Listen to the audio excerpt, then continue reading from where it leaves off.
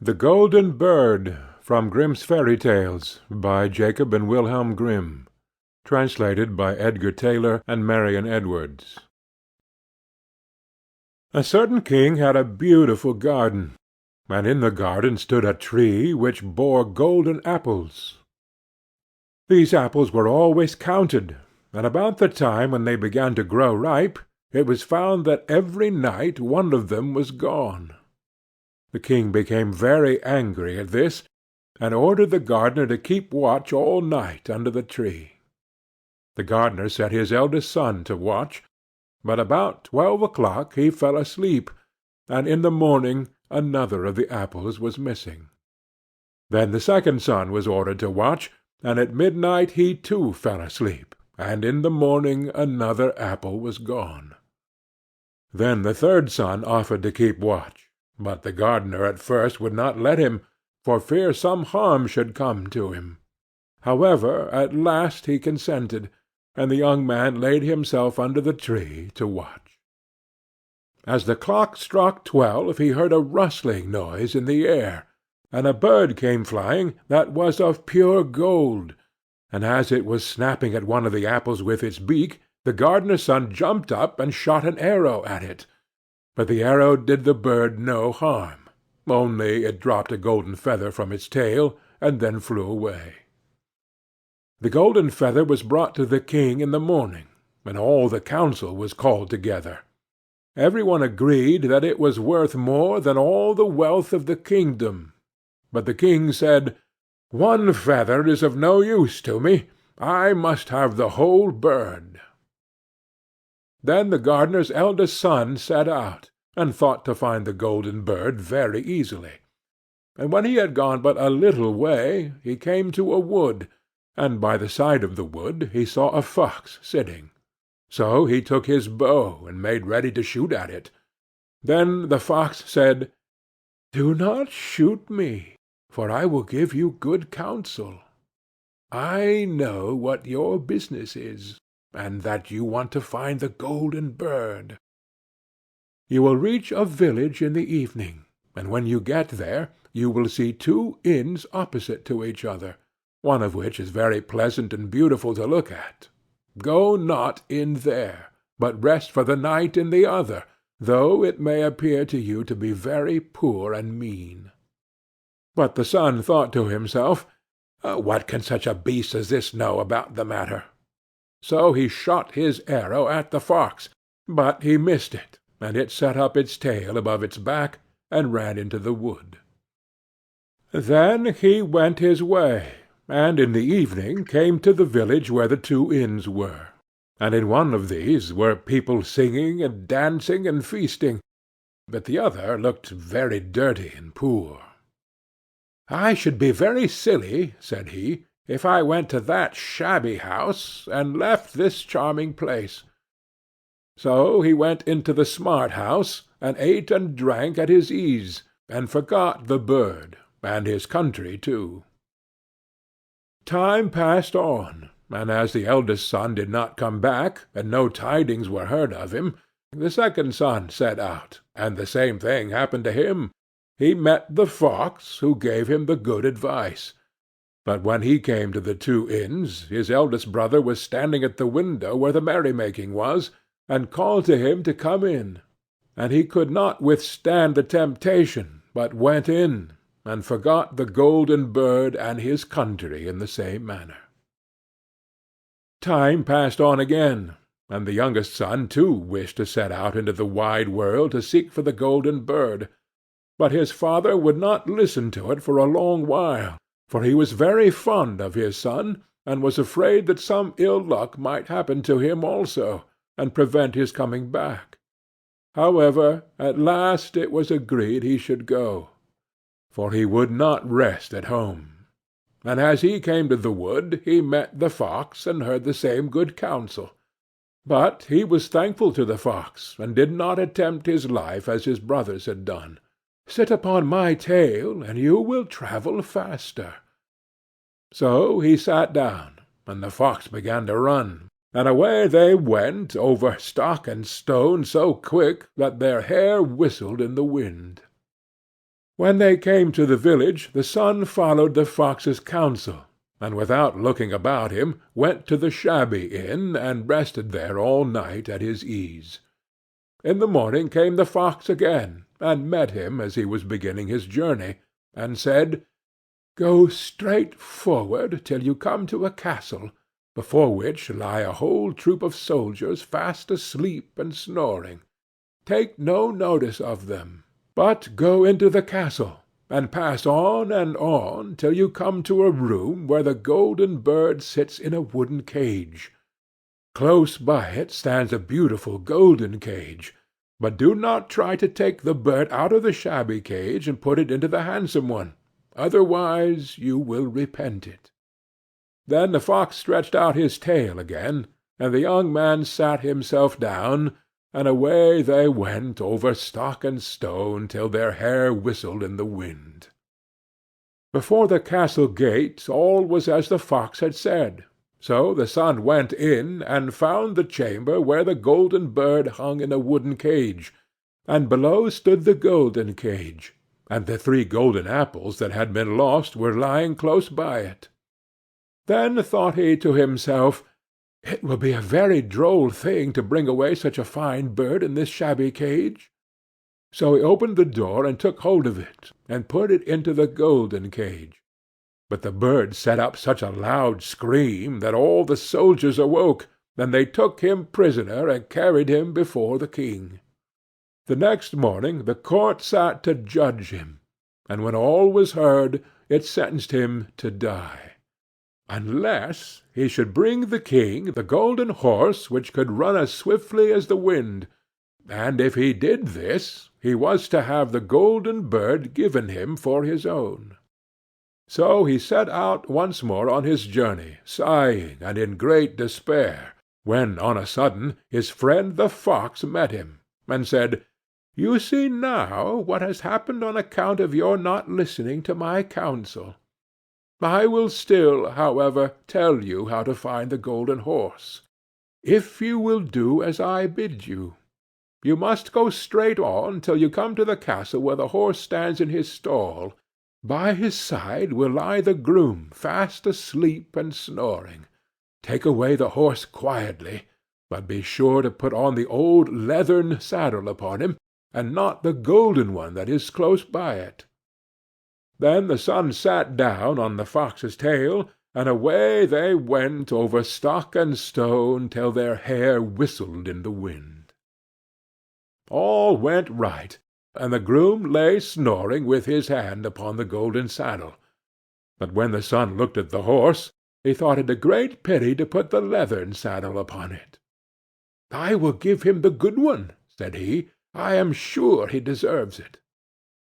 As he took up the golden saddle, the groom awoke, and cried out so loud that all the guards ran in and took him prisoner, and in the morning he was again brought before the court to be judged, and was sentenced to die. But it was agreed that, if he could bring thither the beautiful princess, he should live, and have the bird and the horse given him for his own. Then he went his way, very sorrowful, but the old fox came, and said, "Why did you not listen to me? If you had, you would have carried away both the bird and the horse. Yet will I once more give you counsel. Go straight on, and in the evening you will arrive at a castle. At 12 o'clock at night the princess goes to the bathing-house. Go up to her and give her a kiss, and she will let you lead her away. But take care you do not suffer her to go and take leave of her father and mother." Then the fox stretched out his tail, and so away they went over stock and stone, till their hair whistled again. As they came to the castle, all was as the fox had said, and at 12 o'clock the young man met the princess going to the bath, and gave her a kiss, and she agreed to run away with him, but begged with many tears that he would let her take leave of her father. At first he refused, but she wept still more and more, and fell at his feet, till at last he consented. But the moment she came to her father's house, the guards awoke, and he was taken prisoner again. Then he was brought before the king, and the king said, "You shall never have my daughter unless in 8 days you dig away the hill that stops the view from my window." Now this hill was so big that the whole world could not take it away, and when he had worked for 7 days and done very little, the fox came and said, "Lie down and go to sleep. I will work for you." And in the morning he awoke, and the hill was gone. So he went merrily to the king, and told him that now that it was removed, he must give him the princess.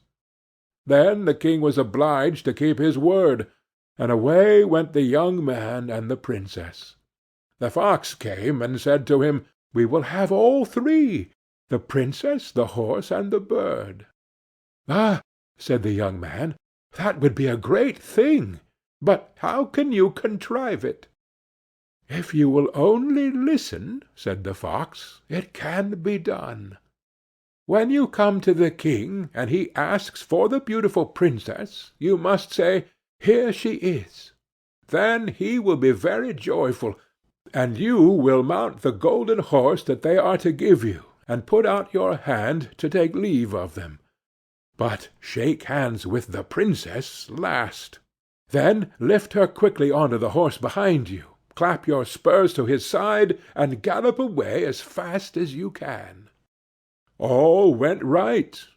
Then the fox said, "When you come to the castle where the bird is, I will stay with the princess at the door, and you will ride in and speak to the king, and when he sees that it is the right horse, he will bring out the bird.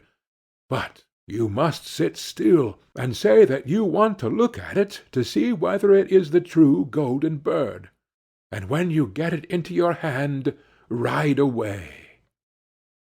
This too happened as the fox said. They carried off the bird, the princess mounted again, and they rode on into a great wood. Then the fox came and said, "Pray kill me, and cut off my head and my feet." But the young man refused to do it, so the fox said, "I will at any rate give you good counsel. Beware of 2 things. Ransom no one from the gallows, and sit down by the side of no river." Then away he went. "Well," thought the young man, "it is no hard matter to keep that advice." He rode on with the princess, till at last he came to the village where he had left his 2 brothers, and there he heard a great noise and uproar, and when he asked what was the matter, the people said, "2 men are going to be hanged." As he came nearer, he saw that the 2 men were his brothers, who had turned robbers. So he said, "Cannot they in any way be saved?" But the people said no, unless he would bestow all his money upon the rascals and buy their liberty. Then he did not stay to think about the matter, but paid what was asked, and his brothers were given up, and went on with him towards their home.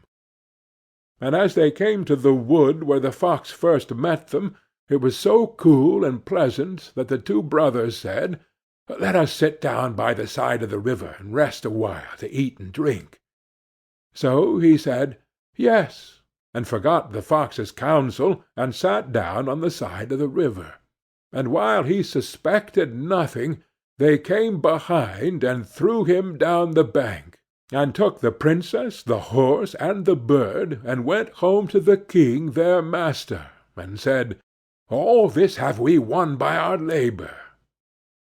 Then there was great rejoicing made, but the horse would not eat, the bird would not sing, and the princess wept.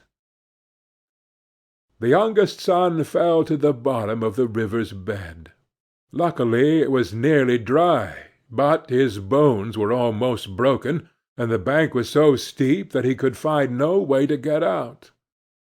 Then the old fox came once more, and scolded him for not following his advice. Otherwise no evil would have befallen him. "Yet," said he, "I cannot leave you here, so lay hold of my tail and hold fast." Then he pulled him out of the river, and said to him, as he got upon the bank, "Your brothers have set watch to kill you if they find you in the kingdom." So he dressed himself as a poor man, and came secretly to the king's court, and was scarcely within the doors when the horse began to eat and the bird to sing, and the princess left off weeping. And he went to the king, and told him all his brothers' roguery, and they were seized and punished, and he had the princess given to him again, and after the king's death he was heir to his kingdom. A long while after he went to walk one day in the wood, and the old fox met him, and besought him, with tears in his eyes, to kill him, and cut off his head and feet. And at last he did so, and in a moment the fox was changed into a man, and turned out to be the brother of the princess, who had been lost a great many, many years. End of The Golden Bird. Hans in Luck, from Grimm's Fairy Tales, by Jacob and Wilhelm Grimm, translated by Edgar Tailor and Marion Edwards. Some men are born to good luck. All they do or try comes right. All that falls to them is so much gain. All their geese are swans, all their cards are trumps. Toss them which way you will, they will always, like poor puss, alight upon their legs, and only move on so much the faster. The world may very likely not always think of them as they think of themselves, but what care they for the world? What can it know about the matter? One of these lucky things was neighbor Hans. 7 long years he had worked hard for his master. At last he said, "Master, my time is up. I must go home and see my poor mother once more. So pray, pay me my wages, and let me go." And the master said, "You have been a faithful and good servant, Hans, so your pay shall be handsome." Then he gave him a lump of silver as big as his head. Hans took out his pocket-handkerchief, put the piece of silver into it, threw it over his shoulder, and jogged off on his road homewards. As he went lazily on, dragging one foot after another, a man came in sight, trotting gaily along on a capital horse. "Ah!" said Hans aloud, "what a fine thing it is to ride on horseback! There he sits as easy and happy as if he was at home, in the chair by his fireside. He trips against no stones, saves shoe-leather, and gets on he hardly knows how." Hans did not speak so softly, but the horseman heard it all, and said, "Well, friend, why do you go on foot, then?" "Ah," said he, "I have this load to carry. To be sure it is silver, but it is so heavy that I can't hold up my head, and you must know it hurts my shoulder sadly." "Well, what do you say of making an exchange?" said the horseman. "I will give you my horse, and you shall give me the silver, which will save you a great deal of trouble in carrying such a heavy load about with you." "With all my heart," said Hans, "but as you are so kind to me, I must tell you one thing. You will have a weary task to draw that silver about with you." However, the horseman got off, took the silver, helped Hans up, gave him the bridle into one hand and the whip into the other, and said, "When you want to go very fast, smack your lips loudly together, and cry 'Jeep.'" Hans was delighted as he sat on the horse, drew himself up, squared his elbows, turned out his toes, cracked his whip, and rode merrily off, 1 minute whistling a merry tune, and another singing, "No cares and no sorrow, a fig for your morrow, we'll laugh and be merry, sing neigh don derry." After a time he thought he should like to go a little faster, so he smacked his lips and cried "Jeep!" Away went the horse full gallop, and before Hans knew what he was about, he was thrown off, and lay on his back by the roadside. His horse would have run off, if a shepherd, who was coming by, driving a cow, had not stopped it. Hans soon came to himself, and got up on his legs again, sadly vexed, and said to the shepherd, "This riding is no joke. When a man has the luck to get upon a beast like this, that stumbles and flings him off as if he would break his neck. However, I'm off now, once for all.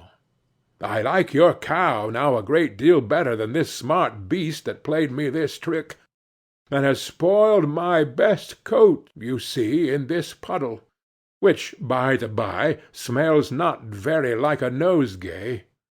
One can walk along at one's leisure behind that cow, keep good company, and have milk, butter, cheese, every day into the bargain.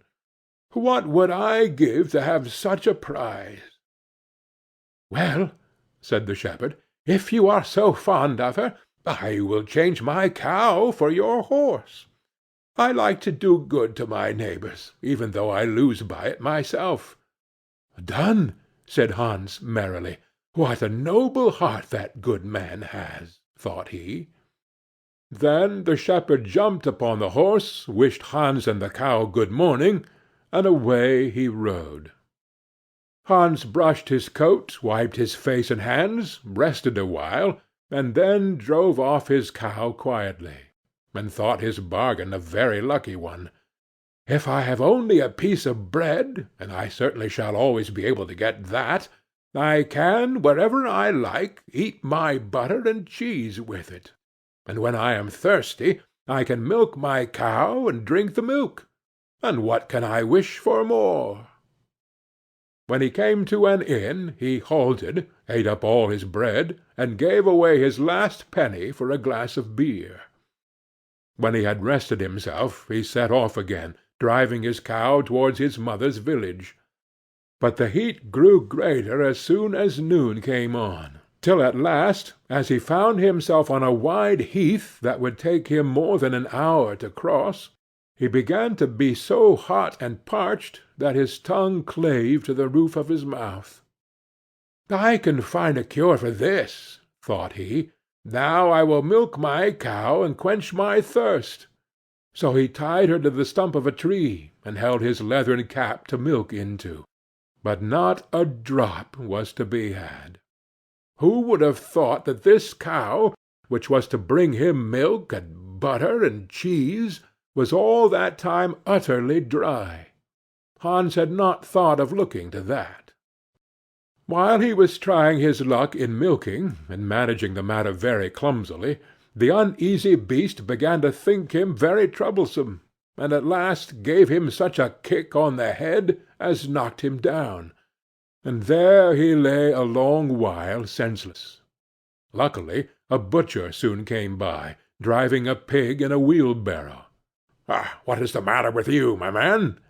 said the butcher, as he helped him up. Hans told him what had happened, how he was dry and wanted to milk his cow, but found the cow was dry too. Then the butcher gave him a flask of ale, saying, "There, drink and refresh yourself. Your cow will give no milk. Don't you see she is an old beast, and good for nothing but the slaughter-house?" "Alas, alas!" said Hans, "who would have thought it? What a shame to take my horse and give me only a dry cow! If I kill her, what will she be good for? I hate cow beef. It is not tender enough for me. If it were a pig, now, like that fat gentleman you are driving along at his ease, one could do something with it. It would at any rate make sausages." "Well," said the butcher, "I don't like to say no when one is asked to do a kind neighborly thing. To please you I will change, and give you my fine fat pig for the cow." Heaven reward you for your kindness and self-denial," said Hans, as he gave the butcher the cow, and taking the pig off the wheelbarrow, drove it away, holding it by the string that was tied to its leg. So on he jogged, and all seemed now to go right with him. He had met with some misfortunes, to be sure, but he was now well repaid for all. How could it be otherwise, with such a travelling companion as he had at last got? The next man he met was a countryman carrying a fine white goose. The countryman stopped to ask what was o'clock. This led to further chat, and Hans told him all his luck, how he had had so many good bargains, and how all the world went gay and smiling with him. The countryman then began to tell his tale, and said he was going to take the goose to a christening. "Feel," said he, "how heavy it is, and yet it is only 8 weeks old. Whoever roasts and eats it will find plenty of fat upon it, it has lived so well." "You are right," said Hans, as he weighed it in his hand. "But if you talk of fat, my pig is no trifle." Meantime the countryman began to look grave, and shook his head. "Hark ye," said he, "my brother friend, you seem a good sort of fellow, so I can't help doing you a kind turn. Your pig may get you into a scrape. In the village I just came from, the squire has had a pig stolen out of his sty. I was dreadfully afraid when I saw you that you had got the squire's pig. If you have, and they catch you, it will be a bad job for you. The least they will do will be to throw you into the horse-pond. Can you swim?" Poor Hans was sadly frightened. "Good man," cried he, "pray get me out of this scrape. I know nothing of where the pig was either bred or born, but he may have been the squire's for aught I can tell. You know this country better than I do. Take my pig, and give me the goose." "I ought to have something into the bargain," said the countryman. "Give a fat goose for a pig, indeed! 'Tis not every one would do so much for you as that. However, I will not be hard upon you, as you are in trouble." Then he took the string in his hand, and drove off the pig by a side path, while Hans went on the way homewards free from care. "After all," thought he, "that chap is pretty well taken in. I don't care whose pig it is, but wherever it came from, it has been a very good friend to me. I have much the best of the bargain. First there will be a capital roast. Then the fat will find me in goose grease for 6 months. And then there are all the beautiful white feathers. I will put them into my pillow, and then I am sure I will sleep soundly, without rocking. How happy my mother will be! Talk of a pig, indeed! Give me a fine fat goose." As he came to the next village, he saw a scissor grinder with his wheel, working and singing. "O'er hill and o'er dale, so happy I roam, work light and live well, all the world is my home. Then who so blithe, so merry as I?" Hans stood looking on for a while, and at last said, "You must be well off, Master Grinder. You seem so happy at your work." "Yes," said the other, "mine is a golden trade. A good grinder never puts his hand into his pocket without finding money in it. But where did you get that beautiful goose?" "I did not buy it. I gave a pig for it." "Ah, and where did you get the pig?" "I gave a cow for it." "And the cow?" "I gave a horse for it." "And the horse?" "I gave a lump of silver as big as my head for it." "And the silver?" "Oh, I worked hard for that 7 long years." "You have thriven well in the world hitherto," said the grinder. "Now, if you could find money in your pocket whenever you put your hand in it, your fortune would be made." "Very true. "But how is that to be managed?" "How? Why, you must turn grinder, like myself," said the other. "You only want a grindstone. The rest will come of itself. Here is one that is but little the worse for wear. I could not ask more than the value of your goose for it. Will you buy?" "How can you ask?" said Hans. "I should be the happiest man in the world if I could have money whenever I put my hand in my pocket. What could I want more? There's the goose." "Now," said the grinder, as he gave him a common rough stone that lay by his side, "this is a most capital stone. Do but work it well enough, and you can make an old nail cut with it." Hans took the stone and went his way with a light heart. His eyes sparkled for joy, and he said to himself, "Surely I must have been born in a lucky hour. Everything I could want or wish for comes of itself. People are so kind. They seem really to think I do them a favor in letting them make me rich, and giving me good bargains." Meantime he began to be tired, and hungry too, for he had given away his last penny in his joy at getting the cow. At last he could go no farther, for the stone tired him sadly, and he dragged himself to the side of a river, that he might take a drink of water and rest a while. So he laid the stone carefully by his side on the bank, but, as he stooped down to drink, he forgot it, pushed it a little, and down it rolled plump into the stream. For a while he watched it sinking in the deep clear water, then sprang up and danced for joy, then again fell upon his knees and thanked heaven, with tears in his eyes, for its kindness in taking away his only plague, the ugly heavy stone. "How happy am I!" cried he. "Nobody was ever so lucky as I." Then up he got with a light heart, free from all his troubles, and walked on till he reached his mother's house, and told her how very easy the road to good luck was. End of Hans in Luck. Jorinda and Jorindel, from Grimm's Fairy Tales, by Jacob and Wilhelm Grimm, translated by Edgar Tailor and Marion Edwards. There was once an old castle that stood in the middle of a deep gloomy wood, and in the castle lived an old fairy. Now this fairy could take any shape she pleased. All day long she flew about in the form of an owl, or crept about the country like a cat.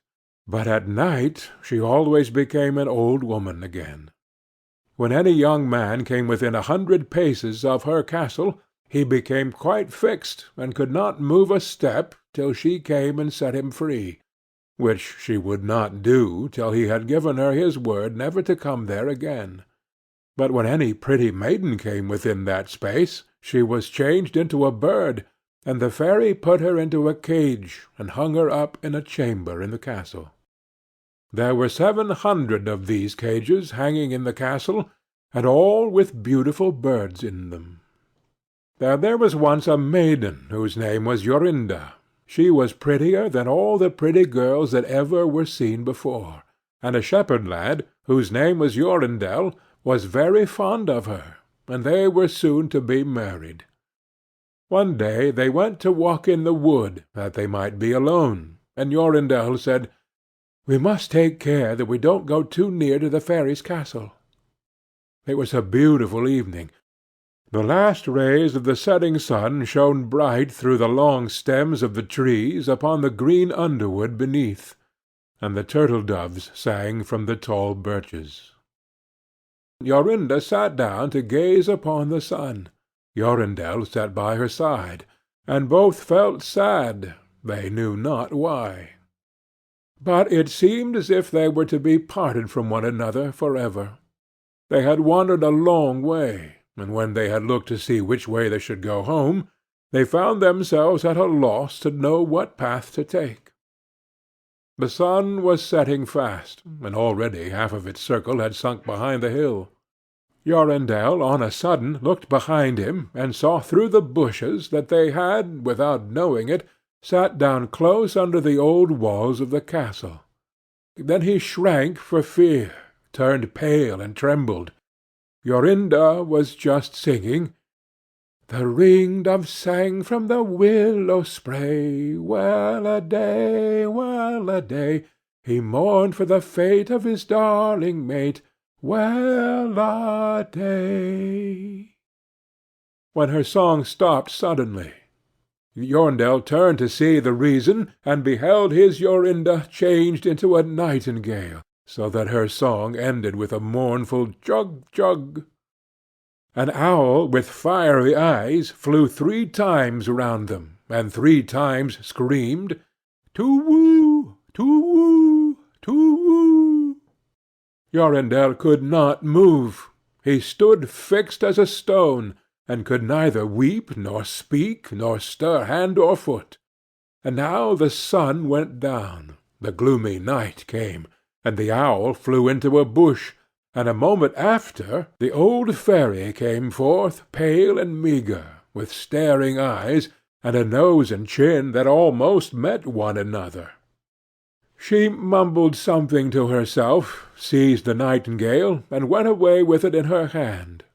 Poor Jorindel saw the nightingale was gone, but what could he do? He could not speak, he could not move from the spot where he stood. At last the fairy came back, and sang with a hoarse voice, "Till the prisoner is fast, and her doom is cast, there stay, oh stay! When the charm is around her, and the spell has bound her, hie away, away!" On a sudden Jorindel found himself free. Then he fell on his knees before the fairy, and prayed her to give him back his dear Jorinda. But she laughed at him, and said he should never see her again. Then she went away. He prayed, he wept, he sorrowed, but all in vain. "Alas!" he said, "what will become of me?" He could not go back to his own home, so he went to a strange village, and employed himself in keeping sheep. Many a time did he walk round and round as near to the hated castle as he dared go, but all in vain. He heard or saw nothing of Jorinda. At last he dreamt one night that he found a beautiful purple flower, and that in the middle of it lay a costly pearl, and he dreamt that he plucked the flower, and went with it in his hand into the castle, and that everything he touched with it was disenchanted, and that there he found his Jorinda again. In the morning when he awoke, he began to search over hill and dale for this pretty flower, and 8 long days he sought for it in vain. But on the 9th day, early in the morning, he found the beautiful purple flower, and in the middle of it was a large dewdrop as big as a costly pearl. Then he plucked the flower, and set out and travelled day and night, till he came again to the castle. He walked nearer than 100 paces to it, and yet he did not become fixed as before, but found that he could go quite close up to the door. Jorindel was very glad indeed to see this. Then he touched the door with the flower, and it sprang open, so that he went in through the court, and listened when he heard so many birds singing. At last he came to the chamber where the fairy sat, with the 700 birds singing in the 700 cages. When she saw Jorindel, she was very angry, and screamed with rage. But she could not come within 2 yards of him, for the flower he held in his hand was his safeguard. He looked around at the birds, but alas, there were many, many nightingales, and how then should he find out which was his Jorinda? While he was thinking what to do, he saw the fairy had taken down one of the cages, and was making the best of her way off through the door. He ran or flew after her, touched the cage with the flower, and Jorinda stood before him, and threw her arms round his neck, looking as beautiful as ever, as beautiful as when they walked together in the wood. Then he touched all the other birds with the flower, so that they all took their old forms again, and he took Jorinda home, where they were married and lived happily together many years, and so did a good many other lads, whose maidens had been forced to sing in the old fairies' cages by themselves much longer than they liked. End of Jorinda and Jorindel. The Travelling Musicians, from Grimm's Fairy Tales, by Jacob and Wilhelm Grimm, translated by Edgar Tailor and Marion Edwards. An honest farmer had once a donkey that had been a faithful servant to him a great many years, but was now growing old, and every day more and more unfit for work. His master, therefore, was tired of keeping him, and began to think of putting an end to him. But the donkey, who saw that some mischief was in the wind, took himself slyly off, and began his journey towards the great city.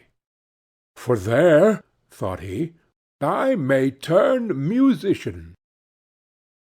After he had travelled a little way, he spied a dog lying by the roadside, and panting as if he were tired. "What makes you pant so, my friend?" said the donkey. "Alas," said the dog, "my master was going to knock me on the head, because I am old and weak, and can no longer make myself useful to him in hunting. So I ran away. But what can I do to earn my livelihood?" "Hark ye," said the donkey, "I am going to the great city to turn musician. Suppose you go with me, and try what you can do in the same way." The dog said he was willing, and they jogged on together. They had not gone far before they saw a cat sitting in the middle of the road and making a most rueful face. "Pray, my good lady," said the donkey, "what's the matter with you? You look quite out of spirits." "Ah me," said the cat, "how can one be in good spirits when one's life is in danger? Because I am beginning to grow old, and had rather lie at my ease by the fire than run about the house after the mice, my mistress laid hold of me, and was going to drown me. And though I have been lucky enough to get away from her, I do not know what I am to live upon." "Oh," said the donkey, "by all means go with us to the great city. You are a great night-singer, and may make your fortune as a musician." The cat was pleased with the thought, and joined the party. Soon afterwards, as they were passing by a farmyard, they saw a rooster perched upon a gate, and screaming out with all his might and main. "Bravo!" said the donkey. "Upon my word, you make a famous noise. Pray, what is all this about?"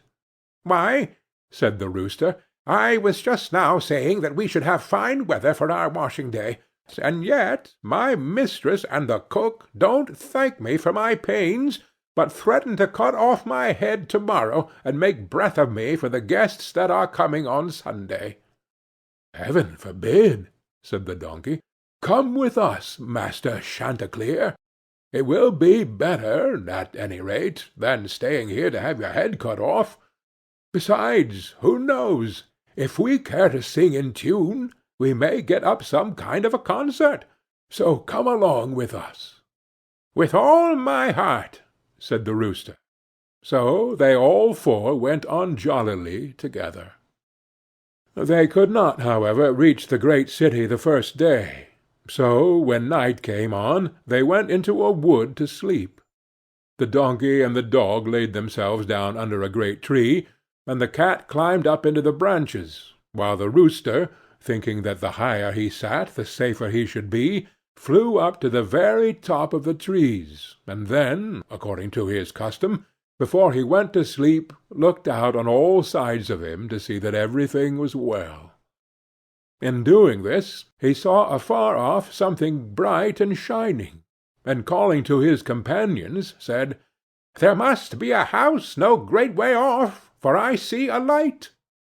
"If that be the case," said the donkey, "we had better change our quarters, for our lodging is not the best in the world."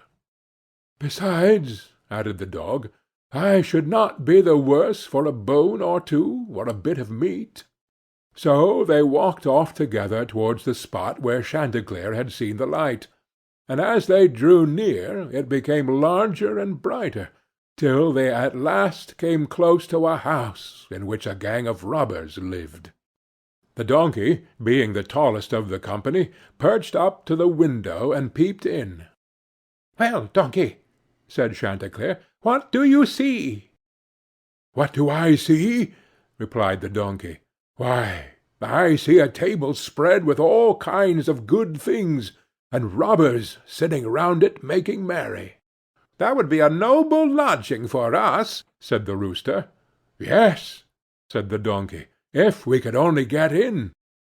So they consulted together how they should contrive to get the robbers out, and at last they hit upon a plan. The donkey placed himself upright on his hind legs, with his 4 feet resting against the window. The dog got upon his back, the cat scrambled up to the dog's shoulders, and the rooster flew up and sat upon the cat's head. When all was ready, a signal was given, and they began their music. The donkey brayed, the dog barked, the cat mewed, and the rooster screamed.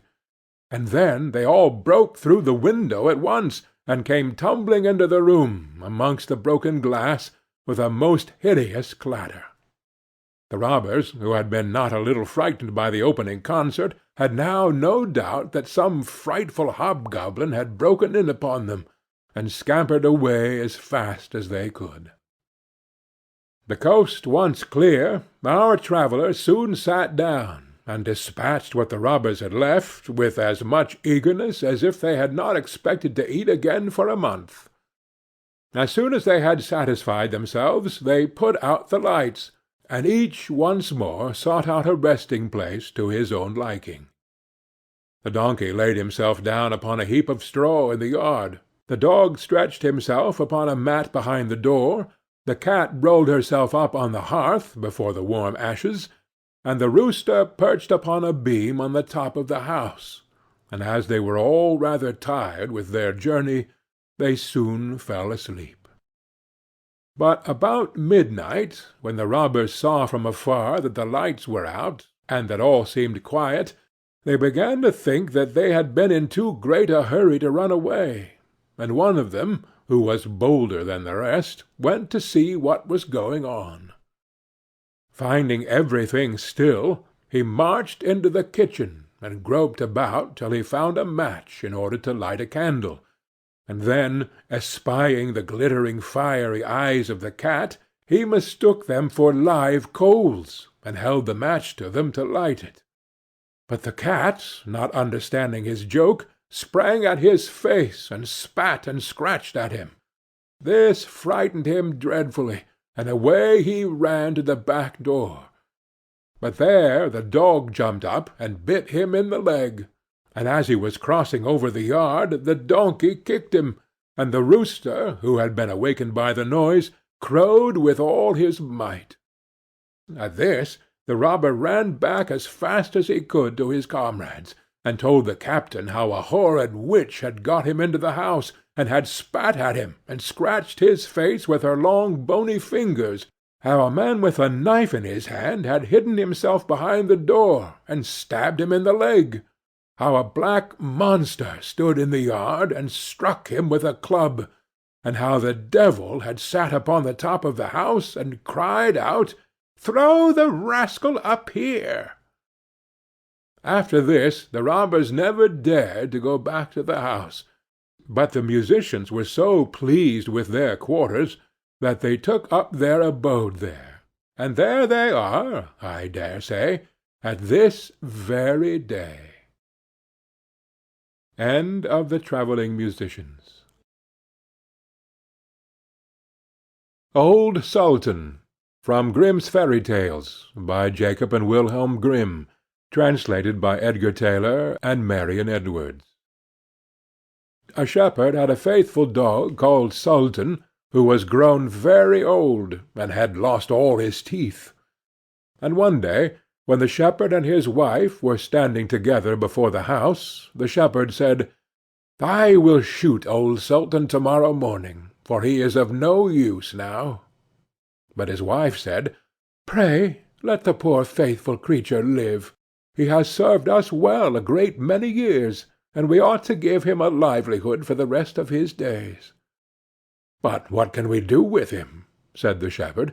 "He has not a tooth in his head, and the thieves don't care for him at all. To be sure he has served us, but then he did it to earn his livelihood. To-morrow shall be his last day, depend upon it." Poor Sultan, who was lying close by them, heard all that the shepherd and his wife said to one another, and was very much frightened to think to-morrow would be his last day. So in the evening he went to his good friend the wolf, who lived in the wood, and told him all his sorrows, and how his master meant to kill him in the morning. "Make yourself easy," said the wolf.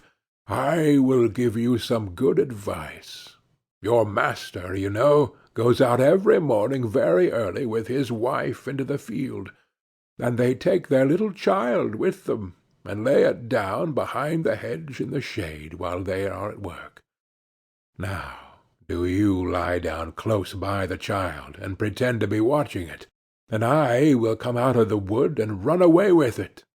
You must run after me as fast as you can, and I will let it drop. Then you may carry it back, and they will think you have saved their child, and will be so thankful to you that they will take care of you as long as you live." The dog liked this plan very well, and accordingly so it was managed. The wolf ran with the child a little way. The shepherd and his wife screamed out, but Sultan soon overtook him, and carried the poor little thing back to his master and mistress. Then the shepherd patted him on the head, and said, "Old Sultan has saved our child from the wolf, and therefore he shall live and be well taken care of, and have plenty to eat. Wife, go home and give him a good dinner, and let him have my old cushion to sleep on as long as he lives." So from this time forward Sultan had all that he could wish for. Soon afterwards the wolf came and wished him joy, and said, "Now, my good fellow, you must tell no tales, but turn your head the other way when I want to taste one of the old shepherd's fine fat sheep." "No," said the Sultan, "I will be true to my master." However, the wolf thought he was in joke, and came one night to get a dainty morsel. But Sultan had told his master what the wolf meant to do, so he laid wait for him behind the barn door, and when the wolf was busy looking out for a good fat sheep, he had a stout cudgel laid about his back that combed his locks for him finely. Then the wolf was very angry, and called Sultan an old rogue, and swore he would have his revenge. So the next morning the wolf sent the boar to challenge Sultan to come into the wood to fight the matter. Now Sultan had nobody he could ask to be his second but the shepherd's old three-legged cat. So he took her with him, and as the poor thing limped along with some trouble, she stuck up her tail straight in the air.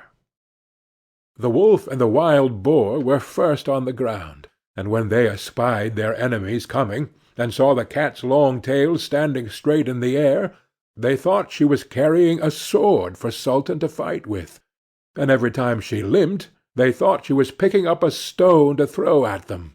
So they said they should not like this way of fighting, and the boar lay down behind a bush, and the wolf jumped up into a tree. Sultan and the cat soon came up, and looked about, and wondered that there was no one there. The boar, however, had not quite hidden himself, for his ears stuck out of the bush, and when he shook one of them a little, the cat, seeing something move, and thinking it was a mouse, sprang upon it, and bit and scratched it, so that the boar jumped up and grunted, and ran away, roaring out, "Look up in the tree! There sits the one who is to blame!"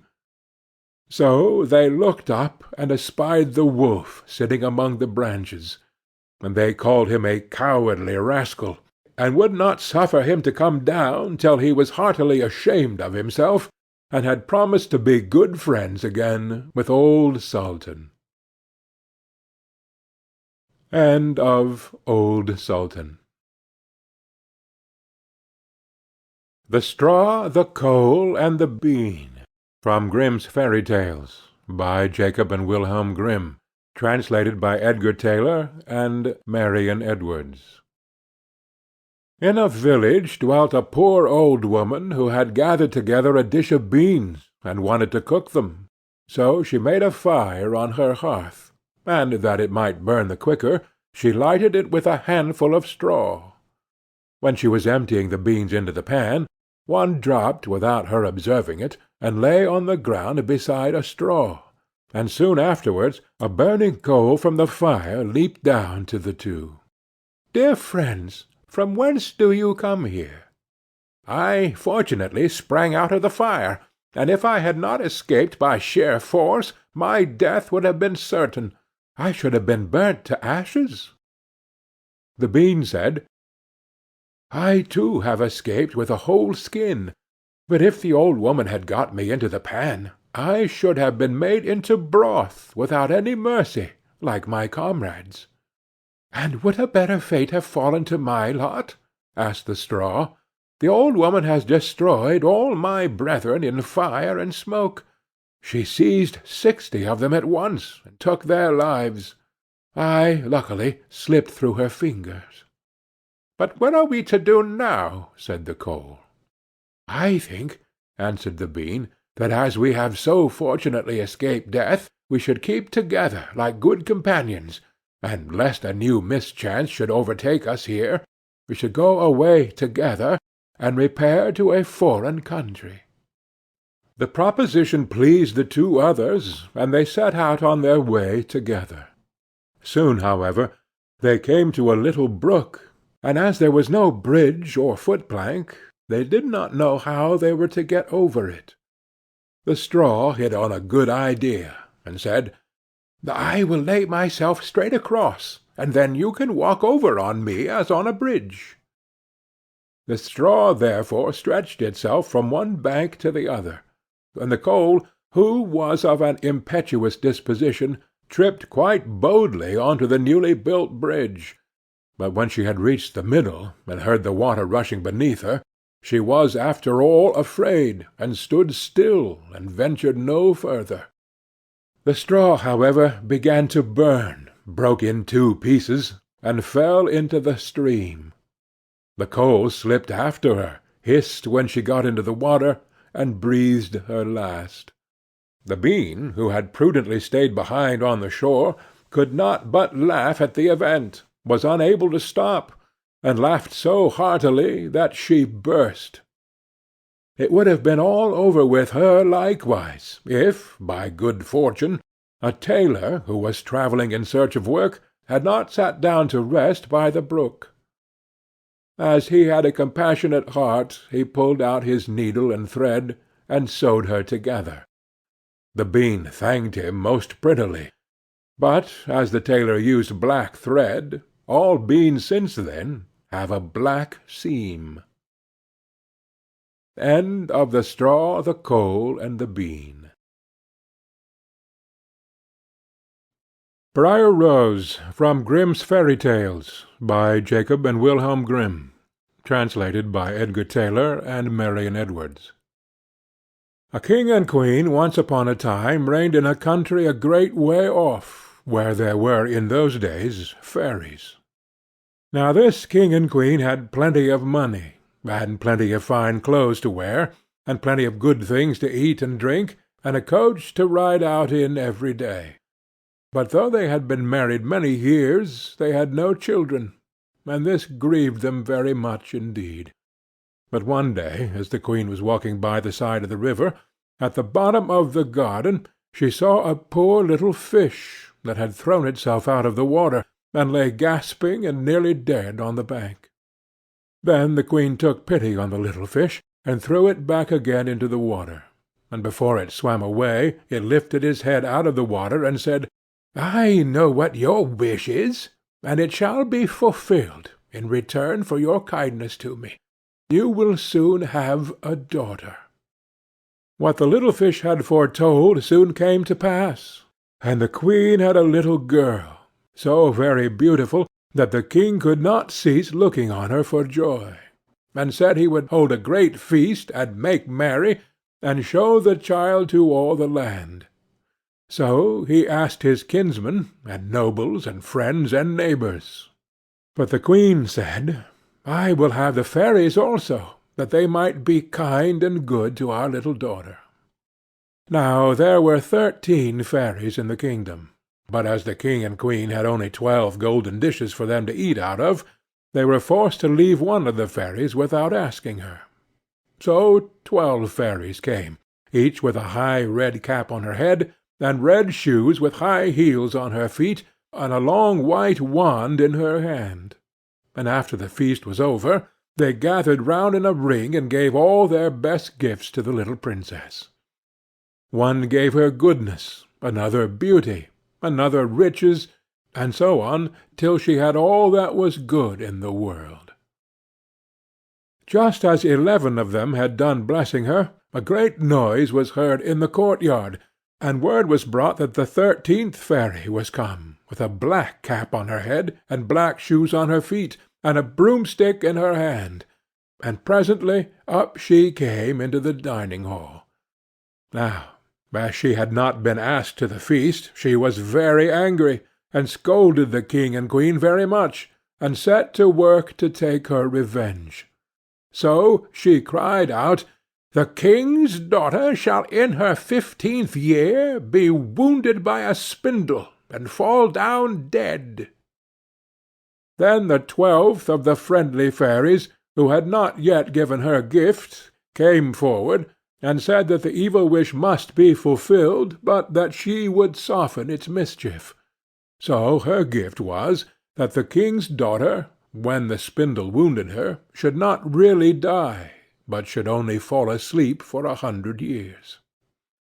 However, the king hoped still to save his dear child altogether from the threatened evil, so he ordered that all the spindles in the kingdom should be brought up and burnt.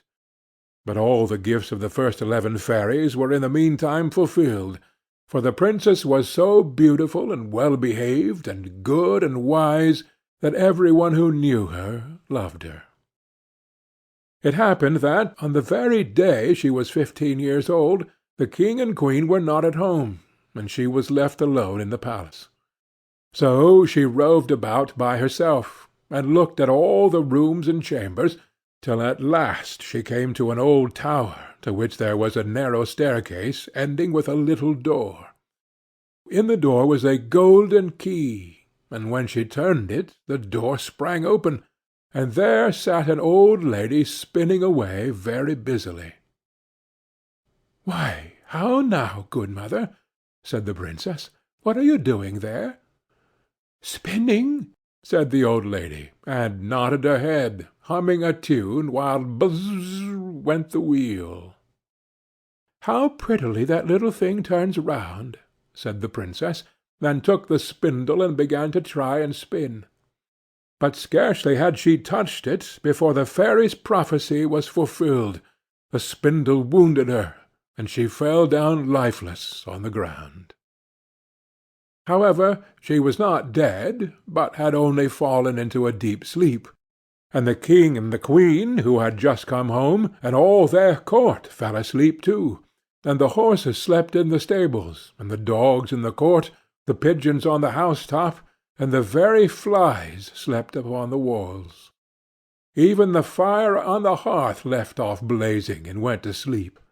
The jack stopped, and the spit that was turning about with the goose upon it for the king's dinner stood still, and the cook, who was at that moment pulling the kitchen boy by the hair to give him a box on the ear for something he had done amiss, let him go, and both fell asleep. The butler, who was slyly tasting the ale, fell asleep with the jug at his lips, and thus everything stood still and slept soundly. A large hedge of thorns soon grew round the palace, and every year it became higher and thicker, till at last the old palace was surrounded and hidden, so that not even the roof or the chimneys could be seen. But there went a report through all the land of the beautiful sleeping Briar Rose, for so the king's daughter was called, so that from time to time several kings' sons came and tried to break through the thicket into the palace. This, however, none of them could ever do, for the thorns and bushes laid hold of them as it were with hands, and there they stuck fast and died wretchedly. After many, many years there came a king's son into the land, and an old man told him the story of the thicket of thorns, and how a beautiful palace stood behind it, and how a wonderful princess, called Briar Rose, lay in it asleep, with all her court. He told, too, that he had heard from his grandfather that many, many princes had come and had tried to break through the thicket, but that they had all stuck fast in it and died. Then the young prince said, "All this shall not frighten me. I will go and see this Briar Rose." The old man tried to hinder him, but he was bent upon going. Now that very day the 100 years were ended, and as the prince came to the thicket, he saw nothing but beautiful flowering shrubs, through which he went with ease, and they shut in after him as thick as ever. Then he came at last to the palace, and there in the court lay the dogs, asleep, and the horses were standing in the stables, and on the roof sat the pigeons fast asleep, with their heads under their wings. And when he came into the palace, the flies were sleeping on the walls, the spit was standing still, the butler had the jug of ale at his lips, going to drink a draught, the maid sat with a fowl in her lap, ready to be plucked, and the cook in the kitchen was still holding up her hand, as if she was going to beat the boy. Then he went on still farther, and all was so still that he could hear every breath he drew, till at last he came to the old tower, and opened the door of the little room in which Briar Rose was, and there she lay, fast asleep on a couch by the window. She looked so beautiful that he could not take his eyes off her, so he stooped down and gave her a kiss. But the moment he kissed her, she opened her eyes and awoke, and smiled upon him, and they went out together, and soon the king and queen also awoke, and all the court, and gazed on each other with great wonder. And the horses shook themselves, and the dogs jumped up and barked, the pigeons took their heads from under their wings, and looked about, and flew into the fields. The flies on the walls buzzed again. The fire in the kitchen blazed up. Round went the jack, and round went the spit, with the goose for the king's dinner upon it. The butler finished his draught of ale, the maid went on plucking the fowl, and the cook gave the boy the box on his ear. And then the prince and Briar Rose were married, and the wedding feast was given, and they lived happily together all their lives long. End of Briar Rose. The Dog and the Sparrow, from Grimm's Fairy Tales, by Jacob and Wilhelm Grimm, translated by Edgar Tailor and Marion Edwards. A shepherd's dog had a master who took no care of him, but often let him suffer the greatest hunger. At last he could bear it no longer, so he took to his heels, and off he ran in a very sad and sorrowful mood. On the road he met a sparrow that said to him, "Why are you so sad, my friend?" "Because," said the dog, "I am very, very hungry, and have nothing to eat." "If that be all," answered the sparrow, "come with me into the next town, and I will soon find you plenty of food." So on they went together into the town, and as they passed by a butcher's shop, the sparrow said to the dog, "Stand there a little while, till I peck you down a piece of meat." So the sparrow perched upon the shelf, and having first looked carefully about her to see if any one was watching her, she pecked and scratched at a steak that lay upon the edge of the shelf, till at last down it fell. Then the dog snapped it up, and scrambled away with it into a corner, where he soon ate it all up. "Well," said the sparrow, "you shall have some more if you will. So come with me to the next shop, and I will peck you down another steak." When the dog had eaten this too, the sparrow said to him, "Well, my good friend, have you had enough now?" "I have had plenty of meat," answered he, "but I should like to have a piece of bread to eat after it." "Come with me, then," said the sparrow, "and you shall have that too." So she took him to a baker's shop, and pecked at 2 rolls that lay in the window till they fell down. And as the dog still wished for more, she took him to another shop and pecked down some more for him. When that was eaten, the sparrow asked him whether he had had enough now. "Yes," said he, "and now let us take a walk a little way out of the town." So they both went out upon the high road, but as the weather was warm, they had not gone far before the dog said, "I am very much tired. I should like to take a nap." "Very well," answered the sparrow, "do so, and in the meantime I will perch upon that bush." So the dog stretched himself out on the road and fell fast asleep. Whilst he slept, there came by a carter, with a cart drawn by 3 horses, and loaded with 2 casks of wine. The sparrow, seeing that the carter did not turn out of the way, but would go in the track in which the dog lay, so as to drive over him, cried out, "Stop, stop, Mr. Carter, or it shall be the worse for you." But the carter, grumbling to himself, "You make it worse for me? Indeed, what can you do?" cracked his whip, and drove his cart over the poor dog, so that the wheels crushed him to death. "There!" cried the sparrow, "thou cruel villain! Thou hast killed my friend the dog. Now, mind what I say. The deed of thine shall cost thee all thou art worth." "Do your worst, and welcome," said the brute. "What harm can you do me?" and passed on. But the sparrow crept under the tilt of the cart, and pecked at the bung of one of the casks till she loosened it, and then all the wine ran out, without the carter seeing it. At last he looked round, and saw that the cart was dripping, and the cask quite empty. "Oh, what an unlucky wretch I am!" cried he. "Not wretch enough yet," said the sparrow, as she alighted upon the head of one of the horses, and pecked at him till he reared up and kicked.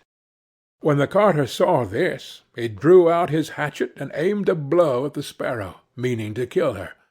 But she flew away, and the blow fell upon the poor horse's head with such force that he fell down dead. "Oh, an unlucky wretch that I am!" cried he. "Not wretch enough yet," said the sparrow. And as the carter went on with the other 2 horses, she again crept under the tilt of the cart, and pecked out the bung of the second cask, so that all the wine ran out. When the carter saw this, he again cried out, "Miserable wretch that I am!" But the sparrow answered, "Not wretch enough yet," and perched on the head of the second horse, and pecked at him too. The carter ran up and struck at her again with his hatchet, but away she flew, and the blow fell upon the second horse, and killed him on the spot. "Alas, miserable wretch that I am!" cried he. "Not wretched enough yet," answered the sparrow as she flew away. "Now will I plague and punish thee at thy own house." The carter was forced at last to leave his cart behind him, and to go home overflowing with rage and vexation. "Alas!" said he to his wife, "what ill luck has befallen me! My wine is all spilt, and my horses all three dead." "Alas, husband!" replied she, "and a wicked bird has come into the house, and has brought with her all the birds in the world, I am sure, and they have fallen upon our corn in the loft, and are eating it up at such a rate." Away ran the husband upstairs, and saw thousands of birds sitting upon the floor eating up his corn, with the sparrow in the midst of them. "Oh, unlucky wretch that I am!" cried the carter, for he saw that the corn was almost gone. "Not wretch enough yet," said the sparrow. "My cruelty shall cost thee thy life yet," and away she flew. The carter, seeing that he had thus lost all that he had, went down into his kitchen, and was still not sorry for what he had done, but sat himself angrily and sulkily in the chimney-corner. But the sparrow sat on the outside of the window, and cried, "Carter, thy cruelty shall cost thee thy life." With that he jumped up in a rage, seized his hatchet, and threw it at the sparrow. But it missed her, and only broke the window. The sparrow now hopped in, perched upon the window-seat, and cried, "Carter, it shall cost thee thy life." Then he became mad and blind with rage, and struck the window-seat with such force that he cleft it in two, and as the sparrow flew from place to place, the carter and his wife were so furious that they broke all their furniture, glasses, chairs, benches, the table, and at last the walls, without touching the bird at all.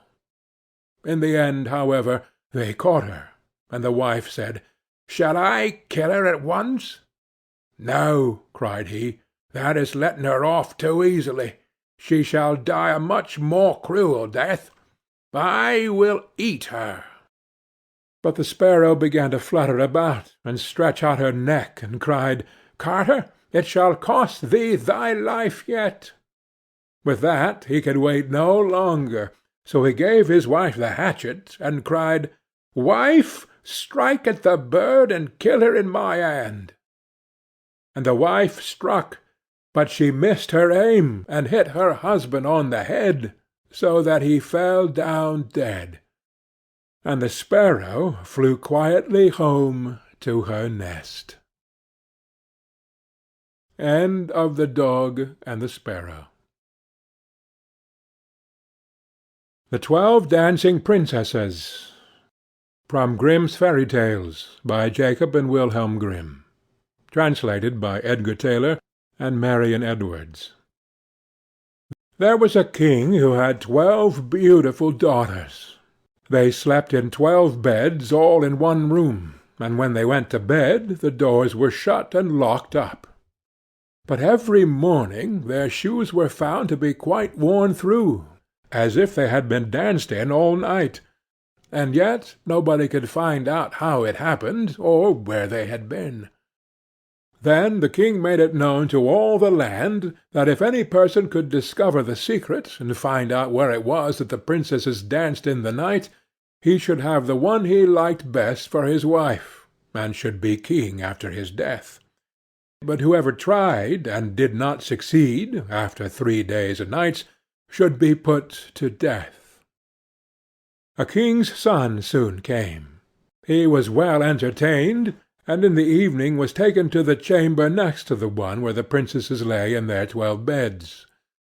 There he was to sit and watch while they went to dance, and in order that nothing might pass without his hearing it, the door of his chamber was left open. But the king's son soon fell asleep, and when he awoke in the morning he found that the princesses had all been dancing, for the soles of their shoes were full of holes. The same thing happened on the 2nd and 3rd night, so the king ordered his head to be cut off. After him came several others, but they had all the same luck, and all lost their lives in the same manner. Now it chanced that an old soldier, who had been wounded in battle and could fight no longer, passed through the country where this king reigned, and as he was travelling through a wood, he met an old woman who asked him where he was going. "I hardly know where I am going, and what I had better do," said the soldier, "but I think I should like very well to find out where it is that the princesses dance, and then in time I might be a king." "Well," said the old dame, "that is no very hard task. Only take care not to drink any of the wine which one of the princesses will bring to you in the evening, and as soon as she leaves you, pretend to be fast asleep." Then she gave him a cloak, and said, "As soon as you put that on you will become invisible, and you will then be able to follow the princesses wherever they go." When the soldier heard all this good counsel, he determined to try his luck. So he went to the king, and said he was willing to undertake the task. He was as well received as the others had been, and the king ordered fine royal robes to be given him, and when the evening came he was led to the outer chamber. Just as he was going to lie down, the eldest of the princesses brought him a cup of wine, but the soldier threw it away secretly, taking care not to drink a drop. Then he laid himself down on his bed, and in a little while began to snore very loud, as if he was fast asleep. When the 12 princesses heard this, they laughed heartily, and the eldest said, "This fellow too might have done a wiser thing than lose his life in this way." Then they rose up, and opened their drawers and boxes, and took out all their fine clothes, and dressed themselves at the glass, and skipped about as if they were eager to begin dancing.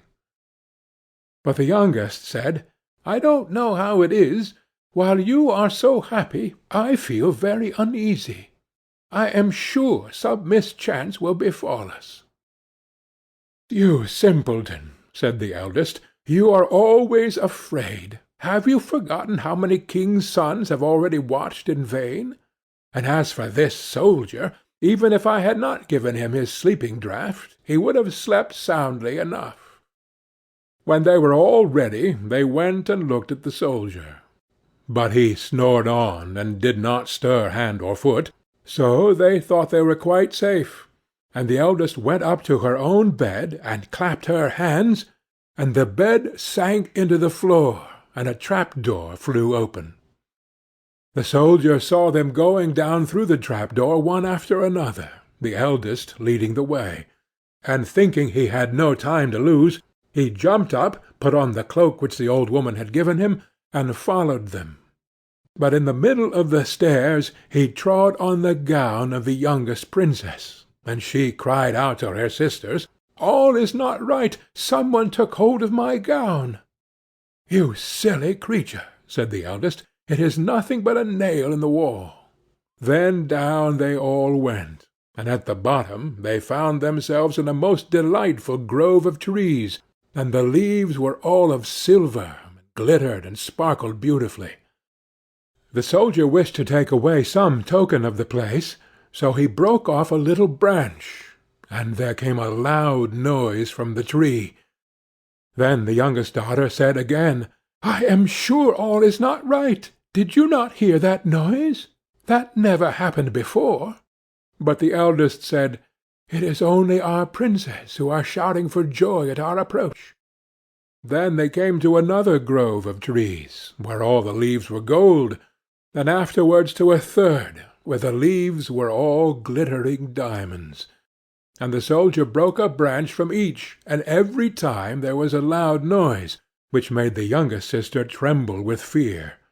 But the eldest still said it was only the princes who were crying for joy. So they went on, till they came to a great lake, and at the side of the lake there lay 12 little boats with 12 handsome princes in them, who seemed to be waiting there for the princesses.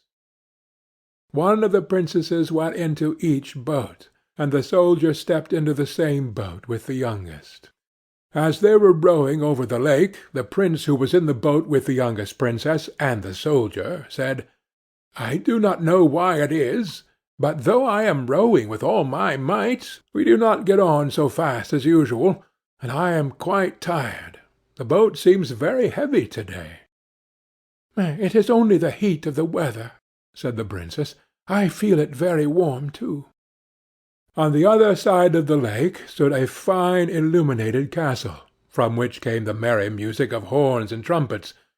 There they all landed, and went into the castle, and each prince danced with his princess, and the soldier, who was all the time invisible, danced with them too, and when any of the princesses had a cup of wine set by her, he drank it all up, so that when she put her cup to her mouth it was empty. At this, too, the youngest sister was terribly frightened, but the eldest always silenced her. They danced on till 3 o'clock in the morning, and then all their shoes were worn out, so that they were obliged to leave off. The princess rowed them back again over the lake, but this time the soldier placed himself in the boat with the eldest princess, and on the opposite shore they took leave of each other, the princesses promising to come again the next night. When they came to the stairs, the soldier ran on before the princesses, and laid himself down, and as the 12 sisters slowly came up very much tired, they heard him snoring in his bed. So they said, "Now all is quite safe."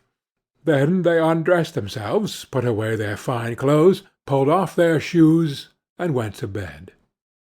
In the morning the soldier said nothing about what had happened, but determined to see more of this strange adventure, and went again the second and third night, and everything happened just as before. The princesses danced each time till their shoes were worn to pieces, and then returned home.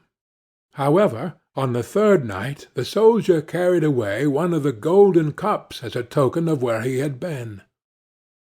As soon as the time came when he was to declare the secret, he was taken before the king with the 3 branches and the golden cup, and the 12 princesses stood listening behind the door to hear what he would say. And when the king asked him, "Where do my 12 daughters dance at night?" he answered, "With 12 princes in a castle underground." And then he told the king all that had happened, and showed him the 3 branches and the golden cup which he had brought with him. Then the king called for the princesses, and asked them whether what the soldier said was true, and when they saw that they were discovered, and that it was of no use to deny what had happened, they confessed it all. And the king asked the soldier which of them he would choose for his wife, and he answered, "I am not very young, so I will have the eldest." And they were married that very day, and the soldier was chosen to be the king's heir. End of the 12 Dancing Princesses. The Fisherman and His Wife, from Grimm's Fairy Tales, by Jacob and Wilhelm Grimm, translated by Edgar Tailor and Marion Edwards. There was once a fisherman who lived with his wife in a pigsty close by the seaside. The fisherman used to go out all day long a-fishing, and one day, as he sat on the shore with his rod, looking at the sparkling waves and watching his line, all of a sudden his float was dragged away deep into the water, and in drawing it up he pulled out a great fish. But the fish said, "Pray let me live. I am not a real fish. I am an enchanted prince. Put me in the water again, and let me go." "Oh," said the man, "you need not make so many words about the matter. I will have nothing to do with a fish that can talk. So swim away, sir, as soon as you please."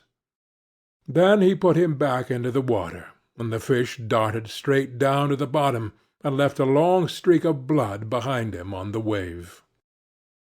When the fisherman went home to his wife in the pigsty, he told her how he had caught a great fish, and how it had told him that it was an enchanted prince, and how, on hearing it speak, he had let it go again.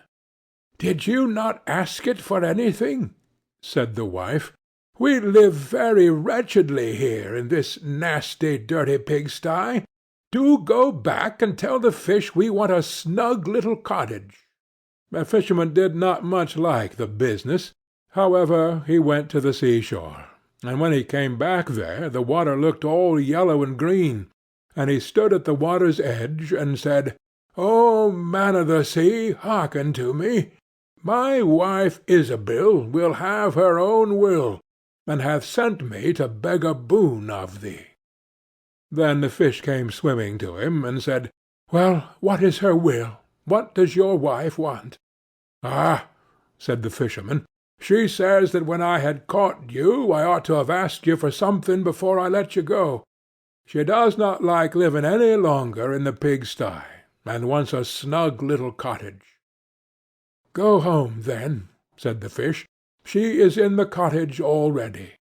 So the man went home, and saw his wife standing at the door of a nice trim little cottage. "Come in, said she. "Is not this much better than the filthy pigsty we had?" And there was a parlour, and a bedchamber, and a kitchen, and behind the cottage there was a little garden, planted with all sorts of flowers and fruits, and there was a courtyard behind, full of ducks and chickens. "Ah," said the fisherman, "how happily we shall live now!" "We will try to do so, at least," said his wife. Everything went right for a week or two, and then Dame Ilsebel said, "Husband, there is not near room enough for us in this cottage.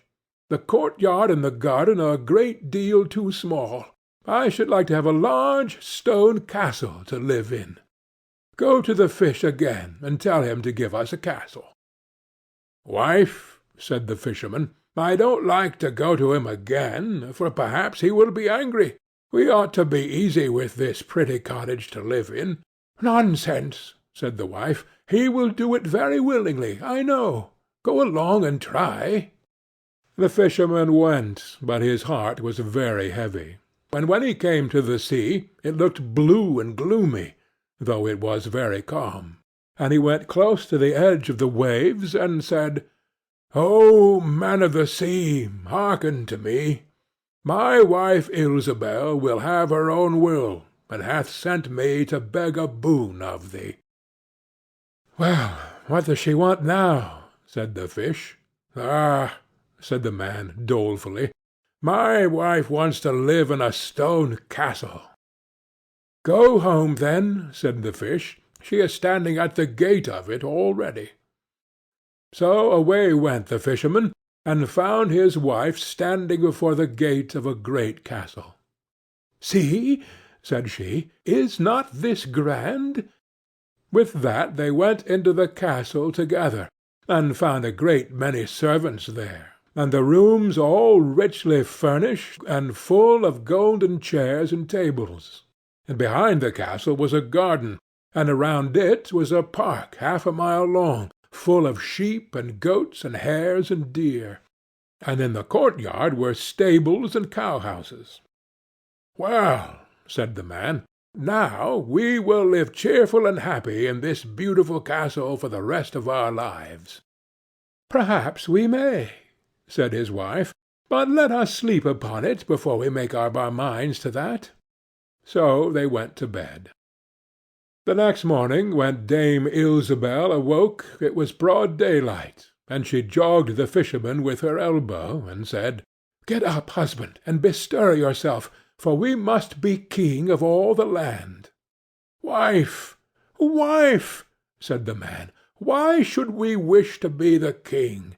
I will not be the king." "Then I will," said she. "But, wife," said the fisherman, "how can you be king? The fish cannot make you a king." "Husband," said she, "say no more about it, but go and try. I will be king." So the man went away quite sorrowful to think that his wife should want to be king. This time the sea looked a dark grey colour, and was overspread with curling waves and the ridges of foam, as he cried out, "O man of the sea, hearken to me. My wife Ilsebel will have her own will, and has sent me to beg a boon of thee." "Well, what would she have now?" said the fish. "Alas," said the poor man, "my wife wants to be king." "Go home," said the fish. "She is king already." Then the fisherman went home, and as he came close to the palace he saw a troop of soldiers, and heard the sound of drums and trumpets. And when he went in he saw his wife sitting on a throne of gold and diamonds, with a golden crown upon her head, and on each side of her stood 6 fair maidens, each a head taller than the other. "Well, wife," said the fisherman, "are you king?" "Yes," said she, "I am king." And when he had looked at her for a long time, he said, "Ah, wife, what a fine thing it is to be king! Now we shall never have anything more to wish for as long as we live." "I don't know how that may be," said she. "Never is a long time. I am king, it is true, but I begin to be tired of that, and I think I should like to be emperor." "Alas, wife, why should you wish to be emperor?" said the fisherman. "Husband," said she, "go to the fish. I say I will be emperor." "Ah, wife," replied the fisherman, "the fish cannot make an emperor, I am sure, and I should not like to ask him for such a thing." "I am king," said Ilsebel, "and you are my slave, so go at once." So the fisherman was forced to go, and he muttered as he went along, "This will come to no good. It is too much to ask. The fish will be tired at last, and then we shall be sorry for what we have done." He soon came to the seashore, and the water was quite black and muddy, and a mighty whirlwind blew over the waves and rolled them about. But he went as near as he could to the water's brink, and said, "O man of the sea, hearken to me. My wife Ilsebel will have her own will, and hath sent me to beg a boon of thee." "What would she have now?" said the fish. "Ah," said the fisherman, "she wants to be emperor." "Go home," said the fish. "She is emperor already." So he went home again, and as he came near he saw his wife Ilsebel sitting on a very lofty throne made of solid gold, with a great crown on her head full 2 yards high, and on each side of her stood her guards and attendants in a row, each one smaller than the other, from the tallest giant down to a little dwarf no bigger than my finger. And before her stood princes and dukes and earls, and the fisherman went up to her and said, "Wife, are you emperor?" "Yes," said she, "I am emperor." "Ah," said the man, as he gazed upon her, "what a fine thing it is to be emperor!" "Husband," said she, "why should we stop at being emperor? I will be pope next." "Oh, wife, wife," said he, "how can you be pope? There is but one pope at a time in Christendom." "Husband," said she, "I will be pope this very day." "But," replied the husband, "the fish cannot make you pope." "What nonsense!" said she.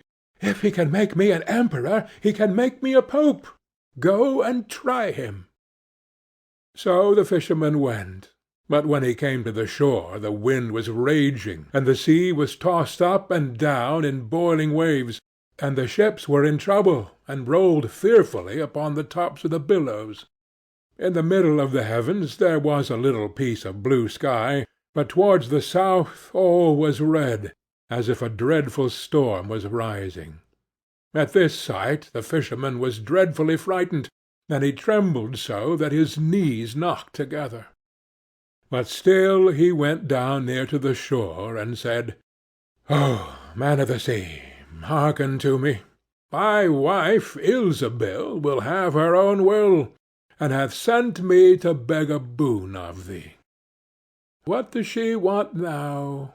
said the fish. "Ah!" cried the fisherman, "my wife wants to be Pope." "Go home," said the fish. "She is Pope already." Then the fisherman went home, and found Ilsebil sitting on a throne that was 2 miles high, and she had 3 great crowns on her head, and around her stood all the pomp and power of the church. And on each side of her were 2 rows of burning lights, of all sizes, the greatest as large as the highest and biggest tower in the world, and the least no larger than a small rushlight. "Wife," said the fisherman, as he looked at all this greatness, "are you Pope?" "Yes," said she, "I am Pope." "Well, wife," replied he, "it is a grand thing to be Pope, and now you must be easy, for you can do nothing greater." "I will think about that," said the wife. Then they went to bed, and Dame Ilsebil could not sleep all night for thinking what she should be next. At last, as she was dropping asleep, morning broke, and the sun rose. "Ha!" thought she, as she woke up and looked at it through the window, "after all, I cannot prevent the sun rising." At this thought she was very angry, and wakened her husband, and said, "Husband, go to the fish, and tell him I must be lord of the sun and moon." The fisherman was half asleep, but the thought frightened him so much that he started and fell out of bed. "Alas, wife," said he, "cannot you be easy with being Pope?" "No," said she, "I am very uneasy as long as the sun and moon rise without my leave. Go to the fish at once." Then the man went shivering with fear, and as he was going down to the shore a dreadful storm arose, so that the trees and the very rocks shook, and all the heavens became black with stormy clouds, and the lightnings played and the thunders rolled, and you might have seen in the sea great black waves swelling up like mountains, with crowns of white foam upon their heads. And the fisherman crept towards the sea, and cried out, as well as he could, "O man of the sea, hearken to me. My wife Ilsebil will have her own will, and hath sent me to beg a boon of thee." "What does she want now?" said the fish. "Ah," said he, "she wants to be lord of the sun and moon." "Go home," said the fish, "to your pigsty again." And there they live to this very day. End of The Fisherman and His Wife. The Willow Wren and the Bear. From Grimm's Fairy Tales, by Jacob and Wilhelm Grimm. Translated by Edgar Tailor and Marion Edwards. Once in summer-time the bear and the wolf were walking in the forest, and the bear heard a bird singing so beautifully that he said, "Brother Wolf, what bird is it that sings so well?" "That is the king of birds," said the wolf, "before whom we must bow down." In reality the bird was the willow wren. "If that's the case," said the bear, "I should very much like to see his royal palace. Come, take me thither." "That is not done quite as you seem to think," said the wolf. "You must wait until the queen comes." Soon afterwards the queen arrived with some food in her beak, and the lord king came too, and they began to feed their young ones. The bear would have liked to go at once, but the wolf held him back by the sleeve, and said, "No, you must wait until the lord and lady queen have gone away again." So they took stock of the hole where the nest lay, and trotted away. The bear, however, could not rest until he had seen the royal palace, and when a short time had passed, went to it again. The king and queen had just flown out, so he peeped in, and saw 5 or 6 young ones lying there. "Is that the royal palace?" cried the bear. "It is a wretched palace, and you are not king's children, you are disreputable children." When the young wrens heard that, they were frightfully angry, and screamed, "No, that we are not. Our parents are honest people. Bear, you will have to pay for that." The bear and the wolf grew uneasy, and turned back and went into their holes. The young willow wrens, however, continued to cry and scream, and when their parents again brought food, they said, "We will not so much as touch one fly's leg, no, not if we were dying of hunger, until you have settled whether we are respectable children or not. The bear has been here, and has insulted us." Then the old king said, "Be easy, he shall be punished."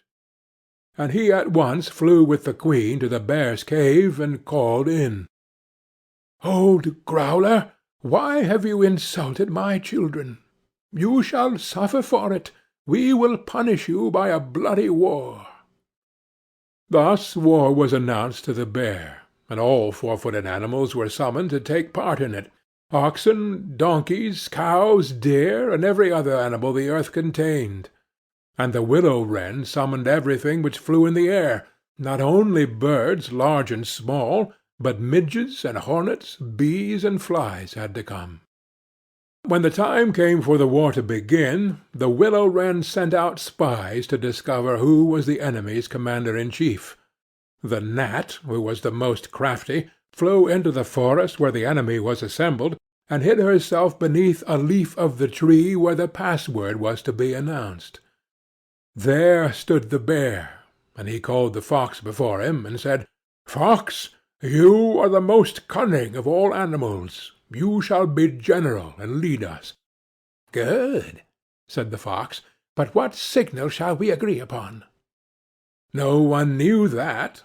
So the fox said, "I have a fine long bushy tail, which almost looks like a plume of red feathers. When I lift my tail up quite high, all is going well, and you must charge.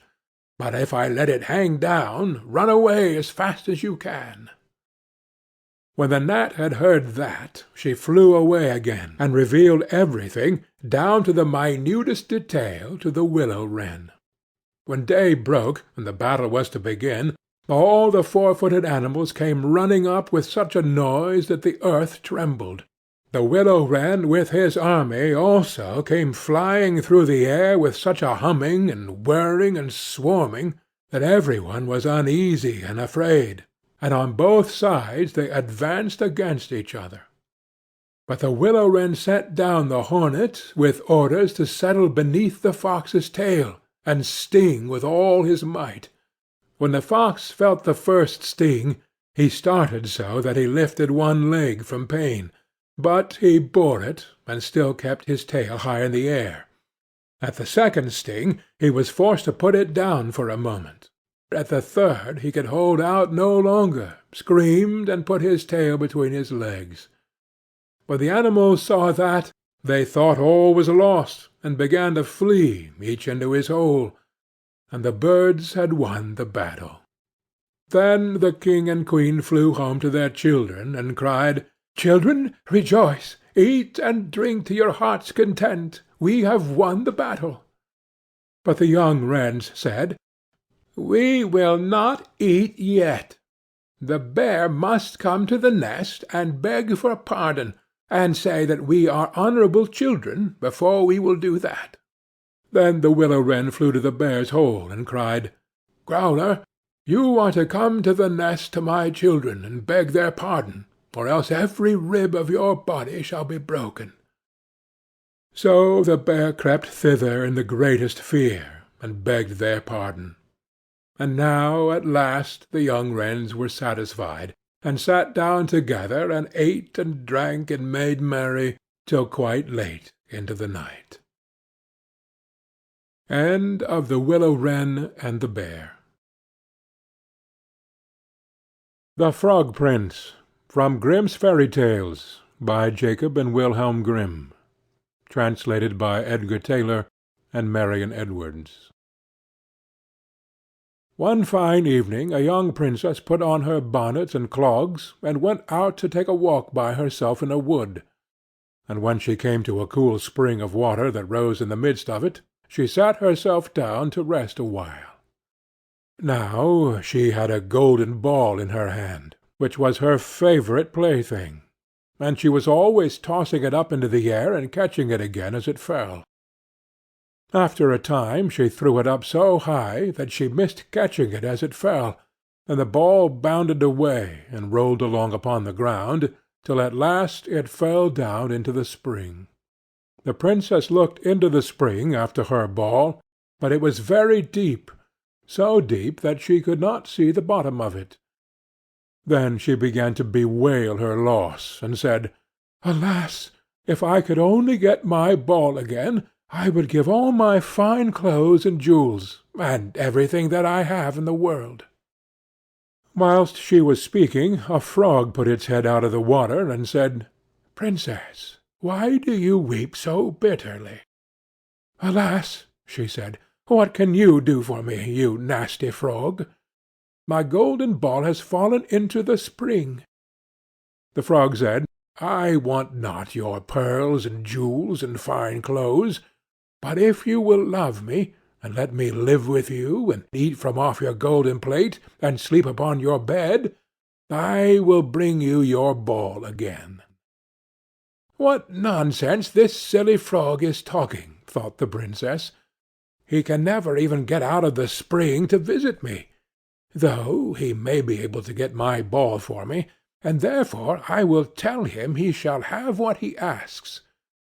So she said to the frog, "Well, if you will bring me my ball, I will do all you ask." Then the frog put his head down and dived deep under the water, and after a little while he came up again with the ball in his mouth, and threw it on the edge of the spring. As soon as the young princess saw her ball, she ran to pick it up, and she was so overjoyed to have it in her hand again, that she never thought of the frog, but ran home with it as fast as she could. The frog called after her, "Stay, princess, and take me with you, as you said." But she did not stop to hear a word. The next day, just as the princess had sat down to dinner, she heard a strange noise, tap, tap, plash, plash, as if something was coming up the marble staircase. And soon afterwards there was a great knock at the door, and a little voice cried out and said, "Open the door, my princess dear, open the door to thy true love here, and mind the words that thou and I said by the fountain cool in the greenwood shade." Then the princess ran to the door and opened it, and there she saw the frog, whom she had quite forgotten. At this sight she was sadly frightened, and shutting the door as fast as she could, came back to her seat. The king, her father, seeing that something had frightened her, asked her what was the matter. "There is a nasty frog," said she, "at the door, that lifted my ball for me out of the spring this morning. I told him that he should live with me here, thinking that he could never get out of the spring, but there he is at the door, and he wants to come in." While she was speaking, the frog knocked again at the door, and said, "Open the door, my princess dear, open the door to thy true love here, and mind the words that thou and I said by the fountain cool in the greenwood shade." Then the king said to the young princess, "As you have given your word, you must keep it, so go and let him in." She did so, and the frog hopped into the room, and then straight on, tap, tap, plash, plash, from the bottom of the room to the top, till he came up close to the table where the princess sat. "Pray lift me upon the chair," said he to the princess, and let me sit next to you." As soon as she had done this, the frog said, "Put your plate nearer to me, that I may eat out of it." This she did, and when he had eaten as much as he could, he said, "Now I am tired. Carry me upstairs, and put me into your bed." And the princess, though very unwilling, took him up in her hand, and put him upon the pillow of her own bed, where he slept all night long. As soon as it was light, he jumped up, hopped downstairs, and went out of the house. "Now then," thought the princess, "at last he is gone, and I shall be troubled with him no more." But she was mistaken, for when night came again, she heard the same tapping at the door, and the frog came once more, and said, "Open the door, my princess dear, open the door to thy true love here, and mind the words that thou and I said by the fountain cool in the greenwood shade." And when the princess opened the door, the frog came in, and slept upon her pillow as before, till the morning broke. And the third night he did the same. But when the princess awoke on the following morning, she was astonished to see, instead of the frog, a handsome prince, gazing on her with the most beautiful eyes she had ever seen, and standing at the head of her bed. He told her that he had been enchanted by a spiteful fairy, who had changed him into a frog, and that he had been fated so to abide till some princess should take him out of the spring, and let him eat from her plate, and sleep upon her bed for 3 nights. "You," said the prince, "have broken his cruel charm, and now I have nothing to wish for but that you should go with me into my father's kingdom, where I will marry you, and love you as long as you live."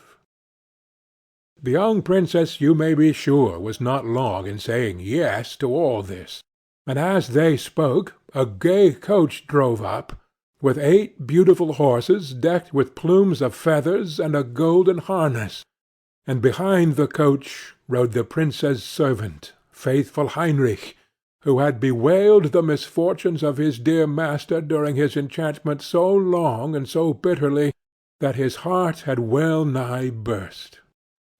They then took leave of the king, and got into the coach with 8 horses, and all set out, full of joy and merriment, for the prince's kingdom, which they reached safely, and there they lived happily a great many years.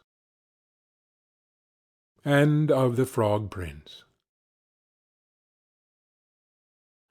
Cat and Mouse in Partnership. From Grimm's Fairy Tales, by Jacob and Wilhelm Grimm. Translated by Edgar Tailor and Marion Edwards. A certain cat had made the acquaintance of a mouse, and had said so much to her about the great love and friendship she felt for her, that at length the mouse agreed that they should live and keep house together. "But we must make a provision for winter, or else we shall suffer from hunger," said the cat. "And you, little mouse, cannot venture everywhere, or you will be caught in a trap some day." The good advice was followed, and a pot of fat was bought, but they did not know where to put it. At length, after much consideration, the cat said, "I know no place where it will be better stored up than in the church, for no one dares take anything away from there. We will set it beneath the altar, and not touch it until we are really in need of it." So the pot was placed in safety, but it was not long before the cat had a great yearning for it, and said to the mouse, "I want to tell you something, little mouse. My cousin has brought a little son into the world, and has asked me to be the godmother. He is white with brown spots, and I am to hold him over the font at the christening. Let me go out to-day, and you look after the house by yourself." "Yes, yes," answered the mouse, "by all means go, and if you get anything very good to eat, think of me. I should like a drop of sweet red christening wine myself." All this, however, was untrue. The cat had no cousin, and had not been asked to be godmother.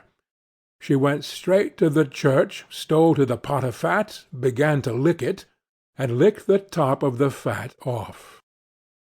Then she took a walk upon the roofs of the town, looked out for opportunities, and then stretched herself in the sun, and licked her lips whenever she thought of the pot of fat, and not until it was evening did she return home.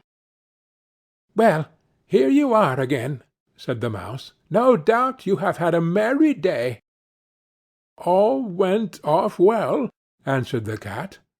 "What name did they give the child?"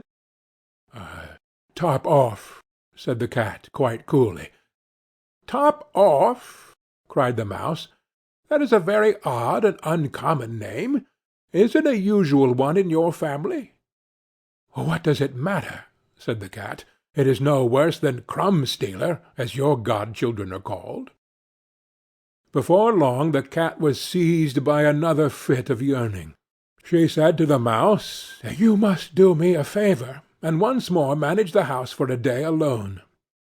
I am again asked to be a godmother, and as the child has a right ring round its neck, I cannot refuse."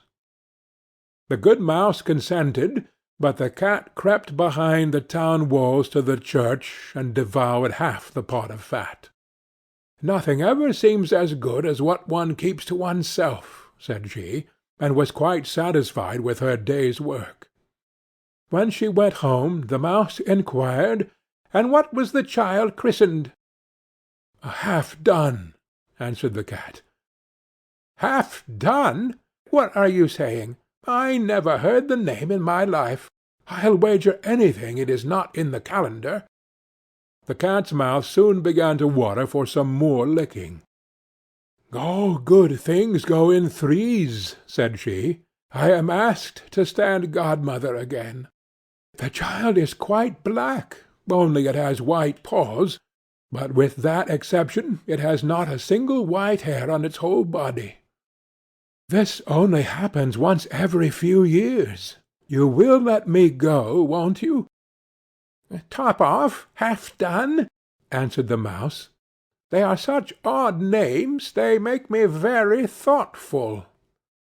"You sit at home," said the cat, "in your dark grey fur coat and long tail, and are filled with fancies. That's because you do not go out in the daytime." During the cat's absence the Mouse cleaned the house, and put it in order, but the greedy cat entirely emptied the pot of fat. "When everything is eaten up, one has some peace," she said to herself, and well filled and fat she did not return home till night. The Mouse at once asked what name had been given to the third child. "It will not please you more than the others," said the cat. "He is called All Gone." "All Gone!" cried the Mouse. "That is the most suspicious name of all. I have never seen it in print. All Gone! What can that mean?" And she shook her head, curled herself up, and lay down to sleep.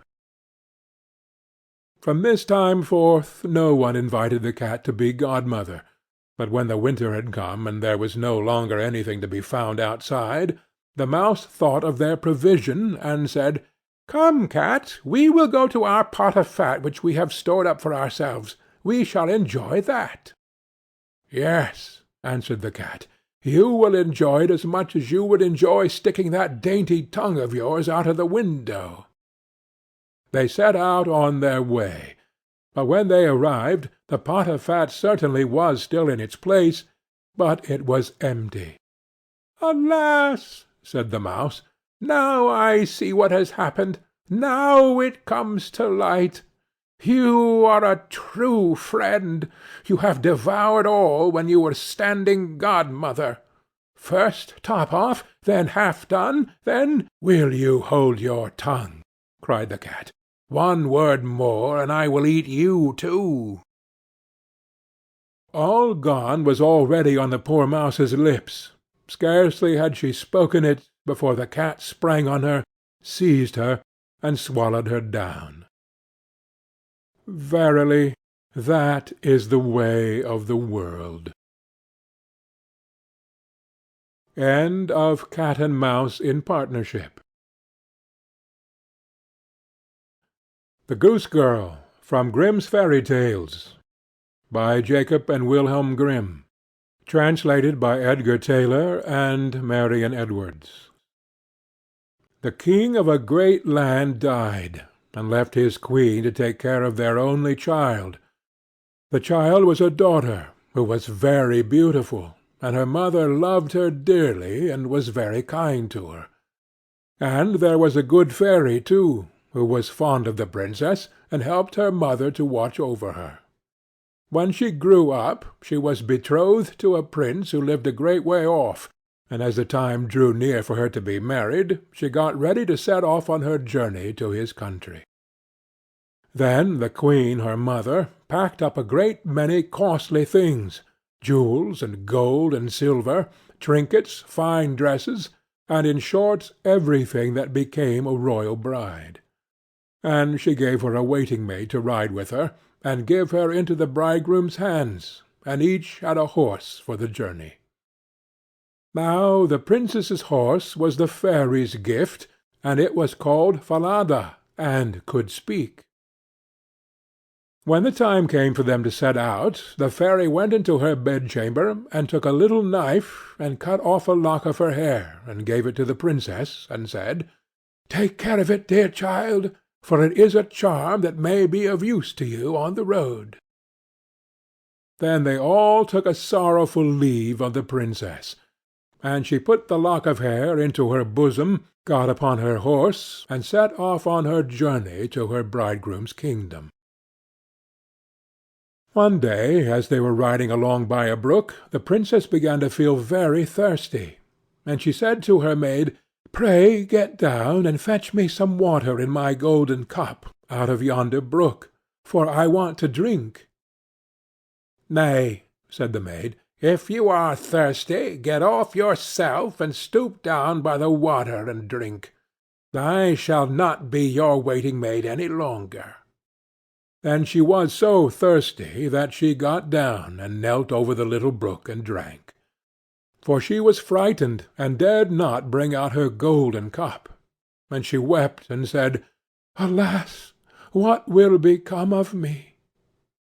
And the lock answered her and said, "Alas, alas! if thy mother knew it, sadly, sadly would she rue it." But the princess was very gentle and meek, so she said nothing to her maid's ill behaviour, but got upon her horse again. Then all rode farther on their journey, till the day grew so warm and the sun so scorching that the bride began to feel very thirsty again, and at last, when they came to a river, she forgot her maid's rude speech, and said, "Pray get down and fetch me some water to drink in my golden cup." But the maid answered her, and spoke even more haughtily than before, "Drink if you will, but I shall not be your waiting-maid." Then the princess was so thirsty that she got off her horse, and lay down and held her head over the running stream, and cried and said, "What will become of me?" And the lock of hair answered her again, "Alas, alas! if thy mother knew it, sadly, sadly would she rue it." And as she leaned down to drink, the lock of hair fell from her bosom, and floated away with the water. Now she was so frightened that she did not see it, but her maid saw it, and was very glad, for she knew the charm, and she saw that the poor bride would be in her power now that she had lost the hair. So when the bride had done drinking, and would have got upon Falada again, the maid said, "I shall ride upon Falada, and you may have my horse instead." So she was forced to give up her horse, and soon afterwards to take off her royal clothes, and put on her maid's shabby ones. At last, as they drew near the end of their journey, This treacherous servant threatened to kill her mistress if she ever told any one what had happened. But Falada saw it all, and marked it well. Then the waiting-maid got upon Falada, and the real bride rode upon the other horse, and they went on in this way till at last they came to the royal court. There was great joy at their coming, and the prince flew to meet them, and lifted the maid from her horse, thinking she was the one who was to be his wife, and she was led upstairs to the royal chamber. But the true princess was told to stay in the court below. Now the old king happened just then to have nothing else to do, so he amused himself by sitting at his kitchen window, looking at what was going on, and he saw her in the courtyard.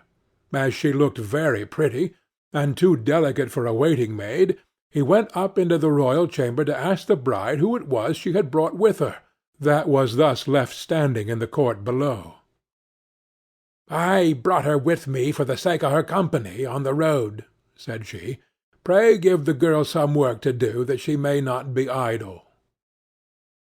The old king could not for some time think of any work for her to do, but at last he said, "I have a lad who takes care of my geese. She may go and help him."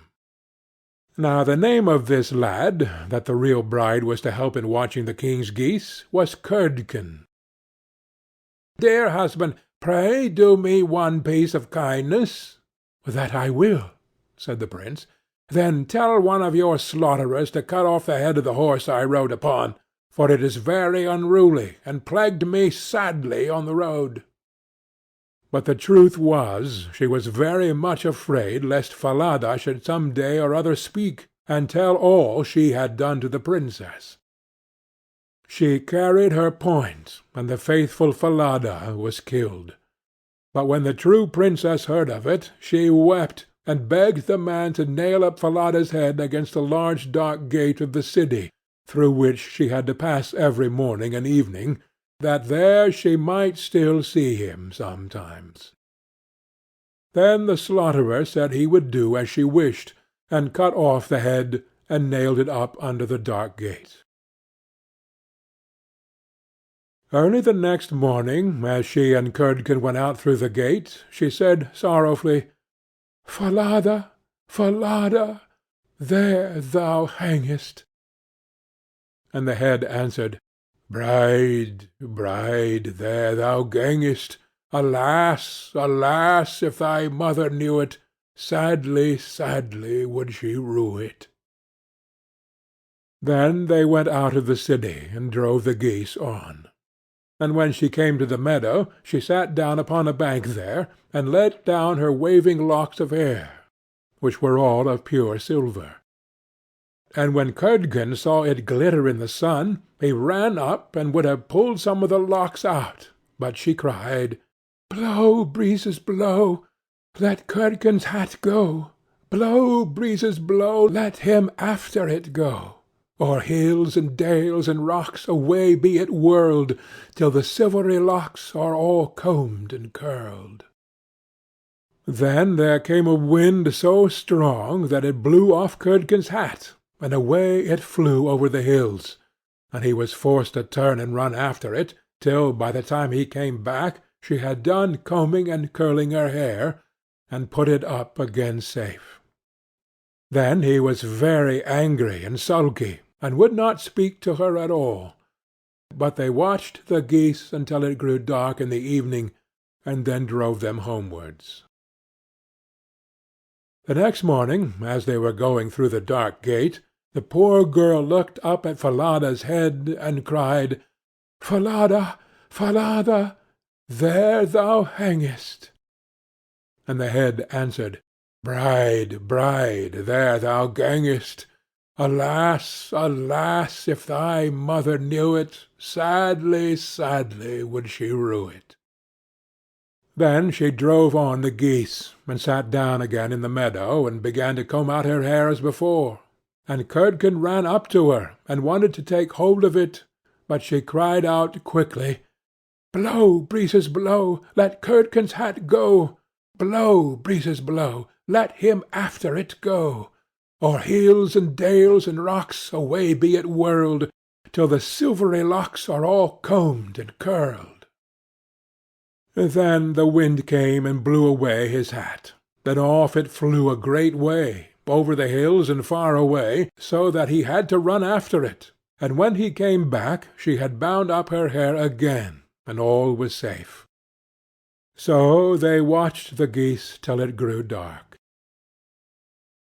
In the evening, after they came home, Curdken went to the old king and said, "I cannot have that strange girl to help me to keep the geese any longer."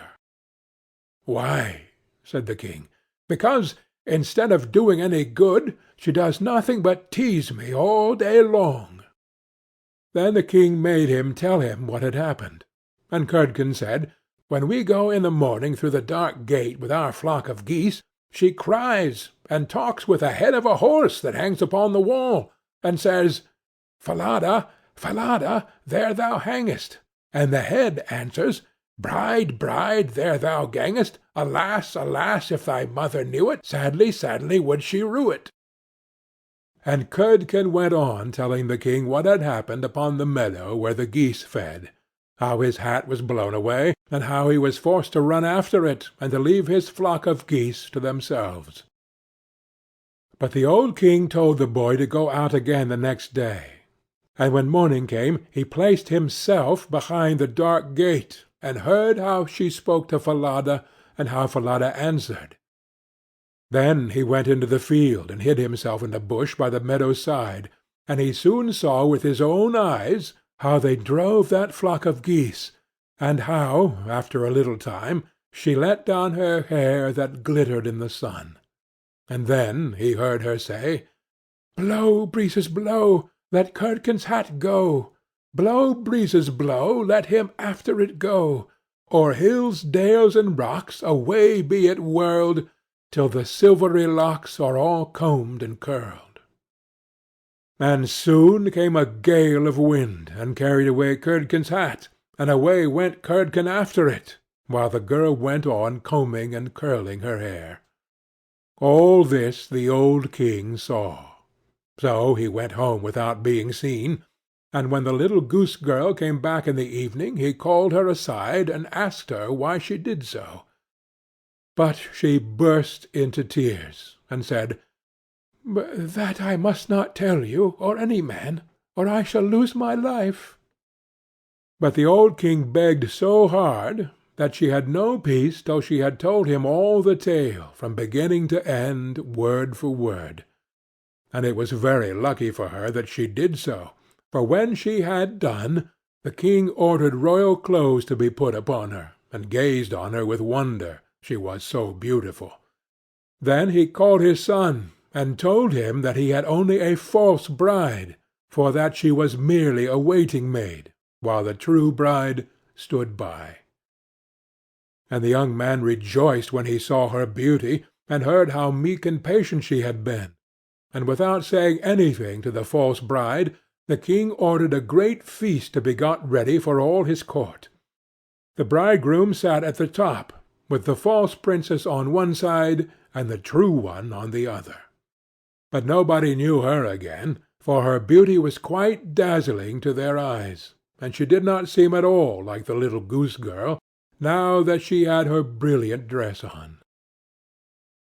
When they had eaten and drank, and were very merry, the old king said he would tell them a tale. So he began, and told all the story of the princess, as if it was one that he had once heard, and he asked the true waiting-maid what she thought ought to be done to any one who would behave thus. "Nothing better," said this false bride, "than that she would be thrown into the cask stuck round with sharp nails, and that 2 white horses should be put to it, and should drag it from street to street till she was dead."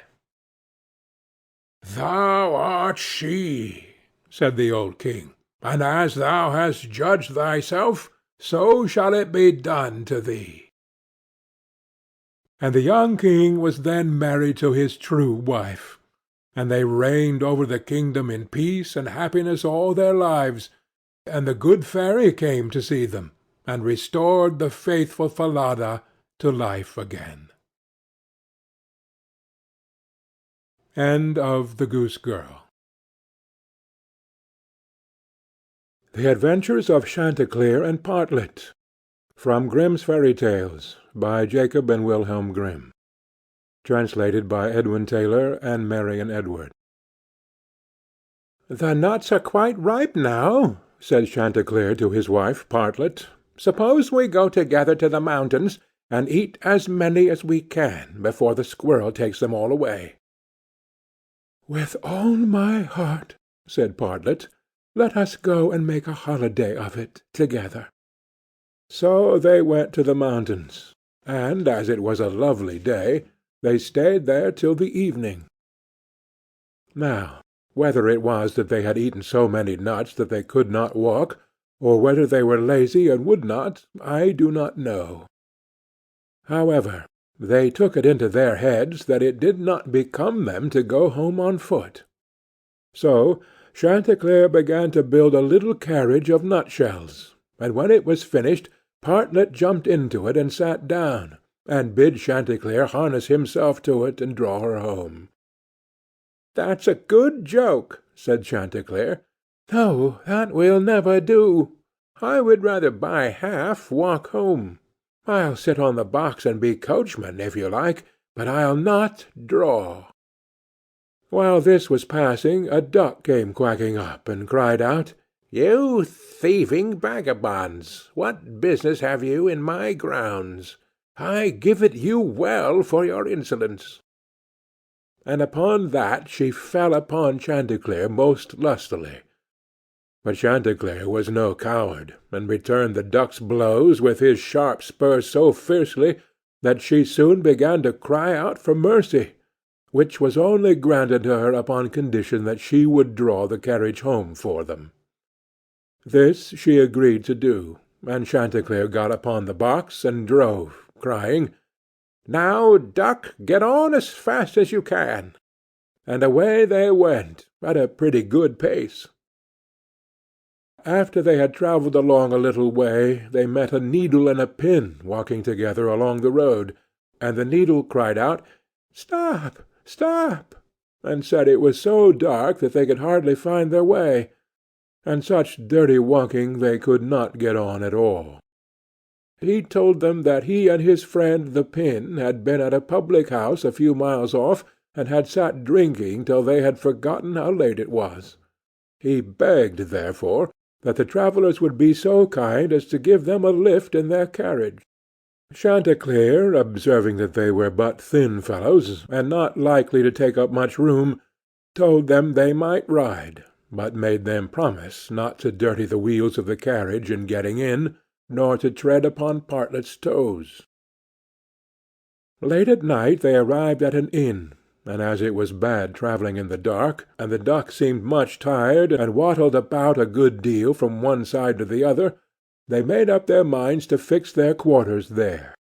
But the landlord at first was unwilling, and said his house was full, thinking they might not be very respectable company.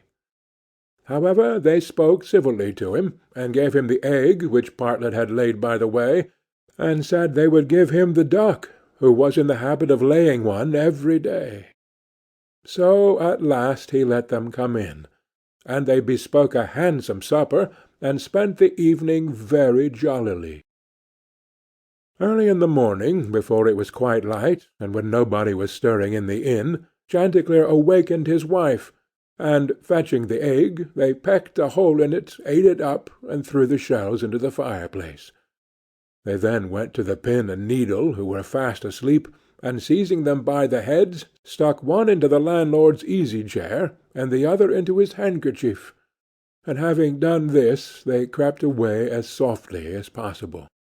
However, the duck, who slept in the open air in the yard, heard them coming, and jumping into the brook which ran close by the inn, soon swam out of their reach.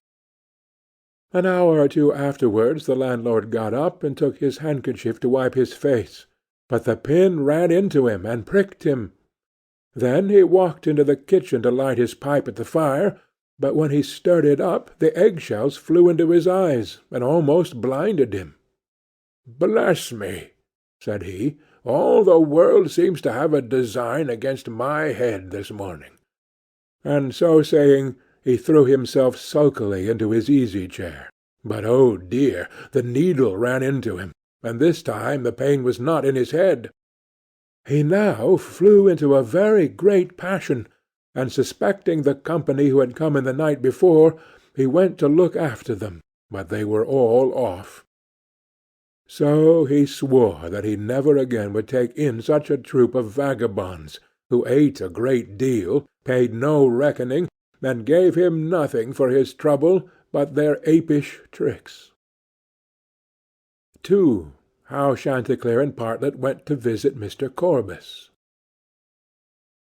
Another day Chanticleer and Partlet wished to ride out together, so Chanticleer built a handsome carriage with 4 red wheels, and harnessed 6 mice to it, and then he and Partlet got into the carriage, and away they drove. Soon afterwards a cat met them, and said, "Where are you going?" And Chanticleer replied, "All on our way a visit to pay to Mr. Korbes the fox to-day." Then the cat said, "Take me with you." Chanticleer said, "With all my heart. Get up behind, and be sure you do not fall off. Take care of this handsome coach of mine, nor dirty my pretty red wheels so fine. Now, mice, be ready, and wheels, run steady, for we are going a visit to pay to Mr. Korbes the fox to-day." Soon after came up a millstone, an egg, a duck, and a pin, and Chanticleer gave them all leave to get into the carriage and go with them. When they arrived at Mr. Korbes's house, he was not at home. So the mice drew the carriage into the coach-house, Chanticleer and Partlet flew upon a beam, the cat sat down in the fireplace, the duck got into the washing-cistern, the pin stuck himself into the red pillow, the millstone laid himself over the house-door, and the egg rolled himself up in the towel. When Mr. Korbes came home, he went to the fireplace to make a fire, but the cat threw all the ashes in his eyes. So he ran to the kitchen to wash himself, but there the duck splashed all the water in his face, and when he tried to wipe himself, the egg broke to pieces in the towel all over his face and eyes. Then he was very angry, and went without his supper to bed. But when he laid his head on the pillow, the pin ran into his cheek. At this he became quite furious, and jumping up would have run out of the house, but when he came to the door the millstone fell down on his head and killed him on the spot. 3. How Partlet died and was buried, and how Chanticleer died of grief. Another day Chanticleer and Partlet agreed to go again to the mountains to eat nuts, and it was settled that all the nuts which they found should be shared equally between them. Now Partlet found a very large nut, but she said nothing about it to Chanticleer, and kept it all to herself. However, it was so big that she could not swallow it, and it stuck in her throat. Then she was in a great fright, and cried out to Chanticleer, "Pray run as fast as you can, and fetch me some water, or I shall be choked." Chanticleer ran as fast as he could to the river, and said, "River, give me some water, for Partlet lies in the mountain, and will be choked by a great nut." The river said, "Run first to the bride, and ask her for a silken cord to draw up the water." Chanticleer ran to the bride, and said, "Bride, you must give me a silken cord, for then the river will give me water, and the water I will give to Partlet, who lies on the mountain, and will be choked by a great nut." But the bride said, "Run first, and bring me my garland that is hanging on a willow in the garden." Then Chanticleer ran to the garden, and took the garland from the bough where it hung, and brought it to the bride, and then the bride gave him the silken cord, and he took the silken cord to the river, and the river gave him water, and he carried the water to Partlet. But in the meantime she was choked by the great nut, and lay quite dead, and never moved any more. Then Chanticleer was very sorry, and cried bitterly, and all the beasts came and wept with him over poor Partlet, and 6 mice built a little hearse to carry her to her grave, and when it was ready they harnessed themselves before it, and Chanticleer drove them. On the way they met the fox. "Where are you going, Chanticleer?" said he. "To bury my Partlet," said the other. "May I go with you?" said the fox. "Yes, but you must get up behind, or my horses will not be able to draw you." Then the fox got up behind, and presently the wolf, the bear, the goat, and all the beasts of the wood came and climbed upon the hearse. So on they went till they came to a rapid stream. "How shall we get over?" said Chanticleer. Then said a straw, "I will lay myself across, and you may pass over upon me." But as the mice were going over, the straw slipped away and fell into the water, and the 6 mice all fell in and were drowned. What was to be done? Then a large log of wood came and said, "I am big enough. I will lay myself across the stream, and you shall pass over upon me." So he laid himself down, but they managed so clumsily that the log of wood fell in, and was carried away by the stream. Then a stone, who saw what had happened, came up and kindly offered to help poor Chanticleer by laying himself across the stream. And this time he got safely to the other side with the hearse, and managed to get Partlet out of it. But the fox and the other mourners, who were sitting behind, were too heavy, and fell back into the water, and were all carried away by the stream and drowned. Thus Chanticleer was left alone with his dead Partlet, and having dug a grave for her, he laid her in it, and made a little hillock over her. Then he sat down by the grave, and wept and mourned till at last he died too, and so all were dead. End of the Adventures of Chanticleer and Partlet. Rapunzel, from Grimm's Fairy Tales, by Jacob and Wilhelm Grimm. Translated by Edgar Tailor and Marian Edwards. There were once a man and a woman who had long in vain wished for a child. At length the woman hoped that God was about to grant her desire. These people had a little window at the back of their house, from which a splendid garden could be seen, which was full of the most beautiful flowers and herbs. It was, however, surrounded by a high wall, and no one dared to go into it because it belonged to an enchantress, who had great power and was dreaded by all the world. One day the woman was standing by this window and looking down into the garden, when she saw a bed which was planted with the most beautiful rampion, and it looked so fresh and green that she longed for it. She quite pined away, and began to look pale and miserable. Then her husband was alarmed, and asked, "What ails you, dear wife?" "Ah," she replied, "if I can't eat some of the rampion which is in the garden behind our house, I shall die." The man, who loved her, thought, "Sooner than let your wife die, bring her some of the rampion yourself, let it cost what it will." At twilight he clambered down over the wall into the garden of the enchantress, hastily clutched a handful of rampion, and took it to his wife. She at once made herself a salad of it, and ate it greedily. It tasted so good to her, so very good, that the next day she longed for it 3 times as much as before. If he was to have any rest, her husband must once more descend into the garden. In the gloom of evening, therefore, he let himself down again, but when he had clambered down the wall he was terribly afraid, for he saw the enchantress standing before him. "How can you dare?" said she, with angry look, descend into my garden and steal my rampion like a thief? You shall suffer for it." "Ah," answered he, "let mercy take the place of justice.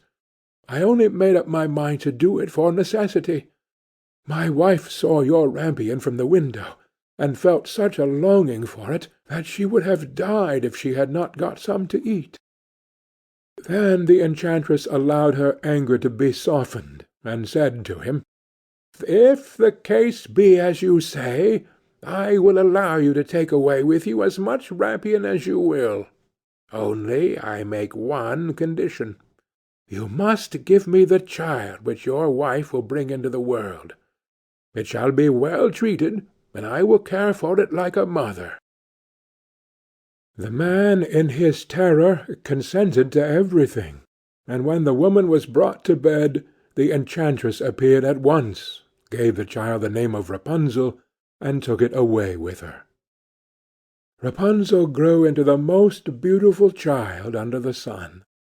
When she was 12 years old, the enchantress shut her into a tower, which lay in a forest, and had neither stairs nor door, but quite at the top was a little window. When the enchantress wanted to go in, she placed herself beneath it, and cried, "Rapunzel, Rapunzel, let down your hair to me." Rapunzel had magnificent long hair, fine as spun gold, and when she heard the voice of the enchantress, she unfastened her braided tresses, wound them round one of the hooks of the window above, and then the hair fell 20 ells down, and the enchantress climbed up by it. After a year or two, it came to pass that the king's son rode through the forest and passed by the tower. Then he heard a song, which was so charming that he stood still and listened. This was Rapunzel, who in her solitude passed her time in letting her sweet voice resound.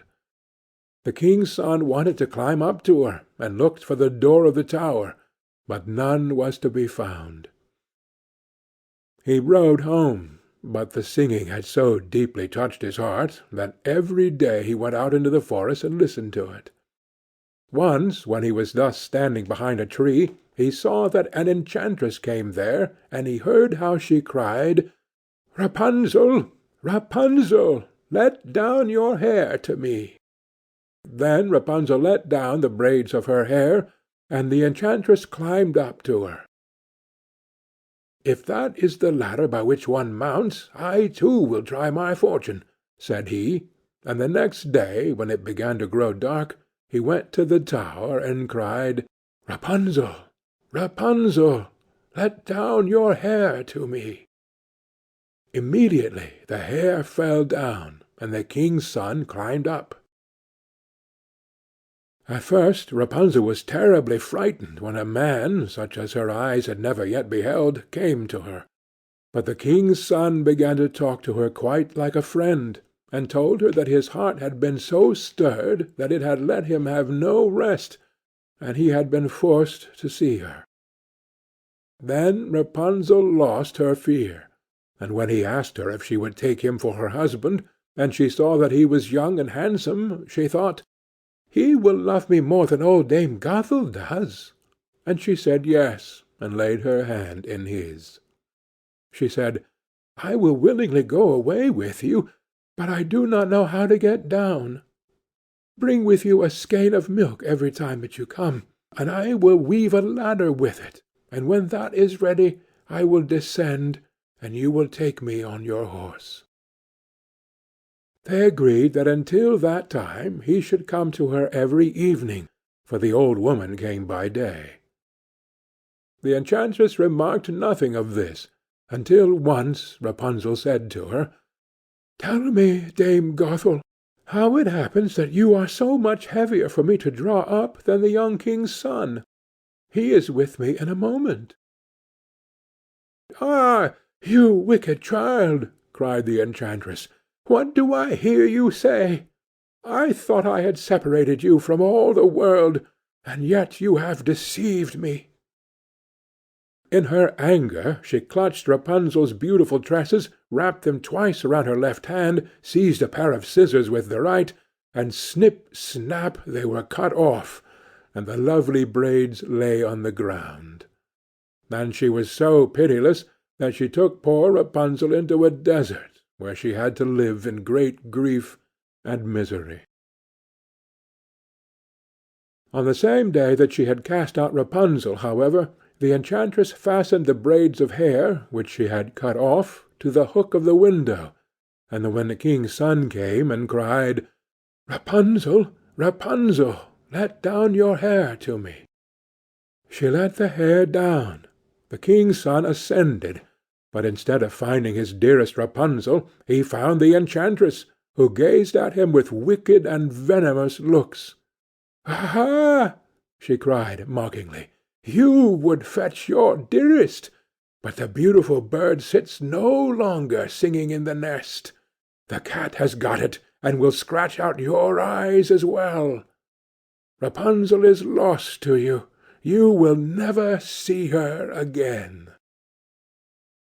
The king's son was beside himself with pain, and in his despair he leapt down from the tower. He escaped with his life, but the thorns into which he fell pierced his eyes. Then he wandered quite blind about the forest, ate nothing but roots and berries, and did naught but lament and weep over the loss of his dearest wife. Thus he roamed about in misery for some years, and at length came to the desert, where Rapunzel, with the twins to which she had given birth, a boy and a girl, lived in wretchedness. He heard a voice, and it seemed so familiar to him that he went towards it, and when he approached, Rapunzel knew him, and fell on his neck and wept. Two of her tears wetted his eyes, and they grew clear again, and he could see with them as before. He led her to his kingdom, where he was joyfully received, and they lived a long time afterwards, happy and contented. End of Rapunzel. Fundevogel, from Grimm's Fairy Tales, by Jacob and Wilhelm Grimm, translated by Edgar Tailor and Marion Edwards.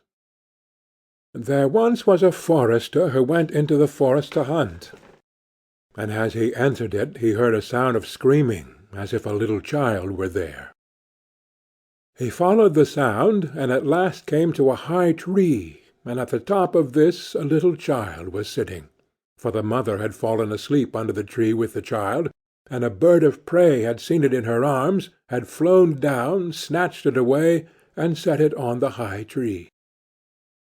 The forester climbed up, brought the child down, and thought to himself, "You will take him home with you, and bring him up with your Lena." He took it home, therefore, and the two children grew up together, and the one which he had found on a tree was called Fundevogel, because a bird had carried it away. Fundevogel and Lena loved each other so dearly that when they did not see each other they were sad. Now the forester had an old cook, who one evening took 2 pails and began to fetch water, and did not go once only, but many times out to the spring. Lena saw this, and said, "Listen, old Sanna, why are you fetching so much water? If you will never repeat it to any one, I will tell you why." So Lena said no, she would never repeat it to any one. And then the cook said, "Early to-morrow morning, when the forester is out hunting, I will heat the water, and when it is boiling in the kettle, I will throw in Fundevogel, and will boil him in it." Early next morning the forester got up and went out hunting, and when he was gone the children were still in bed. Then Lena said to Fundevogel, "If you will never leave me, I too will never leave you." Fundevogel said, "Neither now nor ever will I leave you." Then said Lena, "Then will I tell you. Last night old Sanna carried so many buckets of water into the house that I asked her why she was doing that, and she said that if I would promise not to tell any one, and she said that early to-morrow morning, when father was out hunting, she would set the kettle full of water, throw you into it, and boil you.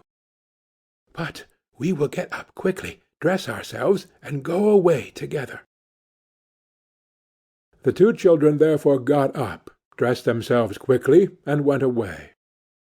When the water in the kettle was boiling, the cook went into the bedroom to fetch Fundevogel, and throw him into it. But when she came in and went to the beds, both the children were gone. Then she was terribly alarmed, and she said to herself, "What shall I say now when the forester comes home and sees that the children are gone? They must be followed instantly to get them back again." Then the cook sent 3 servants after them, who were to run and overtake the children. The children, however, were sitting outside the forest, and when they saw from afar the 3 servants running, Lena said to Fundevogel, "Never leave me, and I will never leave you." Fundevogel said, "Neither now nor ever." Then said Lena, "Do you become a rose-tree, and I the rose upon it." When the 3 servants came to the forest, nothing was there but a rose-tree, and 1 rose on it. But the children were nowhere. Then said they, "There is nothing to be done here." And they went home and told the cook that they had seen nothing in the forest but a little rose-bush with 1 rose on it. Then the old cook scolded and said, "You simpletons! You should have cut the rose-bush in 2, and have broken off the rose and brought it home with you. Go, and do it at once." They had therefore to go out and look for the second time. The children, however, saw them coming from a distance. Then Lena said, "Fundevogel, never leave me, and I will never leave you." Fundevogel said, "Neither now nor ever." Said Lena, "Then do you become a church, and I'll be the chandelier in it." So when the 3 servants came, nothing was there but a church with a chandelier in it. They said therefore to each other, "What can we do here? Let us go home." When they got home, the cook asked if they had not found them. So they said no, they had found nothing but a church, and there was a chandelier in it. And the cook scolded them, and said, "You fools! Why did you not pull the church to pieces, and bring the chandelier home with you?" And now the old cook herself got on her legs, and went with the 3 servants in pursuit of the children. The children, however, saw from afar that the 3 servants were coming, and the cook waddling after them. Then said Lena, "Fundevogel, never leave me, and I will never leave you." Then said Fundevogel, "Neither now nor ever." Said Lena, "Be a fish-pond, and I will be the duck upon it." The cook, however, came up to them, and when she saw the pond she lay down by it, and was about to drink it up. But the duck swam quickly to her, seized her head in its beak, and drew her into the water, and there the old witch had to drown. Then the children went home together, and were heartily delighted, and if they have not died, they are living still. End of Fundevogel. The Valiant Little Tailor, from Grimm's Fairy Tales, by Jacob and Wilhelm Grimm, translated by Edgar Taylor and Marion Edwards. One summer morning a little tailor was sitting on his table by the window. He was in good spirits, and sewed with all his might. Then came a peasant woman down the street, crying, "Good jams, cheap! Good jams, cheap!" This rang pleasantly in the tailor's ears. He stretched his delicate head out of the window, and called, "Come up here, dear woman. Here you will get rid of your goods." The woman came up the 3 steps to the tailor with her heavy basket, and he made her unpack all the pots for him. He inspected each one, lifted it up, put his nose to it, and at length said, "The jam seems to me to be good, so weigh me out 4 ounces, dear woman, and if it is 1/4 of a pound, that is of no consequence." The woman, who had hoped to find a good sale, gave him what he desired, but went away quite angry and grumbling. "Now this jam shall be blessed by God," cried the little tailor, "and give me health and strength." So he brought the bread out of the cupboard, cut himself a piece right across the loaf, and spread the jam over it. "This won't taste bitter," said he, "but I will just finish the jacket before I take a bite." He laid the bread near him, sewed on, and in his joy made bigger and bigger stitches.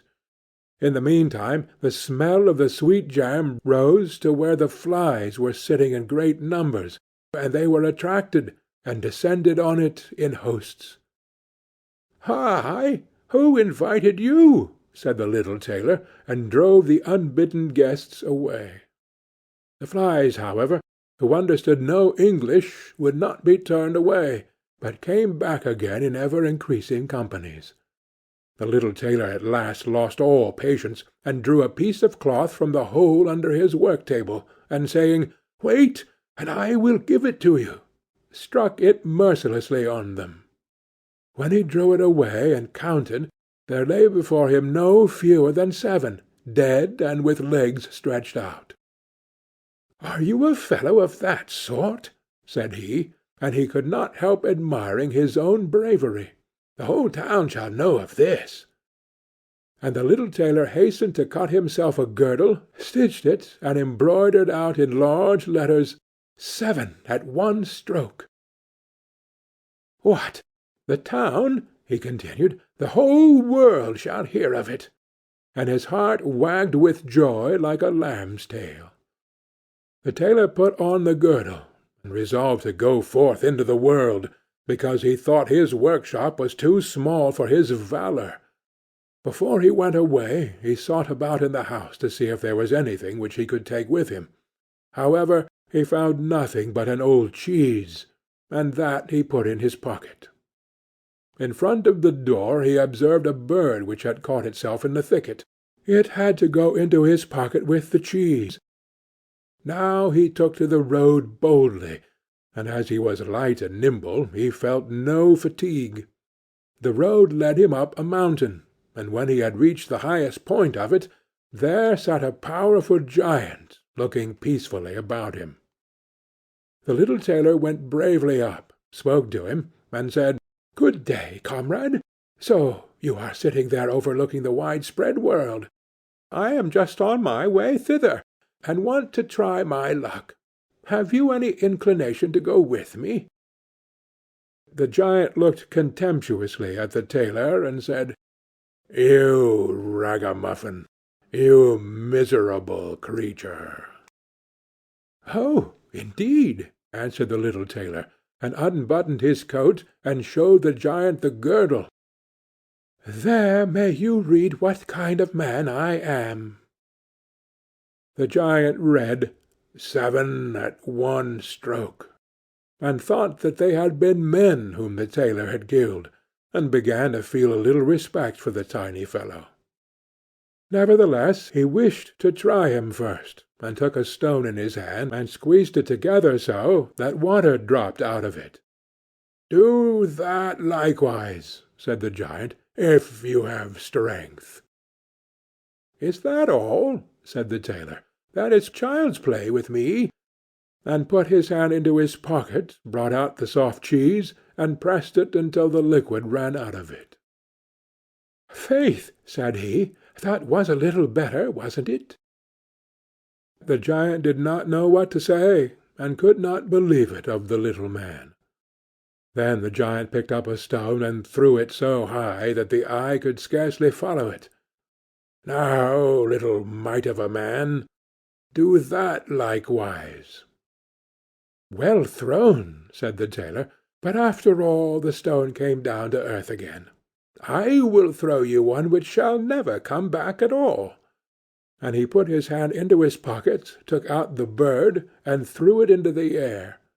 The bird, delighted with its liberty, rose, flew away, and did not come back. "How does that shot please you, comrade?" asked the tailor. "You can certainly throw," said the giant, "but now we will see if you are able to carry anything properly." He took the little tailor to a mighty oak tree which lay there felled on the ground, and said, "If you are strong enough, help me to carry the tree out of the forest." "Oh, readily," answered the little man. "Take you the trunk on your shoulders, and I will raise up the branches and twigs. After all, they are the heaviest." The giant took the trunk on his shoulder, but the tailor seated himself on a branch, and the giant, who could not look round, had to carry away the whole tree, and the little tailor into the bargain. He, behind, was quite merry and happy, and whistled the song, "Three tailors rode forth from the gate," as if carrying the tree were child's play. The giant, after he had dragged the heavy burden part of the way, could go no further, and cried, "Hark you! I shall have to let the tree fall." The tailor sprang nimbly down, seized the tree with both arms as if he had been carrying it, and said to the giant, "You are such a great fellow, and yet cannot even carry the tree." They went on together, and as they passed a cherry tree, the giant laid hold of the top of the tree where the ripest fruit was hanging, bent it down, gave it into the tailor's hand, and bade him eat. But the little tailor was much too weak to hold the tree, and when the giant let it go, it sprang back again, and the tailor was tossed into the air with it. When he had fallen down again without injury, the giant said, "What is this? Have you not strength enough to hold the weak twig?" "There is no lack of strength," answered the little tailor. "Do you think that could be anything to a man who has struck down 7 at one blow? I leaped over the tree because the huntsmen were shooting down there in the thicket. Jump as I did, if you can do it." The giant made the attempt, but he could not get over the tree, and remained hanging in the branches, so that in this also the tailor kept the upper hand. The giant said, "If you are such a valiant fellow, come with me into our cavern and spend the night with us." The little tailor was willing, and followed him. When they went into the cave, other giants were sitting there by the fire, and each of them had a roasted sheep in his hand and was eating it. The little tailor looked round and thought, "It is much more spacious here than in my workshop." The giant showed him a bed, and said he was to lie down in it and sleep. The bed, however, was too big for the little tailor. He did not lie down in it, but crept into a corner. When it was midnight, and the giant thought that the little tailor was lying in a sound sleep, he got up, took a great iron bar, cut through the bed with one blow, and thought he had finished off the grasshopper for good. With the earliest dawn the giants went into the forest, and had quite forgotten the little tailor, when all at once he walked up to them quite merrily and boldly. The giants were terrified. They were afraid that he would strike them all dead, and ran away in a great hurry. The little tailor went onwards, always following his own pointed nose. After he had walked for a long time, he came to the courtyard of a royal palace, and as he felt weary, he lay down on the grass and fell asleep. Whilst he lay there, the people came and inspected him on all sides, and read on his girdle 7 at one stroke. "Ah!" said they, "what does the great warrior want here in the midst of peace? He must be a mighty lord." They went and announced him to the king, and gave it as their opinion that if war should break out, this would be a weighty and useful man, who ought on no account to be allowed to depart. The counsel pleased the king, and he sent one of his courtiers to the little tailor to offer him military service when he awoke. The ambassador remained standing by the sleeper, waited until he stretched his limbs and opened his eyes, and then conveyed to him his proposal. "For this very reason have I come here," the tailor replied. "I am ready to enter the king's service." He was therefore honourably received, and a special dwelling was assigned him. The soldiers, however, were set against the little tailor, and wished him 1,000 miles away. "What is to be the end of this?" they said among themselves. "If we quarrel with him, and he strikes about him, the 7 of us will fall at every blow. Not one of us can stand against him." They came therefore to a decision, betook themselves in a body to the king, and begged for their dismissal. "We are not prepared," said they, "to stay with a man who kills 7 at one stroke." The king was sorry that for the sake of one he should lose all his faithful servants, wished that he had never set eyes on the tailor, and would willingly have been rid of him again. But he did not venture to give him his dismissal, for he dreaded lest he should strike him and all his people dead, and place himself on the royal throne. He thought about it for a long time, and at last found good counsel. He sent to the little tailor, and caused him to be informed that as he was a great warrior he had one request to make to him. In a forest of his country lived 2 giants, who caused great mischief with their robbing, murdering, ravaging, and burning, and no one could approach them without putting himself in danger of death. If the tailor conquered and killed these 2 giants, he would give him his only daughter to wife, and half of his kingdom as a dowry. Likewise 100 horsemen would go with him to assist him. "That would indeed be a fine thing for a man like me," thought the little tailor. "One is not offered a beautiful princess and half a kingdom every day of one's life." "Oh yes," he replied, "I will soon subdue the giants, and do not require the help of the 100 horsemen to do it. He who can hit 7 with one blow has no need to be afraid of 2. The little tailor went forth, and the 100 horsemen followed him. When he came to the outskirts of the forest, he said to his followers, "Just stay waiting here. I alone will soon finish off the giants." Then he bounded into the forest, and looked about right and left. After a while he perceived both giants. They lay sleeping under a tree, and snored so that the branches waved up and down. The little tailor, not idle, gathered 2 pockets full of stones, and with these climbed up the tree. When he was half-way up, he slipped down by a branch until he sat just above the sleepers, and then let one stone after another fall on the breast of one of the giants. For a long time the giant felt nothing, but at last he awoke, pushed his comrade, and said, "Why are you knocking me?" "You must be dreaming," said the other. "I am not knocking you." They laid themselves down to sleep again, and then the tailor threw a stone down on the second. "What is the meaning of this?" cried the other. "Why are you pelting me?" "I am not pelting you," answered the first, growling.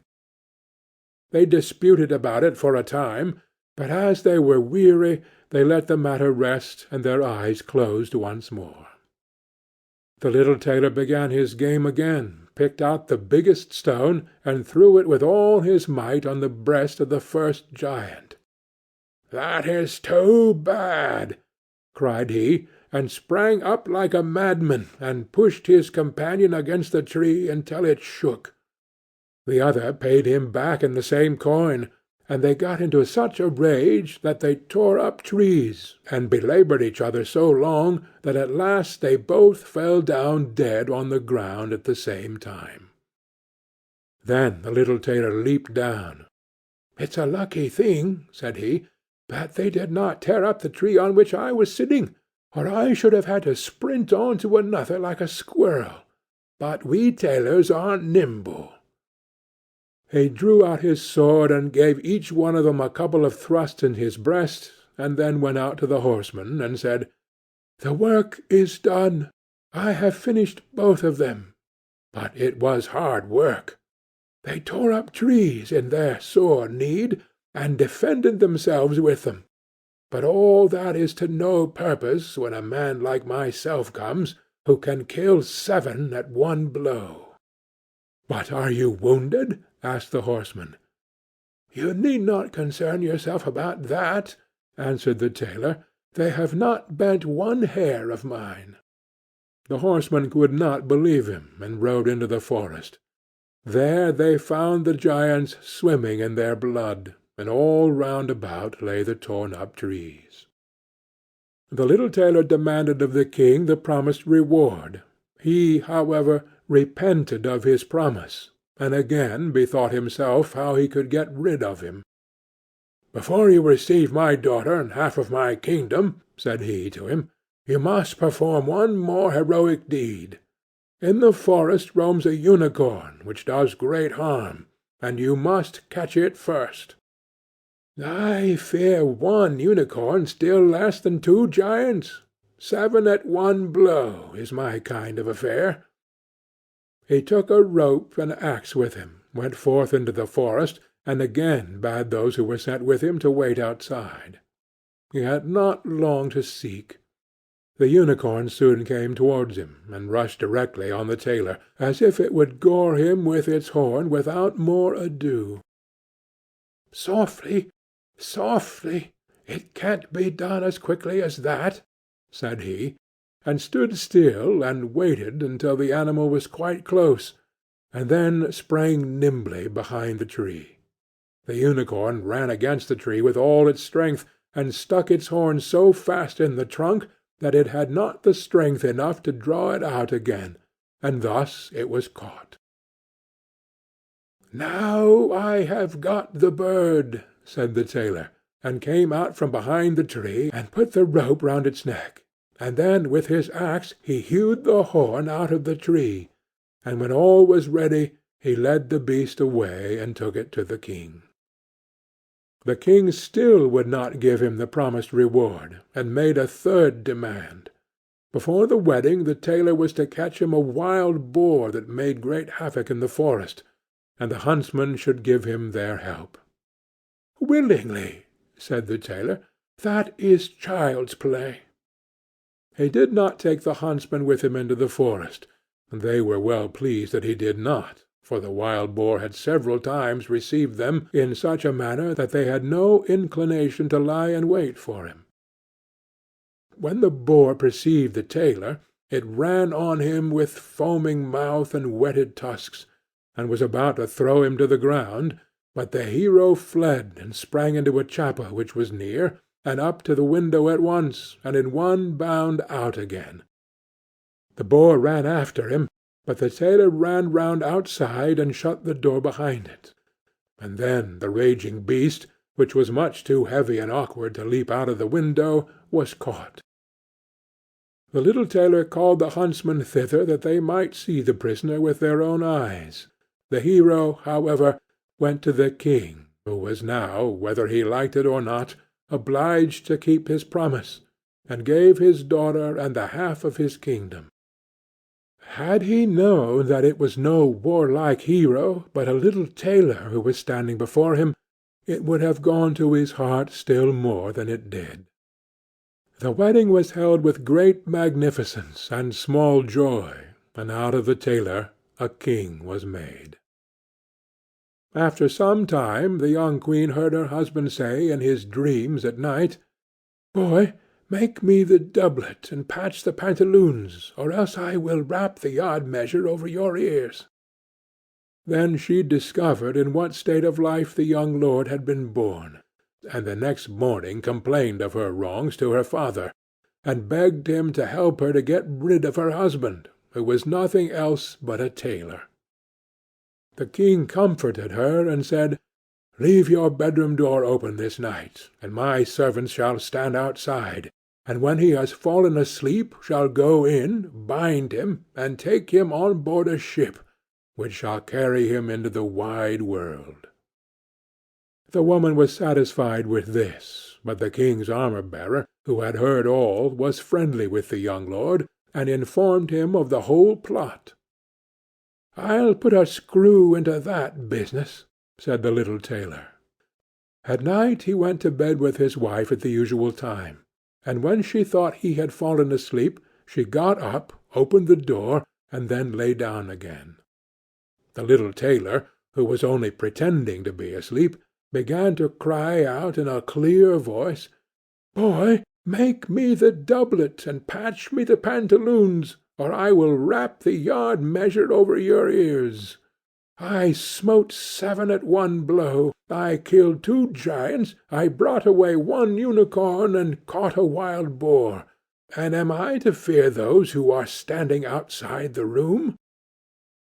When these men heard the tailor speaking thus, they were overcome by a great dread, and ran as if the wild huntsmen were behind them, and none of them would venture anything further against him.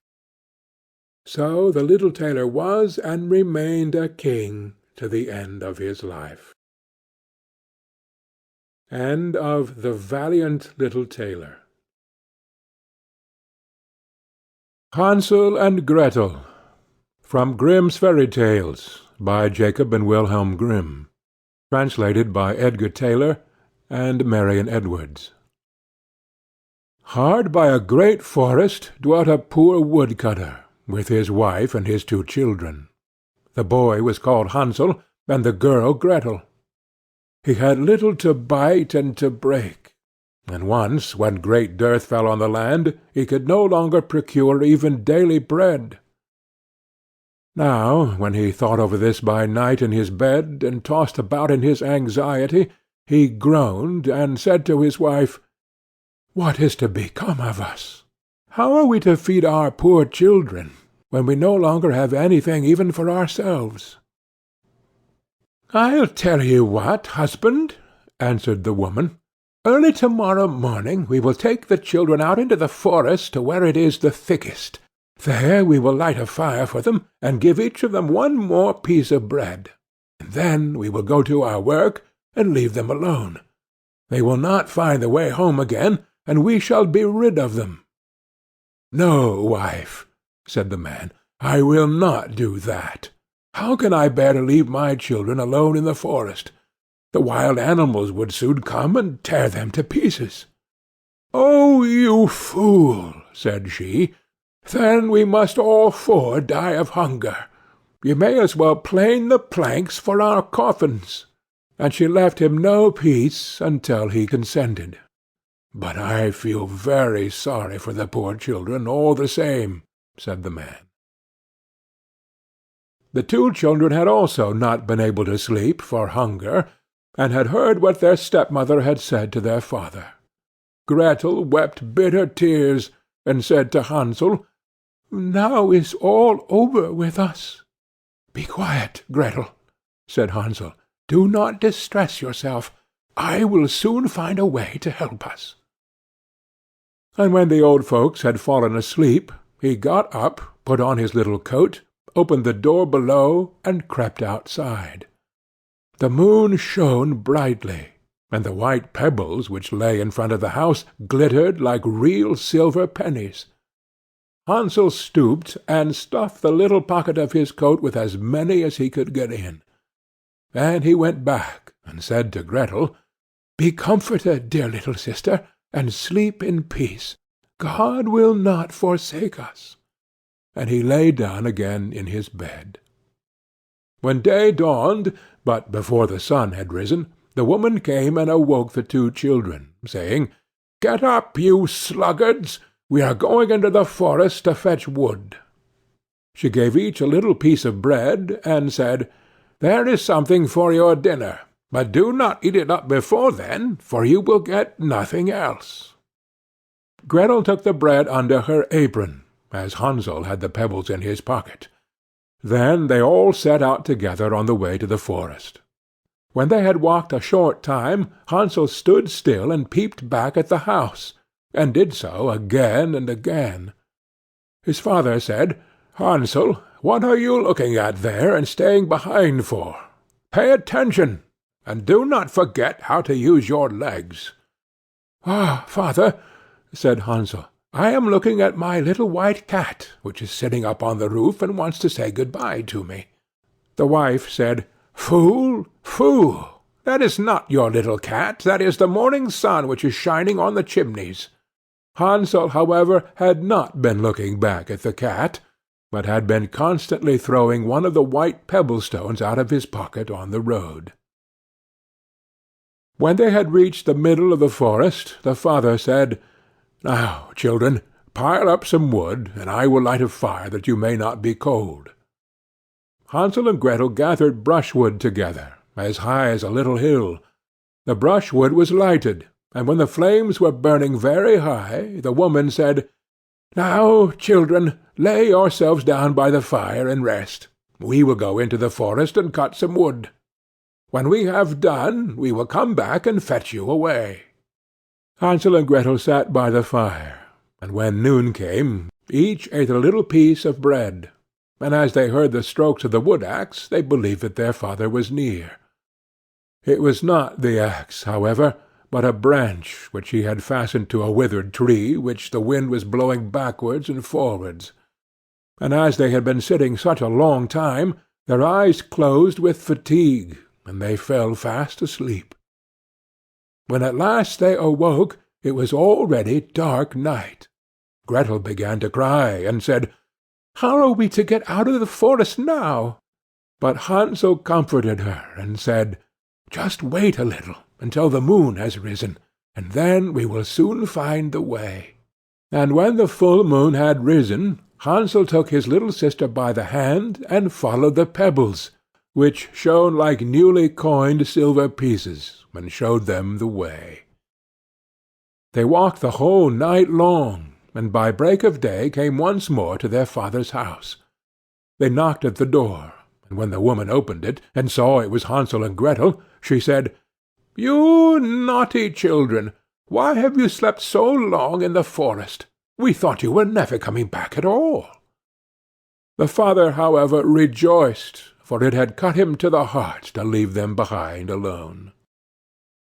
Not long afterwards there was once more great dearth throughout the land, and the children heard their mother saying at night to their father, "Everything is eaten again. We have one half-loaf left, and that is the end. The children must go. We will take them farther into the wood, so that they will not find their way out again. There is no other means of saving ourselves." The man's heart was heavy, and he thought, "It would be better for you to share the last mouthful with your children." The woman, however, would listen to nothing that he had to say, but scolded and reproached him. He who says A must say B likewise, and as he had yielded the first time, he had to do so a second time also. The children, however, were still awake, and had heard the conversation. When the old folks were asleep, Hansel again got up, and wanted to go out and pick up pebbles, as he had done before, but the woman had locked the door, and Hansel could not get out. Nevertheless he comforted his little sister, and said, "Do not cry, Gretel. Go to sleep quietly. The good God will help us." Early in the morning came the woman, and took the children out of their beds. Their piece of bread was given to them, but it was still smaller than the time before.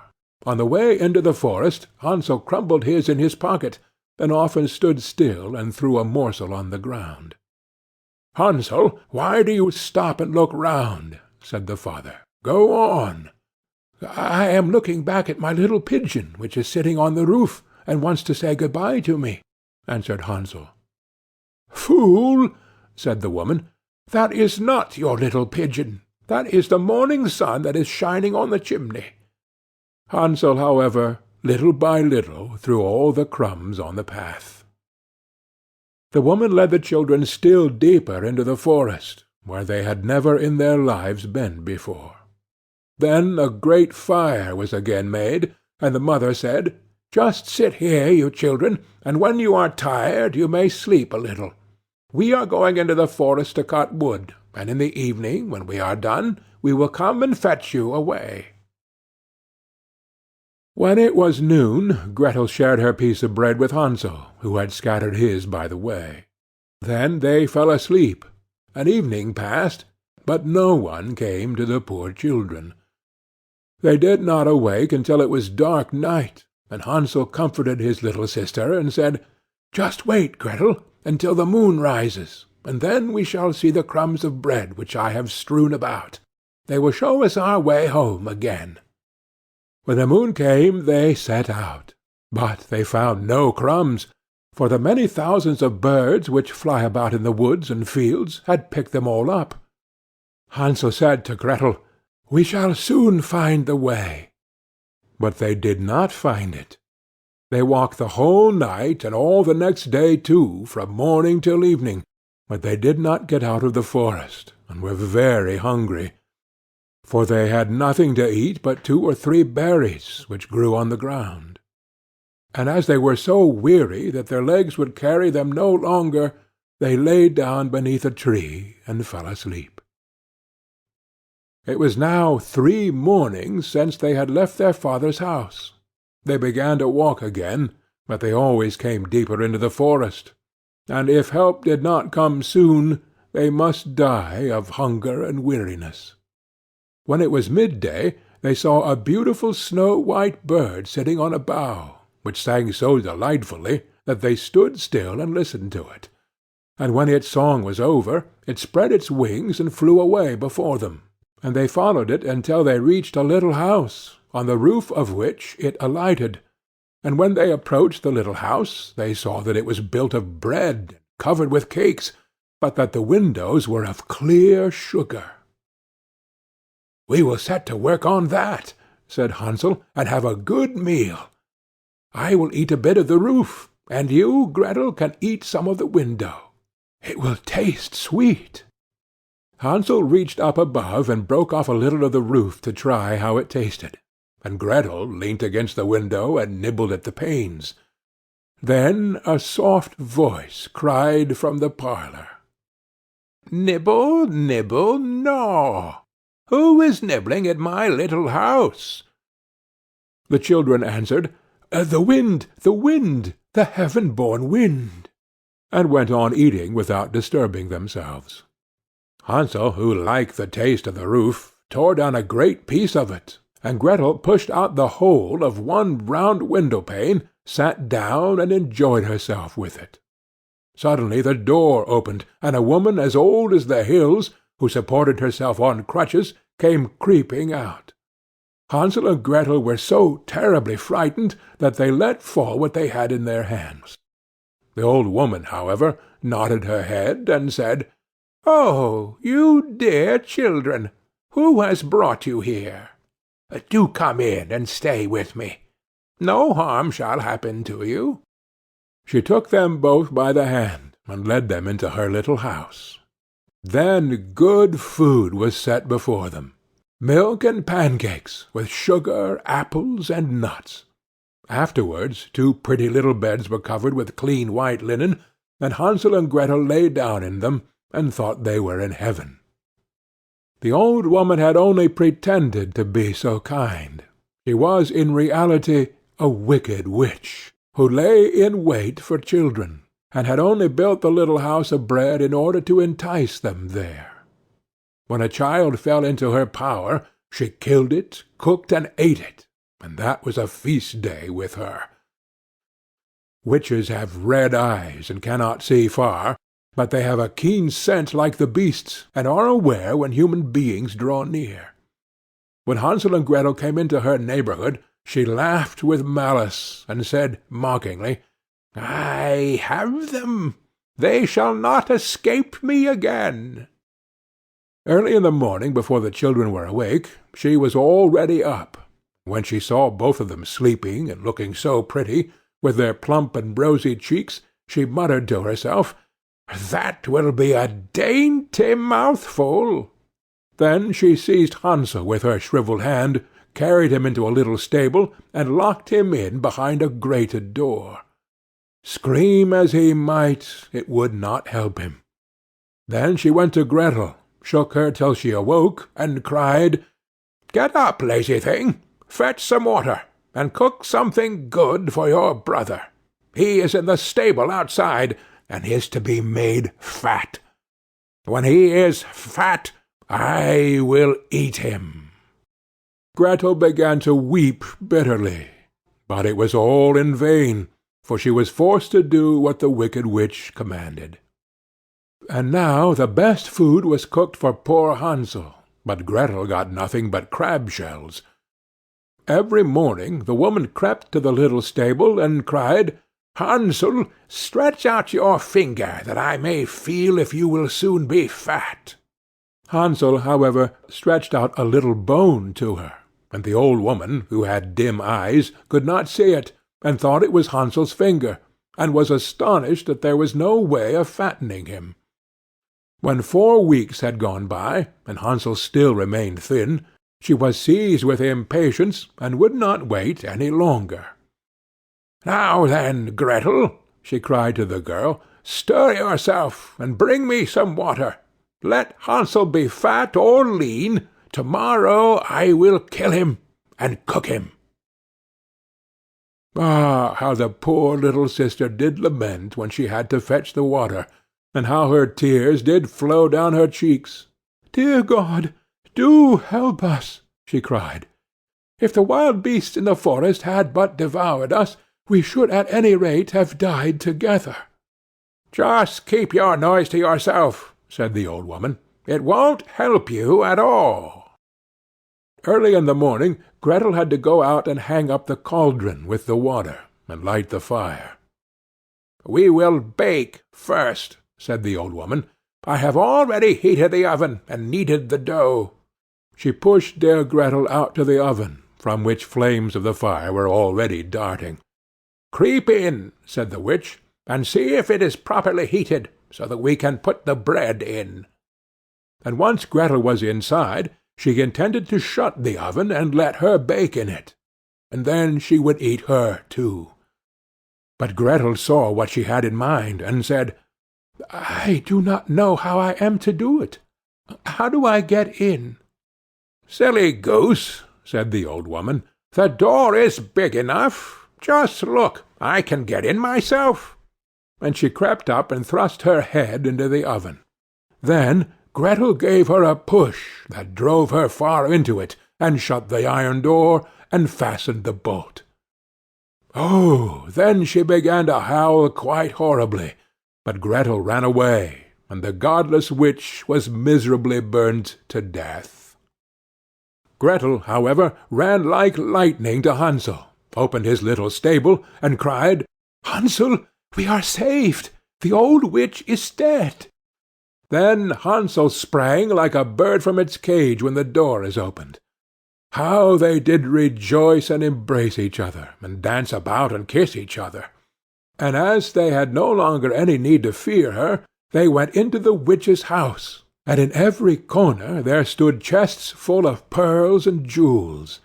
"These are far better than pebbles," said Hansel, and thrust into his pockets whatever he could get in.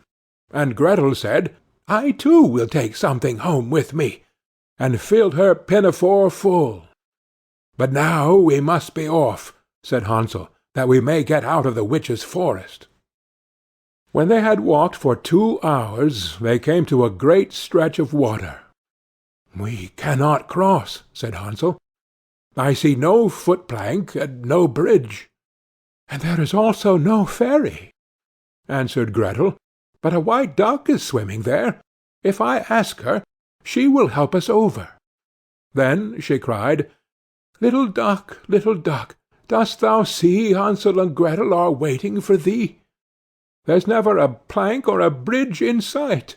Take us across on thy back so white." The duck came to them, and Hansel seated himself on its back, and told his sister to sit by him. "No," replied Gretel, "that will be too heavy for the little duck. She will take us across one after the other." The good little duck did so, and when they were once safely across and had walked for a short time, the forest seemed to be more and more familiar to them, and at length they saw from afar their father's house. Then they began to run, rushed into the parlour, and threw themselves round their father's neck.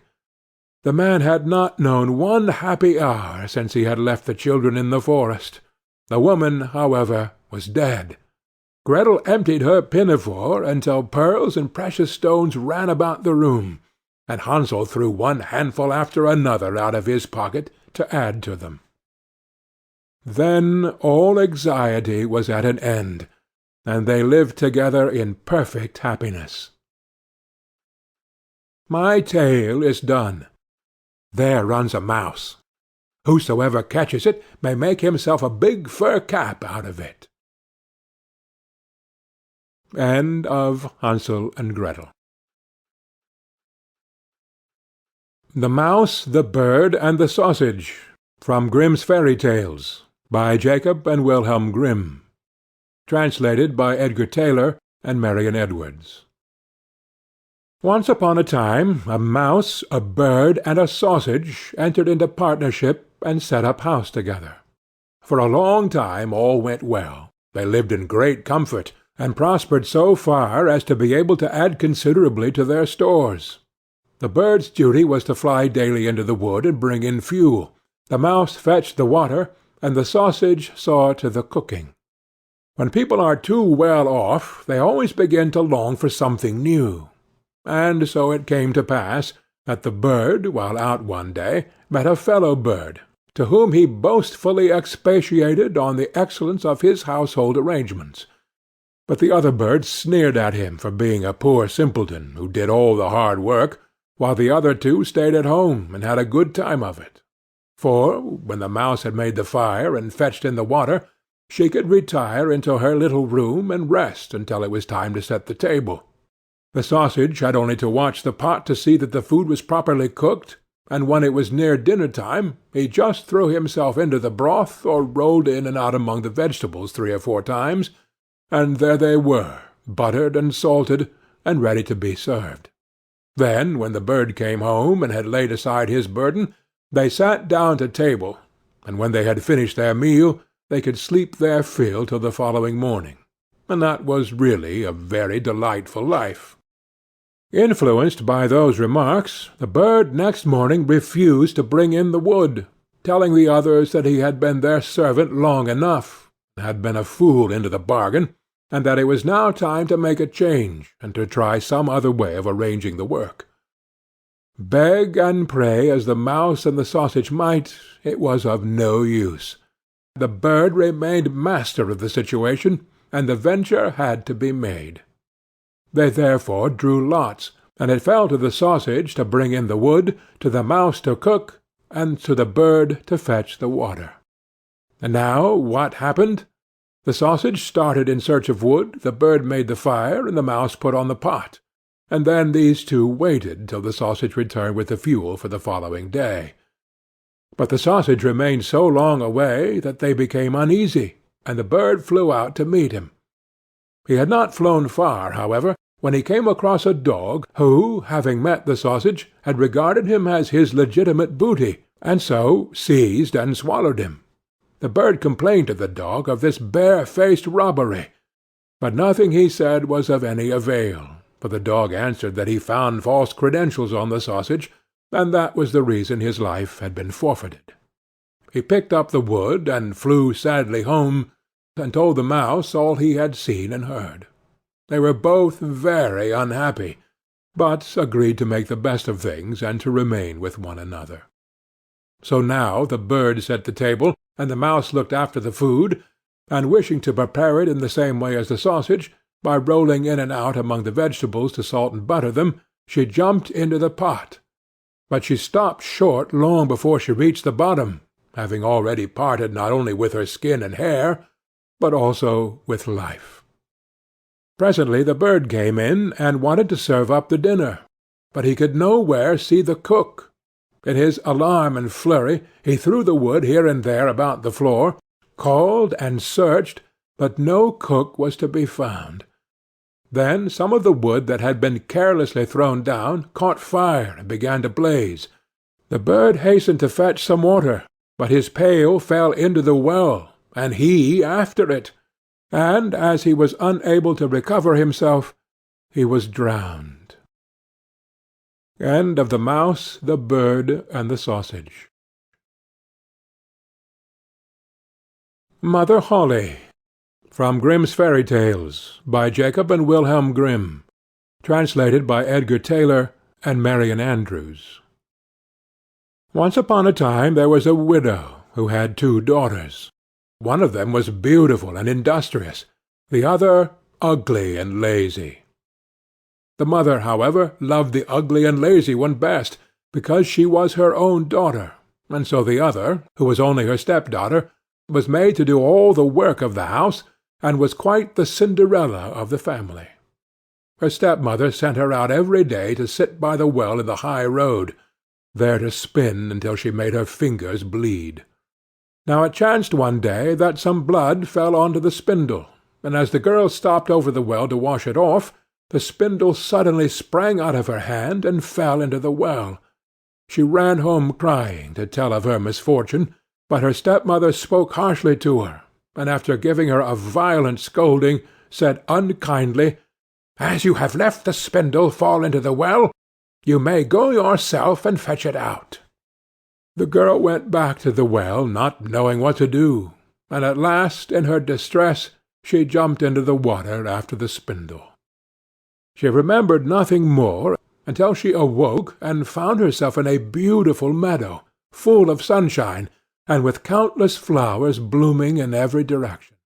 She walked over the meadow, and presently she came upon a baker's oven full of bread, and the loaves cried out to her, "Take us out! Take us out, or alas, we shall be burnt to a cinder. We were baked through long ago." So she took the bread shovel and drew them all out. She went on a little farther, till she came to a tree full of apples. "Shake me, I pray," cried the tree. "My apples, one and all, are ripe." So she shook the tree, and the apples came falling down upon her like rain. But she continued shaking until there was not a single apple left upon it. Then she carefully gathered in the apples together in a heap, and walked on again. The next thing she came to was a little house, and there she saw an old woman looking out, with such large teeth that she was terrified, and turned to run away, but the old woman called after her, "What are you afraid of, dear child? Stay with me. If you will do the work of my house properly for me, I will make you very happy. You must be very careful, however, to make my bed in the right way, for I wish you always to shake it so thoroughly, so that the feathers fly about. Then they say, down there in the world, that it is snowing, for I am Mother Holle." The old woman spoke so kindly that the girl summoned up courage and agreed to enter into her service. She took care to do everything according to the old woman's bidding, and every time she made the bed she shook it with all her might, so that the feathers flew about like so many snowflakes. The old woman was as good as her word.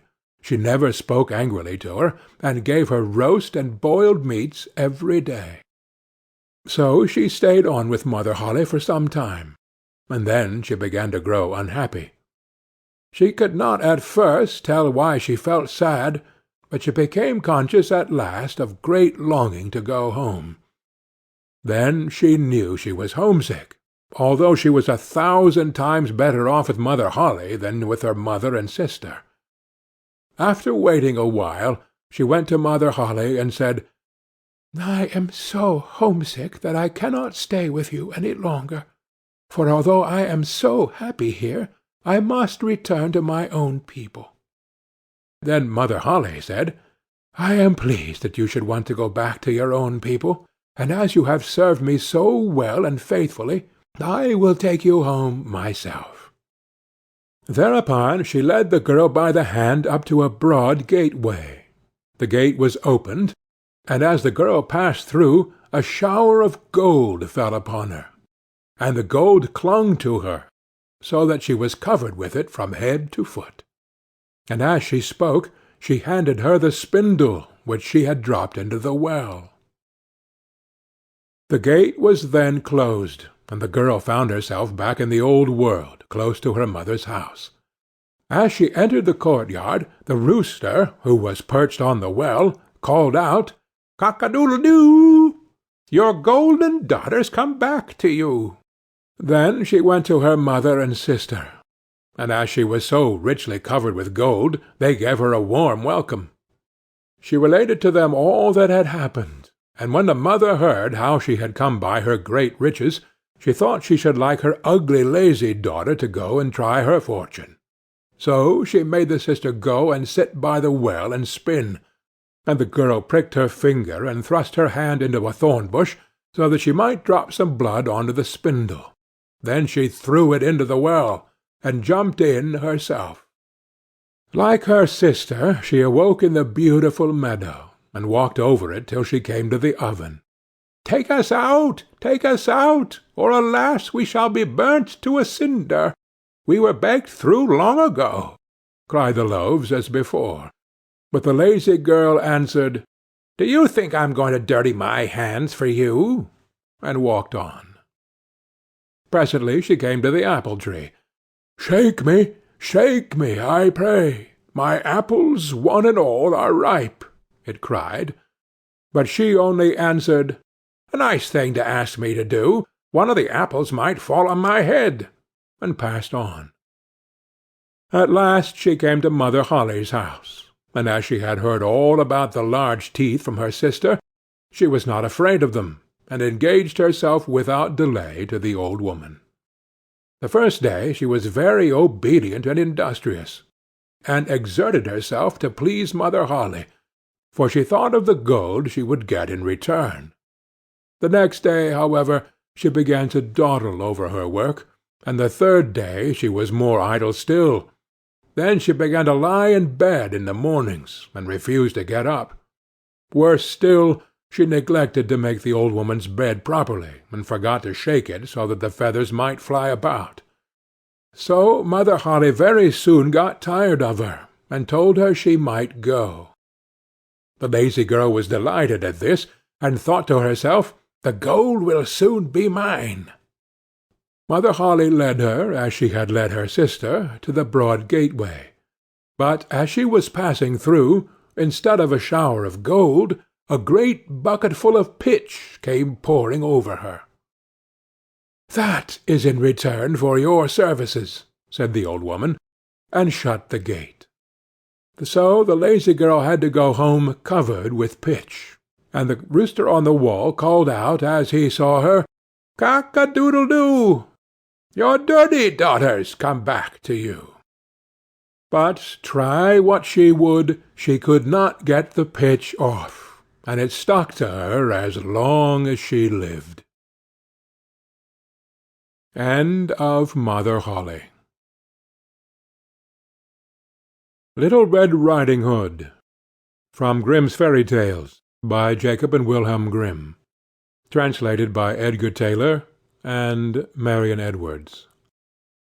Once upon a time there was a dear little girl who was loved by every one who looked at her, but most of all by her grandmother, and there was nothing that she would not have given to the child. Once she gave her a little cap of red velvet, which suited her so well that she would never wear anything else, so she was always called Little Red Riding Hood. One day her mother said to her, "Come, Little Red Riding Hood, here is a piece of cake and a bottle of wine. Take them to your grandmother. She is ill and weak, and they will do her good. Set out before it gets hot, and when you are going, walk nicely and quietly, and do not run off the path, or you may fall and break the bottle, and then your grandmother will get nothing. And when you go into her room, don't forget to say, 'Good morning,' and don't peep into every corner before you do it." "I will take great care," said Little Red Riding Hood to her mother, and gave her hand on it. The grandmother lived out in the wood, half a league from the village, and just as Little Red Riding Hood entered the wood, a wolf met her. Little Red Riding Hood did not know what a wicked creature he was, and was not at all afraid of him. "Good day, Little Red Riding Hood," said he. "Thank you kindly, Wolf." "Whither away so early, Little Red Riding Hood?" "To my grandmother's." "What have you got in your apron?" "Cake and wine. Yesterday was baking day, so poor sick grandmother is to have something good to make her stronger." "Where does your grandmother live, Little Red Riding Hood?" "A good quarter of a league farther on in the wood. Her house stands under 3 large oak trees. The nut trees are just below. You surely must know it," replied Little Red Riding Hood. The wolf thought to himself, "What a tender young creature! What a nice plump mouthful! She will be better to eat than the old woman. I must act craftily, so as to catch both." So he walked for a short time by the side of Little Red Riding Hood, and then he said, "See, Little Red Riding Hood, how pretty the flowers are about here. Why do you not look around? I believe, too, that you do not hear how sweetly the little birds are singing. You walk gravely along as if you were going to school, while everything else out here in the world is merry." Little Red Riding Hood raised her eyes, and when she saw the sunbeams dancing here and there through the trees, and pretty flowers growing everywhere, she thought, "Suppose I take grandmother a fresh nosegay? That would please her too. It is so early in the day that I shall still get there in good time." And so she ran from the path into the wood to look for flowers. And whenever she had picked one, she fancied that she saw a still prettier one farther on, and ran after it, and so got deeper and deeper into the wood. Meanwhile the wolf ran straight to the grandmother's house and knocked at the door. "Who is there?" "Little Red Riding Hood," replied the wolf. "She is bringing cake and wine. Open the door." "Lift the latch," cried out the grandmother. "I am too weak, and cannot get up." The wolf lifted the latch, the door sprang open, and without saying a word he went straight to the grandmother's bed and devoured her. Then he put on her clothes, dressed himself in her cap, laid himself in bed, and drew the curtains. Little Red Riding Hood, however, had been running about picking flowers, and when she had gathered so many that she could carry no more, she remembered her grandmother, and set out on the way to her. She was surprised to find the cottage door standing open, and when she went into the room she had such a strange feeling that she said to herself, "Oh dear, how uneasy I feel to-day! And at other times I like being with grandmother so much." She called out, "Good morning," but received no answer. So she went to the bed and drew back the curtains. There lay her grandmother with her cap pulled far over her face, and looking very strange. "Oh, grandmother," she said, "what big ears you have!" "The better to hear you with, my child," was the reply. "But, grandmother, what big eyes you have!" she said. "The better to see you with, my dear." "But, grandmother, what large hands you have!" "The better to hug you with." "Oh, but, grandmother, what a terrible big mouth you have!" "The better to eat you with." And scarcely had the wolf said this, than with one bound he was out of bed and swallowed up Little Red Riding Hood. When the wolf had appeased his appetite, he lay down again in the bed, fell asleep, and began to snore very loud. The huntsman was just passing the house, and thought to himself, "How the old woman is snoring! I must just see if she wants anything." So he went into the room, and when he came to the bed, he saw that the wolf was lying in it. "Do I find you here, you old sinner?" said he. "I have long sought you." Then, just as he was going to fire at him, it occurred to him that the wolf might have devoured the grandmother, and that she might still be saved. So he did not fire, but took a pair of scissors and began to cut open the stomach of the sleeping wolf.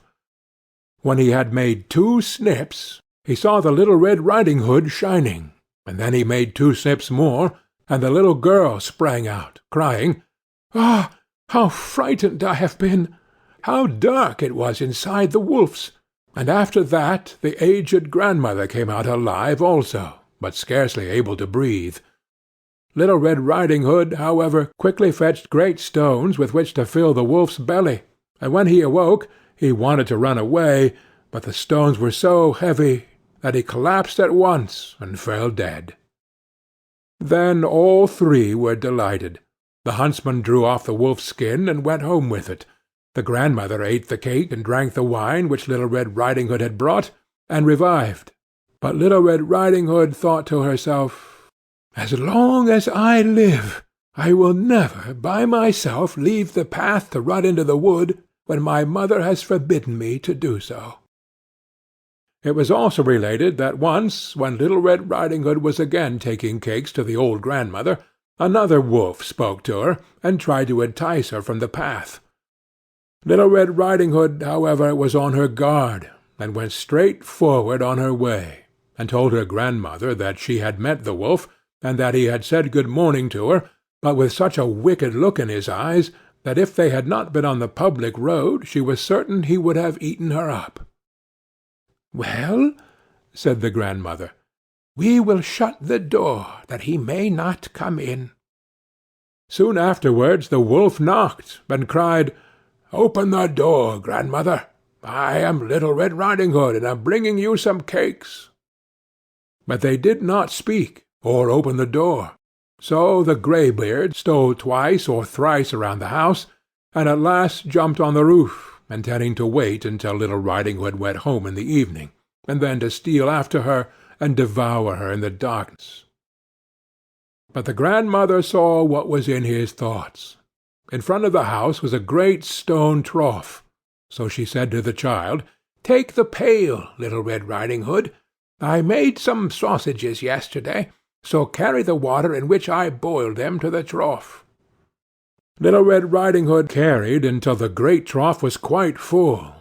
Then the smell of the sausages reached the wolf, and he sniffed and peeped down, and at last stretched out his neck so far that he could no longer keep his footing, and began to slip, and slipped down from the roof straight into the great trough, and was drowned. But Little Red Riding Hood went joyously home, and no one ever did anything to harm her again. End of Little Red Riding Hood. The Robber Bridegroom, from Grimm's Fairy Tales, by Jacob and Wilhelm Grimm. Translated by Edgar Tailor and Marion Edwards. There once was a miller who had one beautiful daughter, and as she was grown up, he was anxious that she should be well married and provided for. He said to himself, "I will give her to the first suitable man who comes and asks for her hand."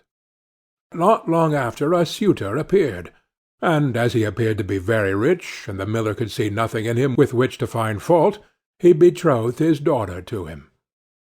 But the girl did not care for the man as a girl ought to care for her betrothed husband, and she could not look at him nor think of him without an inward shudder.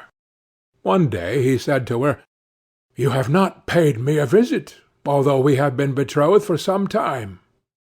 "I do not know where your house is," she answered.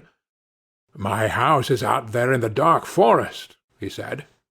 She tried to excuse herself by saying that she would not be able to find the way thither. Her betrothed only replied, "You must come and see me next Sunday.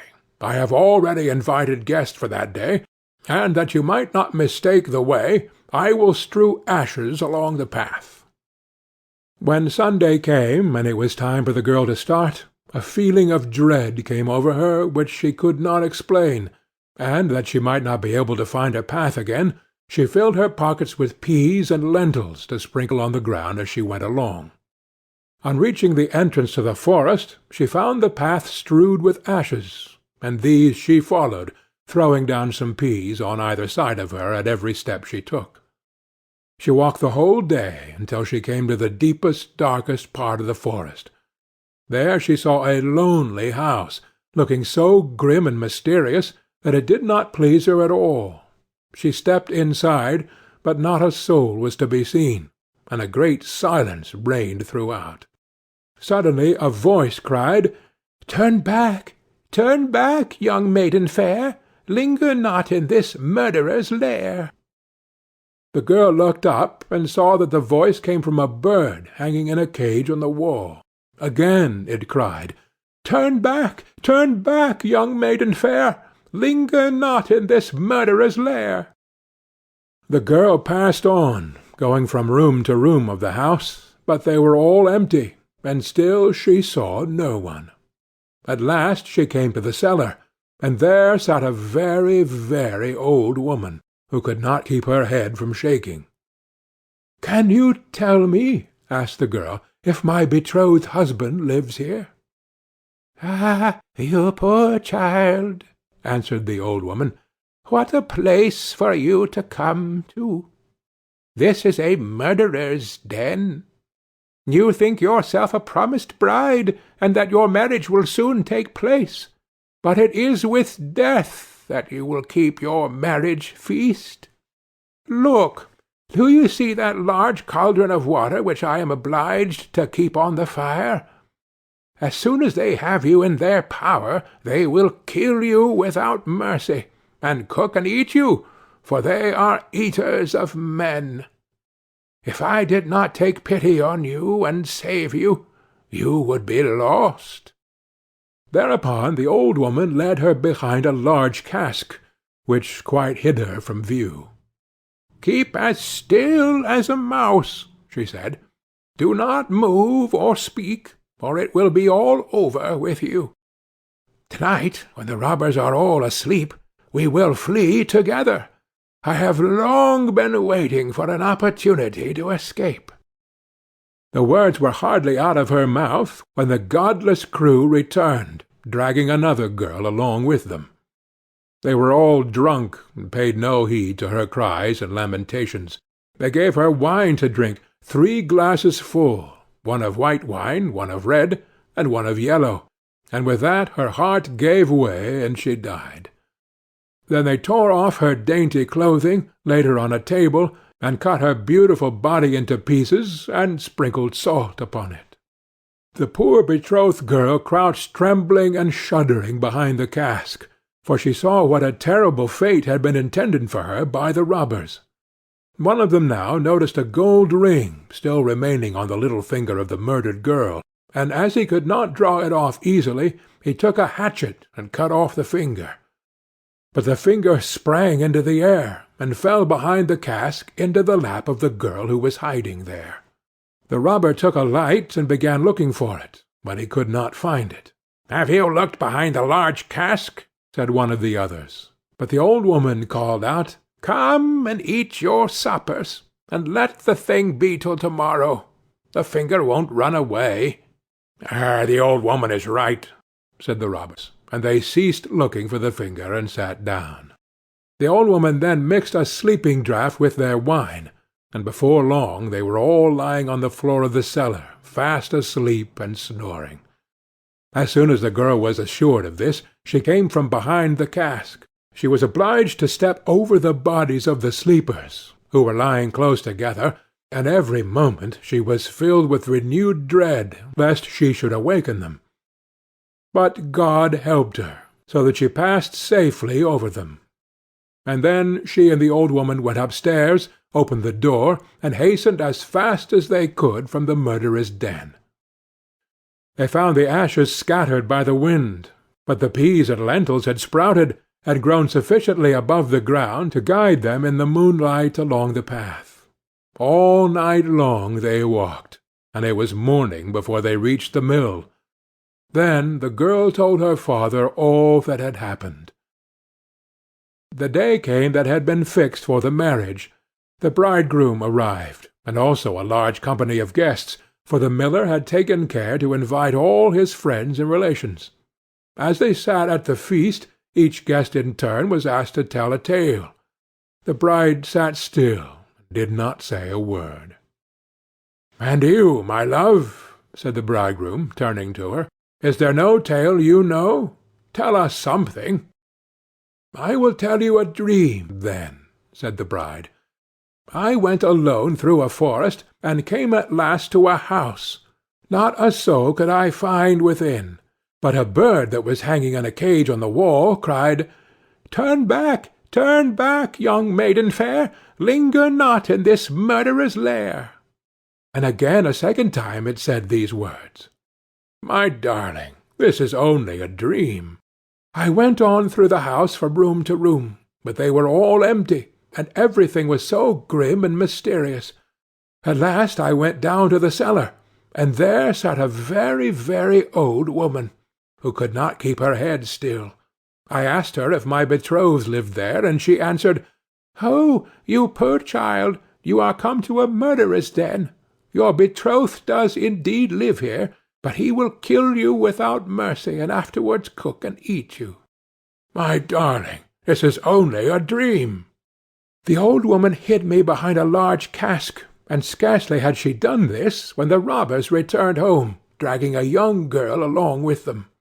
They gave her 3 kinds of wine to drink, white, red, and yellow, and with that she died. My darling, this is only a dream. Then they tore off her dainty clothing, and cut her beautiful body into pieces, and sprinkled salt upon it. My darling, this is only a dream. And one of the robbers saw that there was a gold ring still left on her finger, and as it was difficult to draw off, he took a hatchet and cut off her finger. But the finger sprang into the air, and fell behind the great cask into my lap.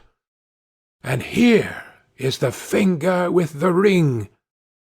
And with these words the bride drew forth the finger, and showed it to the assembled guests. The bridegroom, who during this recital had grown deadly pale, up and tried to escape, but the guests seized him and held him fast. They delivered him up to justice, and he and all his murderous band were condemned to death for their wicked deeds. End of The Robber Bridegroom. Tom Thumb, from Grimm's Fairy Tales, by Jacob and Wilhelm Grimm. Translated by Edgar Tailor and Marion Edwards. A poor woodman sat in his cottage one night, smoking his pipe by the fireside, while his wife sat by his side, spinning. "How lonely it is, wife," said he, as he puffed out a long curl of smoke, "for you and me to sit here by ourselves, without any children to play about and amuse us, while other people seem so happy and merry with their children." "What you say is very true," said the wife, sighing and turning round her wheel. "How happy should I be if I had but one child! If it were ever so small, yea, if it were no bigger than my thumb, I should be very happy and love it dearly." Now, odd as you may think it, it came to pass that this good woman's wish was fulfilled just in the very way she had wished it, for, not long afterwards, she had a little boy, who was quite healthy and strong, but was not much bigger than my thumb. So they said, "Well, we cannot say we have not got what we wished for, and little as he is, we will love him dearly." And they called him Thomas Thumb. They gave him plenty of food, yet for all they could do he never grew bigger, but kept just the same size as he had been when he was born. Still his eyes were sharp and sparkling, and he soon showed himself to be a clever little fellow, who always knew well what he was about. One day, as the woodman was getting ready to go into the wood to cut fuel, he said, "I wish I had some one to bring the cart after me, for I want to make haste." "Oh, father," cried Tom, "I will take care of that. The cart shall be in the wood by the time you want it." Then the woodman laughed, and said, "How can that be? You cannot reach up to the horse's bridle." "Never mind that, father," said Tom. "If my mother will only harness the horse, I will get into his ear, and tell him which way to go." "Well," said the father, "we will try for once." When the time came, the mother harnessed the horse to the cart, and put Tom into his ear. And as he sat there, the little man told the beast how to go, crying out, "Go on!" and "Stop!" as he wanted.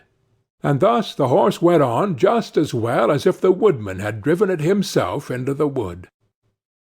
It happened that as the horse was going a little too fast, and Tom was calling out, "Gently, gently," two strangers came up.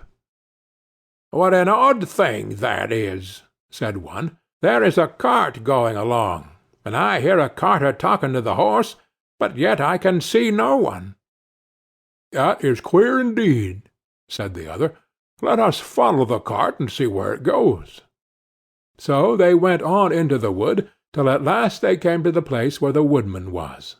Then Tom Thumb, seeing his father, cried out, "See, father, here I am with the cart, all right and safe. Now take me down." So his father took hold of the horse with one hand, and with the other took his son out of the horse's ear, and put him down upon a straw, where he sat as merry as you please. The two strangers were all this time looking on, and did not know what to say for wonder. At last one took the other aside, and said, "That little urchin will make our fortune, if we can get him and carry him about from town to town as a show. We must buy him." So they went up to the woodman, and asked him what he would take for the little man. "He will be better off," said they, "with us than with you." "I won't sell him at all," said the father. "My own flesh and blood is dearer to me than all the silver and gold in the world." But Tom, hearing of the bargain they wanted to make, crept up his father's coat to his shoulder, and whispered in his ear, "Take the money, father, and let them have me. I'll soon come back to you." So the woodman at last said he would sell Tom to the strangers for a large piece of gold, and they paid the price. "Where would you like to sit?"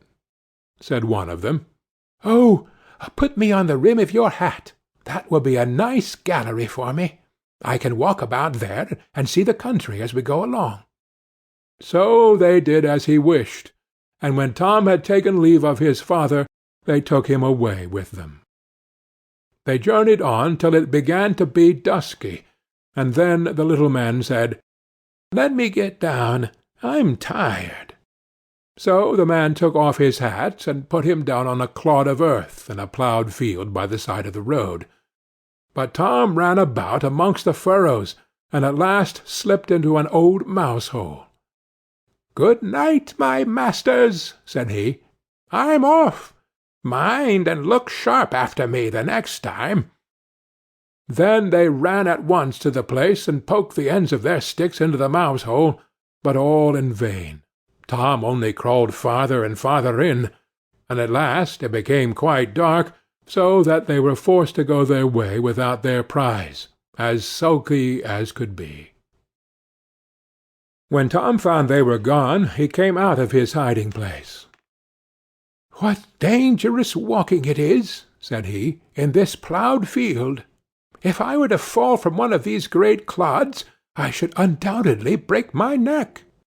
At last, by good luck, he found a large empty snail-shell. "This is lucky," said he. "I can sleep here very well," and in he crept. Just as he was falling asleep, he heard two men passing by, chatting together, and one said to the other, "How can we rob that rich parson's house of his silver and gold?" "I'll tell you," cried Tom. "What noise was that?" said the thief, frightened. "I'm sure I heard some one speak." They stood listening, and Tom said, "Take me with you, and I'll soon show you how to get the parson's money." "But where are you?" said they. "Look about on the ground," answered he, and listen where the sound comes from. At last the thieves found him out, and lifted him up in their hands. "You little urchin," they said, "what can you do for us?" "Why, I can get between the iron window bars of the parson's house, and throw you out whatever you want." "That's a good thought," said the thieves. "Come along, we shall see what you can do." When they came to the parson's house, Tom slipped through the window bars into the room, and then called out as loud as he could bawl, "Will you have all that is here?" At this the thieves were frightened, and said, "Softly, softly, speak low, that you may not awaken anybody." But Tom seemed as if he did not understand them, and bawled out again, "How much will you have? Shall I throw it all out?" Now the cook lay in the next room, and hearing a noise, she raised herself up in her bed and listened. Meantime the thieves were frightened, and ran off a little way. But at last they plucked up their hearts, and said, "This little urchin is only trying to make fools of us." So they came back, and whispered softly to him, saying, "Now let us have no more of your roguish jokes, but throw us out some of the money." Then Tom called out as loud as he could, "Very well, hold your hands, here it comes." The cook heard this quite plain, so she sprang out of her bed, and ran to the open door. The thieves ran off as if a wolf was at their tails, and the maid, having groped about and found nothing, went away for a light. By the time she came back, Tom had slipped off into the barn, and when she looked about, and searched every hole and corner, and found nobody, she went to bed, thinking she must have been dreaming with her eyes open. The little man crawled about in the hay-loft, and at last found a snug place to finish his night's rest in. So he laid himself down, meaning to sleep till daylight, and then find his way home to his father and mother. But, alas, how woefully he was undone! What crosses and sorrows happen to us all in this world! The cook got up early, before daybreak, to feed the cows, and going straight to the hayloft, carried away a large bundle of hay, with the little man in the middle of it, fast asleep. He still, however, slept on, and did not awake till he found himself in the mouth of a cow, for the cook had put the hay into the cow's rick, and the cow had taken Tom up in a mouthful of it. "Good lack-a-day!" said he, "how came I to tumble into the mill?" But he soon found out where he really was, and was forced to have all his wits about him, that he might not get between the cow's teeth, and so be crushed to death. At last down he went into her stomach. "It is rather dark," said he. "They forgot to build windows in this room to let the sun in. A candle would be no bad thing." Though he made the best of his bad luck, he did not like his quarters at all, and the worst of it was, that more and more hay was always coming down, and the space left for him became smaller and smaller. At last he cried out as loud as he could, "Don't bring me any more hay!" The maid happened to be just then milking the cow, and hearing some one speak, but seeing nobody, and yet being quite sure it was the same voice that she had heard in the night, she was so frightened that she fell off her stool, and overset the milk-pail. As soon as she could pick herself up out of the dirt, she ran off as fast as she could to her master, the parson, and said, "Sir, sir, the cow is talking." But the parson said, "Woman, thou art surely mad." However, he went with her into the cow-house to try and see what was the matter. Scarcely had he set foot on the threshold, when Tom called out, "Don't bring me any more hay!" Then the parson himself was frightened, and thinking the cow was surely bewitched, told his man to kill her on the spot. So the cow was killed and cut up, and the stomach, in which Tom lay, was thrown out upon a dunghill. Tom soon set himself to work to get out, which was not a very easy task. But at last, just as he had made room to get his head out, fresh ill luck befell him. A hungry wolf sprang out, and swallowed up the whole stomach with Tom in it at one gulp, and ran away. Tom, however, was still not disheartened, and thinking the wolf would not dislike having some chat with him as he was going along, he called out, "My good friend, I can show you a famous treat." "Where's that?" said the wolf. "In such and such a house," said Tom, describing his own father's house. "You can crawl through the drain into the kitchen, and then into the pantry, and there you will find cakes, ham, beef, cold chicken, roast pig, apple dumplings, and everything that your heart can wish." The wolf did not want to be asked twice, so that very night he went to the house and crawled through the drain into the kitchen, and then into the pantry, and ate and drank there to his heart's content. As soon as he had had enough, he wanted to get away, but he had eaten so much that he could not get out by the same way he came in. This was just what Tom had reckoned upon, and now he began to set up a great shout, making all the noise he could. "Will you be easy?" said the wolf. "You'll awaken everybody in the house if you make such a clatter." "What's that to me?" said the little man. "You have had your frolic, now I've a mind to be merry myself." And he began singing and shouting as loud as he could. The woodman and his wife, being awakened by the noise, peeped through a crack in the door. But when they saw a wolf was there, you may well suppose that they were sadly frightened, and the woodman ran for his axe, and gave his wife a scythe. "Do you stay behind," said the woodman, "and when I have knocked him on the head, you must rip him up with the scythe."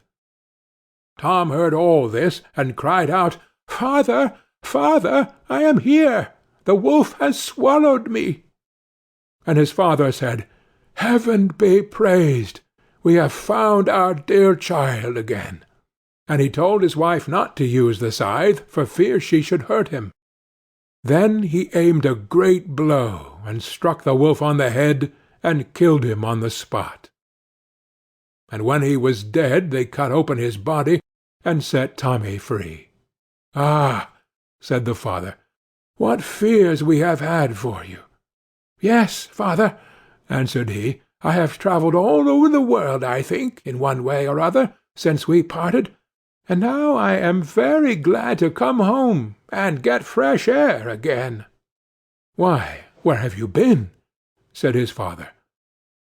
"I have been in a mouse-hole, in a snail-shell, and down a cow's throat, and in a wolf's belly, and yet here I am again, safe and sound."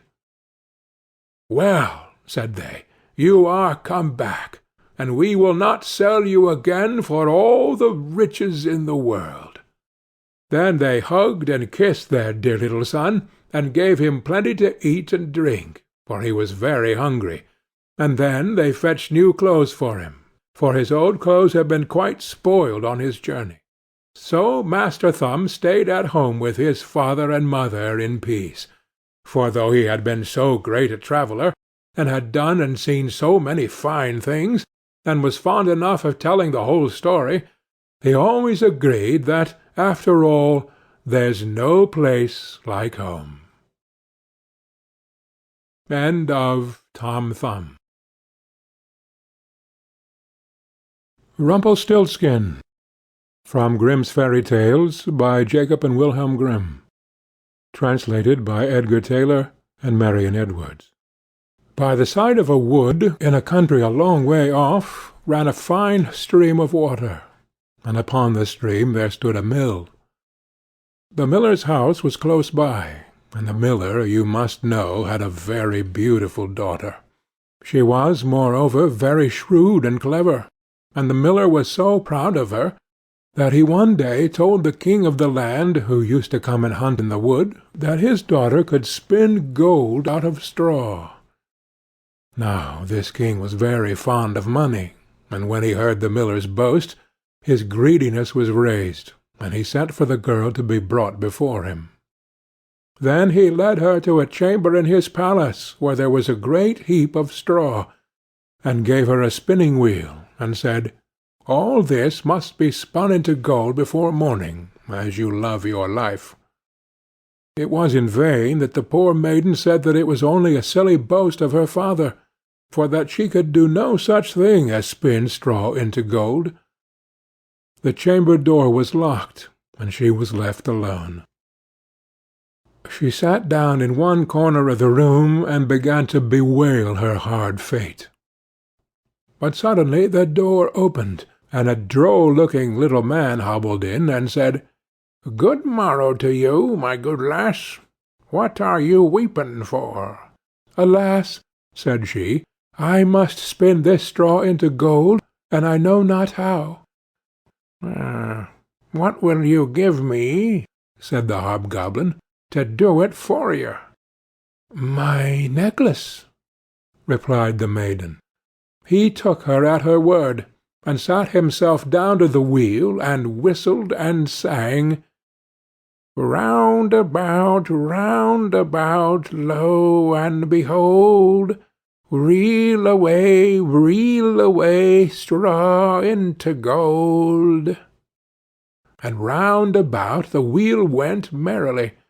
The work was quickly done, and the straw was all spun into gold. When the king came and saw this, he was greatly astonished and pleased. But his heart grew still more greedy of gain, and he shut up the poor miller's daughter again with a fresh task. Then she knew not what to do, and sat down once more to weep. But the dwarf soon opened the door, and said, "What will you give me to do your task?" "The ring on my finger," said she. So her little friend took the ring, and began to work at the wheel again, and whistled and sang, "Round about, lo and behold, reel away, straw into gold." Till long before morning all was done again. King was greatly delighted to see all this glittering treasure, but still he had not enough. So he took the miller's daughter to a yet larger heap, and said, "All this must be spun to-night, and if it is, you shall be my queen." As soon as she was alone, that dwarf came in, and said, "What will you give me to spin gold for you this third time?" "I have nothing left," said she.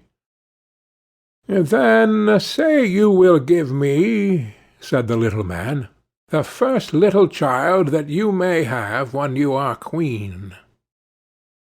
"That may never be," thought the miller's daughter, and as she knew no other way to get her task done, she said she would do what he asked. Round went the wheel again to the old song, and the manikin once more spun the heap into gold. The king came in the morning, and finding all he wanted, was forced to keep his word. So he married the miller's daughter, and she really became queen. At the birth of her first child she was very glad, and forgot the dwarf and what she had said. But one day he came into her room, where she was sitting playing with her baby, and put her in mind of it. Then she grieved sorely at her misfortune, and said she would give him all the wealth of the kingdom if he would let her off, but in vain, till at last her tears softened him, and he said, "I will give you 3 days' grace, and if during that time you tell me my name, you shall keep your child." Now the queen lay awake all night, thinking of all the odd names that she had ever heard, and she sent messengers all over the land to find out new ones. The next day the little man came, and she began with Timothy, Ichabod, Benjamin, Jeremiah, and all the names she could remember. But to all and each of them he said, "Madam, that's not my name."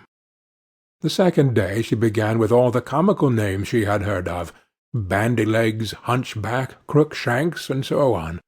But the little gentleman still said to every one of them, "Madam, that is not my name." The third day one of the messengers came back and said, "I have travelled 2 days without hearing of any other names, but yesterday, as I was climbing a high hill, among the trees of the forest where the fox and the hare bid each other good night, I saw a little hut, and before the hut burnt a fire, and round about the fire a funny little dwarf was dancing upon one leg and singing, 'Merrily the feast I'll make, to-day I'll brew, to-morrow bake, merrily I'll dance and sing, for next day will a stranger bring. Little does my lady dream, Rumpelstiltskin is my name.'" When the king heard this, she jumped for joy, and as soon as her little friend came, she sat down upon her throne, and called all her court round to enjoy the fun. And the nurse stood by her side with the baby in her arms, as if it was quite ready to be given up. Then the little man began to chuckle at the thought of having the poor child to take home with him to his hut in the woods, and he cried out, "Now, lady, what is my name?" "Is it John?" asked she. "No, madam." "Is it Tom?" "No, madam." "Is it Jemmy?" "It is not." "Can your name be Rumpelstiltskin?" said the lady slyly. "Some witch told you that! Some witch told you that!" cried the little man, and dashed his right foot in a rage so deep into the floor that he was forced to lay hold of it with both hands to pull it out. Then he made the best of his way off, while the nurse laughed and the baby crowed, and all the court jeered at him for having had so much trouble for nothing, and said, "We wish you a very good morning and a merry feast, Mr. Rumpelstiltskin." End of Rumpelstiltskin. Clever Gretel, from Grimm's Fairy Tales, by Jacob and Wilhelm Grimm, translated by Edgar Tailor and Marion Edwards. There once was a cook named Gretel, who wore shoes with red heels, and when she walked out with them on, she turned herself this way and that, was quite happy, and thought, "You certainly are a pretty girl." And when she came home she drank, in her gladness of heart, a draught of wine, and as wine excites a desire to eat, she tasted the best of whatever she was cooking until she was satisfied, and said, "The cook must know what the food is like." It came to pass that the master one day said to her, "Gretel, there is a guest coming this evening. Prepare me 2 fowls very daintily." "I will see to it, master," answered Gretel. She killed 2 fowls, scalded them, plucked them, put them on a spit, and towards evening set them before the fire, that they might roast. The fowls began to turn brown, and were nearly ready, but the guest had not yet arrived. Then Gretel called out to her master, "If the guest does not come, I must take the fowls away from the fire, but it will be a sin and a shame if they are not eaten the moment they are at their juiciest." The master said, "I will run myself and fetch the guest." When the master had turned his back, Gretel laid the spit with the fowls on one side, and thought, "Standing so long by the fire there makes one sweat and thirsty. Who knows when they will come? Meanwhile, I will run into the cellar and take a drink." She ran down, set a jug, and said, "God bless it for you, Gretel," and took a good drink, and thought that wine should flow on and should not be interrupted, and took yet another hearty draught. Then she went and put the fowls down again to the fire, basted them, and drove the spit merrily round. But as the roast meat smelt so good, Gretel thought, "Something might be wrong. It ought to be tasted." She touched it with her finger, and said, "Ah, how good fowls are! It certainly is a sin and a shame that they are not eaten at the right time." She ran to the window to see if the master was not coming with his guest, but she saw no one, and went back to the fowls, and thought, "One of the wings is burning. I had better take it off and eat it." So she cut it off, ate it, and enjoyed it, and when she had done, she thought, "The other must go down too, or else master will observe that something is missing." When the 2 wings were eaten, she went and looked for her master, and did not see him. It suddenly occurred to her, "Who knows? They are perhaps not coming at all, and have turned in somewhere." Then she said, "Well, Gretel, enjoy yourself. One fowl has been cut into. Take another drink, and eat it up entirely. When it is eaten you will have some peace. Why should God's good gifts be spoiled?" So she ran into the cellar again, took an enormous drink, and ate up the 1 chicken in great glee. When one of the chickens was swallowed down, and still her master did not come, Gretel looked at the other, and said, "What one is, the other should be likewise. The 2 go together. What's right for the one is right for the other. I think if I were to take another draught, it would do me no harm." So she took another hearty drink, and let the second chicken follow the first. While she was making the most of it, the master came and cried, "Hurry up, Gretel, the guest is coming directly after me." "Yes, sir, I will soon serve up," answered Gretel. Meantime the master looked to see that the table was properly laid, and took the great knife wherewith he was going to carve the chickens, and sharpened it on the steps.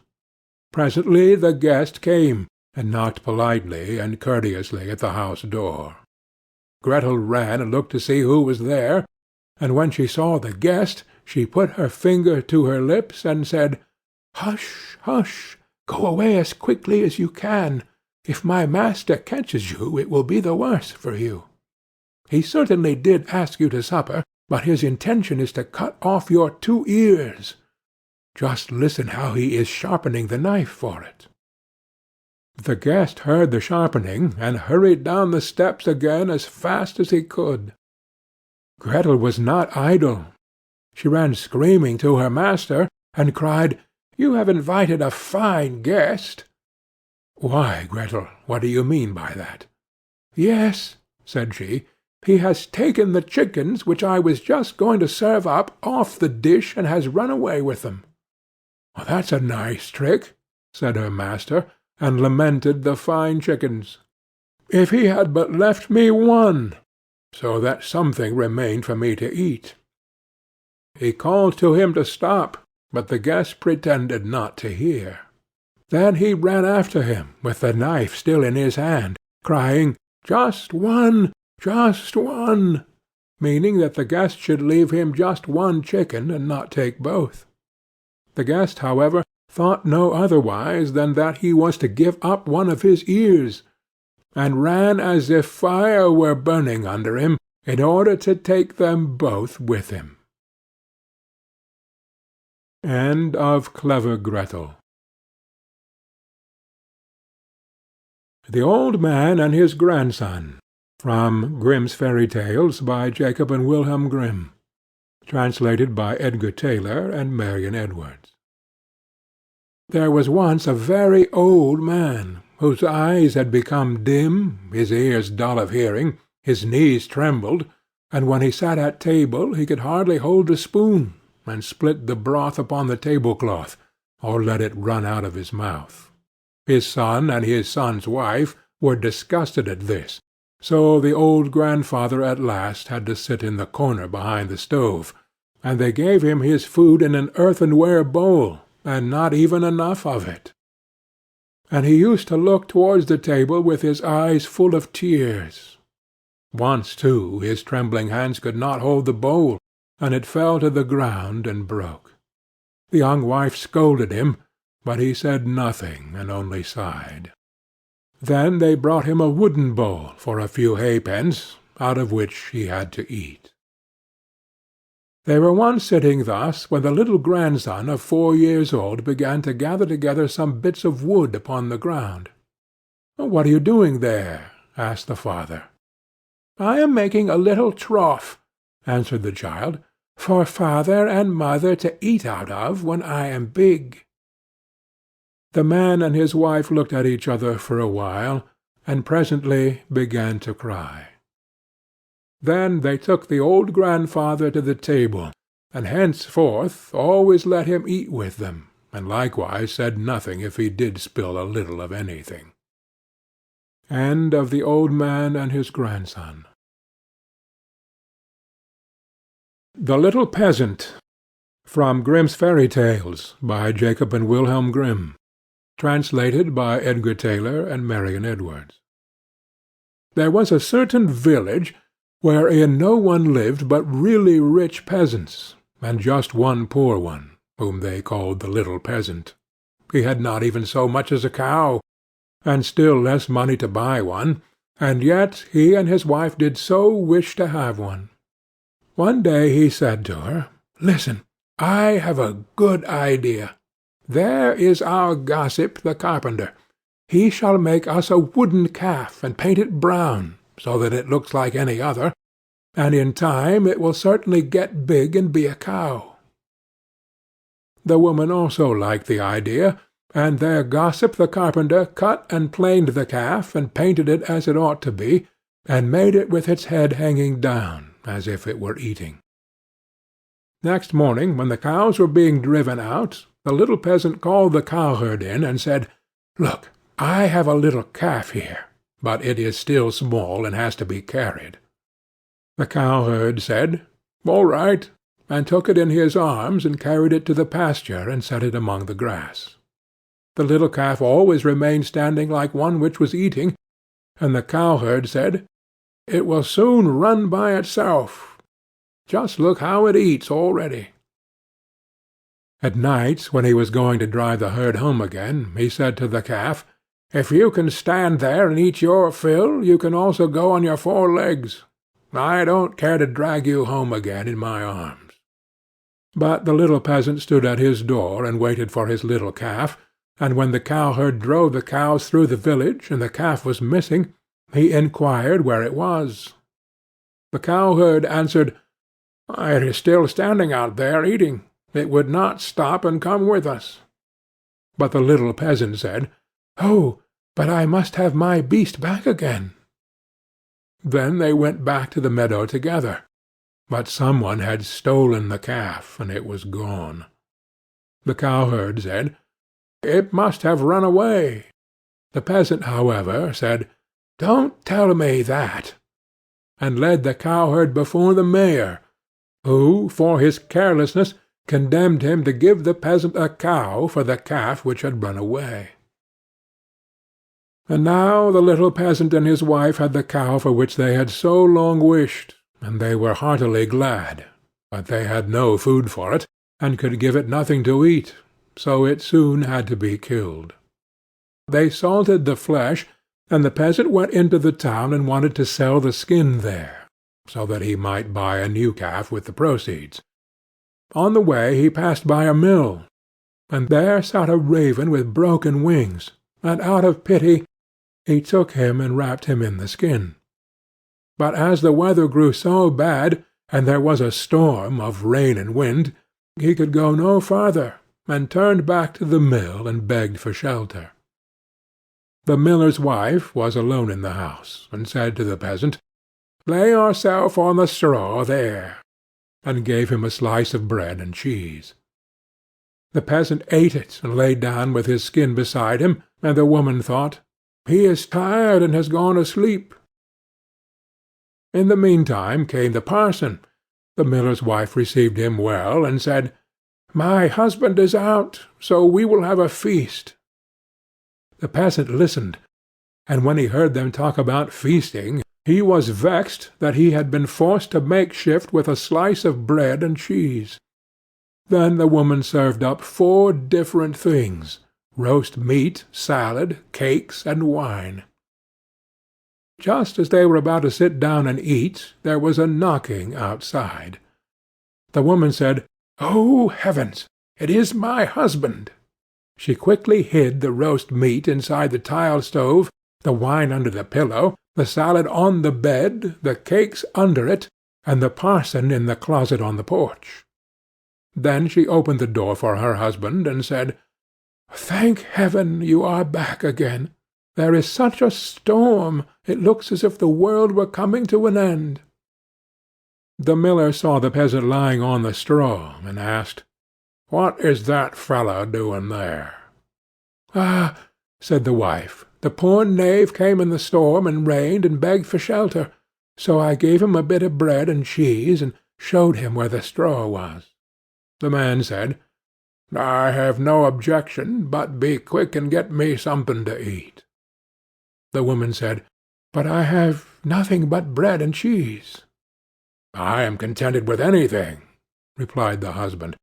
"So far as I am concerned, bread and cheese will do," and looked at the peasant and said, "Come and eat some more with me."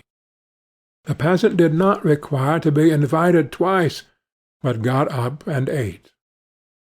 After this the miller saw the skin in which the raven was lying on the ground, and asked, "What have you there?" The peasant answered, "I have a soothsayer inside it." "Can he foretell anything to me?" said the miller. "Why not?" answered the peasant. "But he only says 4 things, and the 5th he keeps to himself." The miller was curious, and said, "Let him foretell something for once." Then the peasant pinched the raven's head, so that it croaked and made a noise like "Caw! Caw!"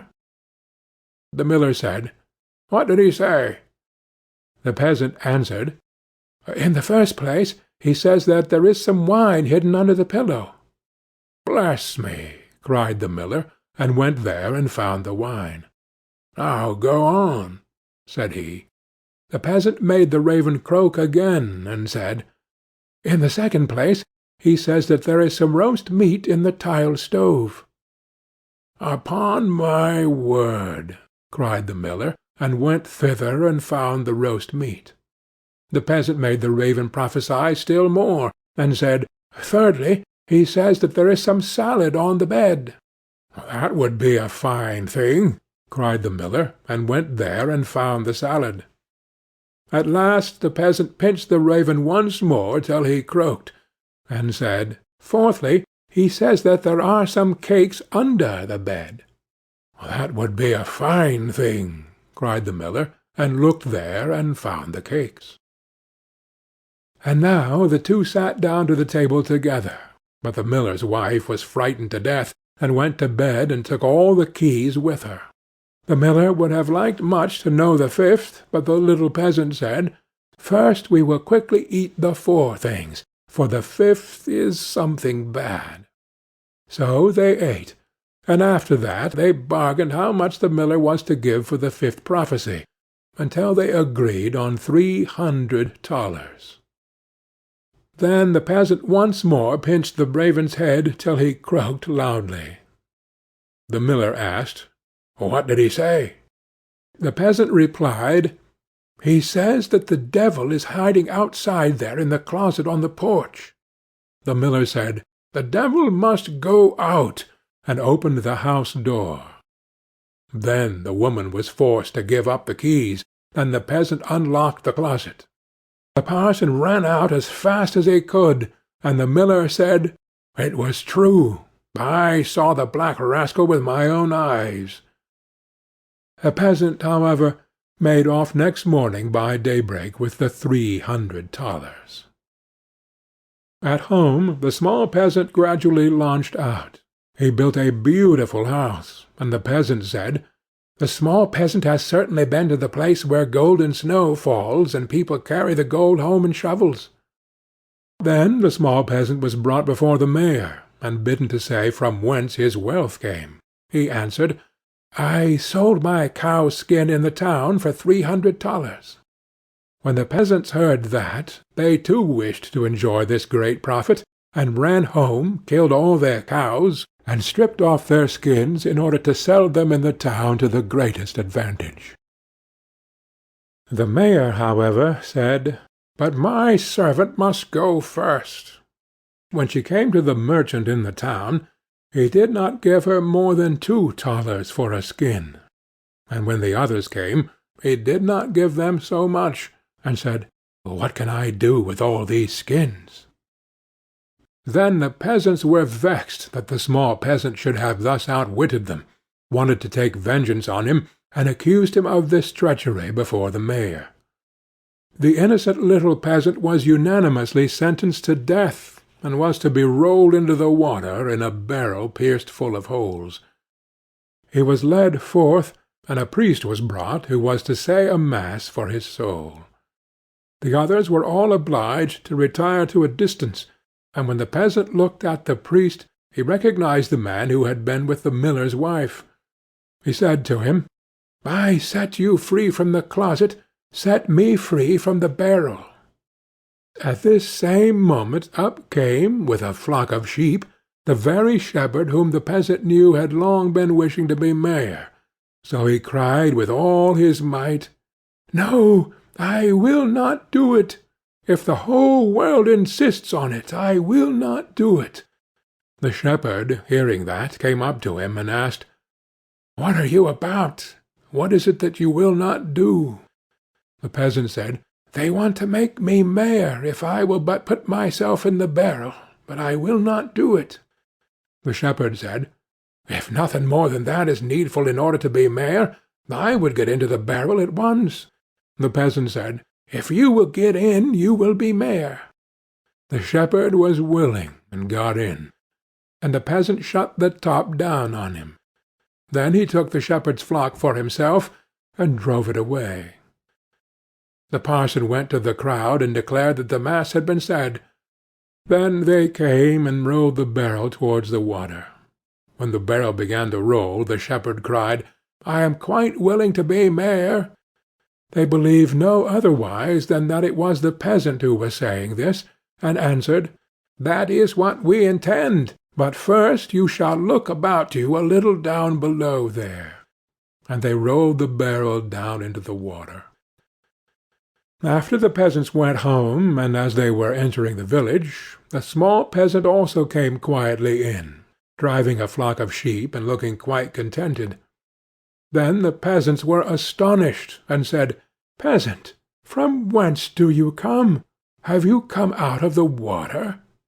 "Yes, truly," replied the peasant. "I sank down, deep down, until at last I got to the bottom.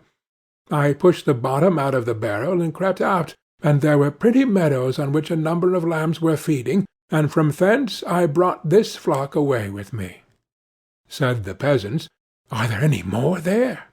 "Oh, yes," said he, "more than I could want." Then the peasants made up their minds that they too would fetch some sheep for themselves, a flock apiece, but the mayor said, "I come first." So they went to the water together, and just then there were some of the small fleecy clouds in the blue sky, which are called little lambs, and they were reflected in the water. Whereupon the peasants cried, "We already see the sheep down below." The mayor pressed forward and said, "I will go down first and look about me, and if things promise well I'll call you." So he jumped in. Splash went the water. It sounded as if he were calling them, and the whole crowd plunged in after him as one man. Then the entire village was dead, and the small peasant, as sole heir, became a rich man. End of The Little Peasant. Frederick and Catherine, from Grimm's Fairy Tales, by Jacob and Wilhelm Grimm.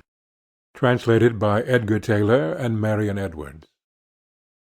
There once was a man called Frederick. He had a wife whose name was Catherine, and they had not long been married. One day Frederick said, "Kate, I am going to work in the fields. When I come back I shall be hungry, so let me have something nice cooked, and a good draught of ale." "Very well," said she, "it shall all be ready." When dinner-time drew nigh, Catherine took a nice steak, which was all the meat she had, and put it on the fire to fry. The steak soon began to look brown and to crackle in the pan, and Catherine stood by with a fork and turned it.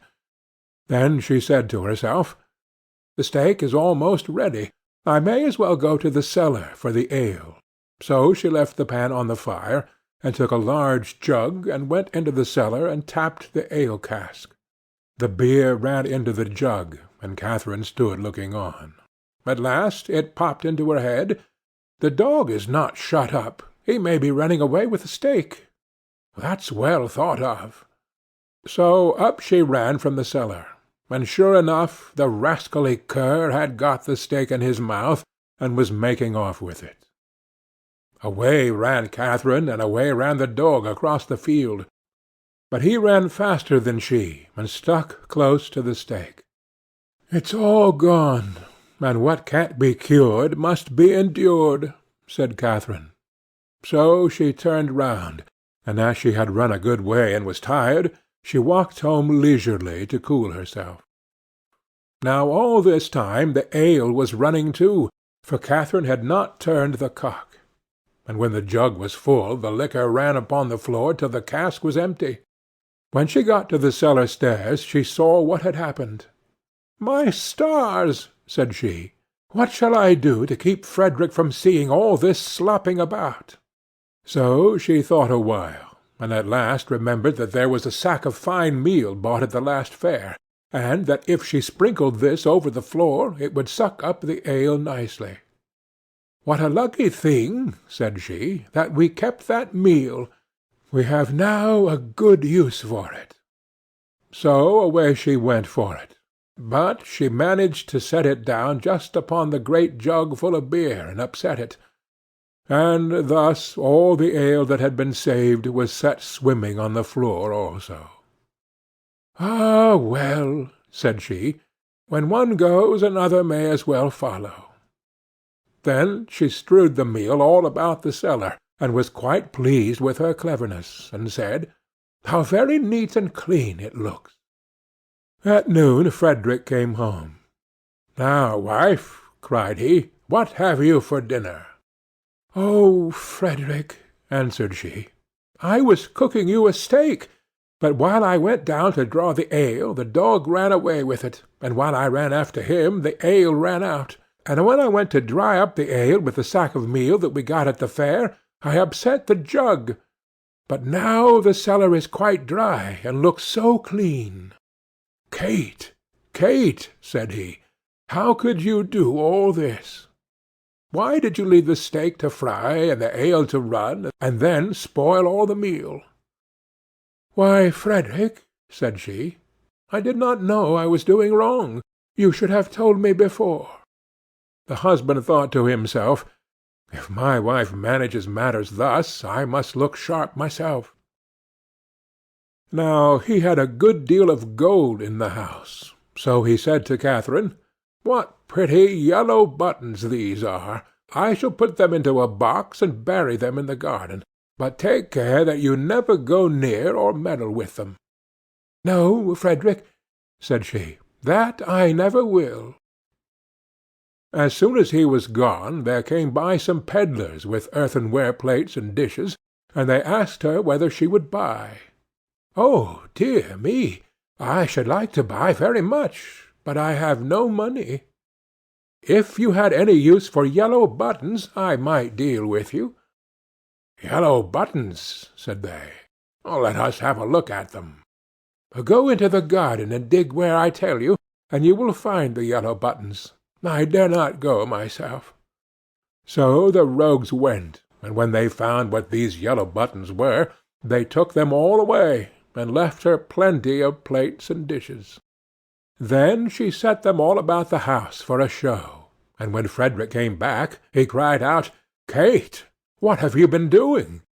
"See," said she, "I have bought all these with your yellow buttons, but I did not touch them myself. The pedlars went themselves and dug them up." "Wife, wife," said Frederick, "what a pretty piece of work you have made! Those yellow buttons were all my money. How came you to do such a thing?" "Why," answered she, "I did not know there was any harm in it. You should have told me." Catherine stood musing for a while, and at last said to her husband, "Hark ye, Frederick, we will soon get the gold back. Let us run after the thieves." "Well, we will try," answered he, "but take some butter and cheese with you, that we may have something to eat by the way." "Very well," said she, and they set out, and as Frederick walked the fastest, he left his wife some way behind. "It does not matter," thought she. "When we turn back, I shall be so much nearer home than he." Presently she came to the top of a hill, down the side of which there was a road so narrow that the cart-wheels always chafed the trees on each side as they passed. "Ah, see now," said she, "how they have bruised and wounded those poor trees. They will never get well." So she took pity on them, and made use of the butter to grease them all, so that the wheels might not hurt them so much. While she was doing this kind office, one of her cheeses fell out of the basket, and rolled down the hill. Catherine looked, but could not see where it had gone. So she said, "Well, I suppose the other will go the same way and find you. He has younger legs than I have." Then she rolled the other cheese after it, and away it went, nobody knows where, down the hill. But she said she supposed that they knew the road and would follow her, and she could not stay there all day waiting for them. At last she overtook Frederick, who desired her to give him something to eat. Then she gave him the dry bread. "Where are the butter and cheese?" said he. "Oh," answered she, "I used the butter to grease those poor trees that the wheels chafed so, and one of the cheeses ran away, so I sent the other after it to find it, and I suppose they are both on the road together somewhere." "What a goose you are to do such silly things," said the husband. "How can you say so?" said she.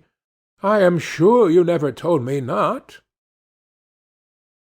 They ate the dry bread together, and Frederick said, "Kate, I hope you locked the door safe when you came away." "No," answered she, "you did not tell me." "Then go home and do it now, before we go any farther," said Frederick, "and bring with you something to eat." Catherine did as he told her, and thought to herself by the way, "Frederick wants something to eat, but I don't think he's very fond of butter and cheese. I'll bring him a bag of fine nuts, and the vinegar, for I have often seen him take some." When she reached home, she bolted the back door, but the front door she took off the hinges, and said, "Frederick told me to lock the door, but surely it can nowhere be so safe if I take it with me." So she took her time by the way, and when she overtook her husband, she cried out, "There, Frederick, there is the door itself. You may watch it as carefully as you please." "Alas, alas," said he, "what a clever wife I have! I sent you to make the house fast, and you took the door away, so that everybody may go in and out as they please. However, as you have brought the door, you shall carry it about with you for your pains." "Very well," answered she, "I'll carry the door, but I'll not carry the nuts and vinegar bottle also. That would be too much of a load, so, if you please, I'll fasten them to the door." Frederick, of course, made no objection to that plan, and they set off into the wood to look for the thieves, but they could not find them, and when it grew dark they climbed up into a tree to spend the night there. Scarcely were they up, but who should come by but the very rogues they were looking for. They were in truth great rascals, and belonged to that class of people who find things before they are lost. They were tired, so they sat down and made a fire under the very tree where Frederick and Catherine were. Frederick slipped down on the other side and picked up some stones. Then he climbed up again, and tried to hit the thieves on the head with them, but they only said, "It must be near morning, for the wind shakes the fir apples down." Catherine, who had the door on her shoulder, began to be very tired, but she thought it was the nuts upon it that were so heavy, so she said softly, "Frederick, I must let the nuts go." "No," answered he, "not now. They will discover us." "I can't help that. They must go." "Well, then, make haste and throw them down, if you will." Then away rattled the nuts down among the boughs, and one of the thieves cried, "Bless me, it is hailing." A little while after, Catherine thought the door was still very heavy, so she whispered to Frederick, "I must throw the vinegar down." "Pray don't," answered he. "It will discover us." "I can't help it," said she. "Go it must." So she poured all the vinegar down. And the thieves said, "What a heavy dew there is!" At last it popped into Catherine's head that it was the door itself that was so heavy all the time, so she whispered, "Frederick, I must throw the door down soon." But he begged and prayed her not to do so, for he was sure it would betray them. "Here goes, however," said she, and down went the door with such a clatter upon the thieves that they cried out, "Murder!" and, not knowing what was coming, ran away as fast as they could, and left all the gold. So when Frederick and Catherine came down, there they found all their money, safe and sound. End of Frederick and Catherine. Sweetheart Roland, from Grimm's Fairy Tales, by Jacob and Wilhelm Grimm. Translated by Edgar Tailor and Marion Edwards. There was once upon a time a woman who was a real witch, and had 2 daughters, one ugly and wicked, and this one she loved, because she was her own daughter; and one beautiful and good, and this one she hated, because she was her step-daughter. The step-daughter once had a pretty apron, which the other fancied so much that she became envious, and told her mother that she must and would have that apron. "Be quiet, my child," said the old woman, "and you shall have it. Your step-sister has long deserved death. To-night, when she is asleep, I will come and cut her head off. Only be careful that you are at the far side of the bed, and push her well to the front." It would have been all over with the poor girl, if she had not just then been standing in a corner, and heard everything. All day long she dared not go out of doors, and when bedtime had come, the witch's daughter got into bed first, so as to lie at the far side; but when she was asleep, the other pushed her gently to the front, and took for herself the place at the back, close by the wall. In the night the old woman came creeping in. She held an axe in her right hand, and felt with her left to see if anything were lying at the outside. And then she grasped the axe with both hands, and cut her own child's head off. When she had gone away, the girl got up and went to her sweetheart, who was called Roland, and knocked at his door. When he came out, she said to him, "Listen, dearest Roland, we must fly in all haste. My stepmother wanted to kill me, but she has struck her own child. When daylight comes, and she sees what she has done, we shall be lost." "But," said Roland, "I counsel you first to take away her magic wand, or we cannot escape her if she pursues us." The maiden fetched the magic wand, and she took the dead girl's head and dropped 3 drops of blood on the ground, one in front of the bed, one in the kitchen, and one on the stairs. Then she hurried away with her lover. When the old witch got up next morning, she called her daughter, and wanted to give her the apron, but she did not come. Then the witch cried, "Where are you?" "Here, on the steps. I am sweeping," answered the first drop of blood. The old woman went out, but saw no one on the stairs, and cried again, "Where are you?" "Here in the kitchen. I am warming myself," cried the second drop of blood. She went into the kitchen, but found no one. Then she cried again, "Where are you?" "Ah, here in the bed. I am sleeping," cried the third drop of blood. She went into the room to the bed. What did she see there? Her own child, whose head she had cut off, bathed in her blood. The witch fell into a passion, sprang to the window, and as she could look forth quite far into the world, she perceived her stepdaughter hurrying away with her sweetheart Roland. "That shall not help you," cried she. "Even if you have got a long way off, you shall not escape me." She put on her many-league boots, in which she covered an hour's walk at every step, and it was not long before she overtook them. The girl, however, when she saw the old woman striding towards her, changed, with her magic wand, her sweetheart Roland into a lake, and herself into a duck, swimming in the middle of it. The witch placed herself on the shore, threw bread-crumbs in, and went in endless trouble to entice the duck.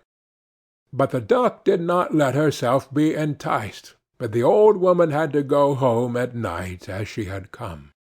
At this the girl and her sweetheart Roland resumed their natural shapes again, and they walked on the whole night until daybreak.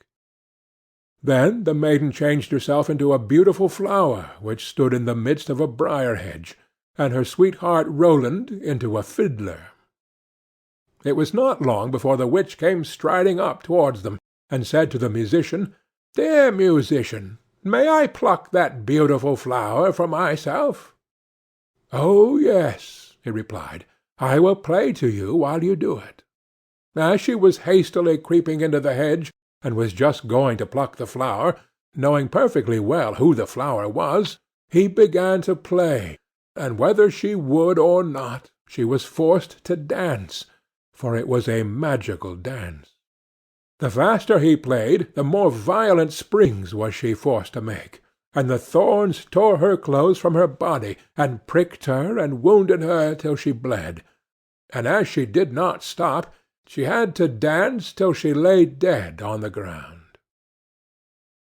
As they were now set free, Roland said, "Now I will go to my father and arrange for the wedding." "Then, in the meantime, I will stay here and wait for you," said the girl, "and that no one may recognize me, I will change myself into a red stone landmark." Then Roland went away, and the girl stood like a red landmark in the field and waited for her beloved. But when Roland got home, he fell into the snares of another, who so fascinated him that he forgot the maiden. The poor girl remained there a long time, but at length, as he did not return at all, she was sad, and changed herself into a flower, and thought, "Some one will surely come this way and trample me down." It befell, however, that a shepherd kept his sheep in the field, and saw the flower, and as it was so pretty, plucked it, took it with him, and laid it away in his chest.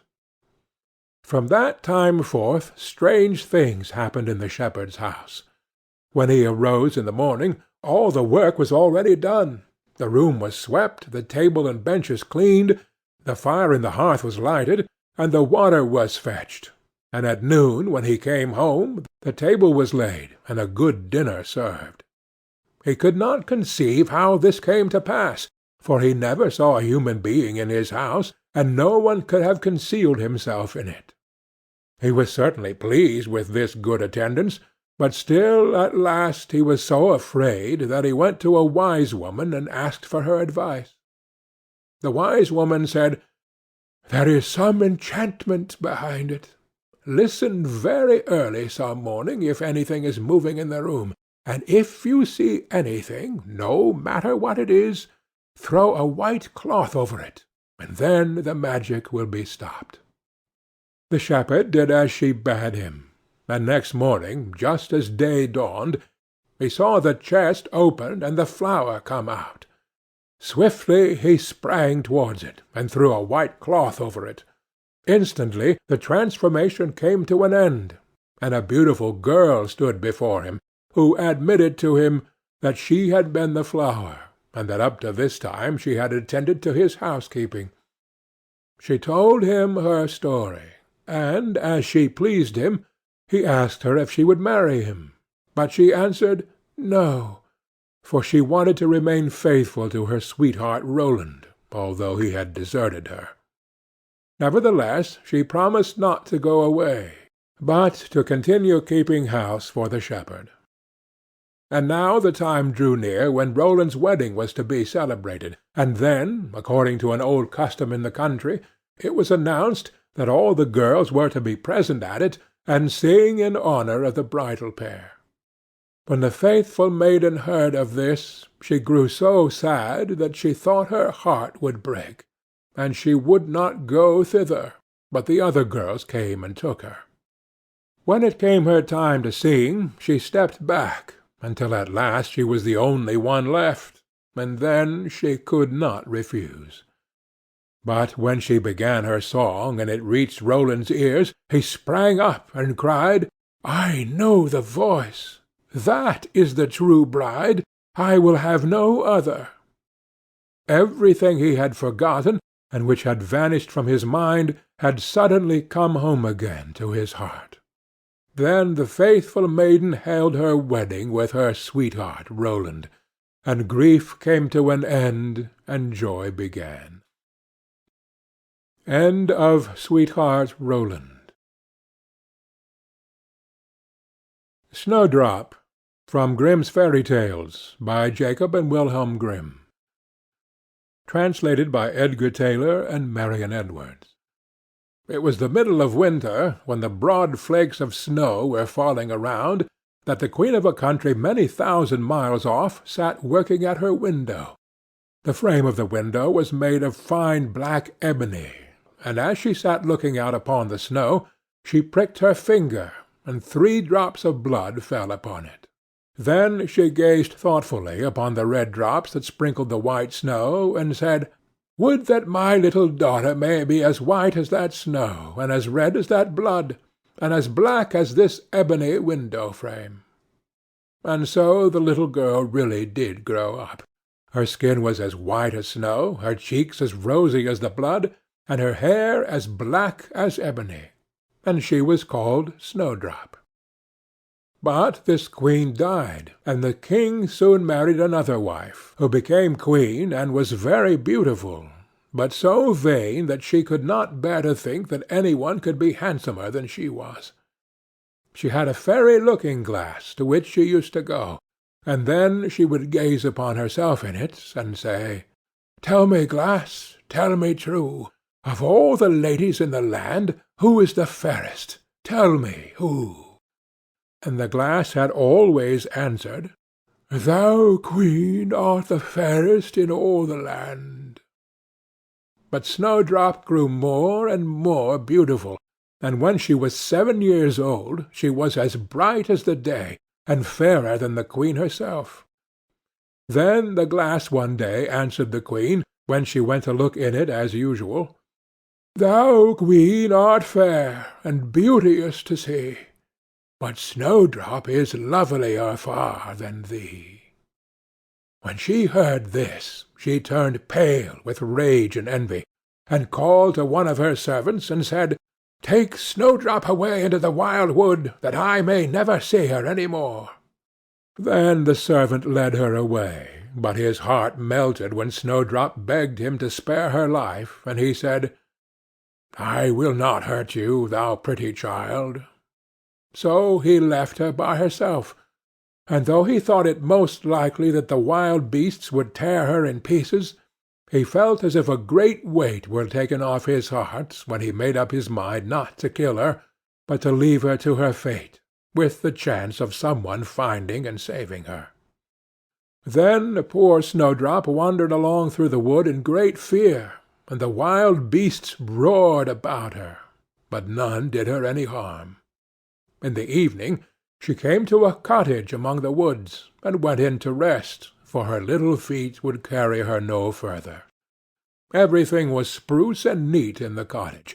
On the table was spread a white cloth, and there were 7 little plates, 7 little loaves, and 7 little glasses with wine in them, and 7 knives and forks laid in order, and by the wall stood 7 little beds. As she was very hungry, she picked a little piece of each loaf, and drank a very little wine out of each glass, and after that she thought she would lie down and rest. So she tried all the little beds, but one was too long and another was too short, till at last the 7th suited her, and there she laid herself down and went to sleep. By and by in came the masters of the cottage.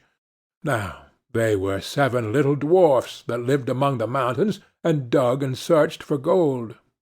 They lighted up their 7 lamps, and saw at once that all was not right. The first said, "Who has been sitting on my stool?" The second, "Who has been eating off my plate?" The third, "Who has been picking my bread?" The fourth, "Who has been meddling with my spoon?" The fifth, "Who has been handling my fork?" The sixth, "Who has been cutting with my knife?" The seventh, "Who has been drinking my wine?" Then the first looked round and said, "Who has been lying on my bed?" And the rest came running to him, and every one cried out that somebody had been upon his bed. But the 7th saw Snowdrop, and called all his brethren to come and see her. Then they cried out with wonder and astonishment, and brought their lamps to look at her, and said, "Good heavens, what a lovely child she is!" And they were very glad to see her, and took care not to wake her. And the 7th dwarf slept an hour with each of the other dwarfs in turn, till the night was gone. In the morning Snowdrop told them all her story, and they pitied her, and said if she would keep all things in order, and cook and wash and knit and spin for them, she might stay where she was, and they would take good care of her. Then they went out all day long to their work, seeking for gold and silver in the mountains. But Snowdrop was left at home, and they warned her, and said, "The Queen will soon find out where you are, so take care, and let no one in." But the Queen, now that she thought Snowdrop was dead, believed that she must be the handsomest lady in the land, and she went to her glass, and said, "Tell me, glass, tell me true, of all the ladies in the land, who is fairest? Tell me, who?" And the glass answered, "Thou, Queen, art the fairest in all this land. But over the hills, in the greenwood shade, where the 7 dwarfs their dwelling have made, there Snowdrop is hiding her head, and she is lovelier far, O Queen, than thee." Then the Queen was very much frightened, for she knew that the glass always spoke the truth, and was sure that the servants had betrayed her, and she could not bear to think that any one lived who was more beautiful than she was. So she dressed herself up as an old pedlar, and went away over the hills, to the place where the dwarfs dwelt. Then she knocked at the door, and cried, "Fine wares to sell." Snowdrop looked out the window, and said, "Good day, good woman. What have you to sell?" "Good wares, fine wares," said she, "laces and bobbins of all colours." "I will let the old lady in. She seems to be a very good sort of body," thought Snowdrop, as she ran down and unbolted the door. "Bless me!" said the old woman, "how badly your stays are laced! Let me lace them up with one of my nice new laces." Snowdrop did not dream of any mischief, so she stood before the old woman, but she set to work so nimbly, and pulled the lace so tight, that Snowdrop's breath was stopped, and she fell down as if she were dead.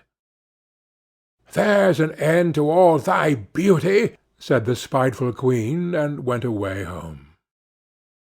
In the evening the 7 dwarfs came home, and I need not say how grieved they were to see their faithful Snowdrop stretched out upon the ground, as if she was quite dead. However, they lifted her up, and when they found what ailed her, they cut the lace, and in a little time she began to breathe, and very soon came to life again. Then they said, "The old woman was the queen herself. Take care another time, and let no one in while we are away." When the queen got home, she went straight to her glass, and spoke to it as before, but to her great grief it still said, "Thou, queen, art the fairest in all this land. But over the hills, in the greenwood shade, where the 7 dwarfs their dwelling have made, there Snowdrop is hiding her head, and she is lovelier far, O queen, than thee." Then the blood ran cold in her heart with spite and malice to see that Snowdrop still lived, and she dressed herself up again, but in quite another dress from the one she wore before, and took with her a poisoned comb. When she reached the dwarf's cottage, she knocked at the door, and cried, "Fine wares to sell?" But Snowdrop said, "I dare not let any one in." Then the queen said, "Only look at my beautiful combs," and gave her the poisoned one, and it looked so pretty that she took it up and put it into her hair to try it. But the moment it touched her head, the poison was so powerful that she fell down senseless. "There you may lie," said the queen, and went her way. But by good luck the dwarfs came in very early that evening, and when they saw Snowdrop lying on the ground, they thought what had happened, and soon found the poisoned comb.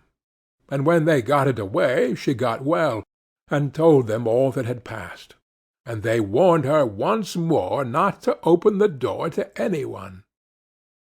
Meantime the queen went home to her glass, and shook with rage when she read the very same answer as before, and she said, "Snowdrop shall die, if it cost me my life."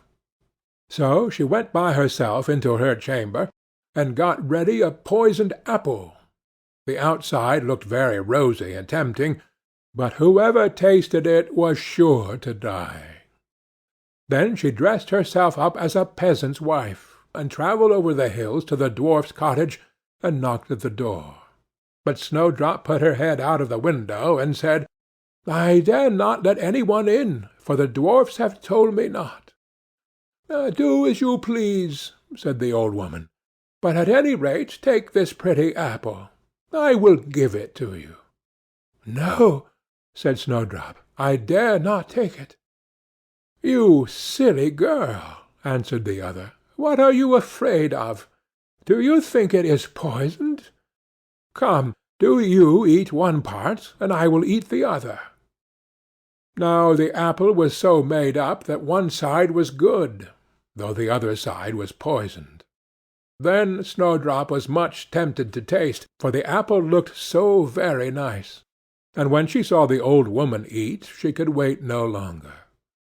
But she had scarcely put the piece into her mouth when she fell down dead upon the ground. "This time nothing will save thee," said the queen, and she went home to her glass, and at last it said, "Thou, queen, art the fairest of all the fair." And then her wicked heart was glad, and as happy as such a heart could be. When evening came and the dwarfs had gone home, they found Snowdrop lying on the ground. No breath came from her lips, and they were afraid that she was quite dead. They lifted her up, and combed her hair, and washed her face with wine and water, but all was in vain, for the little girl seemed quite dead. So they laid her down upon a bier, and all 7 watched and bewailed her 3 whole days, and then they thought they would bury her. But her cheeks were still rosy, and her face looked just as it did while she was alive, so they said, "We will never bury her in the cold ground." And they made a coffin of glass, so that they might still look at her, and wrote upon it in golden letters what her name was, and that she was a king's daughter. And the coffin was set among the hills, and one of the dwarfs always sat by it and watched. And the birds of the air came too, and bemoaned Snowdrop. And first of all came an owl, and then a raven, and at last a dove, and sat by her side. And thus Snowdrop lay for a long, long time, and still only looked as though she was asleep, for she was even now as white as snow, and as red as blood, and as black as ebony. At last a prince came and called at the dwarf's house, and he saw Snowdrop, and read what was written in golden letters. Then he offered the dwarfs money, and prayed and besought them to let him take her away. But they said, "We will not part with her for all the gold in the world." At last, however, they had pity on him, and gave him the coffin. But the moment he lifted it up to carry it home with him, the piece of apple fell from beneath her lips, and Snowdrop awoke, and said, "Where am I?" And the prince said, "Thou art quite safe with me." Then he told her all that had happened, and said, "I love you far better than all the world, so come with me to my father's palace, and you shall be my wife." And Snowdrop consented, and went home with the prince. And everything was got ready with great pomp and splendor for their wedding. To the feast was asked, among the rest, Snowdrop's old enemy, the queen. And as she was dressing herself in fine rich clothes, she looked in the glass, and said, "Tell me, glass, tell me true, of all the ladies in the land, who is the fairest? Tell me, who?" And the glass answered, "Thou, lady, art loveliest here, I ween, but lovelier far is the new-made queen." When she heard this, she started with rage, but her envy and curiosity were so great that she could not help setting out to see the bride. And when she got there, and saw that it was no other than Snowdrop, who, as she thought, had been dead a long while, she choked with rage, and fell down and died.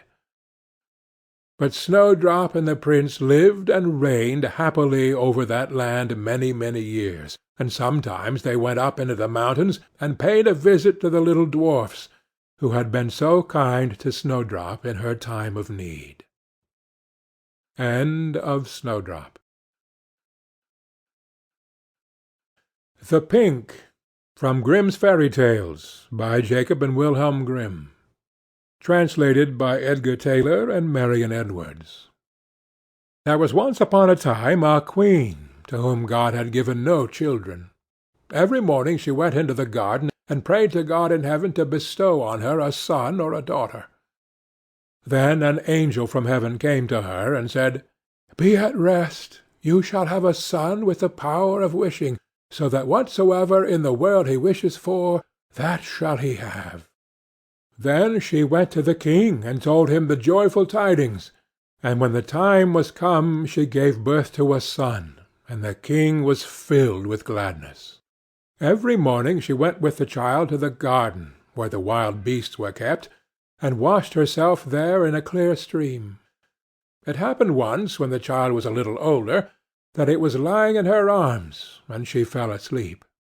Then came the old cook, who knew that the child had the power of wishing, and stole it away, and he took a hen and cut it in pieces, and dropped some of its blood on the queen's apron and on her dress. Then he carried the child away to a secret place, where the nurse was obliged to suckle it, and he ran to the king and accused the queen of having allowed her child to be taken from her by the wild beasts. When the king saw the blood on her apron, he believed this, fell into such a passion that he ordered a high tower to be built, in which neither sun nor moon could be seen, and had his wife put into it, and walled up. Here she was to stay for 7 years without meat or drink, and die of hunger. But God sent 2 angels from heaven, in the shape of white doves, which flew to her twice a day, and carried her food until the 7 years were over. The cook, however, thought to himself, If the child has the power of wishing, and I am here, he might very easily get me into trouble." So he left the palace and went to the boy, who was already big enough to speak, and said to him, "Wish for a beautiful palace for yourself with a garden, and all else that pertains to it." Scarcely were the words out of the boy's mouth, when everything was there that he had wished for. After a while the cook said to him, "It is not well for you to be so alone. Wish for a pretty girl as a companion." Then the king's son wished for one, and she immediately stood before him, and was more beautiful than any painter could have painted her. The two played together, and loved each other with all their hearts, and the old cook went out hunting like a nobleman. The thought occurred to him, however, that the king's son might some day wish to be with his father, and thus bring him into great peril.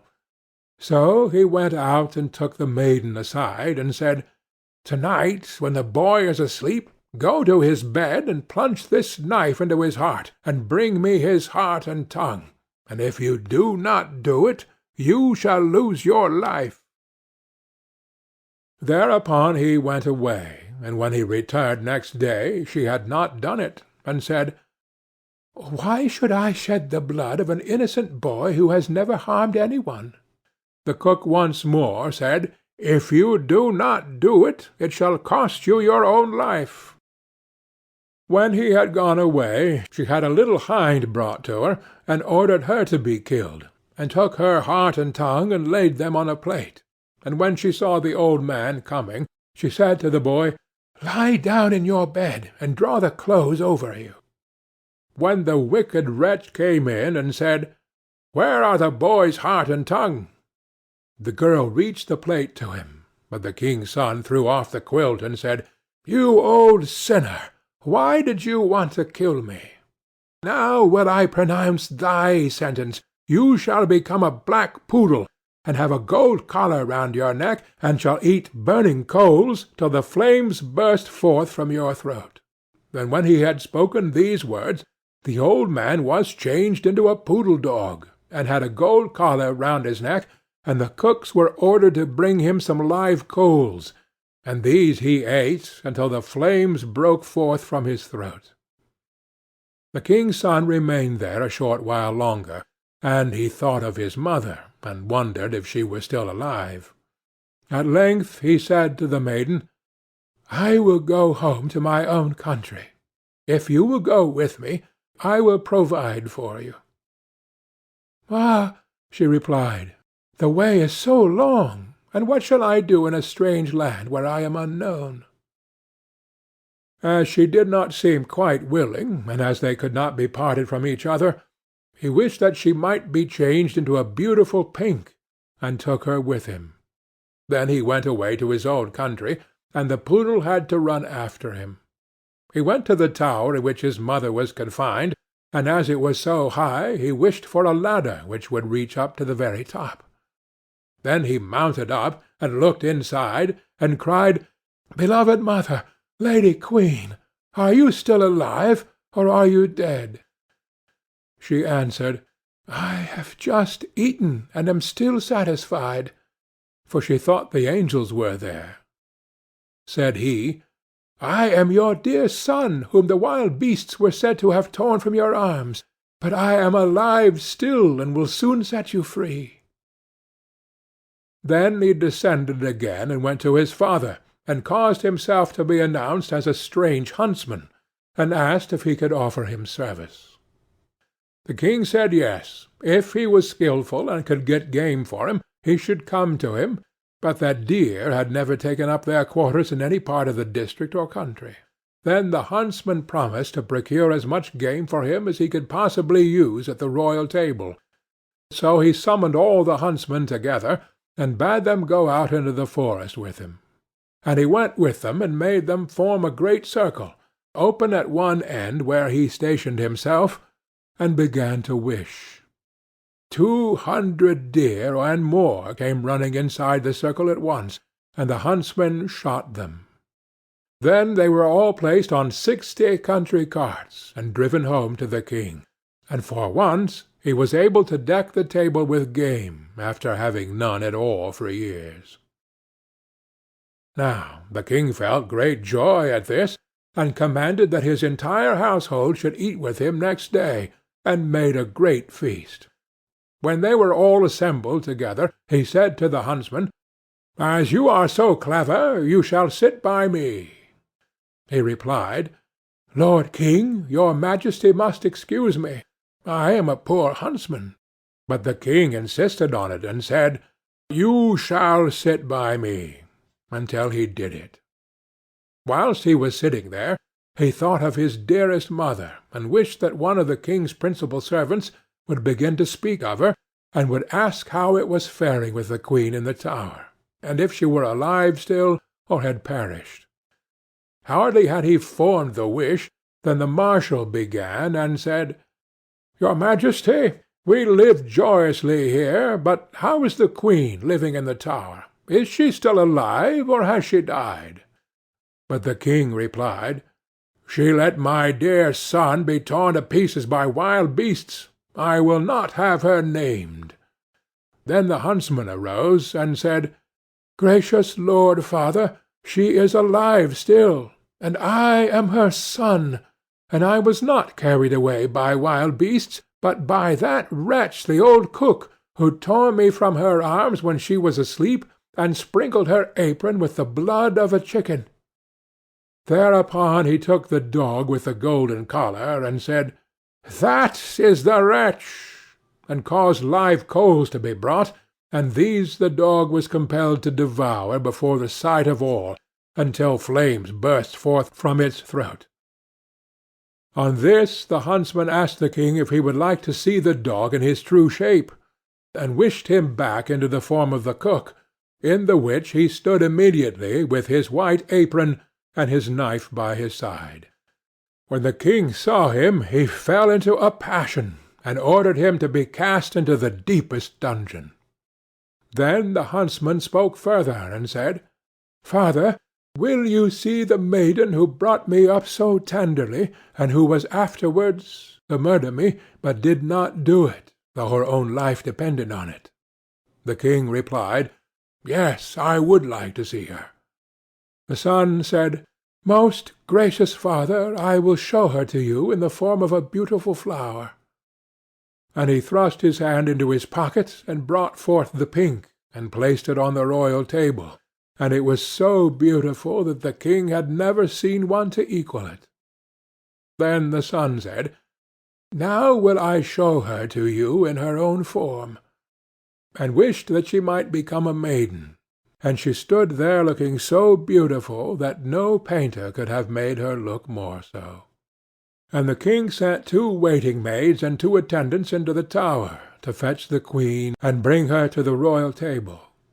But when she was led in, she ate nothing, and said, "The gracious and merciful God who has supported me in the tower will soon set me free." She lived 3 days more, and then died happily. And when she was buried, the 2 white doves, which had brought her food to the tower, and were angels of heaven, followed her body, and seated themselves on her grave. The aged king ordered the cook to be torn in 4 pieces, but grief consumed the king's own heart, and he soon died. His son married the beautiful maiden whom he had brought with him as a flower in his pocket, and whether they are still alive or not is known to God. End of the Pink. Clever Elsie, from Grimm's Fairy Tales, by Jacob and Wilhelm Grimm. Translated by Edgar Tailor and Marion Edwards. There was once a man who had a daughter who was called Clever Elsie, and when she had grown up, her father said, "We will get her married." "Yes," said the mother, "if only some one would come who would have her." At length a man came from a distance and wooed her, who was called Hans. But he stipulated that Clever Elsie should be really smart. "Oh," said the father, "she has plenty of good sense." And the mother said, Oh, she can see the wind coming up the street, and hear the flies coughing." "Well," said Hans, "if she is not really smart, I won't have her." When they were sitting at dinner and had eaten, the mother said, "Elsie, go into the cellar and fetch some beer." Then clever Elsie took the pitcher from the wall, went into the cellar, and tapped the lid briskly as she went, so that the time might not appear long. When she was below, she fetched herself a chair, and set it before the barrel so that she had no need to stoop, and did not hurt her back or do herself any unexpected injury. Then she placed the can before her and turned the tap, and while the beer was running she would not let her eyes be idle, but looked up at the wall, and after much peering here and there, saw a pickaxe exactly above her, which the masons had accidentally left there. Then clever Elsie began to weep, and said, "If I get Hans, and we have a child, and he grows big, and we send him into the cellar here to draw beer, then the pickaxe will fall on his head and kill him." Then she sat and wept and screamed with all the strength of her body over the misfortune which lay before her. Those upstairs waited for the drink, but clever Elsie still did not come. Then the woman said to the servant, "Just go down into the cellar and see where Elsie is." The maid went, and found her sitting in front of the barrel, screaming loudly. "Elsie, why do you weep?" asked the maid. "Ah," she answered, "have I not reason to weep? If I get Hans, and we have a child, and he grows big, and has to draw beer here, the pickaxe will perhaps fall on his head and kill him." Then said the maid, "What a clever Elsie we have!" and sat down beside her and began loudly to weep over the misfortune. After a while, as the maid did not come back, and those upstairs were thirsty for beer, the man said to the boy, "Just go down into the cellar and see where Elsie and the old girl are." The boy went down, and there sat clever Elsie and the girl both weeping together. Then he asked, "Why are you weeping?" "Oh," said Elsie, "have I not reason to weep? If I get Hans, and we have a child, and he grows big and has to draw beer here, the pickaxe will fall on his head and kill him." Then said the boy, "What a clever Elsie we have!" and sat down beside her, and likewise began to howl loudly. Upstairs they waited for the boy, but as he still did not return, the man said to the woman, "Just go down into the cellar and see where Elsie is." The woman went down, and found all three in the midst of their lamentations, and inquired what was the cause. Then Elsie told her also that her future child was to be killed by the pickaxe when it grew big and had to draw beer, and the pickaxe fell down. Then said the mother likewise, "What a clever Elsie we have!" and sat down and wept with them. The man upstairs waited a short time, but as his wife did not come back and his thirst grew ever greater, he said, "I must go down in the cellar myself and see where Elsie is." But when he got into the cellar and they were all sitting together crying, and he heard the reason, and that Elsie's child was the cause, and that Elsie might perhaps bring one into the world some day, and that he might be killed by the pickaxe if he should happen to be sitting beneath it, drawing beer just at the very time when it fell down, he cried, "Oh, what a clever Elsie!" and sat down and likewise wept with them. The bridegroom stayed upstairs alone for a long time. Then, as no one would come back, he thought, "They must be waiting for me below. I too must go there and see what they are about." When he got down, the 5 of them were sitting, screaming and lamenting quite piteously, each outdoing the other. "What misfortune has happened, then?" asked he. "Ah, dear Hans," said Elsie, "if we marry each other, and have a child, and he is big, and we perhaps send him here to draw something to drink, Then the pickaxe, which has been left up there, might dash his brains out if it were to fall down. So have we not reason to weep?" "Come," said Hans, "more understanding than that is not needed for my household. As you are such a clever Elsie, I will have you," and seized her hand, took her upstairs with him, and married her. After Hans had had her for some time, he said, "Wife, I am going out to work and earn some money for us. Go into the field and cut the corn, that we may have some bread." "Yes, dear Hans, I will do that." After Hans had gone away, she cooked herself some good broth, and took it into the field with her. When she came to the field, she said to herself, "Oh, what shall I do? Shall I cut first, or shall I eat first? Oh, I will eat first." Then she drank her cup of broth, and when she was fully satisfied, she once more said, "Oh, what shall I do? Shall I cut first, or shall I sleep first? I will sleep first." Then she lay down among the corn and fell asleep. Hans had been at home for a long time, but Elsie did not come. Then said he, "What a clever Elsie I have! She is so industrious that she does not even come home to eat." But when evening came and she still stayed away, Hans went out to see what she had cut. But nothing was cut, and she was lying among the corn asleep. Then Hans hastened home, and brought a fowler's net with little bells, and hung it round about her, and she still went on sleeping. Then he ran home, shut the house door, and sat down in his chair and worked. At length, when it was quite dark, clever Elsie awoke, and when she got up there was a jingling all round about her, and the bells rang at each step which she took. Then she was alarmed, and became uncertain whether she really was clever Elsie or not, and said, "Is it I, or is it not I?" But she knew not what answer to make to this, and stood for a time in doubt. At length she thought, "I will go home, and ask if it be I, or if it be not I. They will be sure to know." She ran to the door of her own house, but it was shut. Then she knocked at the window, and cried, "Hans, is Elsie within?" "Yes," answered Hans, "she is within."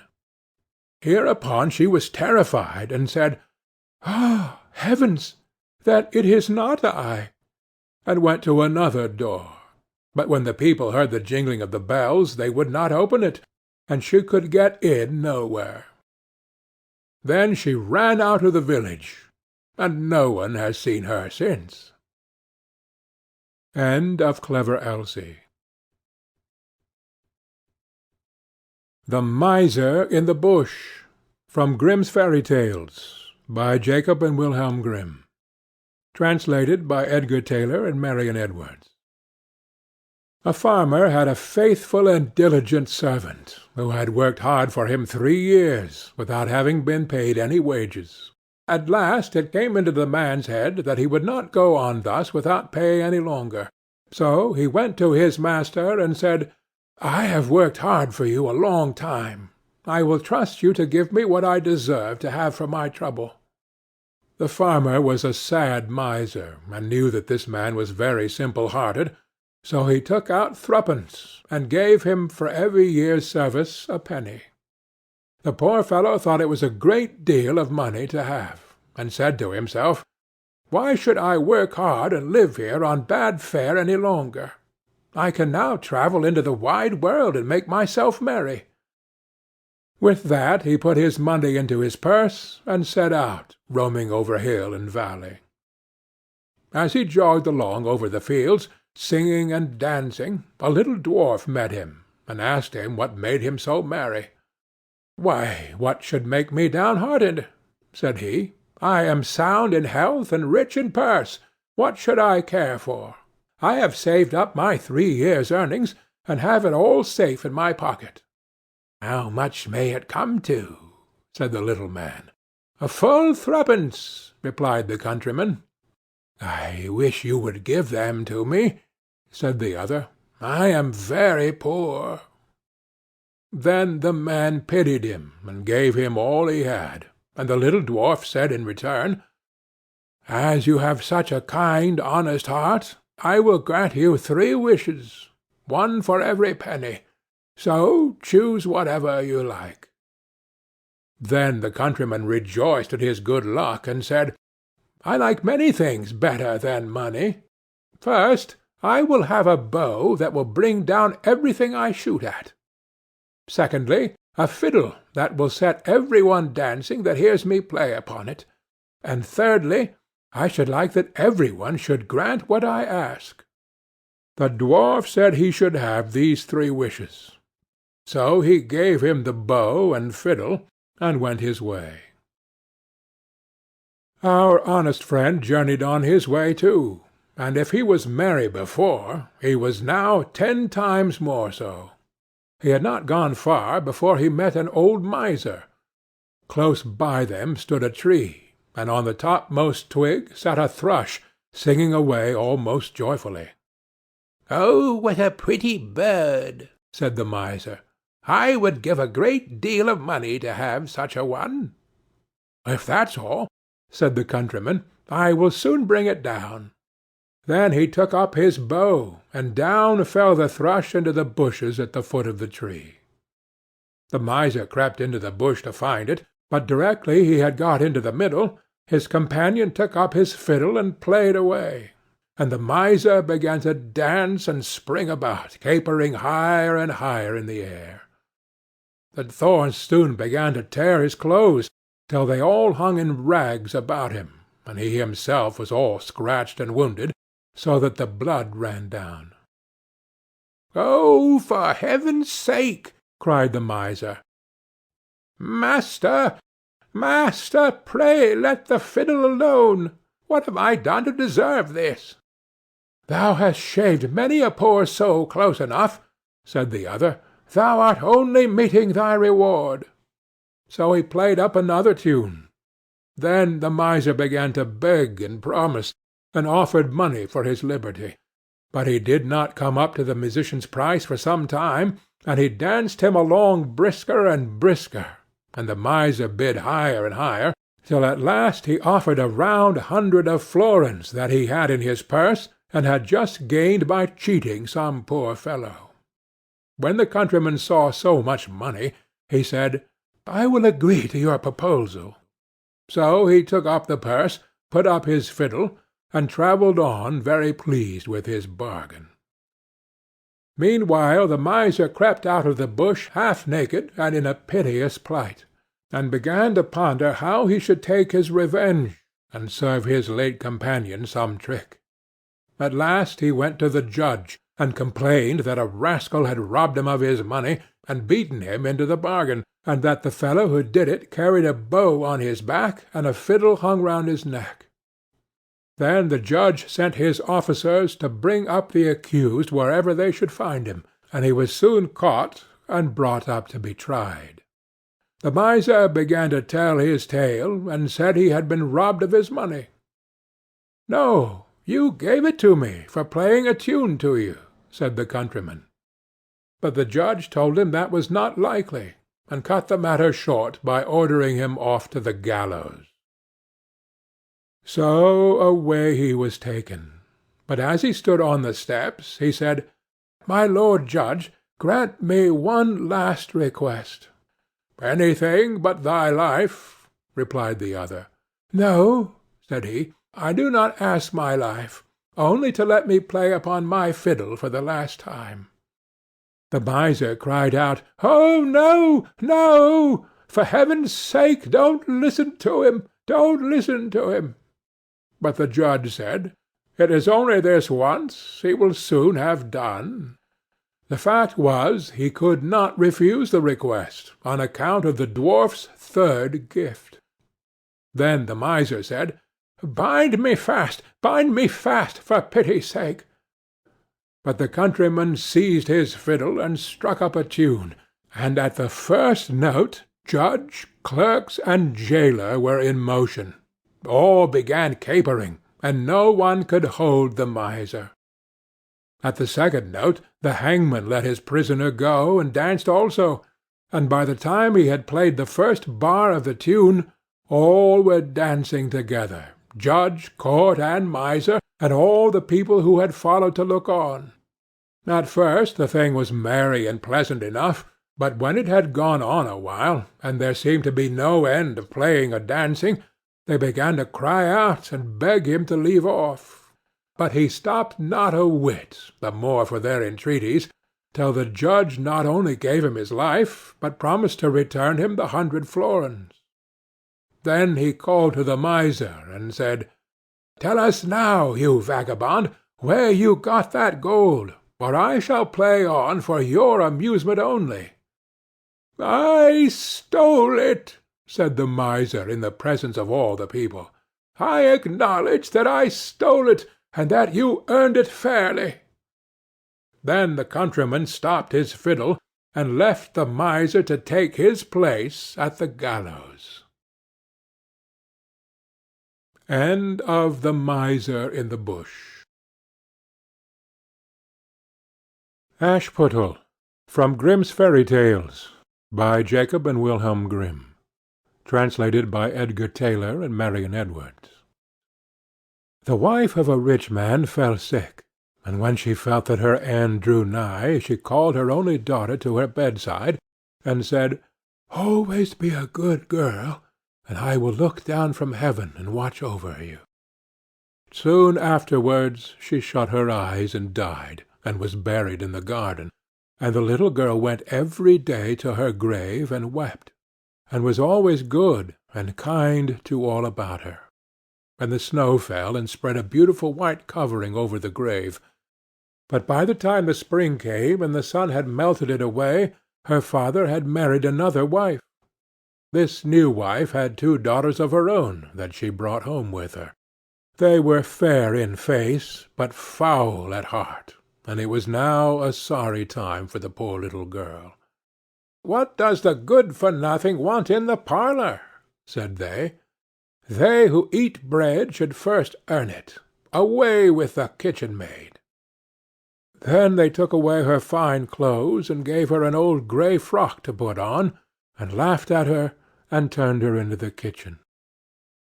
There she was forced to do hard work, to rise early before daylight, to bring the water, to make the fire, to cook, and to wash. Besides that, the sisters plagued her in all sorts of ways, and laughed at her. In the evening, when she was tired, she had no bed to lie down on, but was made to lie by the hearth among the ashes, and as this of course made her always dusty and dirty, they called her Ashputtel. It happened once that the father was going to the fair, and asked his wife's daughters what he should bring them. "Fine clothes," said the first. "Pearls and diamonds," cried the second. "Now, child," said he to his own daughter, "what will you have?" "The first twig, dear father, that brushes against your hat when you turn your face to come homewards," said she.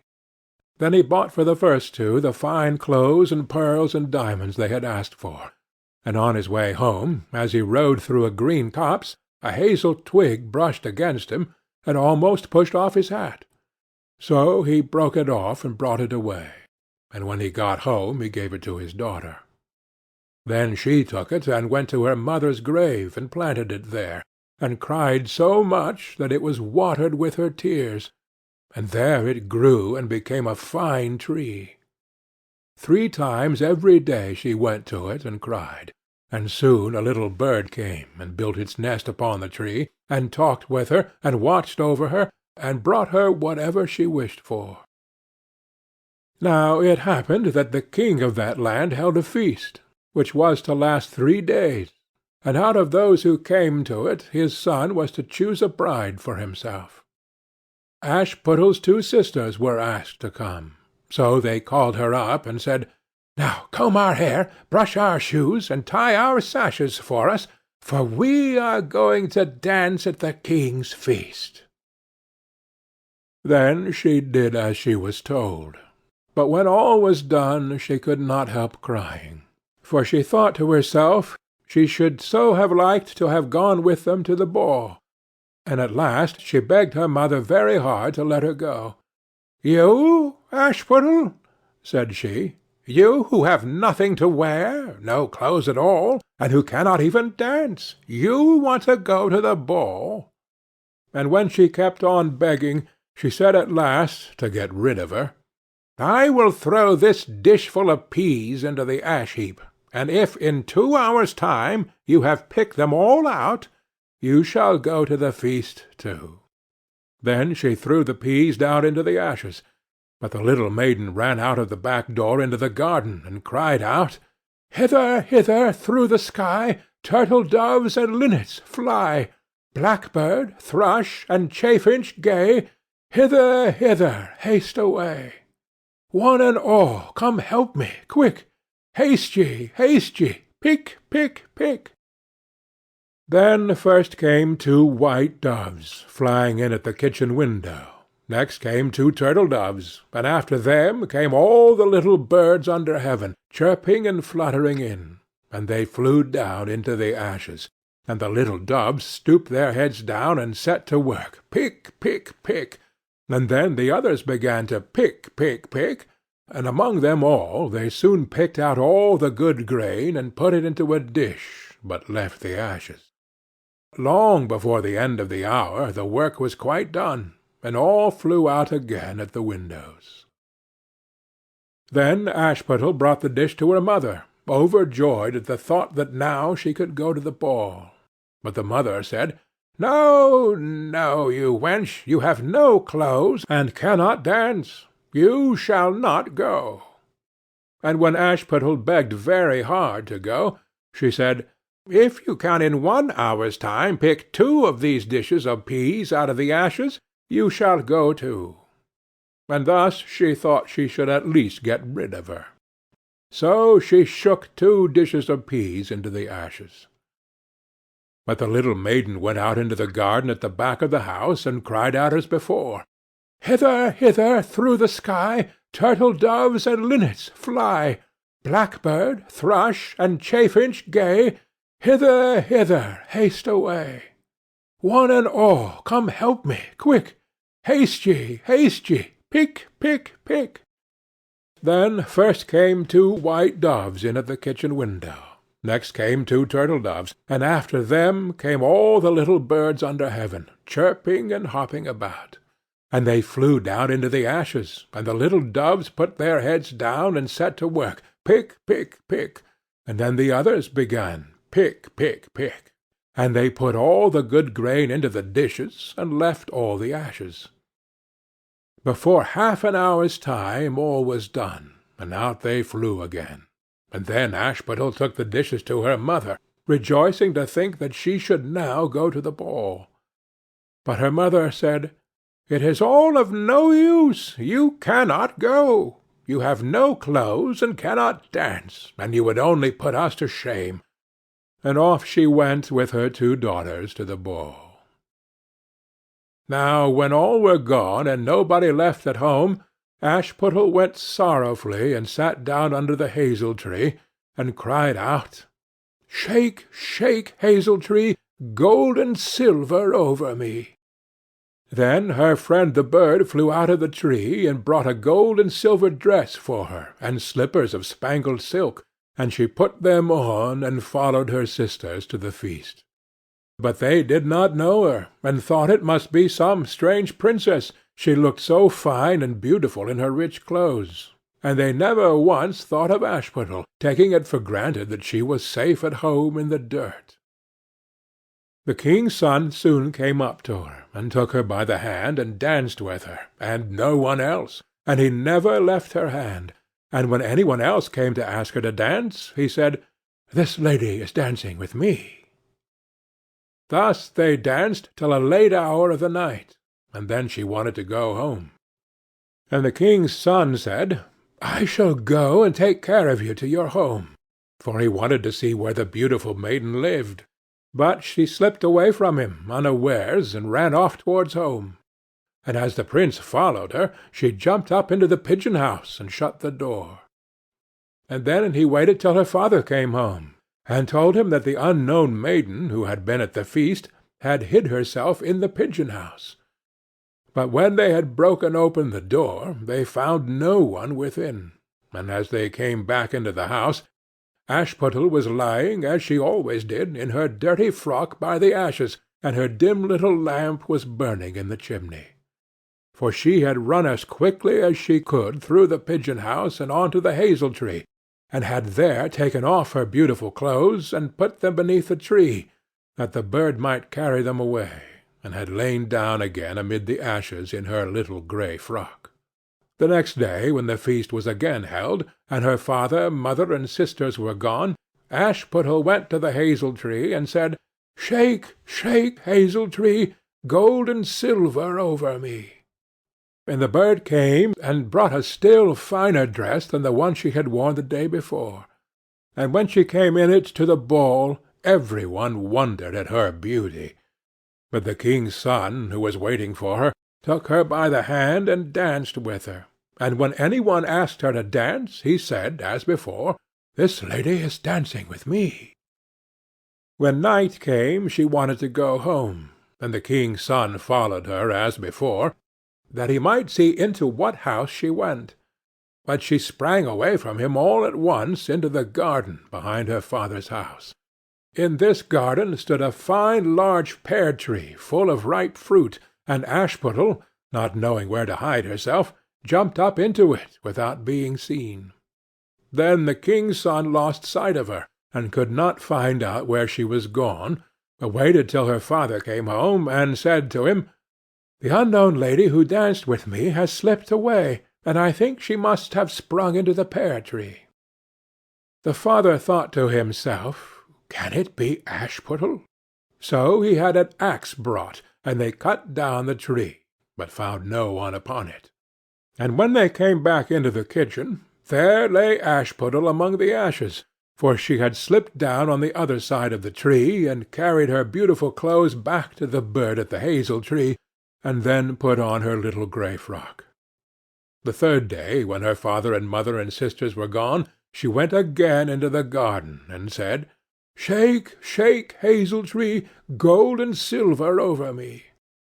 Then her kind friend the bird brought a dress still finer than the former one, and slippers which were all of gold, so that when she came to the feast no one knew what to say for wonder at her beauty. And the king's son danced with nobody but her, and when any one else asked her to dance, he said, "This lady is my partner, sir." When night came she wanted to go home, and the king's son would go with her, and said to himself, "I will not lose her this time." But, however, she again slipped away from him, though in such a hurry that she dropped her left golden slipper upon the stairs. The prince took the shoe and went the next day to the king his father, and said, "I will take for my wife the lady that this golden slipper fits." Then both the sisters were overjoyed to hear it, for they had beautiful feet, and had no doubt that they could wear the golden slipper.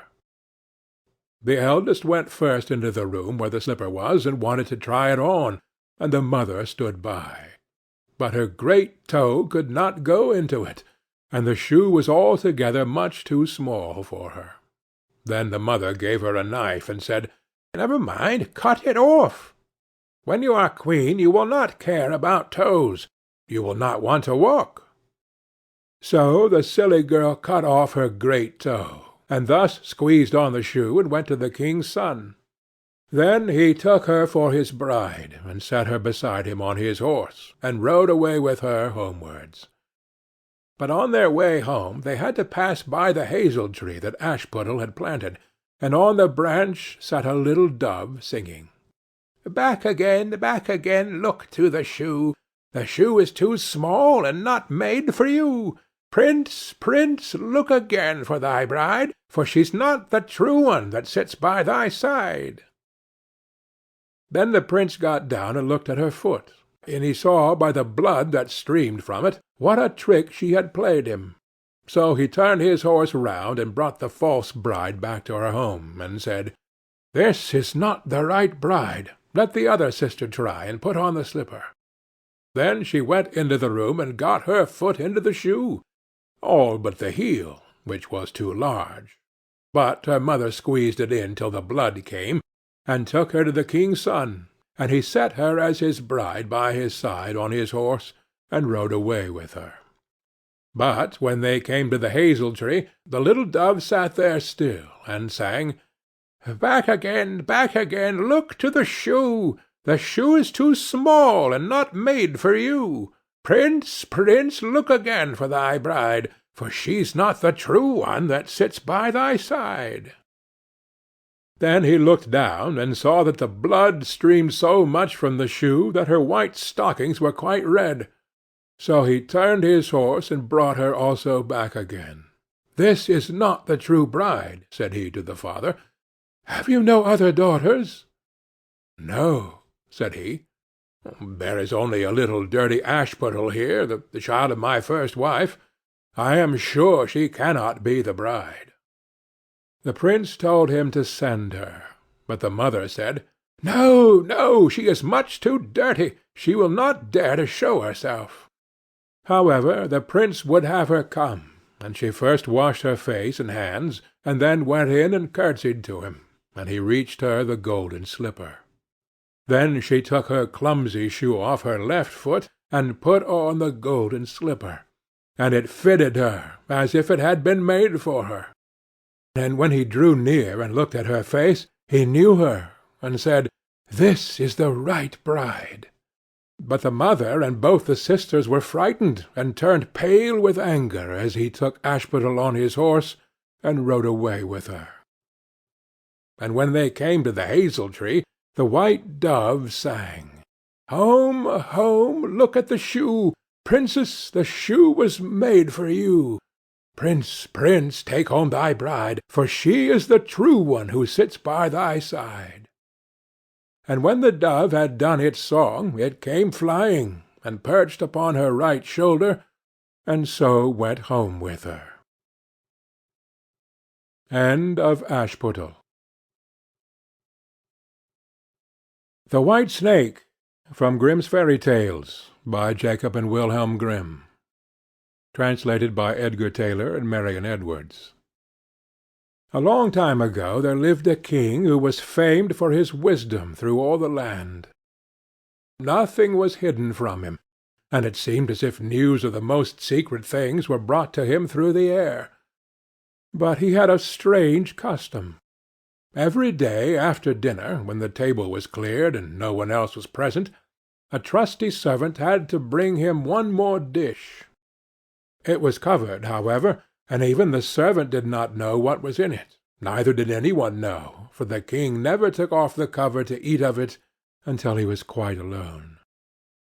This had gone on for a long time, when one day the servant who took away the dish was overcome with such curiosity that he could not help carrying the dish into his room. When he had carefully locked the door, he lifted up the cover, and saw a white snake lying on the dish. But when he saw it, he could not deny himself the pleasure of tasting it, so he cut off a little bit and put it into his mouth. No sooner had it touched his tongue than he heard a strange whispering of little voices outside his window. He went and listened, and then noticed that it was the sparrows who were chattering together, and telling one another of all kinds of things which they had seen in the fields and woods. Eating the snake had given him power of understanding the language of animals. Now it so happened that on this very day the queen lost her most beautiful ring, and suspicion of having stolen it fell upon this trusty servant, who was allowed to go everywhere. The king ordered a man to be brought before him, and threatened with angry words that unless he could before the morrow point out the thief, he himself should be looked upon as guilty and executed. In vain he declared his innocence. He was dismissed with no better answer. In his trouble and fear he went down into the courtyard, and took thought how to help himself out of his trouble. Now some ducks were sitting together quietly by a brook and taking their rest, and whilst they were making their feathers smooth with their bills, they were having a confidential conversation together. The servant stood by and listened. They were telling one another of all the places where they had been waddling about all the morning, and what good food they had found, and one said in a pitiful tone, "Something lies heavy on my stomach. As I was eating in haste, I swallowed a ring, which lay upon the Queen's window." The servant at once seized her by the neck, carried her to the kitchen, and said to the cook, "Here is a fine duck. Pray kill her." "Yes," said the cook, and weighed her in his hand. "She has spared no trouble to fatten herself, and has been waiting to be roasted long enough." So he cut off her head, and as she was being dressed for the spit, the Queen's ring was found inside her. The servant could now easily prove his innocence, and the king, to make amends for the wrong, allowed him to ask a favour, and promised him the best place in the court that he could wish for. The servant refused everything, and only asked for a horse and some money for travelling, as he had a mind to see the world and go about a little. When his request was granted, he set out on his way, and one day came to a pond where he saw 3 fishes caught in the reeds and gasping for water. Now, though it is said that fishes are mute, he heard them lamenting that they must perish so miserably, and as he had a kind heart, he got off his horse and put the 3 prisoners back into the water. They leaped with delight, put out their heads, and cried to him, "We will remember you and repay you for saving us." He rode on, and after a while it seemed to him that he heard a voice in the sand at his feet. He listened, and heard an ant-king complain, "Why cannot folks, with their clumsy beasts, keep off our bodies? That stupid horse, with his heavy hoofs, has been treading down my people without mercy." So he turned on to a side path, and the ant-king cried out to him, "We will remember you. One good turn deserves another." The path led him into a wood, and there he saw 2 ravens standing by their nest and throwing out their young ones. "Out with you, you idle good-for-nothing creatures!" cried they. "We cannot find food for you any longer. You are big enough, and can provide for yourselves." But the poor young ravens lay upon the ground, flapping their wings, and crying, "Oh, what helpless chicks we are! We must shift for ourselves, and yet we cannot fly. What can we do but lie here and starve?" So the good young fellow alighted and killed his horse with his sword, and gave it to them for food. Then they came hopping up to it, satisfied their hunger, and cried, "We will remember you. One good turn deserves another." And now he had to use his own legs, and when he had walked a long way, he came to a large city. There was a great noise and crowd in the streets, and a man rode up on horseback, crying aloud, "The king's daughter wants a husband, but whoever seeks her hand must perform a hard task, and if he does not succeed, he will forfeit his life." Many had already made the attempt, but in vain. Nevertheless, when the youth saw the king's daughter, he was so overcome by her great beauty that he forgot all danger, went before the king, and declared himself a suitor. So he was led out to the sea, and a gold ring was thrown into it before his eyes. Then the king ordered him to fetch this ring up from the bottom of the sea, and added, "If you come up again without it, you will be thrown in again and again until you perish amid the waves." All the people grieved for the handsome youth. Then they went away, leaving him alone by the sea. He stood on the shore and considered what he should do, when suddenly he saw 3 fishes come swimming towards him, and they were the very fishes whose lives he had saved. The one in the middle held a mussel in its mouth, which it laid on the shore at the youth's feet, and when he had taken it up and opened it, there lay the gold ring in the shell. Full of joy he took it to the king, and expected that he would grant him the promised reward. But when the proud princess perceived that he was not her equal in birth, she scorned him, and required him first to perform another task. She went down into the garden, and strewed with her own hands 10 sacks full of millet seed on the grass. Then she said, "To-morrow morning, before sunrise, these must be picked up, and not a single grain be wanting." The youth sat down in the garden and considered how it might be possible to perform this task. But he could think of nothing, and there he sat sorrowfully awaiting the break of day, when he should be led to death. But as soon as the first rays of the sun shone into the garden, he saw all the 10 sacks standing side by side, quite full, and not a single grain was missing. The ant-king had come in the night with thousands and thousands of ants, and the grateful creatures had by great industry picked up all the millet seed and gathered them into the sacks. Presently the king's daughter herself came down into the garden, and was amazed to see that the young man had done the task she had given him. But she could not yet conquer her proud heart, and said, "Although he has performed both the tasks, he shall not be my husband until he has brought me an apple from the tree of life."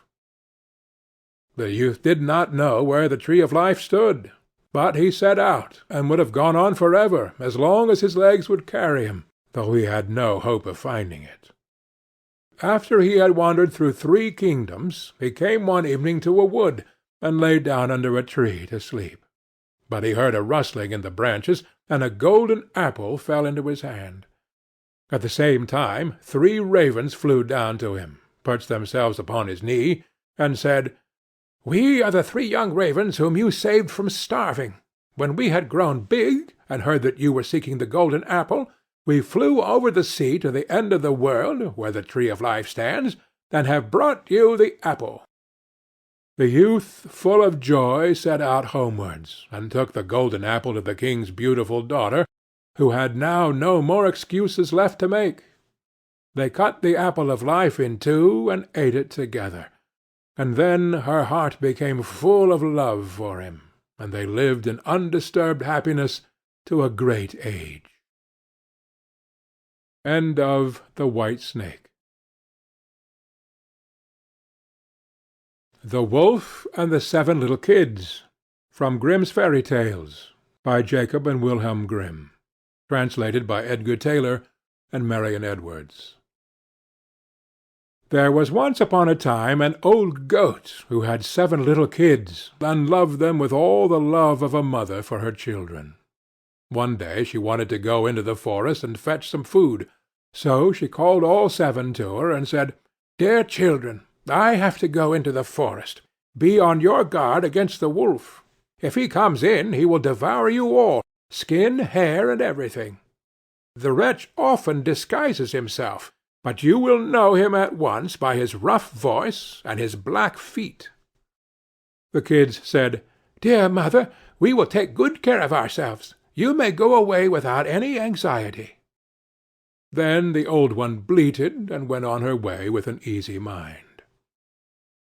It was not long before some one knocked at the house door, and called, "Open the door, dear children. Your mother is here, and has brought something back with her for each of you." But the little kids knew that it was the wolf by the rough voice. "We will not open the door," cried they. "You are not our mother. She has a soft, pleasant voice, but your voice is rough. You are the wolf." Then the wolf went away to a shopkeeper, and bought himself a great lump of chalk, ate this, and made his voice soft with it. Then he came back, knocked at the door of the house, and called, "Open the door, dear children. Your mother is here, and has brought something back with her for each of you." But the wolf had laid his black paws against the window, and the children saw them, and cried, "We will not open the door. Our mother has not black feet like you. You are the wolf." Then the wolf ran to a baker, and said, "I have hurt my feet. Rub some dough over them for me." And when the baker had rubbed his feet over, he ran to the miller, and said, "Strew some white meal over my feet for me." The miller thought to himself, "The wolf wants to deceive some one," and refused. But the wolf said, "If you will not do it, I will devour you." Then the miller was afraid, and made his paws white for him. Truly, this is the way of mankind. So now the wretch went for the 3rd time to the house door, knocked at it, and said, "Open the door for me, children. Your dear little mother has come home, and has brought every one of you something back from the forest with her." The little kids cried, "First show us your paws, that we may know if you are our dear little mother." Then he put his paws in through the window, and when the kids saw that they were white, they believed that all he said was true, and opened the door. But who should come in but the wolf? They were terrified, and wanted to hide themselves. One sprang under the table, the second into the bed, the third into the stove, the fourth into the kitchen, the fifth into the cupboard, the sixth under the washing-bowl, and the seventh into the clock-case. But the wolf found them all, and used no great ceremony. One after the other he swallowed them down his throat. The youngest, who was in the clock-case, was the only one he did not find. When the wolf had satisfied his appetite, he took himself off, laid himself down under a tree in the green meadow outside, and began to sleep. Soon afterwards the old goat came home again from the forest. Ah, what a sight she saw there! The house-door stood wide open, the table, chairs, and benches were thrown down, the washing-bowl lay broken to pieces, and the quilts and pillows were pulled off the bed.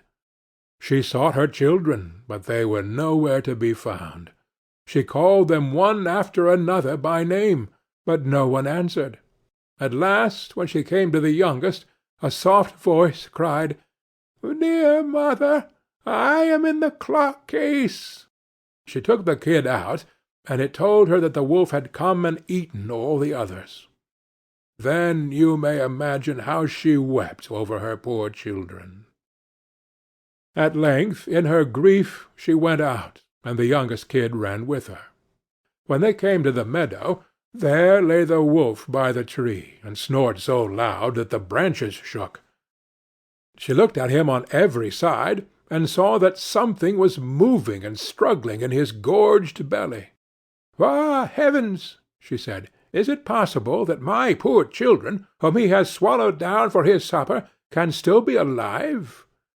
Then the kid had to run home and fetch scissors, and a needle and thread, and the goat cut open the monster's stomach, and hardly had she made one cut, than one little kid thrust its head out, and when she had cut farther, all six sprang out, one after another, and were all still alive, and had suffered no injury whatever, for in his greediness the monster had swallowed them down whole.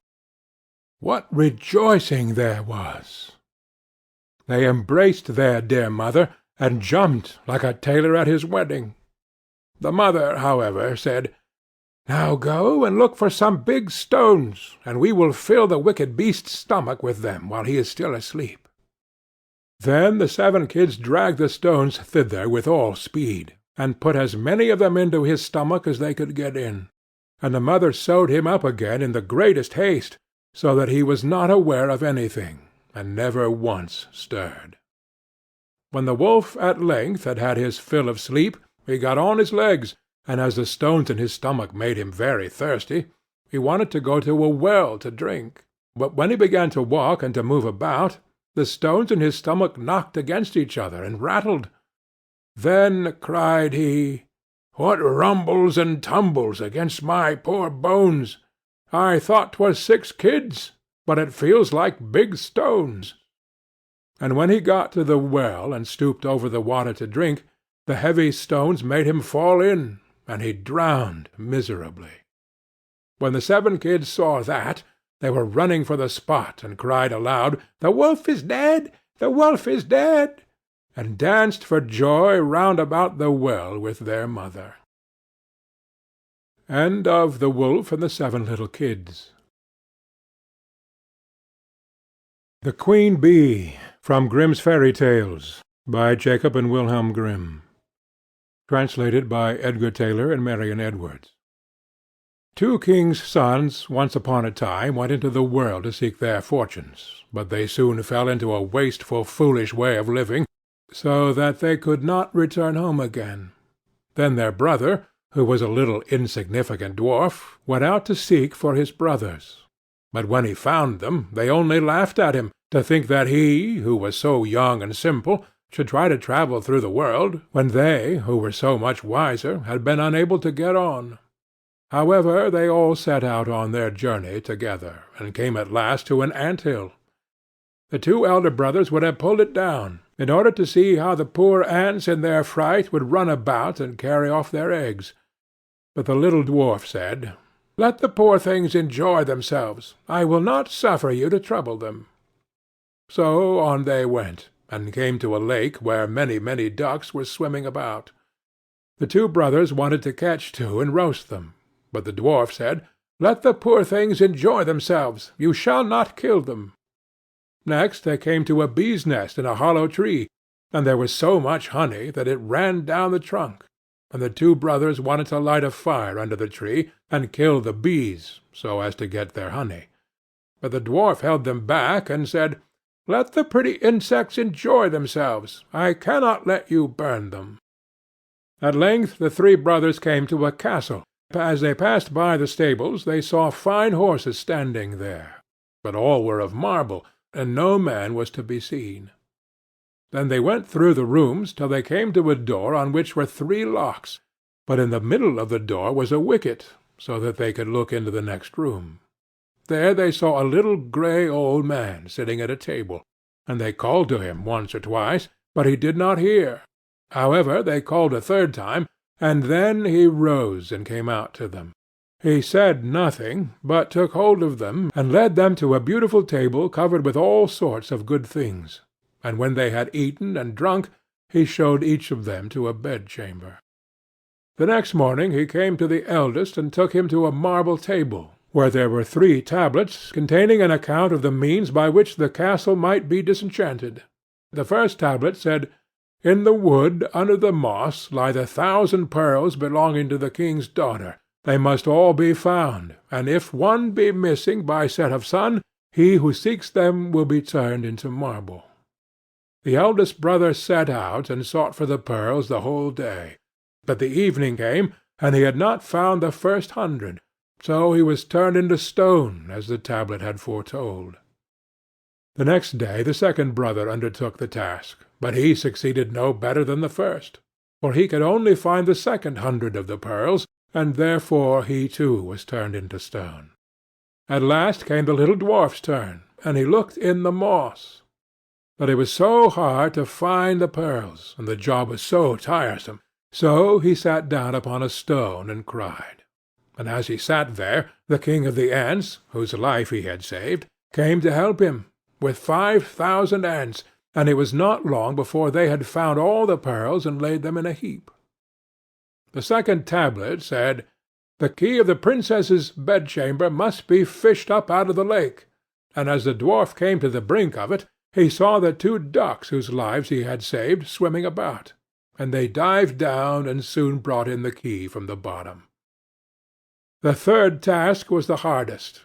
It was to choose out the youngest and the best of the king's 3 daughters. Now they were all beautiful, and all exactly alike, but he was told that the eldest had eaten a piece of sugar, the next some sweet syrup, and the youngest a spoonful of honey, so he was to guess which it was that had eaten the honey. Then came the queen of the bees, who had been saved by the little dwarf from the fire, and she tried the lips of all 3, but at last she sat upon the lips of the one that had eaten the honey, and so the dwarf knew which was the youngest. Thus the spell was broken, and all who had been turned into stones awoke, and took their proper forms. And the dwarf married the youngest and best of the princesses, and was king after her father's death. But his brothers married the other 2 sisters. End of The Queen Bee. The Elves and the Shoemaker. From Grimm's Fairy Tales, by Jacob and Wilhelm Grimm. Translated by Edgar Tailor and Marion Edwards. There once was a shoemaker, who worked very hard and was very honest, but still he could not earn enough to live upon, and at last all he had in the world was gone, save just leather enough to make 1 pair of shoes. Then he cut his leather out, all ready to make up the next day, meaning to rise early in the morning to his work. His conscience was clear and his heart light amidst all his troubles, so he went peaceably to bed, left all his cares to heaven, and soon fell asleep. In the morning, after he had said his prayers, he set himself down to his work, when to his great wonder there stood the shoes all ready made, upon the table. The good man knew not what to say or think at such an odd thing happening.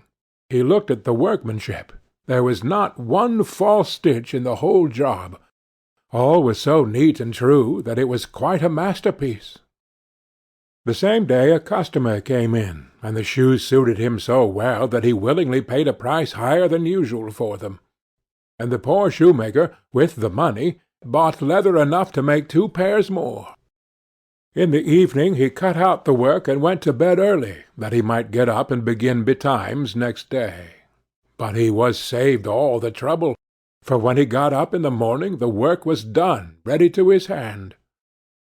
Soon in came buyers, who paid him handsomely for his goods, so that he bought leather enough for 4 pair more. He cut out the work again overnight, and found it done in the morning as before.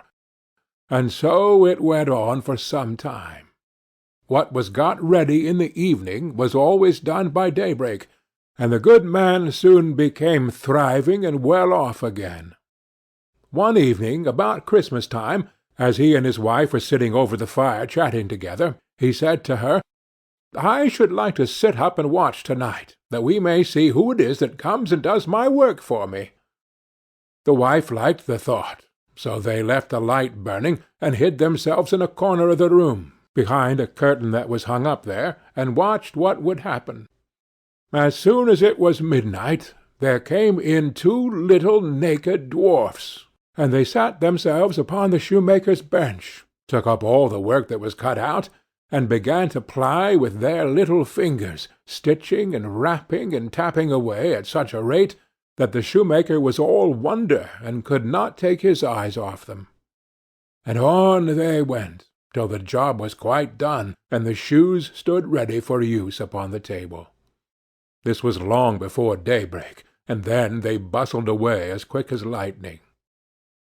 The next day the wife said to the shoemaker, "Those little wights have made us rich, and we ought to be thankful to them, and do them a good turn if we can.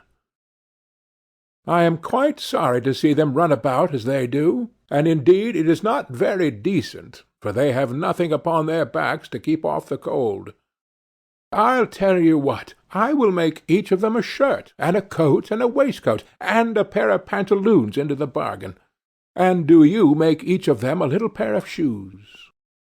The thought pleased the old cobbler very much, and one evening, when all the things were ready, they laid them on the table, instead of the work that they used to cut out, and then went out and hid themselves, to watch what the little elves would do. About midnight in they came, dancing and skipping, hopping round the room, and then went to sit down to their work as usual. But when they saw the clothes lying for them, they laughed and chuckled, and seemed mightily delighted.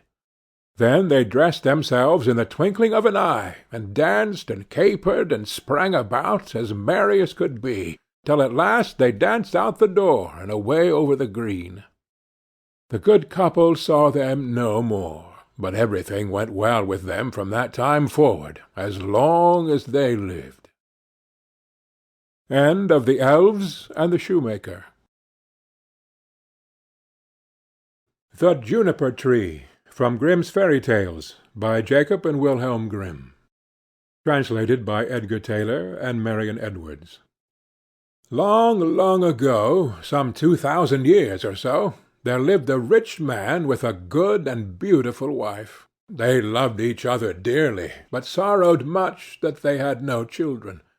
So greatly did they desire to have one, that the wife prayed for it day and night, but still they remained childless. In front of the house there was a court, in which grew a juniper tree. One winter's day the wife stood under the tree to peel some apples, and as she was peeling them she cut her finger, and the blood fell on the snow.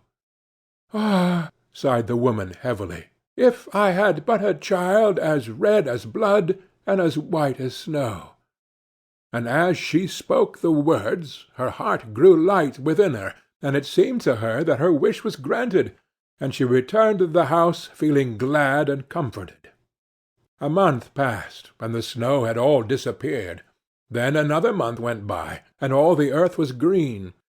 So the months followed one another, and first the trees budded in the woods, and soon the green branches grew thickly intertwined, and then the blossoms began to fall. Once again the wife stood under the juniper tree, and it was so full of sweet scent that her heart leaped for joy, and she was so overcome with her happiness that she fell on her knees. Presently the fruit became round and firm, and she was glad and at peace.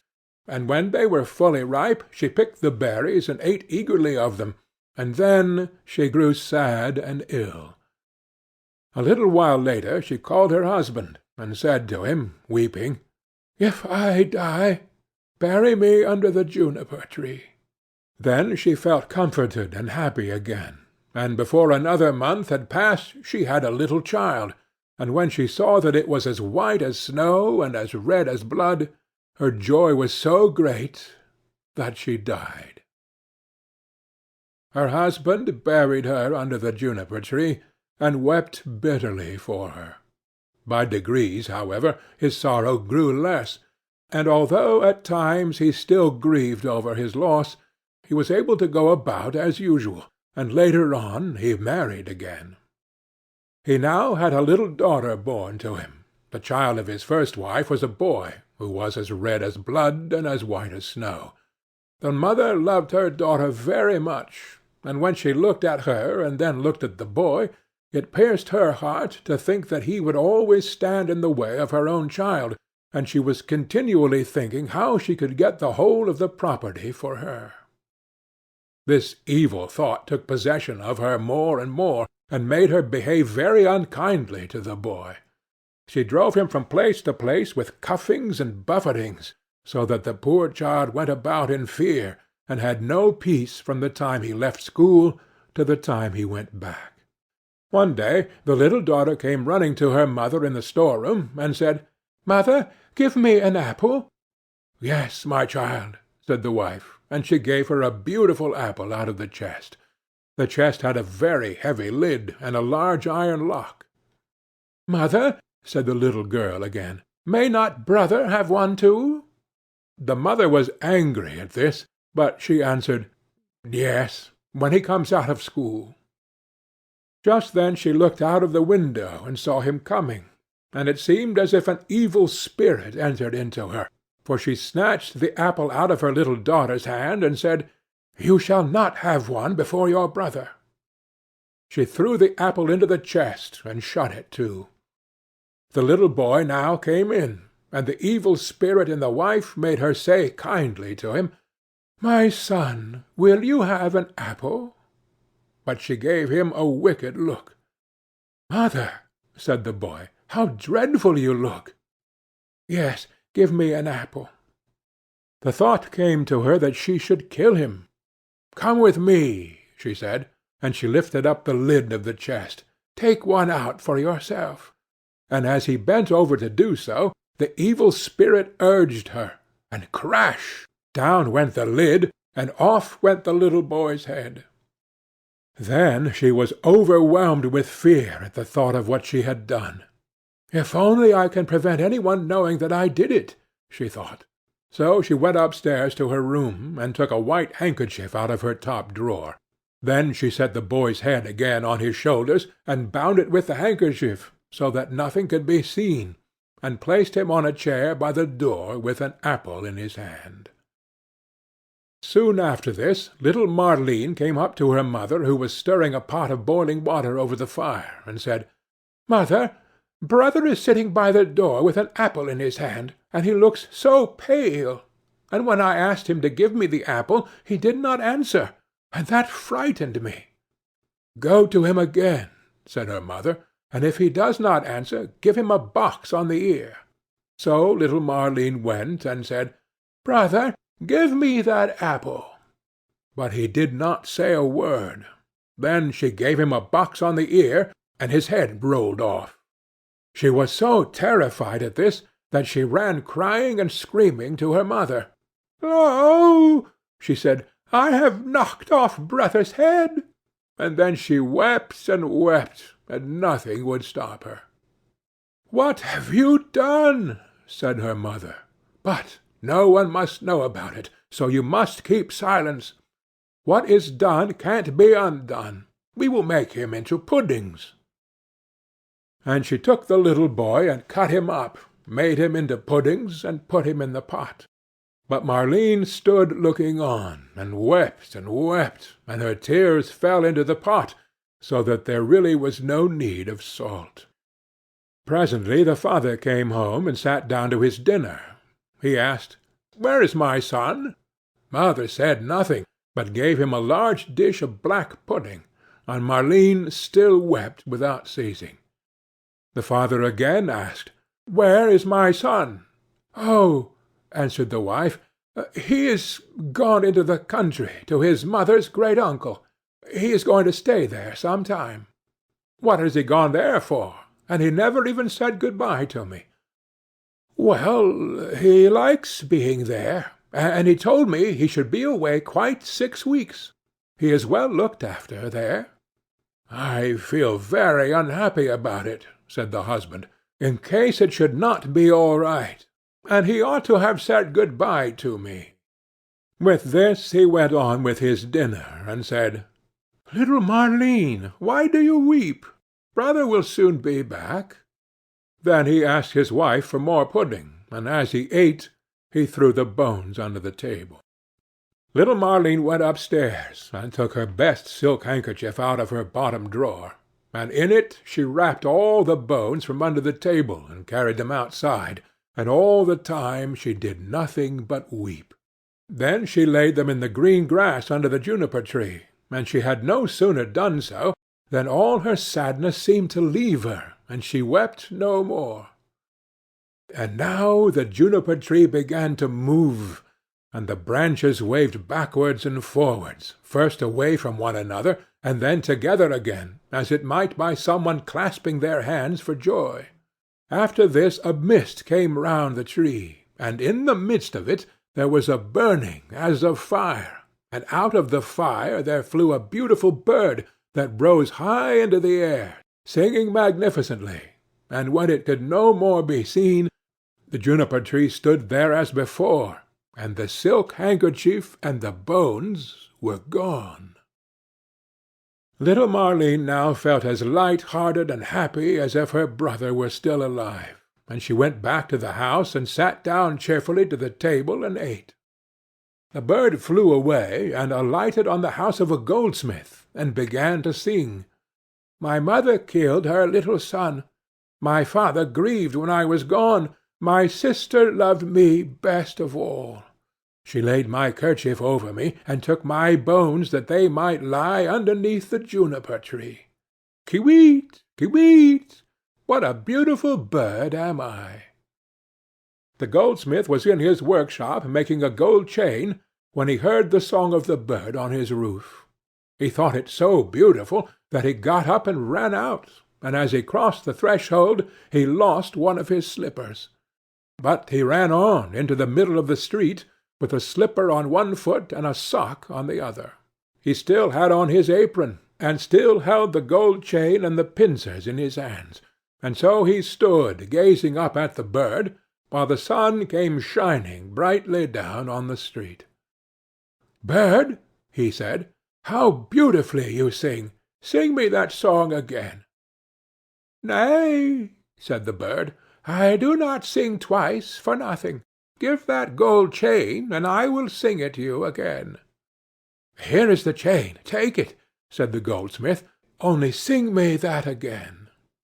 The bird flew down and took the gold chain in his right claw, and then he alighted again in front of the goldsmith, and sang, "My mother killed her little son. My father grieved when I was gone. My sister loved me best of all. She laid her kerchief over me, and took my bones that they might lie underneath the juniper tree. Kiweet, kiweet! What a beautiful bird am I!" Then he flew away and settled on the roof of a shoemaker's house, and sang, "My mother killed her little son. My father grieved when I was gone. My sister loved me best of all. She laid her kerchief over me, and took my bones that they might lie underneath the juniper tree. Ki-weet, ki-weet, what a beautiful bird am I!" The shoemaker heard him, and he jumped up and ran out in his shirt-sleeves, and stood looking up at the bird on the roof with his hand over his eyes to keep himself from being blinded by the sun. "Bird," he said, "how beautifully you sing!" Then he called through the door to his wife, "Wife, come out! Here is a bird. Come and look at it, and hear how beautifully it sings." Then he called his daughter and the children, then the apprentices, girls and boys, and they all ran up the street to look at the bird, and saw how splendid it was with its red and green feathers, and its neck like burnished gold, and eyes like two bright stars in its head. "Bird," said the shoemaker, "sing me that song again."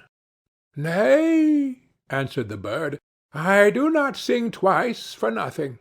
You must give me something." "Wife," said the man, "go into the garret. On the upper shelf you will see a pair of red shoes. Bring them to me." The wife went in and fetched the shoes. "There, bird," said the shoemaker. "Now sing me that song again." The bird flew down and took the red shoes in his left claw, and then he went back to the roof and sang, "My mother killed her little son. My father grieved when I was gone.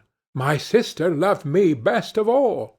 She laid her kerchief over me, and took my bones that they might lie underneath the juniper tree. Ki-weet, ki-weet, what a beautiful bird am I!" When he had finished, he flew away. He had the chain in his right claw, and the shoes in his left, and he flew right away to a mill, and the mill went click-clack, click-clack, click-clack.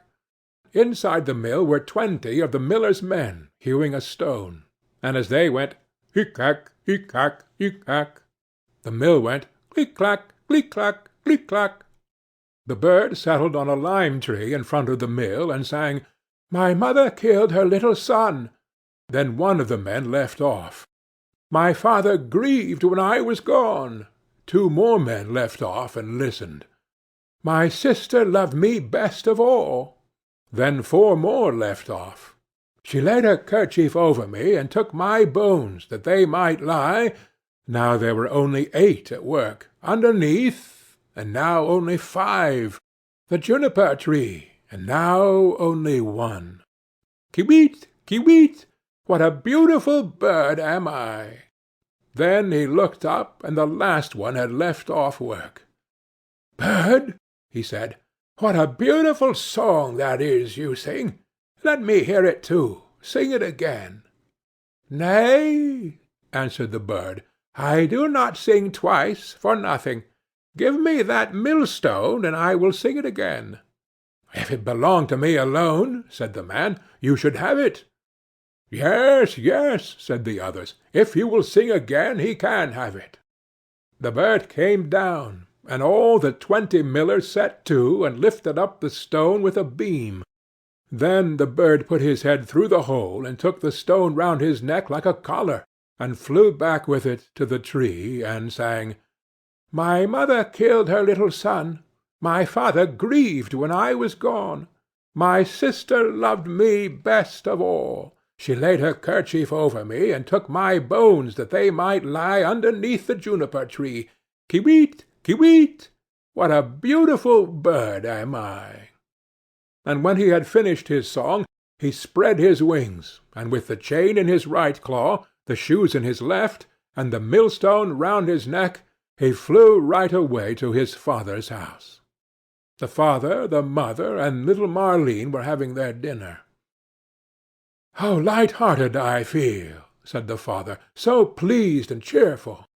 "And I," said the mother, "I feel so uneasy, as if a heavy thunderstorm were coming." But little Marleen sat and wept and wept. Then the bird came flying towards the house and settled on the roof. "I do feel so happy," said the father, "and how beautifully the sun shines! I feel just as if I were going to see an old friend again." "Ah," said the wife, "and I am so full of distress and uneasiness that my teeth chatter, and I feel as if there were a fire in my veins." And she tore open her dress, and all the while little Maurline sat in the corner and wept, and the plate on her knees was wet with her tears. The bird now flew to the juniper tree, and began singing, "My mother killed her little son." The mother shut her eyes and her ears, that she might see and hear nothing, but there was a roaring sound in her ears, like that of a violent storm, and in her eyes a burning and flashing like lightning. "My father grieved when I was gone." "Look, mother," said the man, "at the beautiful bird that is singing so magnificently, and how warm and bright the sun is, and what a delicious scent of spice in the air. My sister loved me best of all." Then little Maurline laid her head down on her knees and sobbed. "I must go outside and see the bird nearer," said the man. "Oh, do not go," cried the wife. "I feel as if the whole house were in flames." But the man went out and looked at the bird. "She laid her kerchief over me, and took my bones that they might lie underneath the juniper tree. Kiwit, kiwit, what a beautiful bird am I!" With that the bird let fall the gold chain, and it fell just round the man's neck, so that it fitted him exactly. He went inside and said, "See, what a splendid bird that is! He has given me this beautiful gold chain, and looks so beautiful himself." But the wife was in such fear and trouble that she fell on the floor, and her cap fell from her head. Then the bird began again.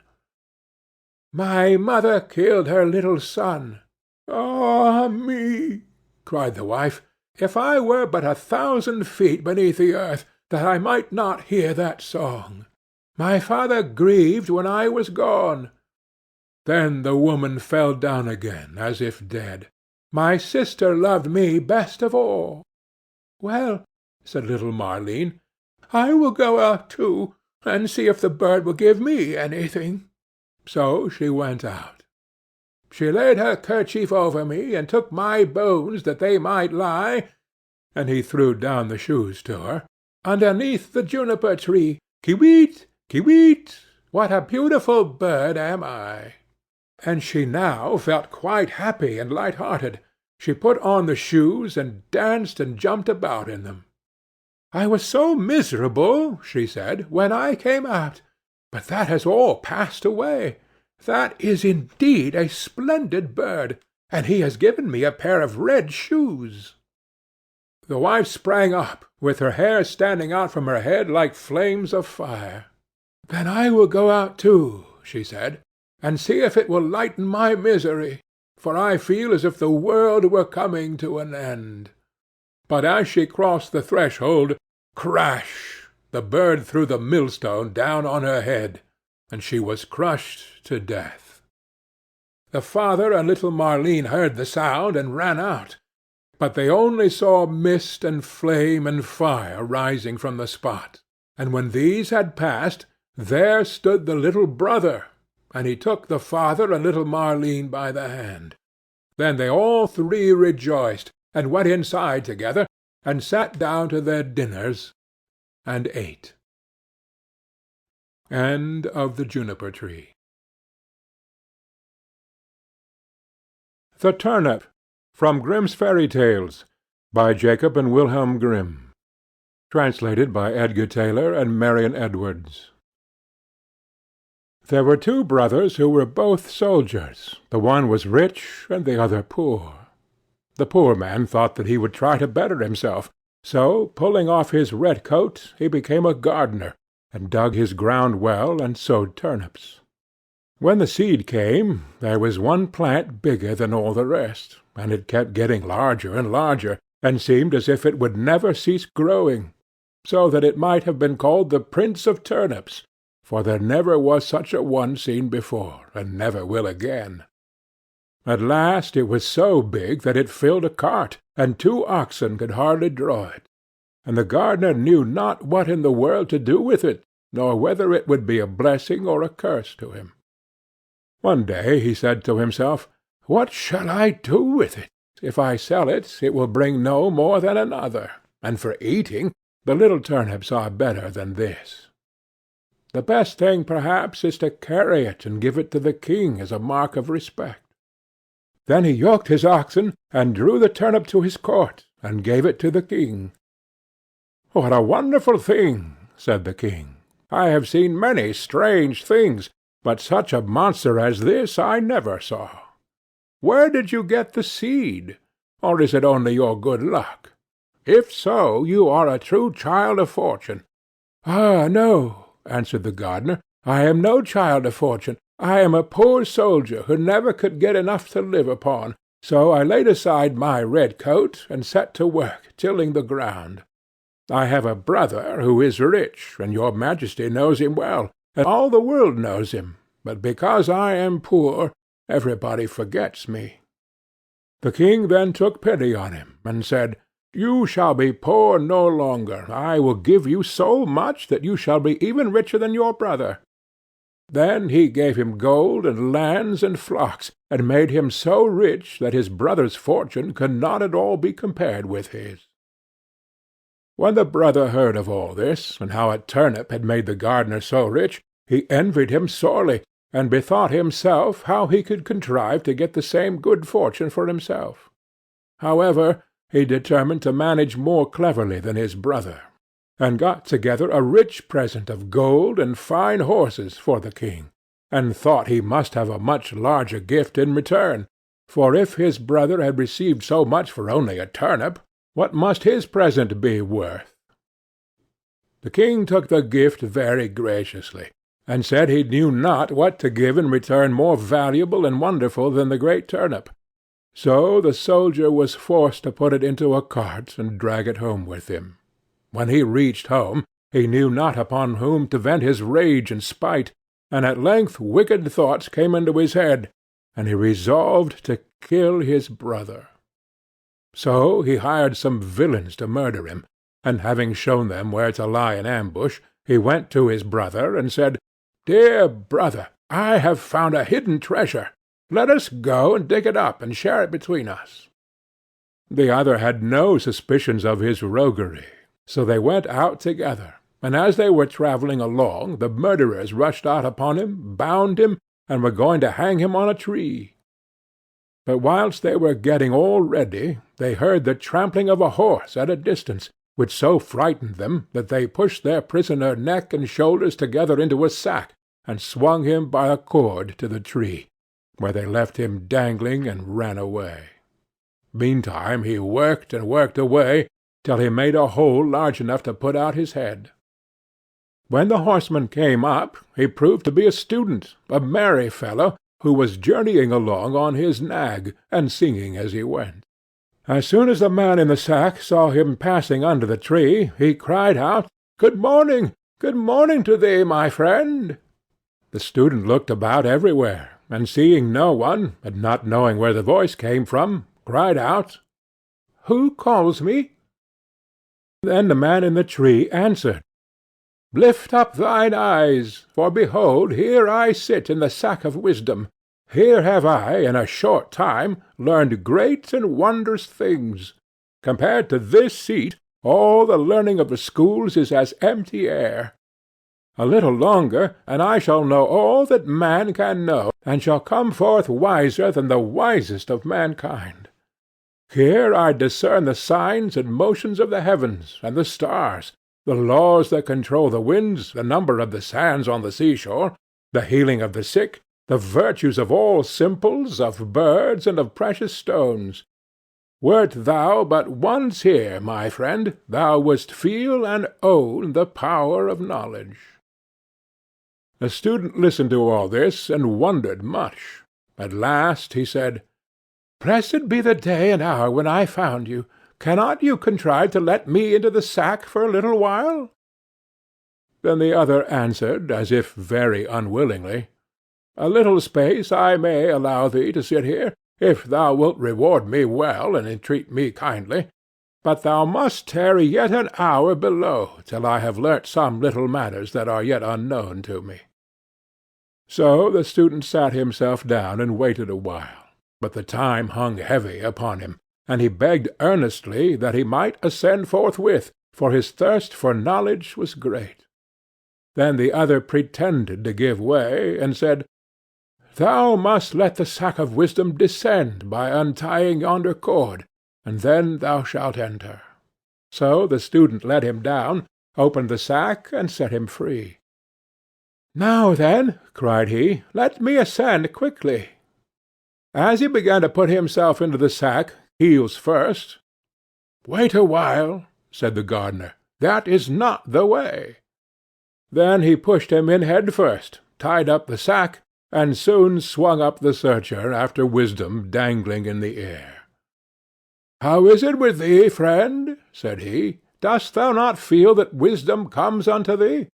Rest there in peace till thou art a wiser man than thou wert." So saying, he trotted off on the student's nag, and left the poor fellow to gather wisdom till somebody should come and let him down. End of The Turnip. Clever Hans, from Grimm's Fairy Tales, by Jacob and Wilhelm Grimm. Translated by Edgar Tailor and Marion Edwards. The mother of Hans said, "Whither away, Hans?" Hans answered, "To Gretel." "Behave well, Hans." "Oh, I'll behave well. Good-bye, mother." "Good-bye, Hans." Hans comes to Gretel. "Good day, Gretel." "Good day, Hans. What do you bring that is good?" "I bring nothing. I want to have something given me." Gretel presents Hans with a needle. Hans says, "Good-bye, Gretel." "Good-bye, Hans." Hans takes the needle, sticks it into a hay-cart, and follows the cart home. "Good evening, mother." "Good evening, Hans. Where have you been?" "With Gretel." "What did you take her?" "I took nothing. Had something given me." "What did Gretel give you?" "Gave me a needle." "Where is the needle, Hans?" "Stuck in the hay-cart." "That was ill done, Hans. You should have stuck the needle in your sleeve." "Never mind. I'll do better next time." "Whither away, Hans?" "To Gretel, mother." "Behave well, Hans." "I'll behave well. Good-bye, mother." "Good-bye, Hans." Hans comes to Gretel. "Good day, Gretel." "Good day, Hans. What do you bring that is good?" "I bring nothing. I want to have something given to me." Gretel presents Hans with a knife. "Good-bye, Gretel." "Good-bye, Hans." Hans takes the knife, sticks it in his sleeve, and goes home. "Good evening, mother." "Good evening, Hans. Where have you been?" "With Gretel." "With Gretel? What did you take her?" "I took her nothing. She gave me something." "What did Gretel give you?" "Gave me a knife." "Where is the knife, Hans?" "Stuck in my sleeve." "That's ill done, Hans. You should have put the knife in your pocket." "Never mind. We'll do better next time." "Whither away, Hans?" "To Gretel, mother." "Behave well, Hans." "Oh, I'll behave well. Good-bye, mother." "Good-bye, Hans." Hans comes to Gretel. "Good day, Gretel." "Good day, Hans. What good thing do you bring?" "I bring nothing. I want something given me." Gretel presents Hans with a young goat. "Good-bye, Gretel." "Good-bye, Hans." Hans takes the goat, ties its legs, and puts it in his pocket. When he gets home it is suffocated. "Good evening, mother." "Good evening, Hans. Where have you been?" "With Gretel." "What did you take her?" "I took nothing.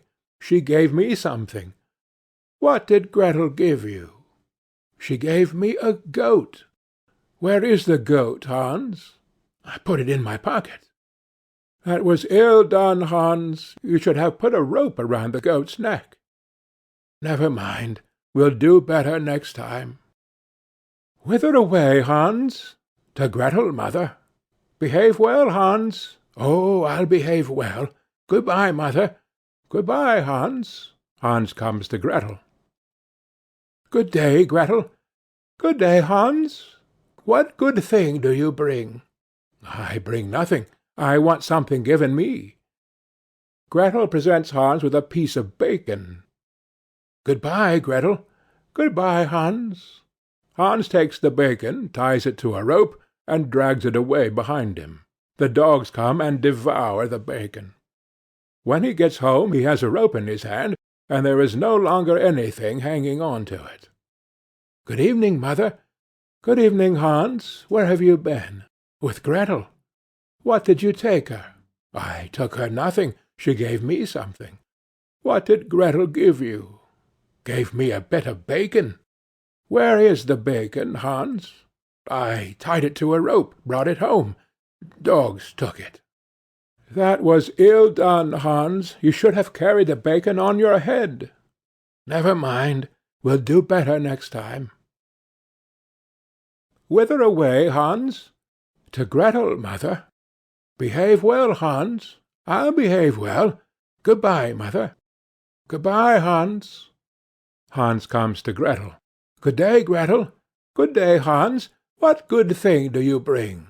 I bring nothing, but would have something given. Gretel presents Hans with a calf. Good-bye, Gretel. Good-bye, Hans. Hans takes the calf, puts it on his head, and the calf kicks his face. Good evening, mother. Good evening, Hans. Where have you been? With Gretel. What did you take her? I took nothing, but had something given me. What did Gretel give you? A calf. Where have you the calf, Hans? I set it on my head, and it kicked my face. That was ill done, Hans. You should have led the calf and put it in the stall. Never mind. We'll do better next time. Whither away, Hans? To Gretel, mother. Behave well, Hans. I'll behave well. Good-bye, mother. Good-bye, Hans. Hans comes to Gretel. Good day, Gretel. Good day, Hans. What good thing do you bring? I bring nothing, but would have something given. Gretel says to Hans, I will go with you.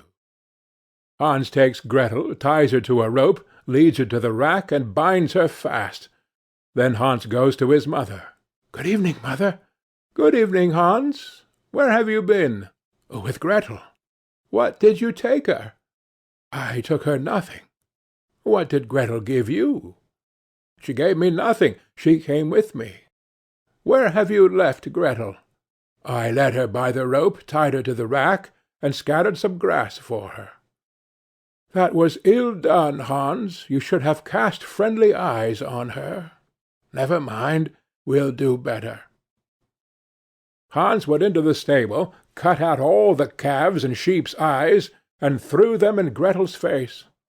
Then Gretel became angry, tore herself loose, and ran away, and was no longer the bride of Hans.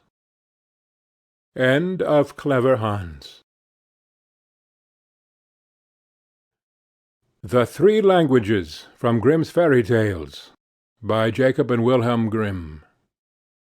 Translated by Edgar Tailor and Marion Edwards. An aged count once lived in Switzerland, who had an only son, but he was stupid and could learn nothing. Then said the father, Hark you, my son, try as I will, I can get nothing into your head. You must go from hence. I will give you into the care of a celebrated master, who shall see what he can do with you. The youth was sent into a strange town, and remained a whole year with the master. At the end of this time he came home again, and his father asked, Now, my son, what have you learned? Father, I have learned what the dogs say when they bark. Lord have mercy on us, cried the father. Is that all you have learnt? I will send you into another town, to another master. The youth was taken thither, and stayed a year with this master likewise. When he came back, the father again asked, "My son, what have you learnt?" He answered, "Father, I have learned what the birds say." Then the father fell into a rage, and said, "Oh, you lost man, you have spent the precious time and learnt nothing. Are you not ashamed to appear before my eyes? I will send you to a third master, but if you learn nothing this time also, I will no longer be your father." The youth remained a whole year with the third master also, and when he came home again, and his father inquired, "My son, what have you learned?" he answered, "Dear father, I have this year learned what the frogs croak." Then the father fell into the most furious anger, sprang up, called his people thither, and said, "This man is no longer my son. I drive him forth, and command you to take him out into the forest and kill him." They took him forth, but when they should have killed him they could not do it for pity, and let him go, and they cut the eyes and tongue out of a deer, that they might carry them to the old man as a token. The youth wandered on, and after some time came to a fortress, where he begged for a night's lodging. "Yes," said the lord of the castle, "if you will pass the night down there in the old tower, go thither. But I warn you, it is at the peril of your life, for it is full of wild dogs, which bark and howl without stopping, and at certain hours a man has to be given to them, whom they at once devour." The whole district was in sorrow and dismay because of them, and yet no one could do anything to stop this. The youth, however, was without fear, and said, "Just let me go down to the barking dogs, and give me something that I can throw to them. They will do nothing to harm me." As he himself would have it so, they gave him some food for the wild animals, and led him down to the tower. When he went inside, the dogs did not bark at him, but wagged their tails quite amicably around him, ate what he set before them, and did not hurt one hair of his head. Next morning, to the astonishment of every one, he came out again safe and unharmed, and said to the lord of the castle, "The dogs have revealed to me, in their own language, why they dwell there, and bring evil on the land. They are bewitched, and are obliged to watch over a great treasure which is below in the tower, and they can have no rest until it is taken away. And I have likewise learnt, from their discourse, how that is to be done."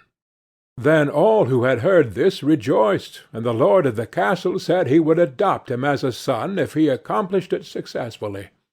He went down again, and as he knew what he had to do, he did it thoroughly, and brought a chest full of gold out with him. The howling of the wild dogs was henceforth heard no more. They had disappeared, and the country was freed from the trouble. After some time he took it in his head that he would travel to Rome. On the way he passed by a marsh, in which a number of frogs were sitting croaking.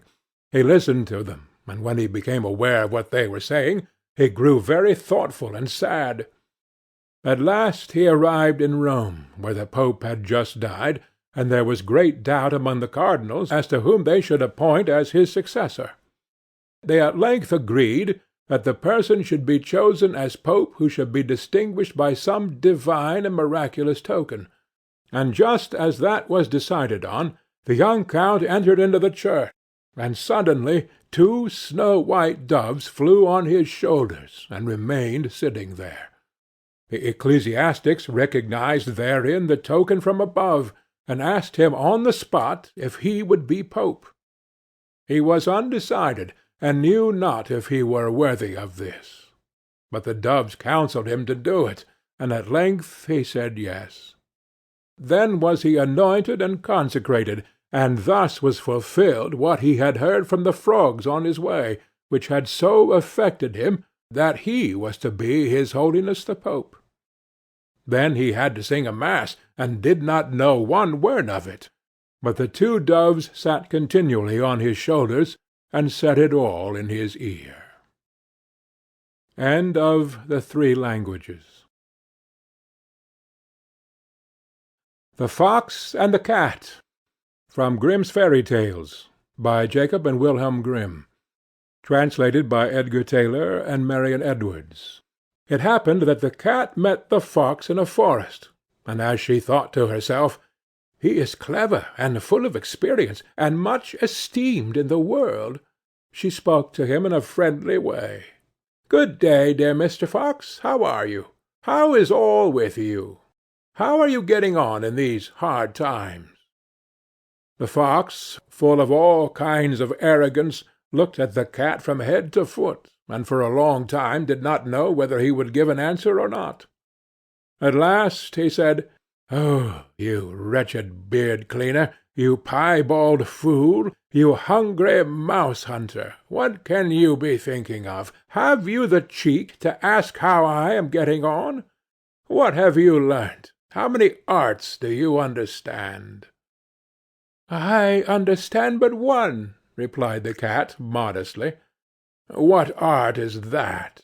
asked the fox. "When the hounds are following me, I can spring into a tree and save myself." "Is that all?" said the fox. "I am master of 100 arts, and have into the bargain a sack full of cunning. You make me sorry for you. Come with me. I will teach you how people get away from the hounds." Just then came a hunter with 4 dogs. The cat sprang nimbly up a tree, and sat down at the top of it, where the branches and foliage quite concealed her. "Open your sack, Mr. Fox, open your sack!" cried the cat to him, but the dogs had already seized him, and were holding him fast. "Ah, Mr. Fox," cried the cat, "you with your 100 arts are left in the lurch. Had you been able to climb like me, you would not have lost your life." End of The Fox and the Cat. The 4 Clever Brothers. From Grimm's Fairy Tales, by Jacob and Wilhelm Grimm. Translated by Edgar Tailor and Marion Edwards. "Dear children," said a poor man to his 4 sons, "I have nothing to give you. You must go out into the wide world and try your luck. Begin by learning some craft or another, and see how you can get on." So the 4 brothers took their walking-sticks in their hands, and their little bundles on their shoulders, and, after bidding their father good-bye, went all out at the gate together. When they had got on some way, they came to 4 crossways, each leading to a different country. Then the eldest said, "Here we must part, but this day 4 years we will come back to this spot, and in the meantime each must try to do what he can for himself." So each brother went his way, and as the eldest was hastening on, a man met him, and asked him where he was going, and what he wanted. "I am going to try my luck in the world, and should like to begin by learning some art or trade," answered he. "Then," said the man, "go with me, and I will teach you to become the cunningest thief that ever was." "No," said the other, "that is not an honest calling, and what can one look to earn by it in the end but the gallows?" "Oh," said the man, "you need not fear the gallows, for I will only teach you to steal what will be fair game. I meddle with nothing but what no one else can get or care anything about, and where no one can find you out." So the young man agreed to follow his trade, and he soon showed himself so clever that nothing could escape him that he had once set his mind upon. The second brother also met a man, who, when he found out what he was setting out upon, asked him what craft he meant to follow. "I do not know yet," said he. "Then come with me, and be a star-gazer. It is a noble art, for nothing can be hidden from you, when once you understand the stars." The plan pleased him much, and he soon became such a skilful star-gazer that when he had served out his time and wanted to leave his master, he gave him a glass and said, "With this you can see all that is passing in the sky and on earth, and nothing can be hidden from you." The third brother met a huntsman, who took him with him, and taught him so well all that belonged to hunting, that he became very clever in the craft of the woods, and when he left his master he gave him a bow, and said, "Whatever you shoot at with this bow, you will be sure to hit." The youngest brother likewise met a man who asked him what he wished to do. "Would you not like," said he, "to be a tailor?" "Oh, no," said the young man.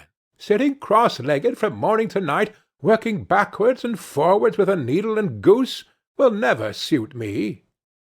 "Oh," answered the man, "that is not any sort of tailoring. Come with me, and you will learn quite another kind of craft from that."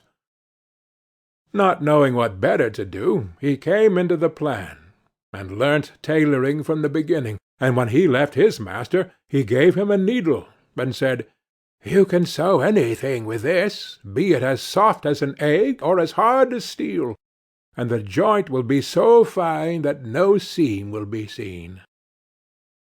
After the space of 4 years, at the time agreed upon, the 4 brothers met at the 4 cross-roads, and having welcomed each other, set off towards their father's home, where they told him all that had happened to them, and how each had learned some craft. Then one day, as they were sitting before the house under a very high tree, the father said, "I should like to try what each of you can do in this way." So he looked up and said to the second son, "At the top of this tree there is a chaffinch's nest. Tell me how many eggs there are in it." The star-gazer took his glass, looked up, and said, "5. "Now," said the father to the eldest son, "take away the eggs, without letting the bird that is sitting upon them and hatching them know anything of what you are doing." So the cunning thief climbed up the tree, and brought away to his father the 5 eggs from under the bird, and it never saw or felt what he was doing, but kept sitting on at its ease. Then the father took the eggs, and put 1 on each corner of the table, and the 5th in the middle, and said to the huntsman, "Cut all the eggs in 2 pieces at 1 shot." The huntsman took up his bow, and at 1 shot struck all the 5 eggs as his father wished. "Now comes your turn," said he to the young tailor. "Sew the eggs and the young birds in them together again, so neatly that the shot shall have done them no harm." Then the tailor took his needle, and sewed the eggs as he was told, and when he had done, the thief was sent to take them back to the nest, and put them under the bird without its knowing it. Then she went on sitting, and hatched them, and in a few days they crawled out, and had only a little red streak across their necks, where the tailor had sewn them together. "Well done, sons," said the old man. "You have made good use of your time, and learnt something worth the knowing. But I am sure I do not know which ought to have the prize. Oh, that a time might soon come for you to turn your skill to some account." Not long after this there was a great bustle in the country, for the king's daughter had been carried off by a mighty dragon, and the king mourned over her loss day and night, and made it known that whoever brought her back to him should have her for a wife. Then the 4 brothers said to each other, "Here is a chance for us. Let us try what we can do." And they agreed to see whether they could not set the princess free. "I will soon find out where she is, however," said the star-gazer as he looked through his glass, and soon cried out, "I see her afar off, sitting upon a rock in the sea, and I can spy the dragon close by, guarding her." Then he went to the king, and asked for a ship for himself and his brothers, and they sailed together over the sea till they came to the right place. There they found the princess sitting, as the star-gazer had said, on the rock, and the dragon was lying asleep, with his head upon her lap. "I dare not shoot at him," said the huntsman, "for I should kill the beautiful young lady also." "Then I will try my skill," said the thief, and went and stole her away from under the dragon, so quietly and gently that the beast did not know it, but went on snoring. Then away they hastened with her, full of joy, in their boat towards the ship. But soon came the dragon roaring behind them through the air, for he awoke and missed the princess. And when he got over the boat, and wanted to pounce upon them and carry off the princess, the huntsman took up his bow and shot him straight through the heart, so that he fell down dead. They were still not safe, for he was such a great beast that in his fall he overset the boat, and they had to swim in the open sea upon a few planks.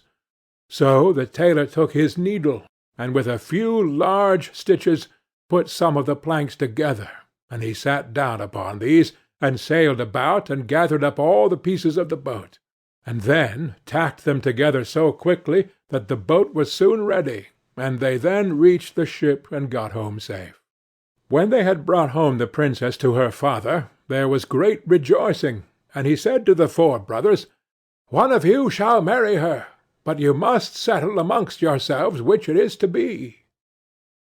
Then there arose a quarrel between them, and the star-gazer said, "If I had not found the princess out, all your skill would have been of no use.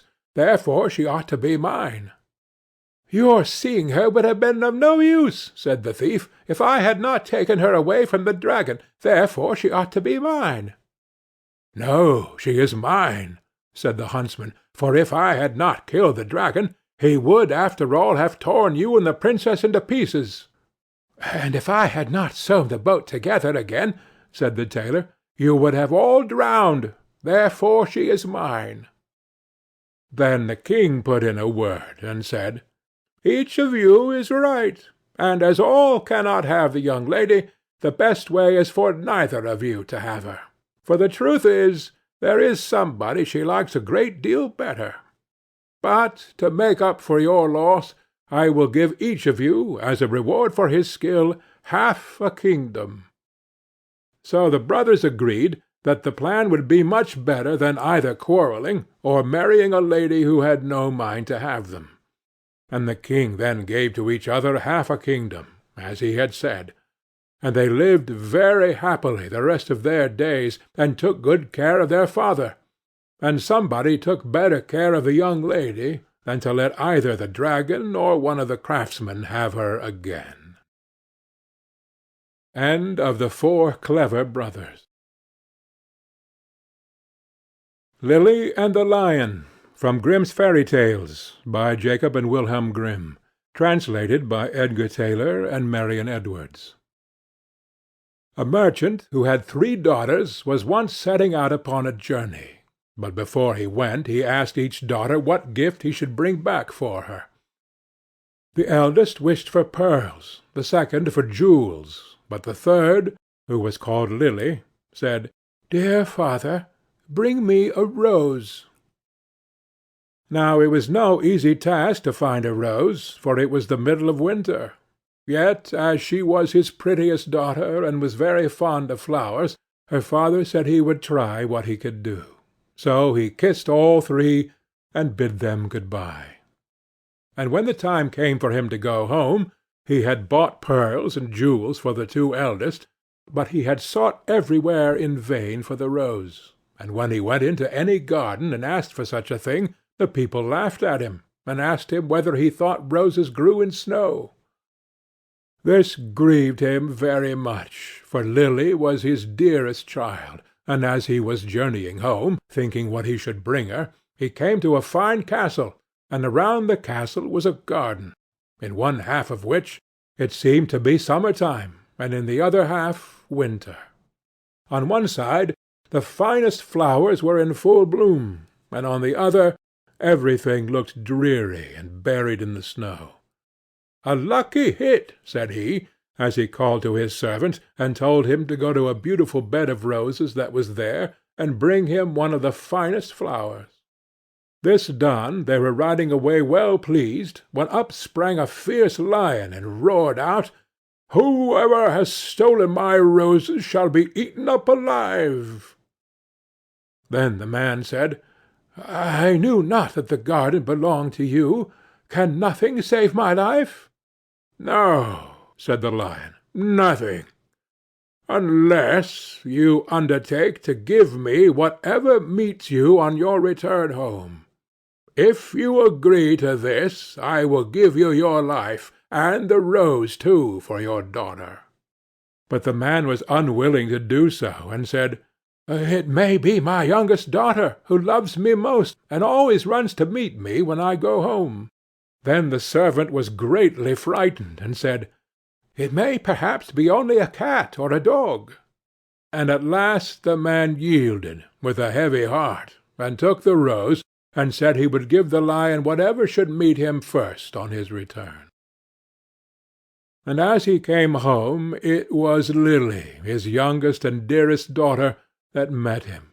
She came running, and kissed him, and welcomed him home, and when she saw that he had brought her the rose, she was still more glad. But her father began to be very sorrowful, and to weep, saying, "Alas, my dearest child, I have bought this flower at a high price, for I have said I would give you to a wild lion, and when he has you, he will tear you in pieces and eat you." Then he told her all that had happened, and said that she should not go, let what would happen. But she comforted him, and said, "Dear father, the word you have given must be kept. I will go to the lion, and soothe him. Perhaps he will let me come home safe again." The next morning she asked the way she was to go, and took her leave of her father, and went forth with a bold heart into the wood. But the lion was an enchanted prince. By day he and all his court were lions, but in the evening they took their right forms again, and when Lily came to the castle, he welcomed her so courteously that she agreed to marry him. The wedding feast was held, and they lived happily together a long time. The prince was only to be seen as soon as evening came, and then he held his court. But every morning he left his bride and went away by himself, she knew not whither, till the night came again.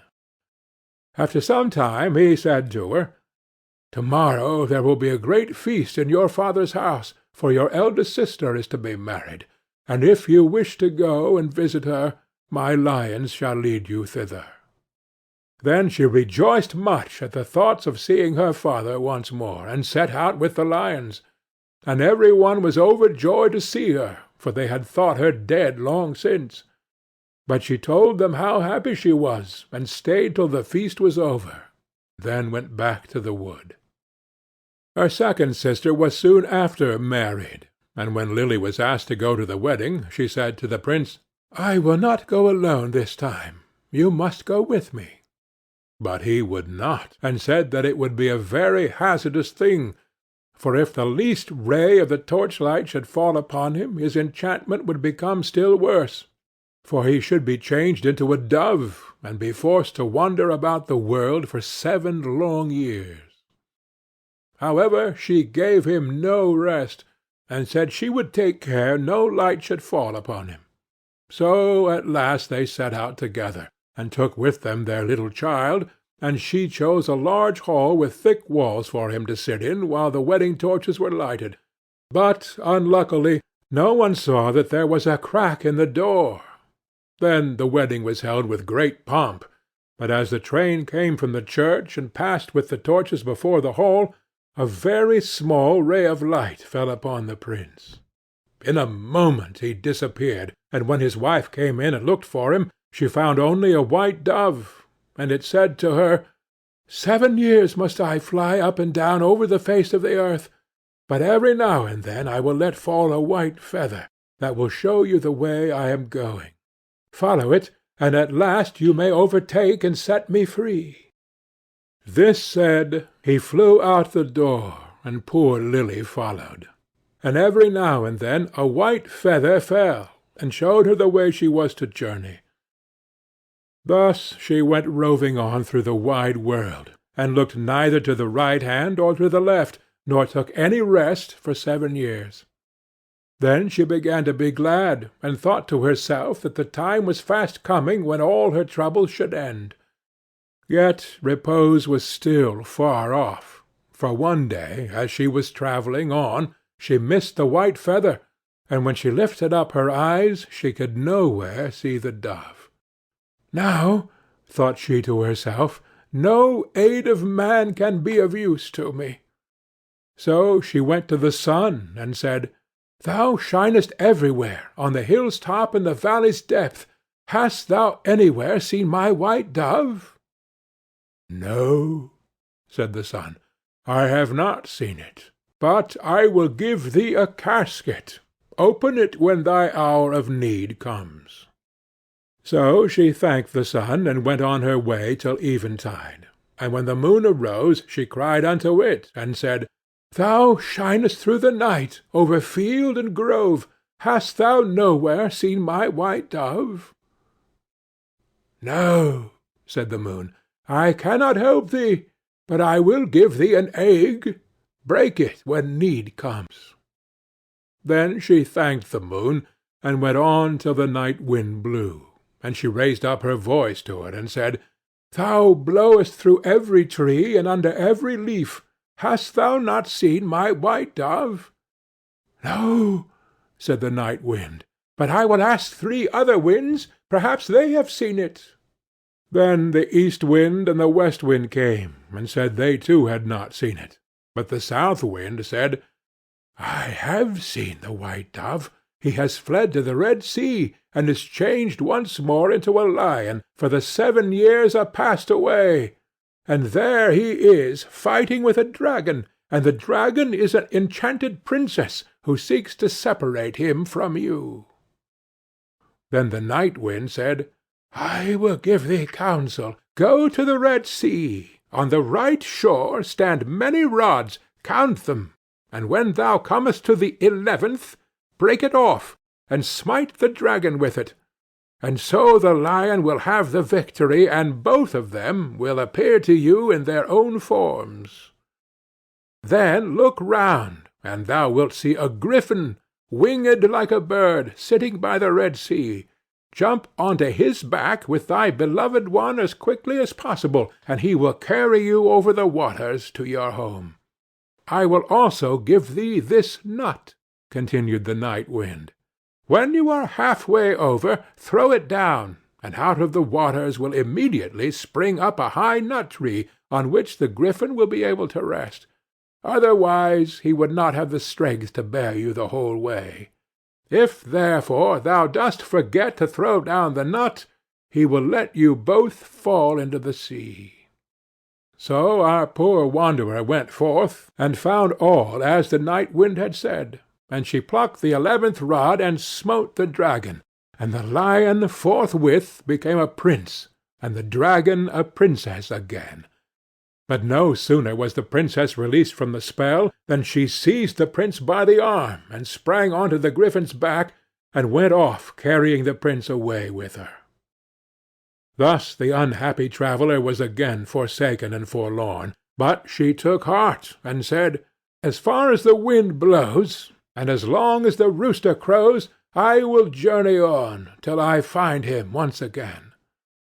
She went on for a long, long way, till at length she came to the castle where the princess had carried the prince. And there was a feast got ready, and she heard that the wedding was about to be held. "Heaven aid me now," said she, and she took the casket that the sun had given her, and found that within it lay a dress as dazzling as the sun itself. So she put it on, and went into the palace, and all the people gazed upon her. And the dress pleased the bride so much that she asked whether it was to be sold. "Not for gold or silver," said she, "but for flesh and blood." The princess asked what she meant, and she said, "Let me speak with the bridegroom this night in his chamber, and I will give thee the dress." At last the princess agreed, but she told her chamberlain to give the prince a sleeping draught, that he might not hear or see her. When evening came, and the prince had fallen asleep, she was led into his chamber, and she sat herself down at his feet, and said, "I have followed thee 7 years. I have been to the sun, the moon, and the night wind to seek thee, and at last I have helped thee to overcome the dragon. Wilt thou then forget me quite?" But the prince all the time slept so soundly that her voice only passed over him, and seemed like the whistling of the wind among the fir trees. Then poor Lily was led away, and forced to give up the golden dress, and when she saw that there was no help for her, she went out into the meadow, and sat herself down and wept. But as she sat, she bethought herself of the egg that the moon had given her, and when she broke it, there ran out a hen and 12 chickens of pure gold, that played about, and then nestled under the old one's wings, so as to form the most beautiful sight in the world. And she rose up, and drove them before her, till the bride saw them from her window, and was so pleased that she came forth and asked her if she would sell the brood. "Not for gold or silver, but for flesh and blood. Let me again this evening speak with the bridegroom in his chamber, and I will give thee the whole brood." Then the princess thought to betray her as before, and agreed to what she asked. But when the prince went to his chamber, he asked the chamberlain why the wind had whistled so in the night. And the chamberlain told him all, how he had given him a sleeping draught, and how a poor maiden had come and spoken to him in his chamber, and was to come again that night. Then the prince took care to throw away the sleeping draught, and when Lily came and began again to tell him what woes had befallen her, and how faithful and true to him she had been, he knew his beloved wife's voice, and sprang up, and said, "You have awakened me as from a dream, for the strange princess had thrown a spell around me, so that I had altogether forgotten you. But heaven hath sent you to me in a lucky hour." And they stole away out of the palace by night unawares, and seated themselves on the griffin, who flew back with them over the Red Sea. When they were half-way across, Lily let the nut fall into the water, and immediately a large nut-tree arose from the sea, whereon the griffin rested for a while, and then carried them safely home.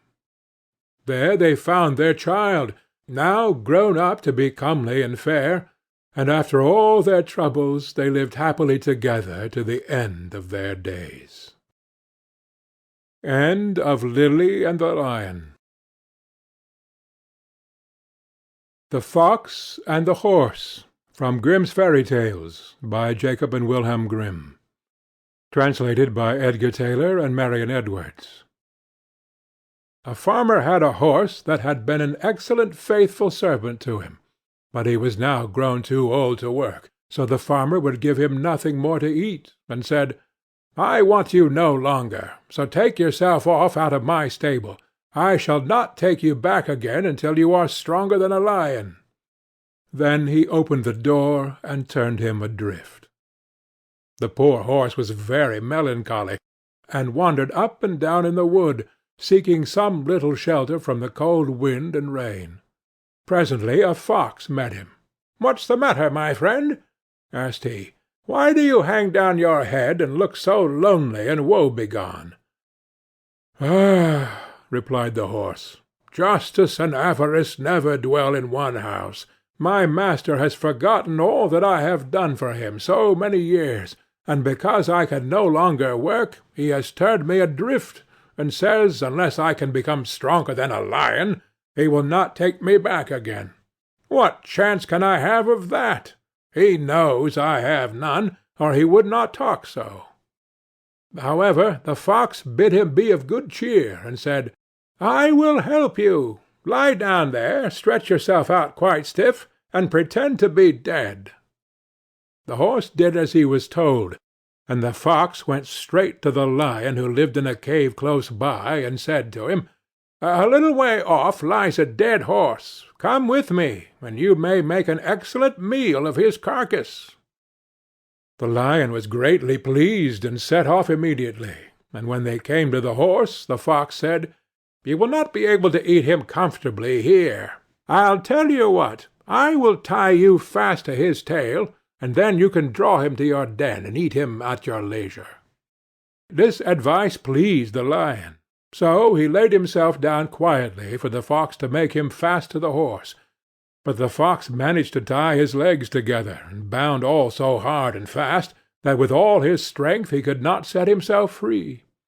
When the work was done, the fox clapped the horse on the shoulder, and said, "Chip, Dubbin, Jip!" Then up he sprang and moved off, dragging the lion behind him. The beast began to roar and bellow, till all the birds of the wood flew away for fright. But the horse let him sing on, and made his way quietly over the fields to his master's house. "Here he is, master," said he. "I have got the better of him." And when the farmer saw his old servant, his heart relented, and he said, "Thou shalt stay in thy stable, and be well taken care of." And so the poor old horse had plenty to eat, and lived till he died. End of The Fox and the Horse. The Blue Light, from Grimm's Fairy Tales, by Jacob and Wilhelm Grimm. Translated by Edgar Tailor and Marion Edwards. There was once upon a time a soldier, who for many years had served the king faithfully, but when the war came to an end, could serve no longer because of the many wounds which he had received. The king said to him, "You may return to your home. I need you no longer, and you will not receive any more money, for he only receives wages who renders me service for them." Then the soldier did not know how to earn a living, went away greatly troubled, and walked the whole day, until in the evening he entered a forest. When darkness came on, he saw a light, which he went up to, and came to a house wherein lived a witch. "Do give me one night's lodging, and a little to eat and drink," said he to her, "or I shall starve." "Oho!" she answered. "Who gives anything to a runaway soldier? Yet will I be compassionate, and take you in, if you will do what I wish." "What do you wish?" said the soldier. "That you should dig all around my garden for me, to-morrow." The soldier consented, and next day laboured with all his strength, but could not finish it by the evening. "I see well enough," said the witch, "that you can do no more to-day, but I will keep you yet another night, in payment for which you must to-morrow chop a load of wood, and chop it small." The soldier spent the whole day in doing it, and in the evening the witch proposed that he should stay one night more.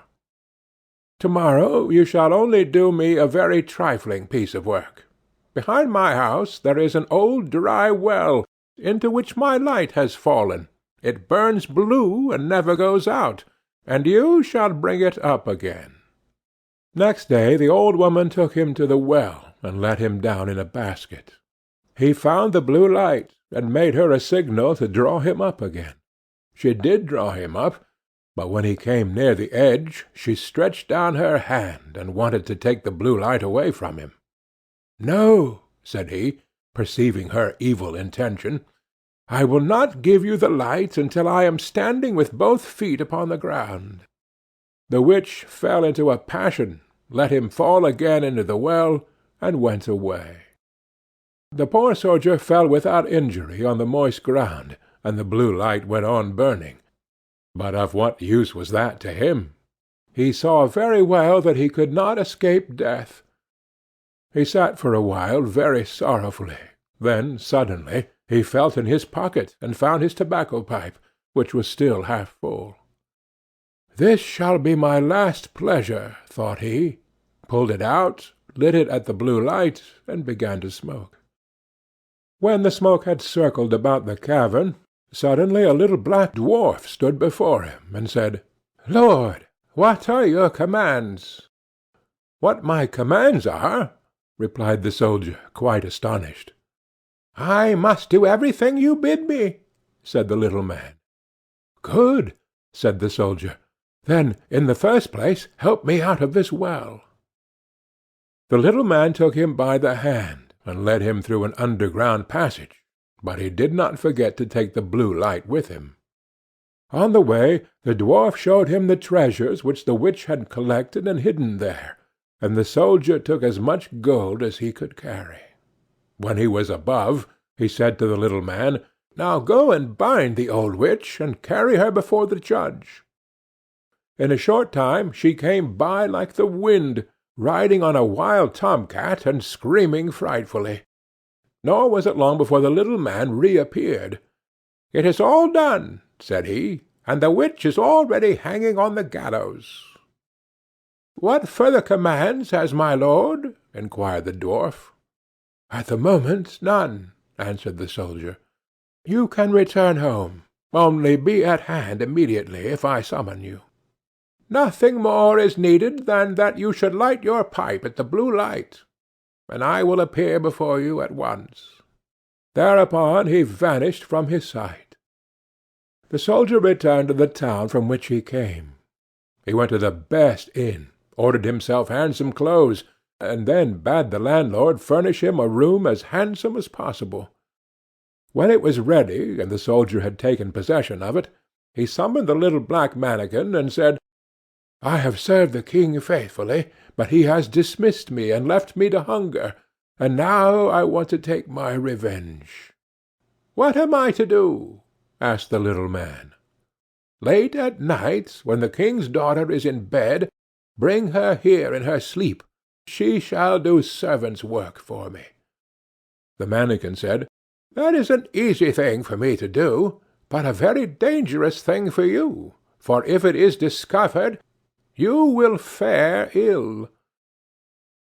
When 12 o'clock had struck, the door sprang open, and the mannikin carried in the princess. "Ah, are you there?" cried the soldier. "Get to work at once. Fetch the broom and sweep the chamber." When she had done this, he ordered her to come to his chair, and then he stretched out his feet and said, "Pull off my boots." Then he threw them in her face, and made her pick them up again and clean and brighten them. She, however, did everything he bade her without opposition, silently and with half-shut eyes. When the first rooster crowed, the mannikin carried her back to the royal palace and laid her in her bed. Next morning, when the princess arose, she went to her father and told him that she had had a very strange dream. "I was carried through the streets with the rapidity of lightning," said she, "and taken into a soldier's room, and I had to wait upon him like a servant, sweep his room, clean his boots, and do all kinds of menial work. It was only a dream, and yet I am just as tired as if I really had done everything." "The dream may have been true," said the king. "I will give you a piece of advice. Fill your pocket full of peas, and make a small hole in the pocket, and then, if you are carried away again, they will fall out and leave a track in the streets." But, unseen by the king, the mannikin was standing beside him when he said that, and heard all. At night, when the sleeping princess was again carried through the streets, some peas certainly did fall out of her pocket, but they made no track, for the crafty mannikin had just before scattered peas in every street there was. And again the princess was compelled to do servant's work until cock-crow.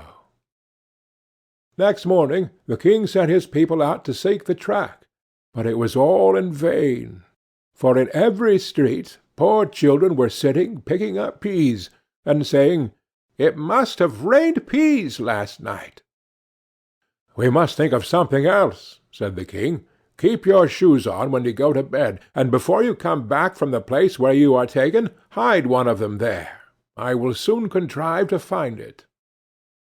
The black mannikin heard this plot, and at night, when the soldier again ordered him to bring the princess, revealed it to him, and told him that he knew of no expedient to counteract this stratagem, and if the shoe were found in the soldier's house, it would go badly with him.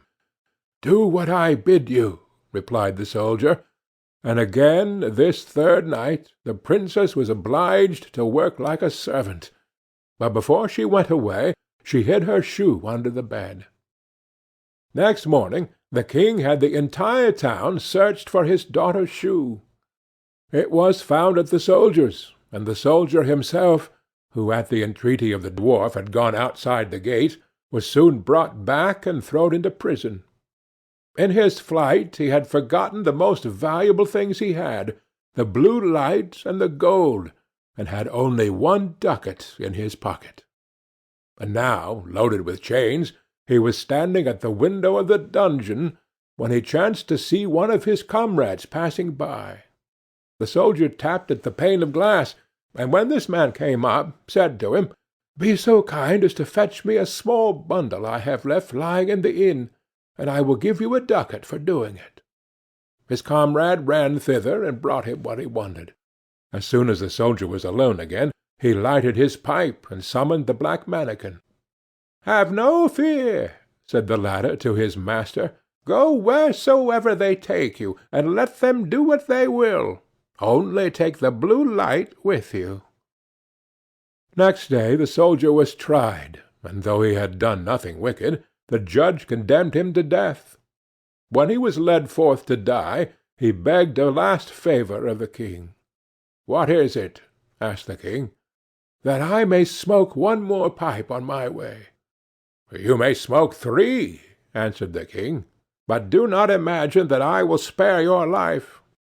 Then the soldier pulled out his pipe and lighted it at the blue light, and as soon as a few wreaths of smoke had ascended, the mannikin was there with a small cudgel in his hand, and said, "What does my lord command?" "Strike down to earth that false judge there, and his constable, and spare not the king, who has treated me so ill."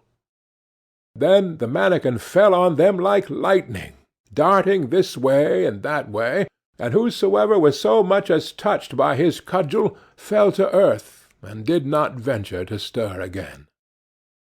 The king was terrified. He threw himself on the soldier's mercy, and merely to be allowed to live at all, gave him his kingdom for his own, and his daughter to wife. End of The Blue Light. The Raven, from Grimm's Fairy Tales, by Jacob and Wilhelm Grimm. Translated by Edgar Tailor and Marion Edwards. There once was a queen who had a little daughter, still too young to run alone. One day the child was very troublesome, and the mother could not quiet it, do what she would. She grew impatient, and seeing the ravens flying round the castle, she opened the window and said, "I wish you were a raven and would fly away. Then I should have a little peace." Scarcely were the words out of her mouth, when the child in her arms was turned into a raven, and flew away from her through the open window. The bird took its flight to a dark wood, and remained there for a long time, and meanwhile the parents could hear nothing of their child. Long after this a man was making his way through the wood when he heard a raven calling, and he followed the sound of the voice. As he drew near, the raven said, "I am by birth a king's daughter, but am now under the spell of some enchantment. You can, however, set me free." "What am I to do?" he asked. She replied, "Go farther into the wood until you come to a house wherein lives an old woman. She will offer you food and drink, but you must not take of either. If you do, you will fall into a deep sleep and will not be able to help me. In the garden behind the house is a large tan heap, and on that you must stand and watch for me. I shall drive there in my carriage at 2 o'clock in the afternoon for 3 successive days. The first day it will be drawn by 4 white, the second by 4 chestnut, and the last by 4 black horses. And if you fail to keep awake, and I find you sleeping, I shall not be set free." The man promised to do all that she wished, but the raven said, "Alas, I know even now that you will take something from the woman and be unable to save me." The man assured her again that he would on no account touch a thing to eat or drink. When he came to the house and went inside, the old woman met him and said, "Poor man, how tired you are! Come in and rest, and let me give you something to eat and drink." "No," answered the man, "I will neither eat nor drink." But she would not leave him alone, and urged him, saying, "If you will not eat anything, at least you might take a draught of wine. 1 drink counts for nothing." And at last he allowed himself to be persuaded, and drank. As it drew towards the appointed hour, he went outside into the garden and mounted the tan-heap to await the raven. Suddenly a feeling of fatigue came over him, and, unable to resist it, he lay down for a little while, fully determined, however, to keep awake. But in another minute his eyes closed of their own accord, and he fell into such a deep sleep that all the noises in the world would not have awakened him. At 2 o'clock the raven came driving along, drawn by her 4 white horses. But even before she reached the spot, she said to herself, sighing, "I know he has fallen asleep." When she entered the garden, there she found him as she had feared, lying on the tan-heap, fast asleep. She got out of her carriage and went to him. She called him and shook him, but it was all in vain. He still continued sleeping. The next day, at noon, the old woman came to him again with food and drink, which he had first refused. At last, overcome by her persistent entreaties that he would take something, he lifted the glass and drank again. Towards 2 o'clock he went into the garden and on to the tan-heap to watch for the raven. He had not been there long before he began to feel so tired that his limbs seemed hardly able to support him, and he could not stand upright any longer. So again he lay down and fell fast asleep. As the raven drove along her 4 chestnut horses, she said sorrowfully to herself, "I know he has fallen asleep." She went as before to look for him, but he slept, and it was impossible to awaken him. The following day the old woman said to him, "What is this? You are not eating or drinking anything. Do you want to kill yourself?" He answered, "I may not, and will not either eat or drink." But she put down the dish of food and the glass of wine in front of him, and when he smelt the wine he was unable to resist the temptation, and took a deep draught. When the hour came round again, he went, as usual, on to the tan-heap in the garden to await the king's daughter, but he felt even more overcome with weariness than on the 2 previous days, and throwing himself down, he slept like a log. At 2 o'clock the raven could be seen approaching, and this time her coachman and everything about her, as well as her horses, were black. She was sadder than ever as she drove along, and said mournfully, "I know he has fallen asleep, and will not be able to set me free." She found him sleeping heavily, and all her efforts to awaken him were of no avail. Then she placed beside him a loaf and some meat and a flask of wine, of such a kind that however much he took of them, they would never grow less. After that she drew a gold ring, on which her name was engraved, off her finger, and put it upon one of his. Finally she laid a letter near him, in which, after giving him particulars of the food and drink she had left for him, she finished with the following words: "I see that as long as you remain here you will never be able to set me free. If, however, you still wish to do so, come to the golden castle of Stromberg. This is well within your power to accomplish." She then returned to her carriage, and drove to the golden castle of Stromberg. When the man awoke and found that he had been sleeping, he was grieved at heart, and said, "She has no doubt been here and driven away again, and it is now too late for me to save her." Then his eyes fell on the things which were lying beside him. He read the letter, and knew from it all that had happened. He rose up without delay, eager to start on his way and to reach the castle of Stromberg. But he had no idea in which direction he ought to go. He travelled about a long time in search of it, and came at last to a dark forest, through which he went on walking for 14 days, and still could not find a way out. Once more the night came on, and worn out, he lay down under a bush and fell asleep. Again the next day he pursued his way through the forest, and that evening, thinking to rest again, he lay down as before, but he heard such a howling and wailing that he found it impossible to sleep. He waited till it was darker, and people had begun to light up their houses, and then, seeing a little glimmer ahead of him, he went towards it. He found that the light came from a house which looked smaller than it really was, from the contrast of its height with that of an immense giant who stood in front of it. He thought to himself, "If the giant sees me going in, my life will not be worth much."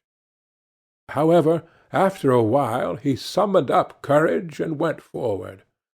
When the giant saw him, he called out, "It is lucky that you have come, for I have not had anything to eat for a long time.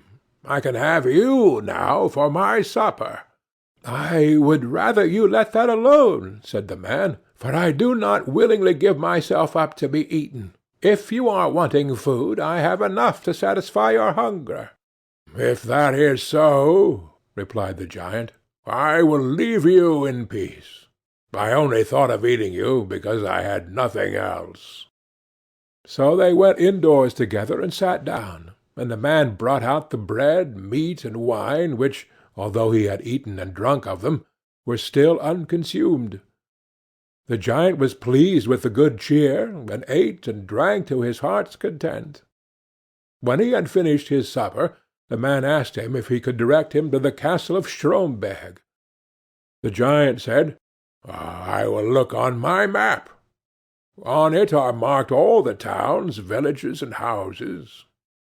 So he fetched his map and looked for the castle, but could not find it. "Never mind," he said. "I have larger maps upstairs in the cupboard. We will look on those." But they searched in vain, for the castle was not marked even on these. The man now thought he should like to continue his journey, but the giant begged him to remain for a day or two longer, until the return of his brother, who was away in search of provisions. When the brother came home, they asked him about the castle of Stromberg, and he told them that he would look on his own maps as soon as he had eaten and appeased his hunger. Accordingly, when he had finished his supper, they all went up together to his room and looked through his maps, but the castle was not to be found. Then he fetched other older maps.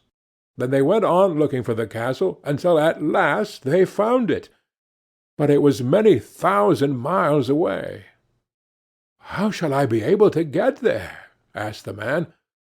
"I have 2 hours to spare," said the giant, "and I will carry you into the neighborhood of the castle.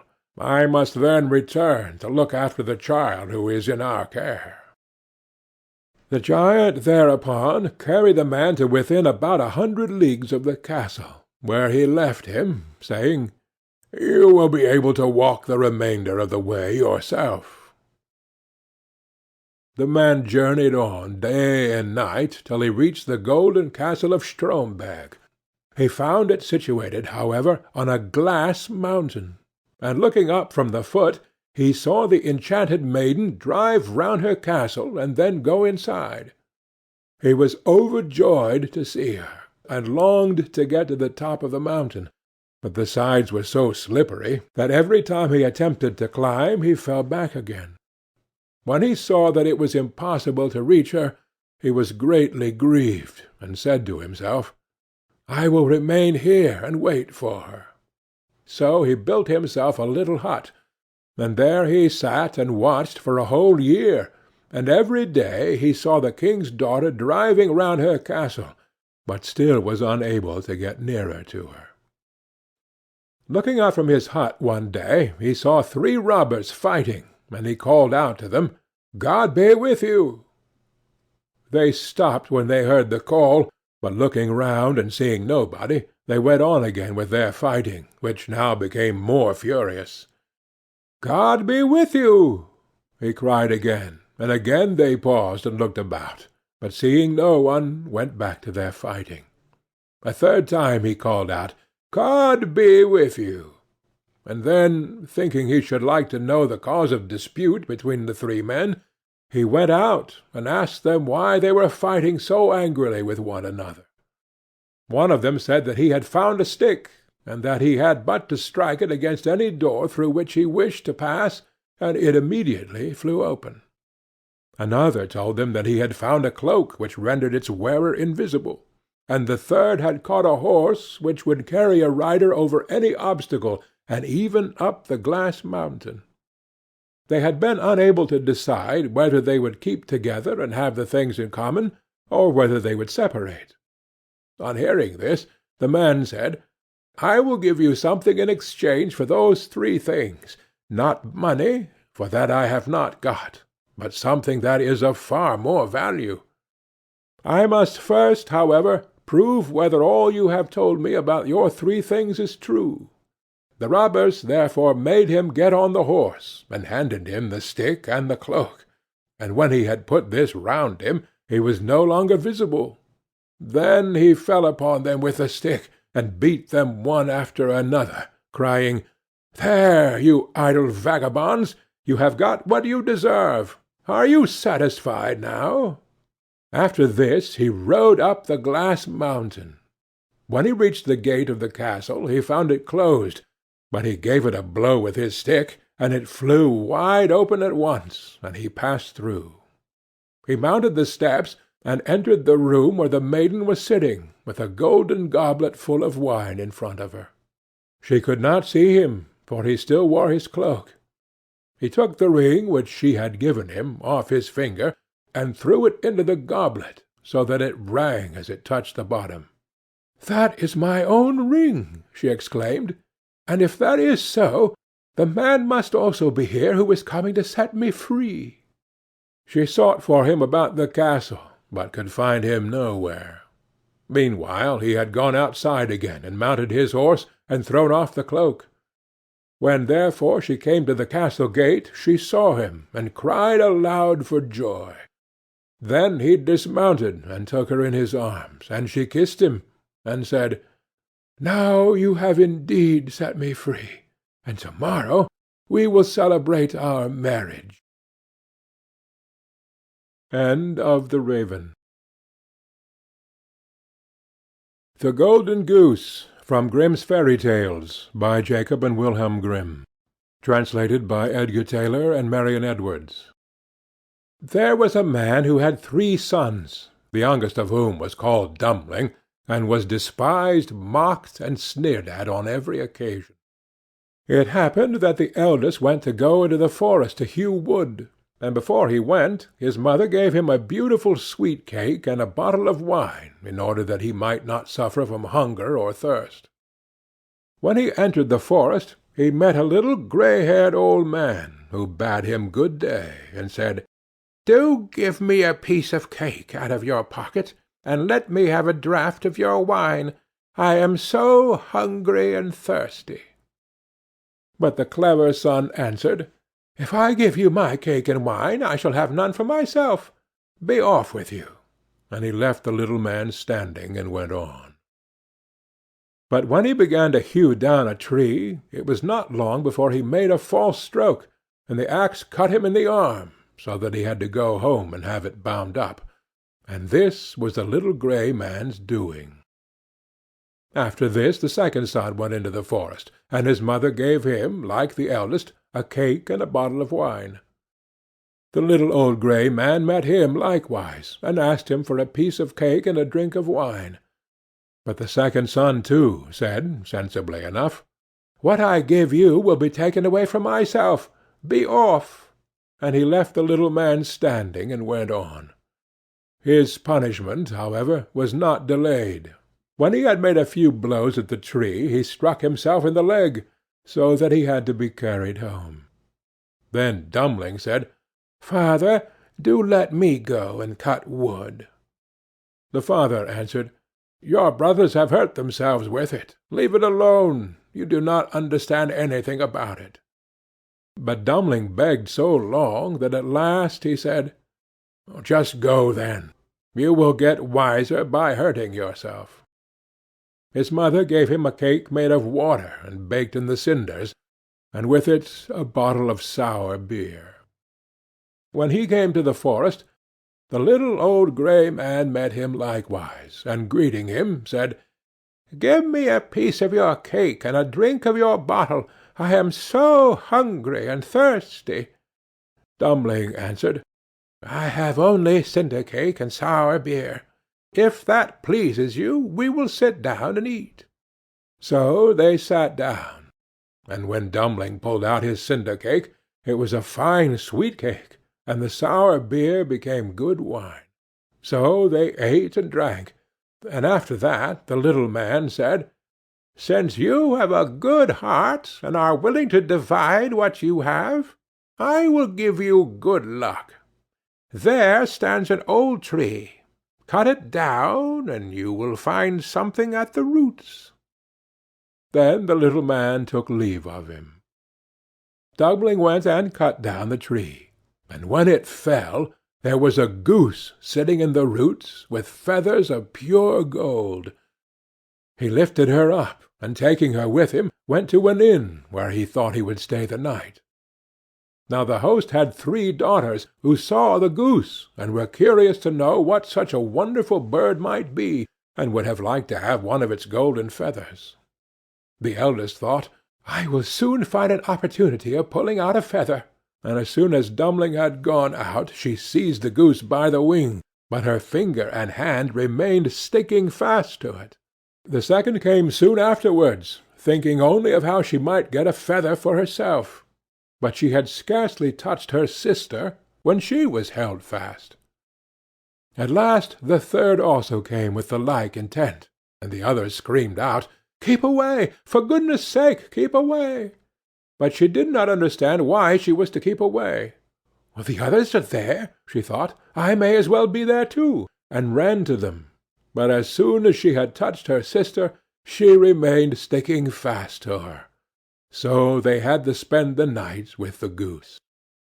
The next morning Dummling took the goose under his arm and set out, without troubling himself about the 3 girls who were hanging on to it. They were obliged to run after him continually, now left, now right, wherever his legs took him. In the middle of the fields the parson met them, and when he saw the procession, he said, "For shame, you good-for-nothing girls! Why are you running across the fields after this young man? Is that seemly?" At the same time he seized the youngest by the hand in order to pull her away, but as soon as he touched her, he likewise stuck fast, and was himself obliged to run behind. Before long the sexton came by, and saw his master, the parson, running behind 3 girls. He was astonished at this, and called out, "Hi, your reverence! Whither away so quickly? Do not forget that we have a christening to-day." And running after him, he took him by the sleeve, but was also held fast to it. Whilst the 5 were trotting, thus one behind the other, 2 labourers came with their hoes from the fields. The parson called out to them, and begged that they would set him and the sexton free. But they had scarcely touched the sexton when they were held fast, and now there were 7 of them running behind Dummling and the goose. Soon afterwards he came to a city where a king ruled, who had a daughter who was so serious that no one could make her laugh.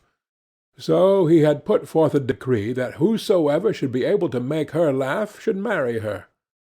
When Dummling heard this, he went with his goose and all her train before the king's daughter, and as soon as she saw the 7 people running on and on, one behind the other, she began to laugh quite loudly, and as if she would never stop. Thereupon Dummling asked to have her for his wife, but the king did not like the son-in-law, and made all manner of excuses, and said he must first produce a man who could drink a cellarful of wine. Dummling thought of the little grey man, who would certainly help him, so he went into the forest, and in the same place where he had felled the tree he saw a man sitting, who had a very sorrowful face. Dummling asked him what he was taking to heart so sorely, and he answered, "I have such a great thirst, and cannot quench it. Cold water I cannot stand. A barrel of wine I have just emptied, but that to me is like a drop on a hot stone." "There I can help you," said Dummling. "Just come with me, and you shall be satisfied." He led him into the king's cellar, and the man bent over the huge barrels, and drank till his loins hurt, and before the day was out he had emptied all the barrels. Then Dummling asked once more for his bride, but the king was vexed that such an ugly fellow, whom every one called Dummling, should take away his daughter, and he made a new condition. He must first find a man who could eat a whole mountain of bread. Dummling did not think long, but went straight into the forest, where in the same place there sat a man who was tying up his body with a strap, and making an awful face, and saying, "I have eaten a whole ovenful of rolls, but what good is that when one has such a hunger as I? My stomach remains empty, and I must tie myself up if I am not to die of hunger." At this Dummling was glad, and said, "Get up, come with me. You shall eat yourself full." He led him to the king's palace, where all the flour in the whole kingdom was collected, and from it he caused a huge mountain of bread to be baked. The man from the forest stood before it, began to eat, and by the end of one day the whole mountain had vanished. Then Dummling for the third time asked for his bride, but the king again sought a way out, and ordered a ship which could sail on land and on water. "As soon as you come sailing back in it," said he, "you shall have my daughter for wife." Dummling went straight into the forest, and there sat the little grey man to whom he had given his cake. When he heard what Dummling wanted, he said, "Since you have given me to eat and drink, I will give you the ship, and I do all this because you once were kind to me." Then he gave him the ship which could sail on land and water, and when the king saw that, he could no longer prevent him from having his daughter. The wedding was celebrated, and after the king's death Dummling inherited his kingdom, and lived for a long time contentedly with his wife. End of the Golden Goose. The Water of Life, from Grimm's Fairy Tales, by Jacob and Wilhelm Grimm. Translated by Edgar Tailor and Marion Edwards. Long before you and I were born, there reigned in a country a great way off a king who had 3 sons. The king once fell very ill, so ill that nobody thought he could live. His sons were very much grieved at their father's sickness, and as they were walking together very mournfully in the garden of the palace, a little old man met them, and asked what was the matter. They told him that their father was very ill, and that they were afraid nothing could save him. "I know what would," said the little old man. "It is the water of life. If he could have a draught of it, he would be well again. But it is very hard to get." Then the eldest one said, "I shall find it." And he went to the sick king, and begged that he might go and search for the water of life, as it was the only thing that could save him. "No," said the king, "I had rather die than place you in such great danger as you must meet with in your journey." But he begged so hard that the king let him go, and the prince thought to himself, "If I bring my father this water, he will make me sole heir to his kingdom." Then he set out, and when he had gone on his way some time, he came to a deep valley, overhung with rocks and woods. And as he looked around, he saw standing above him on one of the rocks a little ugly dwarf, with a sugar-loaf cap and a scarlet cloak. And the dwarf called to him, and said, "Prince, whither so fast?" "What is that to thee, you ugly imp?" said the prince haughtily, and rode on.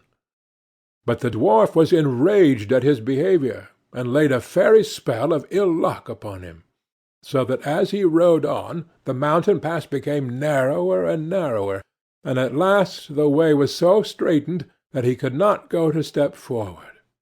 And when he thought to have turned his horse round and go back the way he came, he heard a loud laugh ringing round him, and found that the path was closed behind him, so that he was shut in all around. He next tried to get off his horse and make his way on foot, But again the laugh rang in his ears, and he found himself unable to move a step, and thus he was forced to abide spellbound. Meantime the old king was lingering on in daily hope of his son's return, till at last the second son said, "Father, I will go in search of the water of life." For he thought to himself, "My brother is surely dead, and the kingdom will fall to me if I find the water." The king was at first very unwilling to let him go, but at last yielded to his wish. So he set out, and followed the same road which his brother had done, and met with the same elf, who stopped him on the same spot in the mountains, saying, as before, "Prince, whither so fast?" "Mind your own affairs, busybody," said the prince scornfully, and rode on. But the dwarf put the same spell upon him as he put on his elder brother, and he too was at last obliged to take up his abode in the heart of the mountains. Thus it is with proud, silly people, who think themselves above every one else, and are too proud to ask or take advice. When the second prince had thus been gone a long time, the youngest son said he would go and search for the water of life, and trusted he would soon be able to make his father well again. So he set out, and the dwarf met him too at the same spot in the valley, among the mountains, and said, "Prince, whither so fast?" And the prince said, "I am going in search of the water of life, because my father is ill and like to die. Can you help me? Pray be kind, and aid me if you can." "Do you know where it is to be found?" asked the dwarf. "No," said the prince, "I do not. Pray tell me if you know." "Then, as you have spoken to me kindly, and are wise enough to seek for advice, I will tell you how and where to go. The water you seek springs from a well in an enchanted castle, and, that you may be able to reach it in safety, I will give you an iron wand and 2 little loaves of bread. Strike the iron door of the castle 3 times with the wand, and it will open. 2 hungry lions will be lying down inside, gaping for their prey. But if you throw them the bread, they will let you pass. Then hasten on to the well, and take some of the water of life before the clock strikes 12. For if you tarry longer, the door will shut upon you forever." Then the prince thanked his little friend with the scarlet cloak for his friendly aid, and took the wand and the bread, and went travelling on and on, over sea and over land, till he came to his journey's end, and found everything to be as the dwarf had told him. The door flew open at the 3rd stroke of the wand, and when the lions were quieted, he went on through the castle, and came at length to a beautiful hall. Around it he saw several knights sitting in a trance. Then he pulled off their rings, and put them on his own fingers. In another room he saw on a table a sword and a loaf of bread, which he also took. Further on he came to a room where a beautiful young lady sat upon a couch, and she welcomed him joyfully, and said if he would set her free from the spell that bound her, the kingdom should be his, if he would come back in a year and marry her. Then she told him that the well that held the water of life was in the palace gardens, and bade him make haste and draw what he wanted before the clock struck 12. He walked on, and as he walked through beautiful gardens, he came to a delightful shady spot in which stood a couch, and he thought to himself, as he felt tired, that he would rest himself for a while and gaze on the lovely scenes around him. So he laid himself down, and sleep fell upon him unawares, so that he did not wake up till the clock was striking 12:15. Then he sprang from the couch dreadfully frightened, ran to the well, filled a cup that was standing by him full of water, and hastened to get away in time. Just as he was going out of the iron door, it struck 12, and the door fell so quickly upon him that it snapped off a piece of his heel.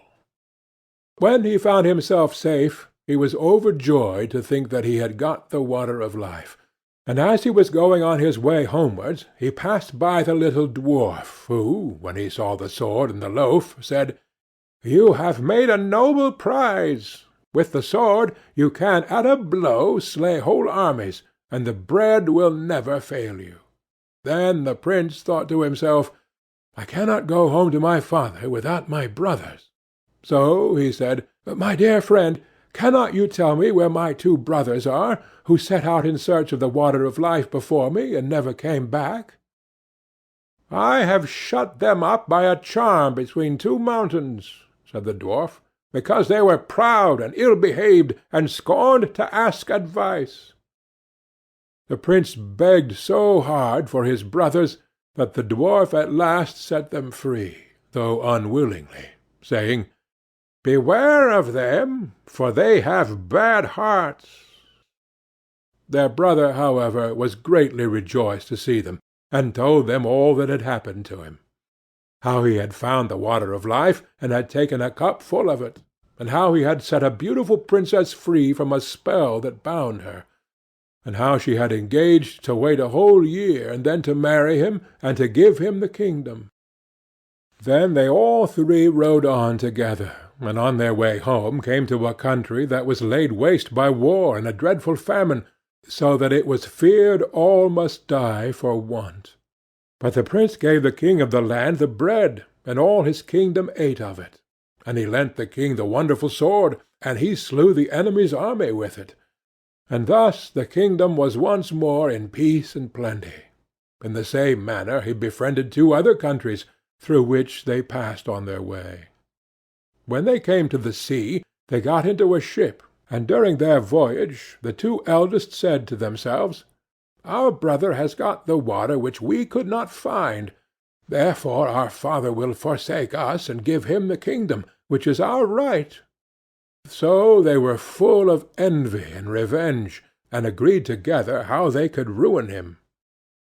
Then they waited till he was fast asleep, and poured the water of life out of the cup, and took it for themselves, giving him bitter sea-water instead. When they came to the journey's end, the youngest son brought his cup to the sick king, that he might drink and be healed. Scarcely, however, had he tasted the bitter sea-water, when he became worse even than he was before. And then both the elder sons came in, and blamed the youngest for what they had done, and said that he wanted to poison their father, but that they found the water of life, and had brought it with them. He no sooner began to drink of what they brought him, than he felt his sickness leave him, and was as strong and well as in his younger days. Then they went to their brother, and laughed at him, and said, "Well, brother, you found the water of life, did you? You have had the trouble, and we shall have the reward. Pray, with all your cleverness, why did not you manage to keep your eyes open? Next year one of us will take away your beautiful princess, if you do not care. You had better say nothing about this to our father, for he does not believe a word you say, and if you tell tales, you shall lose your life into the bargain. But be quiet, and we will let you off." The old king was still very angry with his youngest son, and thought he really meant to have taken away his life, so he called his court together, and asked what should be done, and all agreed that he ought to be put to death. The prince knew nothing of what was going on, till one day, when the king's chief huntsman went a-hunting with him, and they were alone in the wood together, the huntsman looked so sorrowful that the prince said, "My friend, what is the matter with you?" "I cannot and dare not tell you," said he. But the prince begged very hard, and said, "Only tell me what it is, and do not think I shall be angry, for I will forgive you." "Alas," said the huntsman, "the king has ordered me to shoot you." The prince started at this, and said, "Let me live, and I will change dresses with you. You shall take my royal coat to show to my father, and do you give me your shabby one." "With all my heart," said the huntsman. "I am sure I shall be glad to save you, for I could not have shot you." Then he took the prince's coat, and gave him the shabby one, and went away through the wood. Some time after, 3 grand embassies came to the old king's court, with rich gifts of gold and precious stones for his youngest son. Now all these were sent from the 3 kings to whom he had lent his sword and loaf of bread, in order to rid them of their enemy and feed their people. This touched the old king's heart, and he thought his son might still be guiltless, and said to his court, "Oh, that my son were still alive! How it grieves me that I had him killed!" "He is still alive," said the huntsman, "and I am glad that I had pity on him, but let him go in peace, and brought home his royal coat." At this the king was overwhelmed with joy, and made it known throughout all his kingdom that if his son would come back to his court he would forgive him. Meanwhile the princess was eagerly waiting till her deliverer should come back, and had a road made leading up to her palace all of shining gold, and told her courtiers that whoever came on horseback and rode straight up to the gate upon it was her true lover, and that they must let him in. But whoever rode on one side of it, they must be sure was not the right one, and that they must send him away at once. The time soon came when the eldest brother thought that he would make haste to go to the princess, and say that he was the one who had set her free, and that he should have her for his wife, and the kingdom with her. As he came before the palace, and saw the golden road, he stopped to look at it, and thought to himself, "It is a pity to ride upon this beautiful road." So he turned aside and rode on the right-hand side of it. But when he came to the gate, the guards, who had seen the road he took, said to him he could not be what he said he was, and must go about his business. The second prince set out soon afterwards on the same errand. When he came to the golden road, and his horse had set one foot upon it, he stopped to look at it, and thought it very beautiful, and said to himself, "What a pity it is that any one should tread here!" Then he too turned aside and rode on the left side of it. But when he came to the gate, the guard said that he was not the true prince, and that he too must go away about his business, and away he went. Now when the full year was come round, the third brother left the forest in which he had lain hid for fear of his father's anger, and set out in search of his betrothed bride.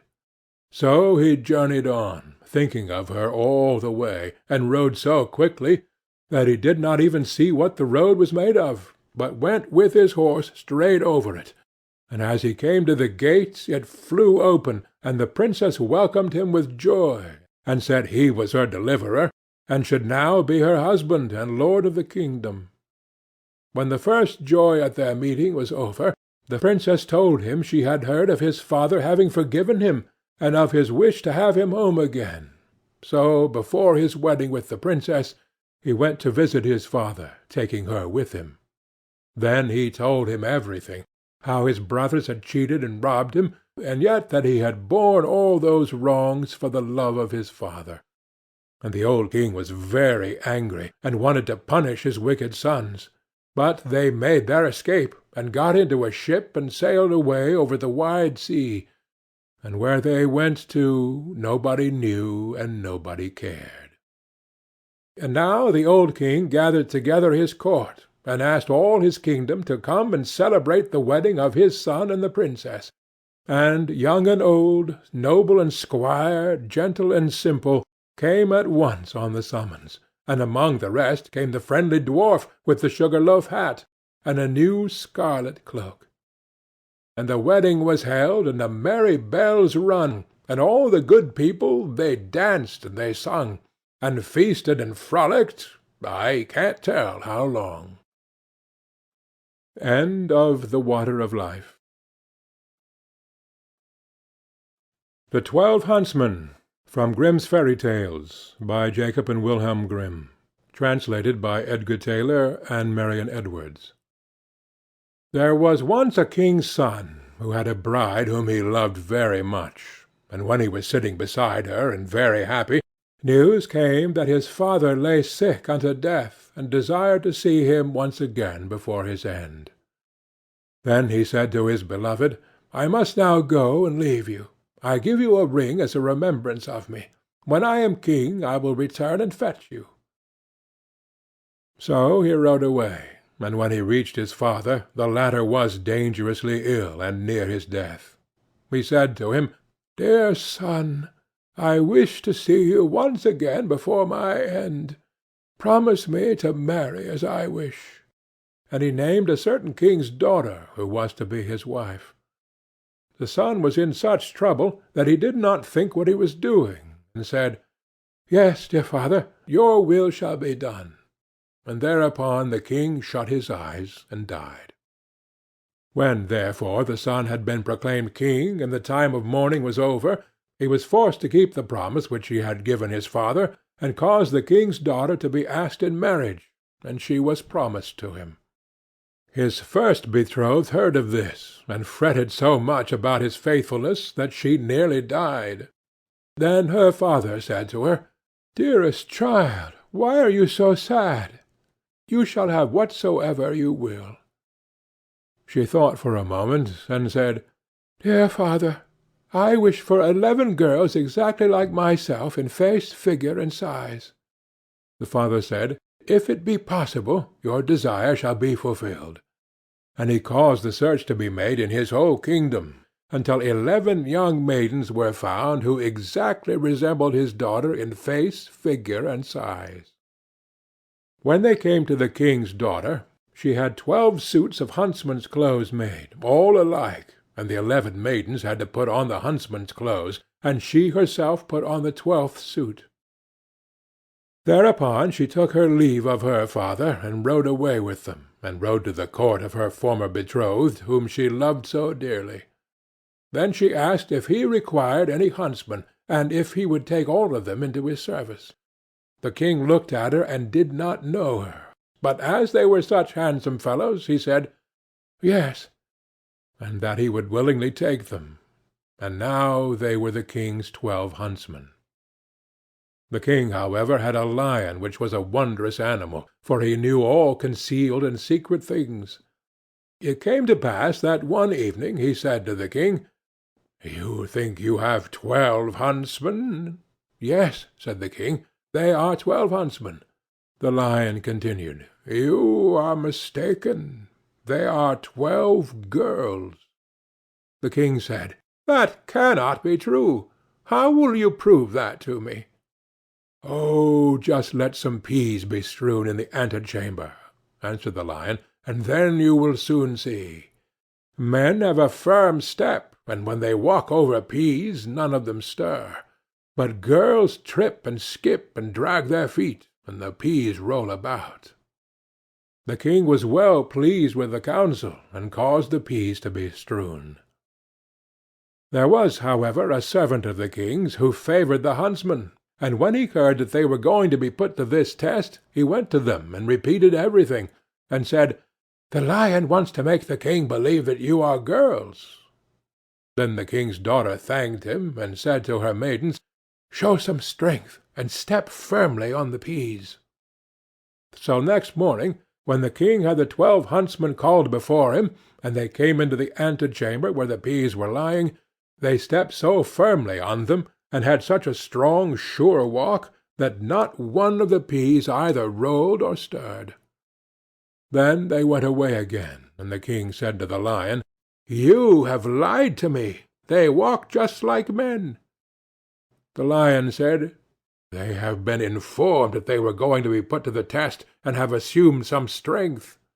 Just let 12 spinning wheels be brought into the antechamber, and they will go to them and be pleased with them, and that is what no man would do." The king liked the advice, and had the spinning wheels placed in the antechamber. But the servant, who was well disposed to the huntsmen, went to them and disclosed the project.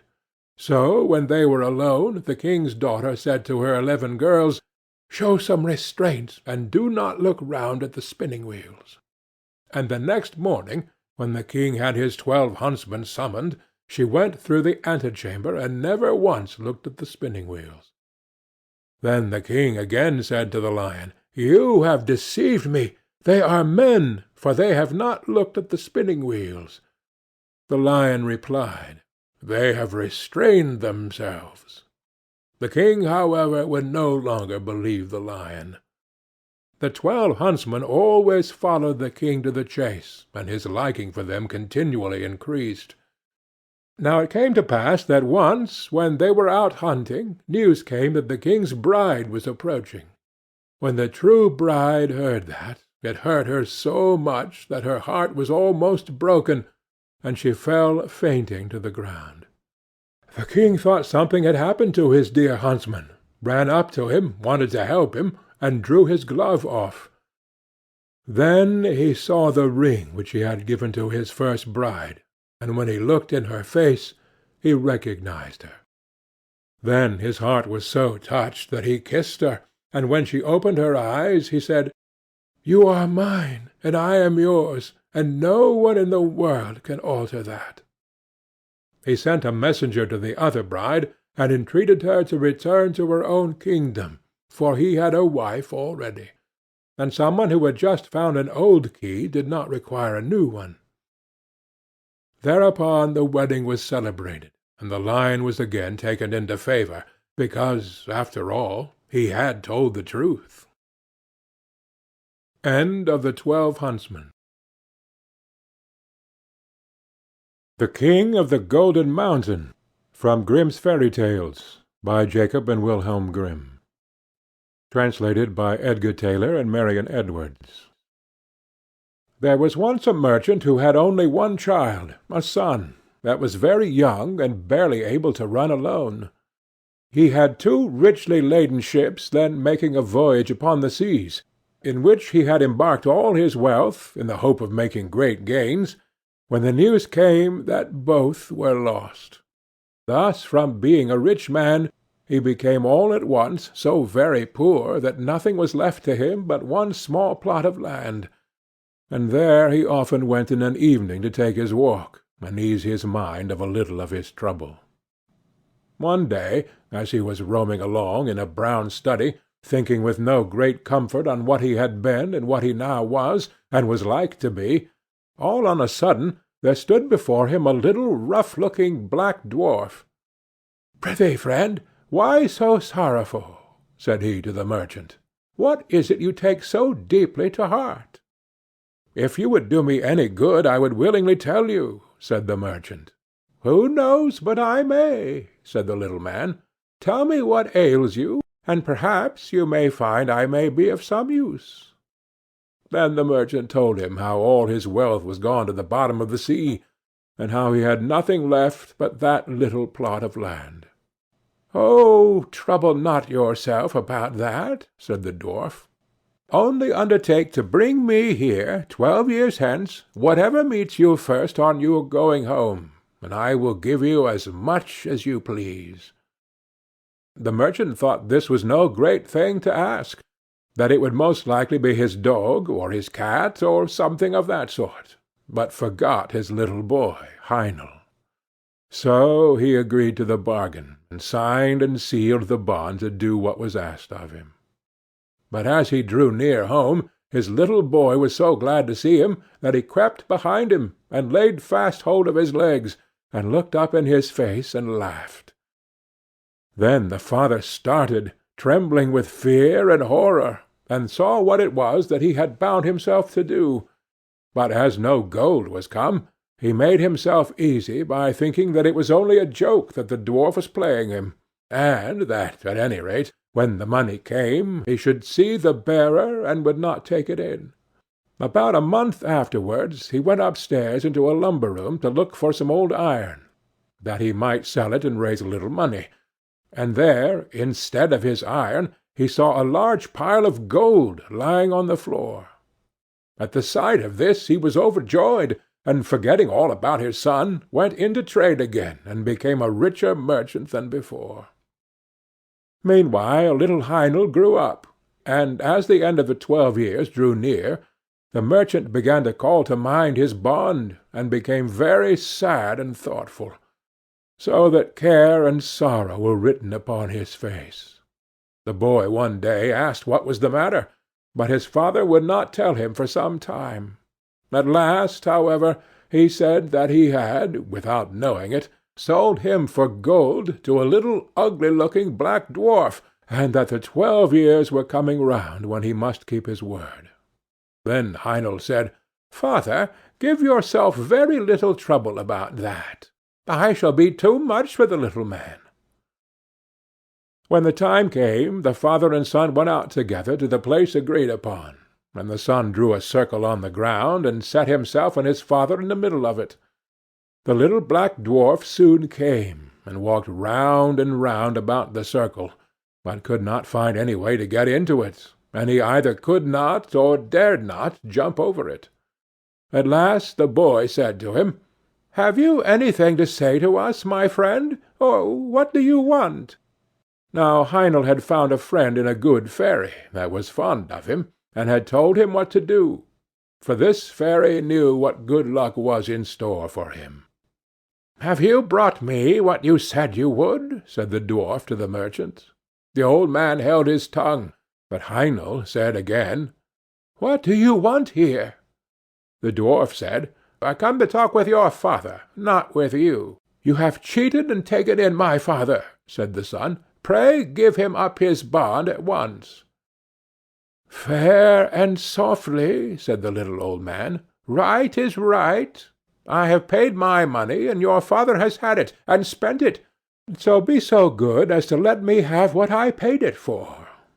"You must have my consent to that first," said Heinel, "so please to step in here, and let us talk it over." The old man grinned and showed his teeth, as if he should have been very glad to get into the circle if he could. Then, at last, after a long talk, they came to terms. Heinel agreed that his father must give him up, and that so far the dwarf should have his way. But, on the other hand, the fairy had told Heinel what fortune was in store for him, if he followed his own course, and he did not choose to be given up to his hump-backed friend, who seemed so anxious for his company. So, to make a sort of drawn battle of the matter, it was settled that Heinel should be put into an open boat that lay on the seashore hard by, that the father should push him off with his own hand, and that he should thus be set adrift, and left to the bad or good luck of wind and weather. Then he took leave of his father, and set himself in the boat, but before it got far off, a wave struck it, and it fell with one side low in the water, so the merchant thought that poor Heinel was lost, and went home very sorrowful, while the dwarf went his way, thinking that at any rate he had had his revenge. The boat, however, did not sink, for the good fairy took care of her friend, and soon raised the boat up again, and it went safely on. The young man sat safe within, till at length it ran ashore upon an unknown land. As he jumped upon the shore, he saw before him a beautiful castle, but empty and dreary within, for it was enchanted. "Here," said he to himself, "must I find the prize the good fairy told me of." So he once more searched the whole palace through, till at last he found a white snake lying coiled up on a cushion in one of the chambers. Now the white snake was an enchanted princess, and she was very glad to see him, and said, "Are you at last come to set me free? 12 long years have I waited for the fairy to bring you hither as she promised, for you alone can save me. This night 12 men will come. Their faces will be black, and they will be dressed in chain armor. They will ask what you do here, but give no answer, and let them do what they will, beat, whip, pinch, prick, or torment you, bear all. Only speak not a word, and at 12 o'clock they must go away. The second night 12 others will come, and the third night 24, who will even cut off your head, but at the 12th hour of that night their power is gone, and I shall be free, and will come and bring you the water of life, and will wash you with it, and bring you back to life and health." And all came to pass as she had said. Heinel bore all, and spoke not a word. And the third night the princess came and fell on his neck and kissed him. Joy and gladness burst forth throughout the castle, the wedding was celebrated, and he was crowned king of the Golden Mountain. They lived together very happily, and the queen had a son. And thus 8 years had passed over their heads, when the king thought of his father, and began to long to see him once again. but the queen was against his going, and said, "I know well what misfortunes will come upon us if you go." However, he gave her no rest till she agreed. At his going away she gave him a wishing ring, and said, "Take this ring and put it on your finger. Whatever you wish it will bring you. Only promise never to make use of it to bring me hence to your father's house." Then he said he would do what she asked, and put the ring on his finger, and wished himself near the town where his father lived. Heinel found himself at the gates in a moment, but the guards would not let him go in, because he was so strangely clad. So he went up to a neighbouring hill, where a shepherd dwelt, and borrowed his old frock, and thus passed unknown into the town. When he came to his father's house, he said he was his son, but the merchant would not believe him, and said he had had but one son, his poor Heinel, who, he knew, was long since dead; and as he was only dressed like a poor shepherd, he would not even give him anything to eat. The king, however, still vowed that he was his son, and said, "Is there no mark by which you would know me, if I am really your son?" "Yes," said his mother, "our Heinel had a mark like a raspberry on his right arm." Then he showed them the mark, and they knew that what he had said was true. He next told them how he was king of the Golden Mountain, and was married to a princess, and had a son 7 years old. But the merchant said, "That can never be true. He must be a fine king, truly, who travels about in a shepherd's frock." At this the son was vexed, and forgetting his word, turned his ring and wished for his queen and son. In an instant they stood before him, but the queen wept, and said he had broken his word, and bad luck would follow. He did all he could to soothe her, and she at last seemed to be appeased, but she was not so in truth, and was only thinking how she should punish him. One day he took her to walk with him out of the town, and showed her the spot where the boat was set adrift upon the wide waters. Then he sat himself down, and said, "I am very much tired. Sit by me. I will rest my head in your lap, and sleep a while." As soon as he had fallen asleep, however, she drew the ring from his finger, and crept softly away, and wished herself and her son at home in their kingdom. And when he awoke, he found himself alone, and saw that the ring was gone from his finger. "I can never go back to my father's house," said he. "They would say I am a sorcerer. I will journey forth into the world till I come again to my kingdom." So saying, he set out and travelled, till he came to a hill where 3 giants were sharing their father's goods, and as they saw him pass they cried out and said, "Little men have sharp wits. He shall part the goods between us." Now there was a sword that cut off an enemy's head whenever the wearer gave the words "heads off," a cloak that made the owner invisible, or gave him any form he pleased, and a pair of boots that carried the wearer wherever he wished. Heinel said they must first let him try these wonderful things, then he might know how to set a value upon them. Then they gave him the cloak, and he wished himself a fly, and in a moment he was a fly. "The cloak is very well," said he. "Now give me the sword." "No," said they, "not unless you undertake not to say heads off, for if you do, we are all dead men." So they gave it to him, charging him to try it on a tree.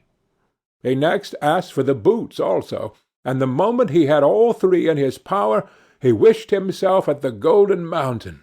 There he was at once. So the giants were left behind with no goods to share or quarrel about. As Heinel came near his castle, he heard the sound of merry music, and the people around told him that his queen was about to marry another husband. Then he threw his cloak around him, and passed through the castle hall, and placed himself by the side of the queen, where no one saw him. But when anything to eat was put upon her plate, he took it away and ate it himself, and when a glass of wine was handed to her, he took it and drank it, and thus, though they kept on giving her meat and drink, her plate and cup were always empty. Upon this, fear and remorse came over her, and she went into her chamber alone, and sat there weeping, and he followed her there. "Alas!" she said to herself, "was I not once set free? Why then does this enchantment still seem to bind me?" "False and fickle one," said he, "one indeed came who set thee free, and he is now near thee again. But how have you used him? Ought he to have had such a treatment from thee?" Then he went out and sent away the company, and said the wedding was at an end, for that he was come back to the kingdom. But the princes, peers, and great men mocked at him. However, he would enter into no parley with them, but only asked them if they would go in peace or not. Then they turned upon him, and tried to seize him, but he drew his sword. "Heads off!" cried he, and with the word the traitors' heads fell before him, and Heinel was once more king of the Golden Mountain. End of The King of the Golden Mountain. Dr. Know-all, from Grimm's Fairy Tales, by Jacob and Wilhelm Grimm. Translated by Edgar Tailor and Marion Edwards. There was once upon a time a poor peasant called Crab, who drove with 2 oxen a load of wood to the town, and sold it to a doctor for 2 thalers. When the money was being counted out to him, it so happened that the doctor was sitting at table, and when the peasant saw how well he ate and drank, his heart desired what he saw, and would willingly have been a doctor too. So he remained standing a while, and at length inquired if he too could not be a doctor. "Oh, yes," said the doctor, "that is soon managed." "What must I do?" asked the peasant. "In the first place, buy yourself an ABC book of the kind which has a rooster on the frontispiece. In the second, turn your cart and your 2 oxen into money, and get yourself some clothes, and whatsoever else pertains to medicine. Thirdly, have a sign painted for yourself with the words, 'I am Dr. Know-all,' and have that nailed up above your house door." The peasant did everything that he had been told to do. When he had doctored people a while, but not long, a rich and great lord had some money stolen. Then he was told about Dr. Know-all, who lived in such and such a village, and must know what had become of the money. So the lord had the horses harnessed to his carriage, drove out to the village, and asked Crab if he were Dr. Know-all. Yes, he was, he said. Then he was to go with him and bring back the stolen money. "Oh, yes, but Greta, my wife, must go too." The lord was willing, and let both of them have a seat in the carriage, and they all drove away together. When they came to the nobleman's castle, the table was spread, and Crab was told to sit down and eat. "Yes, but my wife Greta too," said he, and he seated himself with her at the table. And when the first servant came with a dish of delicate fare, the peasant nudged his wife, and said, "Greta, that was the first," meaning that was the servant who brought the first dish. The servant, however, thought he intended by that to say, "That is the first thief," and as he actually was so, he was terrified, and said to his comrade outside, "The doctor knows all. We shall fare ill. He said I was the first." The second did not want to go in at all, but was forced. So when he went in with his dish, the peasant nudged his wife, and said, "Greta, that is the second." This servant was equally alarmed, and he got out as fast as he could. The third fared no better, for the peasant again said, "Greta, that is the third." The fourth had to carry in a dish that was covered, and the lord told the doctor that he was to show his skill, and guess what was beneath the cover. Actually they were crabs. The doctor looked at the dish, had no idea what to say, and cried, "Ah, poor crab!" When the lord heard that, he cried, "There, he knows it! He must also know who has the money. On this the servants looked terribly uneasy, and made a sign to the doctor that they wished him to step outside for a moment. When, therefore, he went out, all four of them confessed to him that they had stolen the money, and said that they would willingly restore it, and give him a heavy sum into the bargain, if he would not denounce them, for if he did, they would be hanged. They led him to the spot where the money was concealed. With this the doctor was satisfied, and returned to the hall, sat down at the table, and said, "My lord, now will I search in my book where the gold is hidden." The fifth servant, however, crept into the stove to hear if the doctor knew still more. But the doctor sat still, and opened his ABC book, turned the pages backwards and forwards, and looked for the rooster. As he could not find it immediately, he said, "I know you are there, so you had better come out." Then the fellow in the stove thought the doctor meant him, and full of terror sprang out, crying, "That man knows everything." Then Dr. Know-all showed the lord where the money was, but did not say who had stolen it, and received from both sides much money and reward, and became a renowned man. End of Dr. Know-all. The Seven Ravens, from Grimm's Fairy Tales, by Jacob and Wilhelm Grimm, translated by Edgar Tailor and Marion Edwards. There once was a man who had 7 sons, and last of all 1 daughter. Although the little girl was very pretty, she was so weak and small that they thought she could not live, but they said she should at once be christened. So the father sent one of his sons in haste to the spring to get some water, but the other 6 ran with him. Each wanted to be first at drawing the water, and so they were in such a hurry that all their pitchers fell into the well, and they stood very foolishly looking at one another, and did not know what to do, for no one dared go home. In the meantime the father was uneasy, and could not tell what made the young man stay so long. "Surely," said he, "the whole 7 must have forgotten themselves over some game of play." And when he had waited still longer, and they yet did not come, he flew into a rage, and wished them all turned into ravens. Scarcely had he spoken these words, when he heard a croaking over his head, and looked up and saw 7 ravens as black as coal flying round and round. Sorry as he was to see his wish so fulfilled, he did not know how what was done could be undone, and comforted himself as well as he could for the loss of his 7 sons with his dear little daughter, who soon became stronger and every day more beautiful. For a long time she did not know that she had ever had any brothers, for her father and mother took care not to speak of them before her. But on one day, by chance, she heard the people about her speak of them.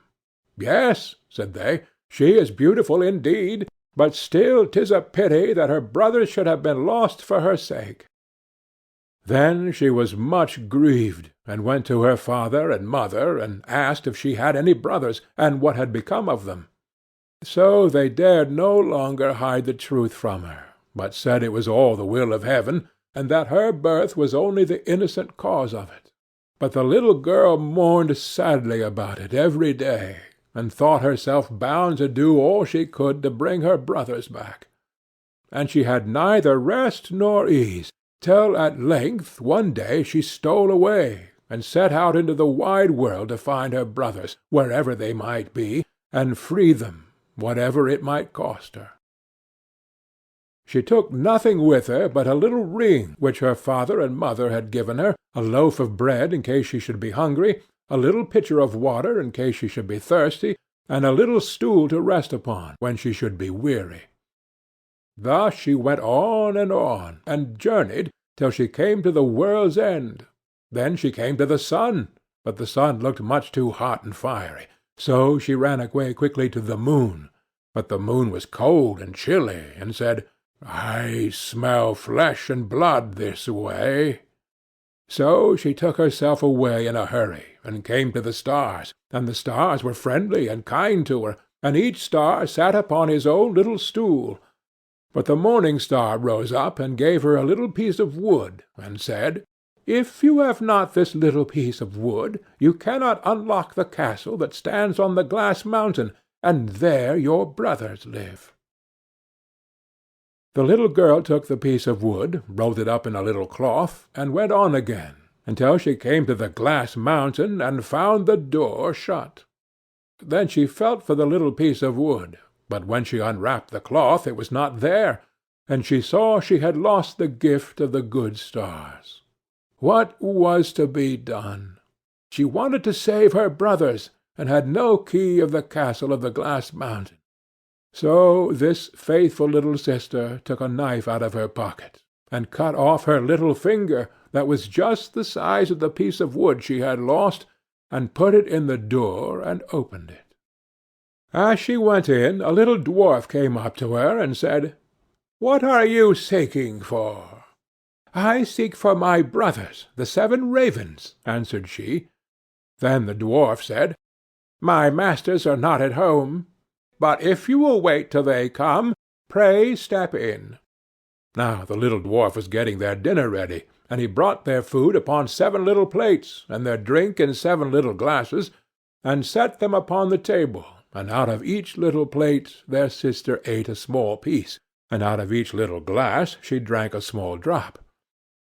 But she let the ring that she had brought with her fall into the last glass. On a sudden she heard a fluttering and croaking in the air, and the dwarf said, "Here come my masters." When they came in, they wanted to eat and drink, and looked for their little plates and glasses. Then said one after the other, "Who has eaten from my little plate, and who has been drinking out of my little glass?" "Caw, caw, well I ween, mortal lips have this way been." When the 7th came to the bottom of his glass, and found there the ring, he looked at it, and knew that it was his father's and mother's, and said, "Oh, that our little sister would but come! Then we should be free." When the little girl heard this, for she stood behind the door all the time and listened, she ran forward, and in an instant all the ravens took their right form again, and all hugged and kissed each other, and went merrily home. End of the 7 Ravens. The Wedding of Mrs. Fox. From Grimm's Fairy Tales, by Jacob and Wilhelm Grimm. Translated by Edgar Tailor and Marion Edwards. First Story. There was once upon a time an old fox with 9 tails, who believed that his wife was not faithful to him, and wished to put her to the test. He stretched himself out under the bench, did not move a limb, and behaved as if he were stone dead. Mrs. Fox went up to her room, shut herself in, and her maid, Miss Cat, sat by the fire and did the cooking. When it became known that the old fox was dead, suitors presented themselves. The maid heard some one standing at the house door, knocking. She went and opened it, and it was a young fox, who said, "What may you be about, Miss Cat? Do you sleep or do you wake?" She answered, "I am not sleeping, I am waking. Would you know what I am making? I am boiling warm beer with butter. Will you be my guest for supper?" "No, thank you, miss," said the fox. "What is Mrs. Fox doing?" The maid replied, "She is sitting in her room, moaning in her gloom, weeping her little eyes quite red, because old Mr. Fox is dead." "Do just tell her, miss, that a young fox is here, who would like to woo her." "Certainly, young sir." The cat goes up the stairs, trip, trip. The door she knocks at, tap, tap, tap. "Mistress Fox, are you inside?" "Oh, yes, my dear cat," she cried. "A wooer, he stands at the door out there." "What does he look like, my dear?" "Has he 9 as beautiful tails as the late Mr. Fox?" "Oh, no," answered the cat, "he has only 1." "Then I will not have him." Miss Cat went downstairs and sent the wooer away. Soon afterwards there was another knock, and another fox was at the door who wished to woo Mrs. Fox. He had 2 tails, but he did not fare better than the first. After this still more came, each with one tail more than the other, but they were all turned down, until at last one came who had 9 tails, like old Mr. Fox. When the widow heard that, she said joyfully to the cat, "Now open the gates and doors all wide, and carry old Mr. Fox outside." But just as the wedding was going to be solemnized, old Mr. Fox stirred under the bench, and cudgelled all the rabble, and drove them and Mrs. Fox out of the house. Second story. When old Mr. Fox was dead, the wolf came as a suitor, and knocked at the door, and the cat, who was a servant to Mrs. Fox, opened it for him. The wolf greeted her, and said, "Good day, Mrs. Cat of Carrowit. How comes it that alone you sit? What are you making good?" The cat replied, "In milk I'm breaking bread, so sweet. Will you be my guest and eat?" "No, thank you, Mrs. Cat," answered the wolf. "Is Mrs. Fox not at home?" The cat said, "She sits upstairs in her room, bewailing her sorrowful doom, bewailing her trouble so sore, for old Mr. Fox is no more." The wolf answered, "If she's in want of a husband new, then will it please her to step below." The cat runs quickly up the stair, and lets her tail fly here and there, until she comes to the parlour door. With her 5 gold rings at the door she knocks. "Are you within, good Mistress Fox? If you're in want of a husband now, then will it please you to step below?" Mrs. Fox answered, "Has the gentleman red stockings on, and has he a pointed mouth?" "No," answered the cat. "Then he won't do for me." When the wolf was gone, came a dog, a stag, a hare, a bear, a lion, and all the beasts of the field, one after the other.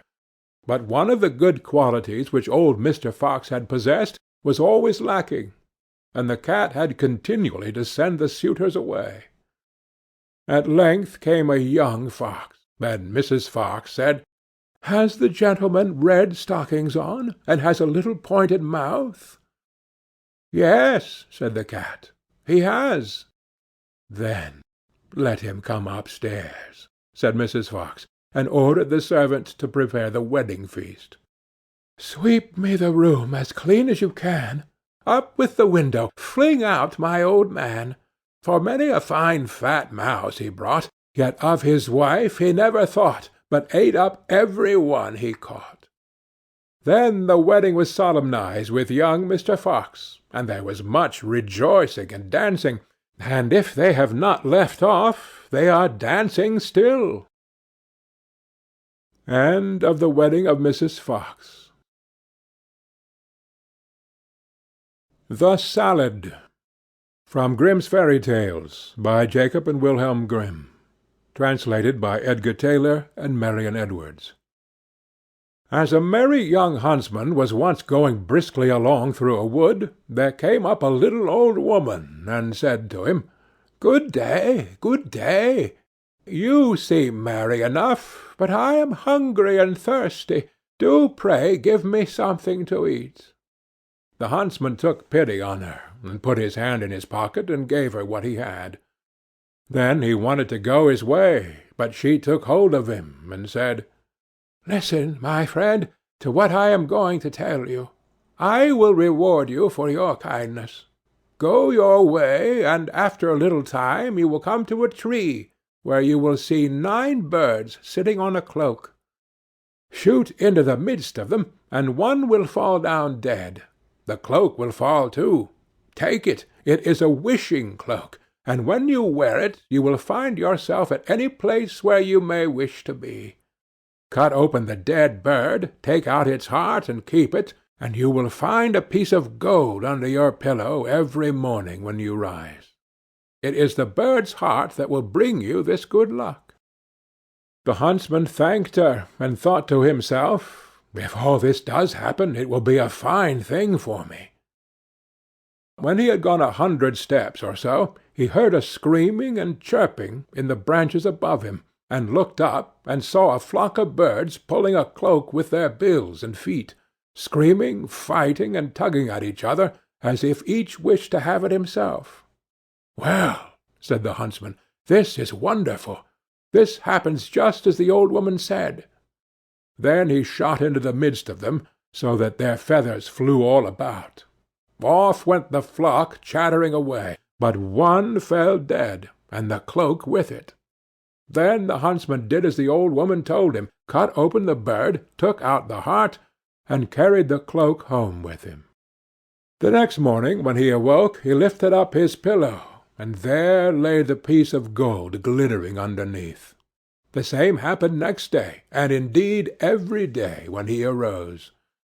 He heaped up a great deal of gold, and at last thought to himself, "Of what use is this gold to me whilst I am at home? I will go out into the world and look about me." Then he took leave of his friends, and hung his bag and bow about his neck, and went his way. It so happened that his road one day led through a thick wood, at the end of which was a large castle in a green meadow, and at one of the windows stood an old woman with a very beautiful young lady by her side, looking about them. Now the old woman was a witch, and said to the young lady, "There is a young man coming out of the wood who carries a wonderful prize. We must get it away from him, my dear child, for it is more fit for us than for him. He has a bird's heart that brings a piece of gold under his pillow every morning." Meantime the huntsman came nearer and looked at the lady, and said to himself, "I have been travelling so long that I should like to go into this castle and rest myself, for I have money enough to pay for anything I want." But the real reason was that he wanted to see more of the beautiful lady. Then he went into the house and was welcomed kindly, and it was not long before he was so much in love that he thought of nothing else but looking at the lady's eyes and doing everything that she wished. Then the old woman said, "Now is the time for getting the bird's heart." So the lady stole it away, and he never found any more gold under his pillow, for it lay now under the young lady's, and the old woman took it away every morning. But he was so much in love that he never missed his prize. "Well," said the old witch, "we have got the bird's heart, but not the wishing cloak yet, and that we must also get." "Let us leave him that," said the young lady. "He has already lost his wealth." Then the witch was very angry, and said, "Such a cloak is a very rare and wonderful thing, and I must and will have it."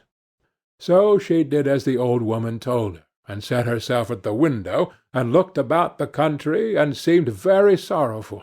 Then the huntsman said, "What makes you so sad?"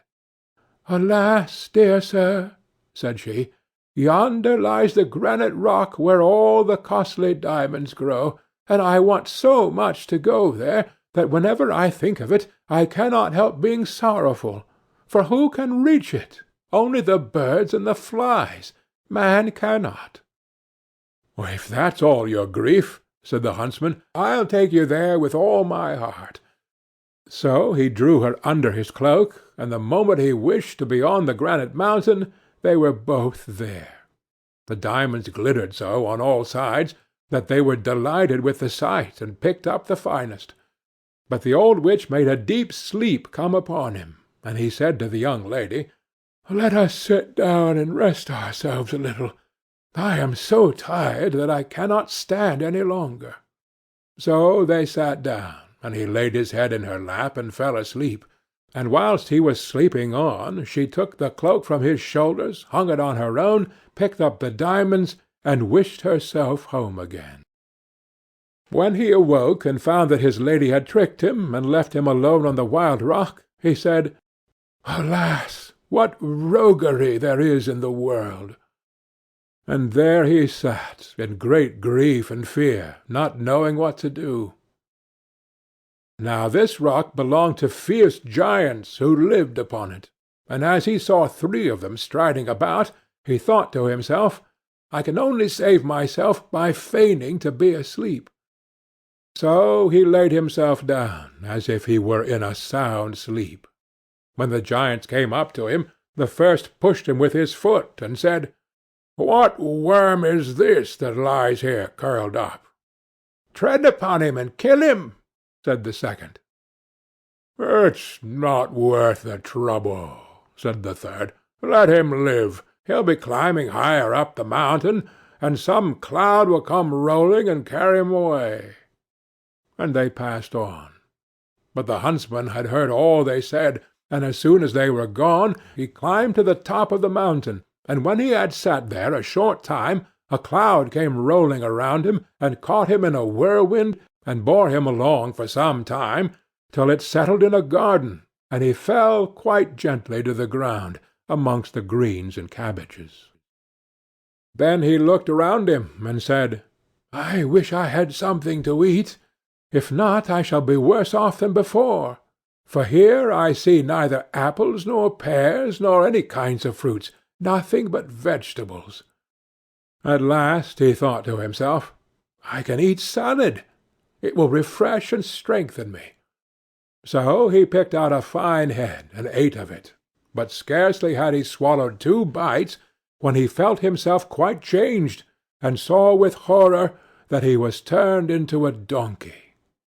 However, he still felt very hungry, and the salad tasted very nice, so he ate on till he came to another kind of salad, and scarcely had he tasted it when he felt another change come over him, and soon saw that he was lucky enough to find his old shape again. Then he laid himself down and slept off a little of his weariness. And when he awoke the next morning, he broke off a head both of the good and the bad salad, and thought to himself, "This will help me to my fortune again, and enable me to pay off some folks for their treachery." So he went away to try and find the castle of his friends, and after wandering about a few days he luckily found it. Then he stained his face all over brown, so that even his mother would not have known him, and went into the castle and asked for lodging. "I am so tired," said he, "that I can go no farther." "Countryman," said the witch, "who are you, and what is your business?" "I am," said he, "a messenger sent by the king to find the finest salad that grows under the sun. I have been lucky enough to find it, and have brought it with me, but the heat of the sun scorches so that it begins to wither, and I don't know that I can carry it farther." When the witch and the young lady heard of his beautiful salad, they longed to taste it, and said, "Dear countryman, let us just taste it." "To be sure," answered he, "I have 2 heads of it with me, and will give you 1. So he opened his bag, and gave them the bad. Then the witch herself took it into the kitchen to be dressed, and when it was ready she could not wait till it was carried up, but took a few leaves immediately, and put them in her mouth, and scarcely were they swallowed than she lost her own form, and ran braying down into the court in the form of a donkey. Now the servant-maid came into the kitchen, and seeing the salad ready, was going to carry it up, but on the way she too felt a wish to taste it as the old woman had done, and ate some leaves. So she also was turned into a donkey, and ran after the other, letting the dish with the salad fall on the ground. The messenger sat all this time with the beautiful young lady, and as nobody came with the salad, and she longed to taste it, she said, "I don't know where the salad can be." Then he thought something must have happened, and said, "I will go into the kitchen and see." And as he went he saw 2 donkeys in the court running about, and the salad lying on the ground. "All right," said he, "those 2 have had their share." Then he took up the rest of the leaves, laid them on the dish, and brought them to the young lady, saying, "I bring you the dish myself, that you may not wait any longer."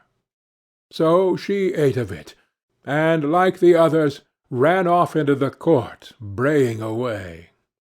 Then the huntsman washed his face, and went into the court that they might know him. "Now you shall be paid for your roguery," said he, and tied them all three to a rope, and took them along with him till he came to a mill and knocked at the window. "What's the matter?" said the miller. "I have 3 tiresome beasts here," said the other. "If you will take them, give them food and room, and treat them as I tell you, I will pay you whatever you ask." "With all my heart," said the miller. "But how shall I treat them?" Then the huntsman said, "Give the old one stripes 3 times a day, and hay once. Give the next, who was the servant-maid, stripes once a day, and hay 3 times. And give the youngest, who was the beautiful lady, hay 3 times a day, and no stripes." For he could not find it in his heart to have her beaten. After this he went back to the castle, where he found everything he wanted. Some days after, the miller came to him, and told him that the old donkey was dead. "The other 2," said he, "are alive and eat, but are so sorrowful that they cannot last long." Then the huntsman pitied them, and told the miller to drive them back to him, and when they came he gave them some of the good salad to eat. And the beautiful young lady fell upon her knees before him, and said, "Oh, dearest huntsman, forgive me all the ill I have done you. My mother forced me to it. It was against my will, for I always loved you very much. Your wishing cloak hangs up in the closet, and as for the bird's heart, I will give it to you." But he said, "Keep it. It will be just the same thing, for I mean to make you my wife." So they were married, and lived together very happily till they died. End of the Salad. The Story of the Youth Who Went Forth to Learn What Fear Was. From Grimm's Fairy Tales, by Jacob and Wilhelm Grimm. Translated by Edgar Tailor and Marion Edwards. A certain father had 2 sons, the elder of whom was smart and sensible, and could do everything. But the younger was stupid, and could neither learn nor understand anything.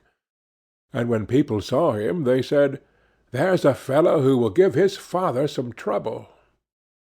When anything had to be done, it was always the elder who was forced to do it. But if his father bade him fetch anything when it was late, or in the night time, and the way led through the churchyard, or any other dismal place, he answered, "Oh, no, father, I'll not go there. It makes me shudder," for he was afraid. Or when stories were told by the fire at night which made the flesh creep, the listener sometimes said, "Oh, it makes me shudder."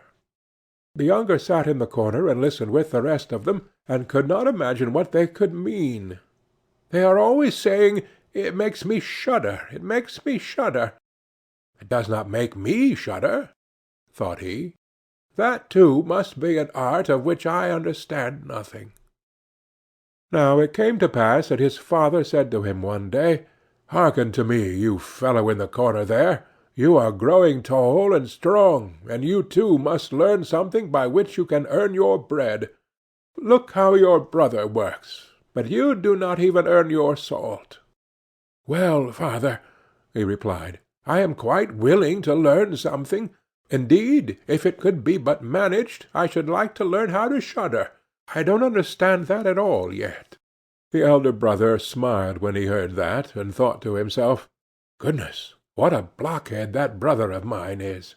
He will never be good for anything as long as he lives. He who wants to be a sickle must bend himself betimes." The father sighed and answered him, "You shall soon learn what it is to shudder, but you will not earn your bread by that." Soon after this the sexton came to the house on a visit, and the father bewailed his trouble, and told him how his younger son was so backward in every respect that he knew nothing and learnt nothing.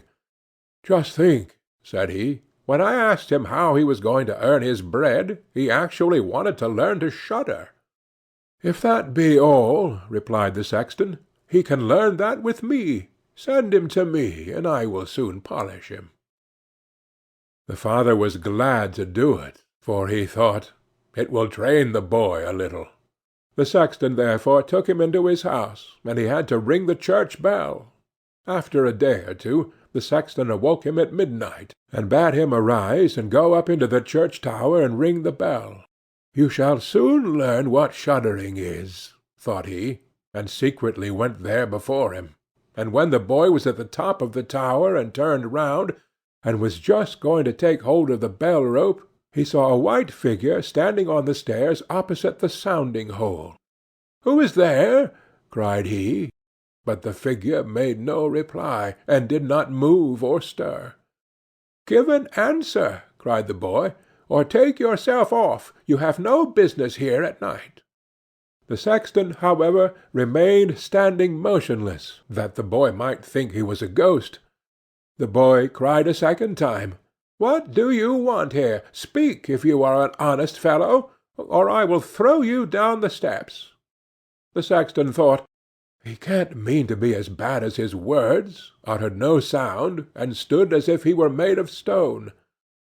Then the boy called to him for the third time, and as that was also to no purpose, he ran against him and pushed the ghost down the stairs, so that it fell down the 10 steps and remained lying there in the corner.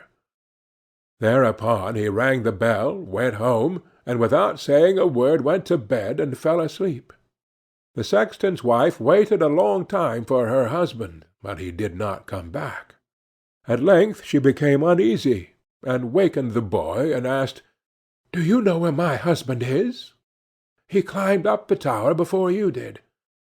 "No, I don't know," replied the boy, "but some one was standing by the sounding-hole on the other side of the steps, and as he would neither give an answer nor go away, I took him for a scoundrel and threw him downstairs. Just go there, and you will see if it was he. I should be sorry if it were."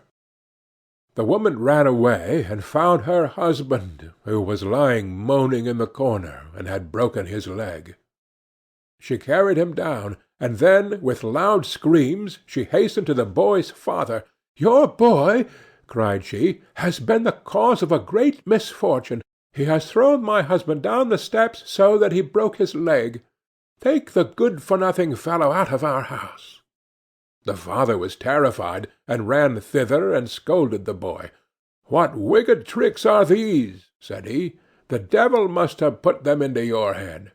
"Father," he replied, "do listen to me. I am quite innocent. He was standing there by night like one intent on doing evil. I did not know who it was, and I entreated him 3 times either to speak or to go away." "Ah," said the father, "I have nothing but unhappiness with you. Go out of my sight. I will see you no more."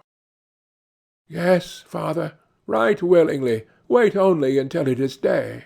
Then I will go forth and learn how to shudder, and then I shall, at any rate, understand one art which will support me." "Learn what you will," spoke the father. "It is all the same to me. Here are 50 thalers for you. Take these and go into the wide world, and tell no one from whence you come and who is your father, for I have reason to be ashamed of you." "Yes, father, it shall be as you will. If you desire nothing more than that, I can easily keep it in mind."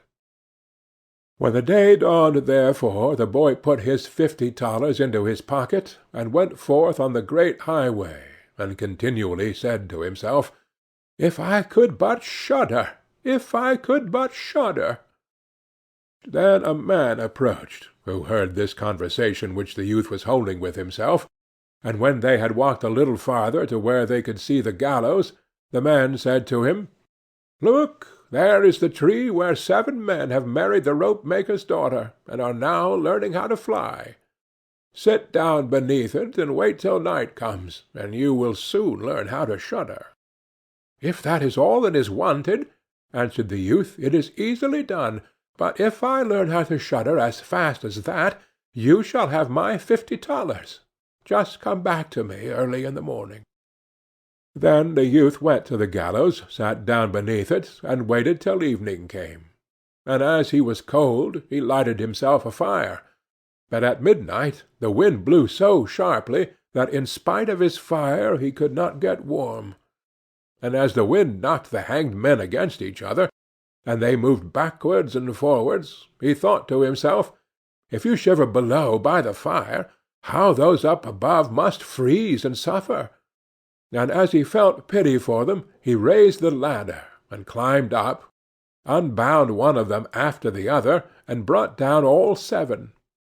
Then he stoked the fire, blew it, and set them all round it to warm themselves.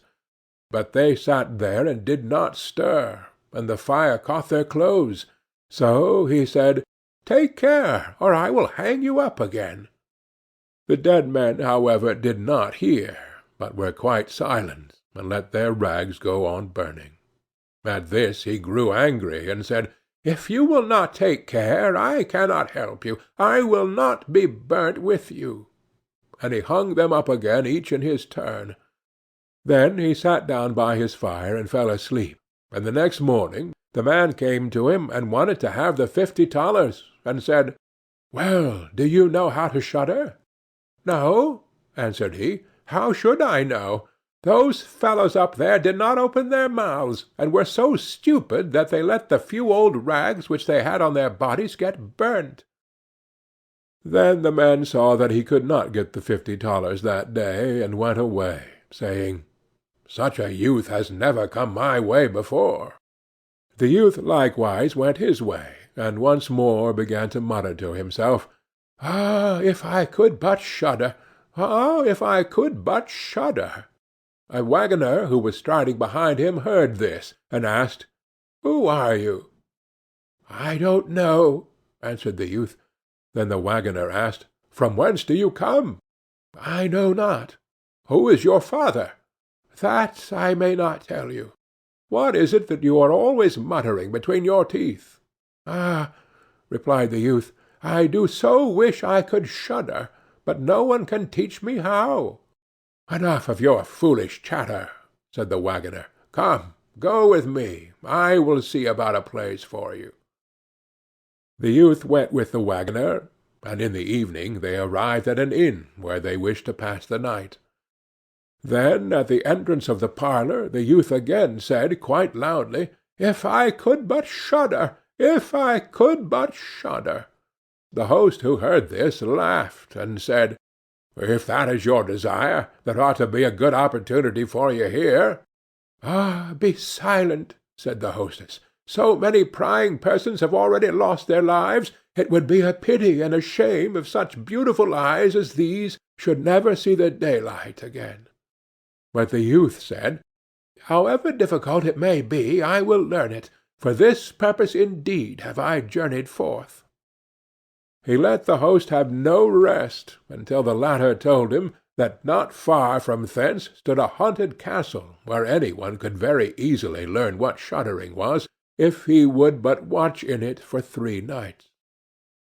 The king had promised that he who would venture should have his daughter to wife, and she was the most beautiful maiden the sun shone on. Likewise in the castle lay great treasures, which were guarded by evil spirits, and these treasures would then be freed, and would make a poor man rich enough. Already many men had gone into the castle, but as yet none had come out again. Then the youth went next morning to the king, and said, "If it be allowed, I will willingly watch these 3 nights in the haunted castle." The king looked at him, and as the youth pleased him, he said, "You may ask for 3 things to take into the castle with you, but they must be things without life." Then he answered, "Then I ask for a fire, a turning lathe, and a cutting board with the knife." The king had these things carried into the castle for him during the day. When the night was drawing near, the youth went up and made himself a bright fire in one of the rooms, placing the cutting board and knife beside it, and seated himself by the turning lathe. "Ah, if I could but shudder," said he, "but I shall not learn it here either." Towards midnight he was about to poke his fire, and as he was blowing it, something cried suddenly from one corner, "Oh, meow, how cold we are!"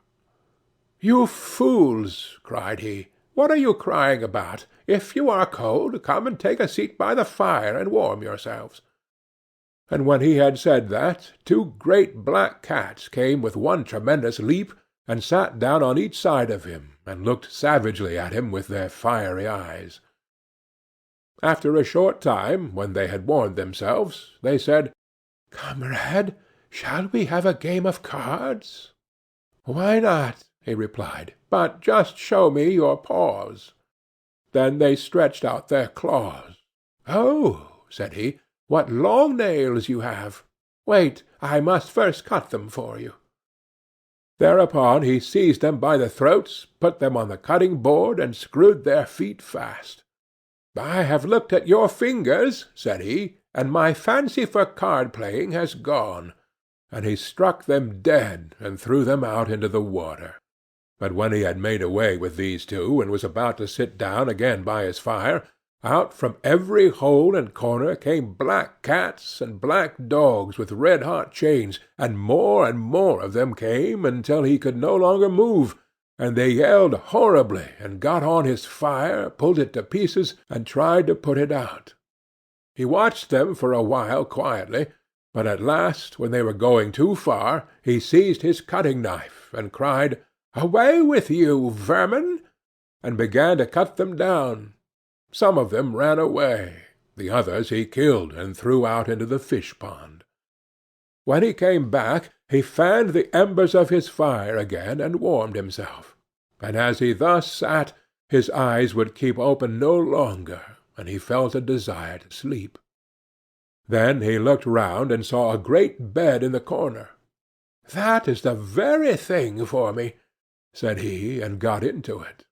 When he was just going to shut his eyes, however, the bed began to move of its own accord, and went over the whole of the castle. "That's right," said he, "but go faster."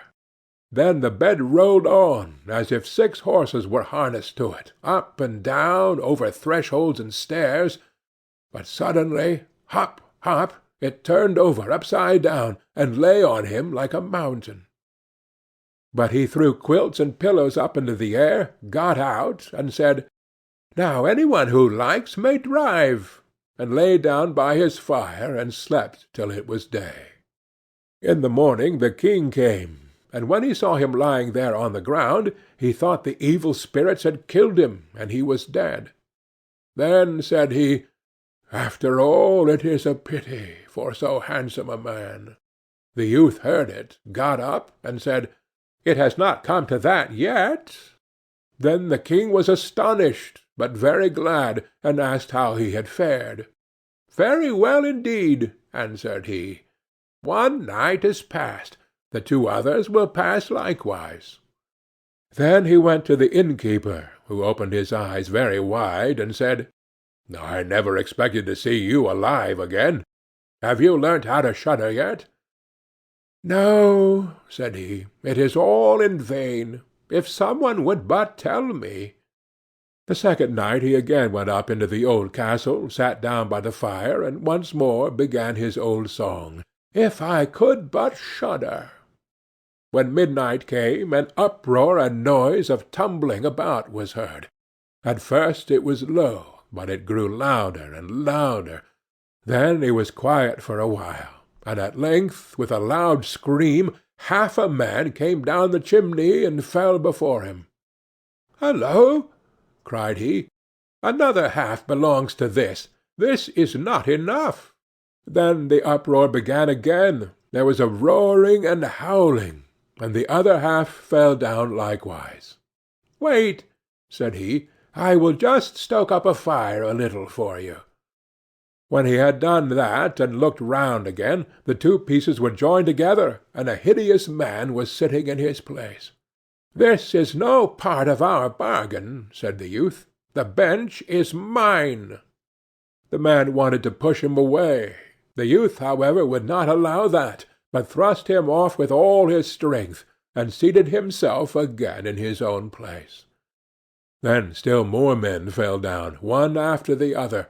They brought 9 dead men's legs and 2 skulls, and set them up, and played at 9-pins with them. The youth also wanted to play, and said, "Listen, you, can I join you?" "Yes, if you have any money." "Money enough," replied he, "but your balls are not quite round." Then he took the skulls and put them in the lathe, and turned them till they were round. "There now, they will roll better," said he. "Hurrah! Now we'll have fun." He played with them and lost some of his money, but when it struck 12, everything vanished from his sight. He lay down and quietly fell asleep. Next morning the king came to inquire after him. "How has it fared with you this time?" asked he. "I have been playing at ninepins," he answered, "and have lost a couple of farthings." "Have you not shuddered, then?" "What?" said he. "I have had a wonderful time. If I did but know what it was to shudder." The third night he sat again on his bench, and said quite sadly, "If I could but shudder." When it grew late, 6 tall men came in and brought a coffin. Then he said, "Aha! That is certainly my little cousin, who died only a few days ago." And he beckoned with his finger, and cried, "Come, little cousin, come." They placed the coffin on the ground, but he went to it and took the lid off, and a dead man lay therein. He felt his face, but it was cold as ice. "Wait," said he, "I will warm you a little," and went to the fire and warmed his hand and laid it on the dead man's face, but he remained cold. Then he took him out and sat down by the fire and laid him on his breast, and rubbed his arms that the blood might circulate again.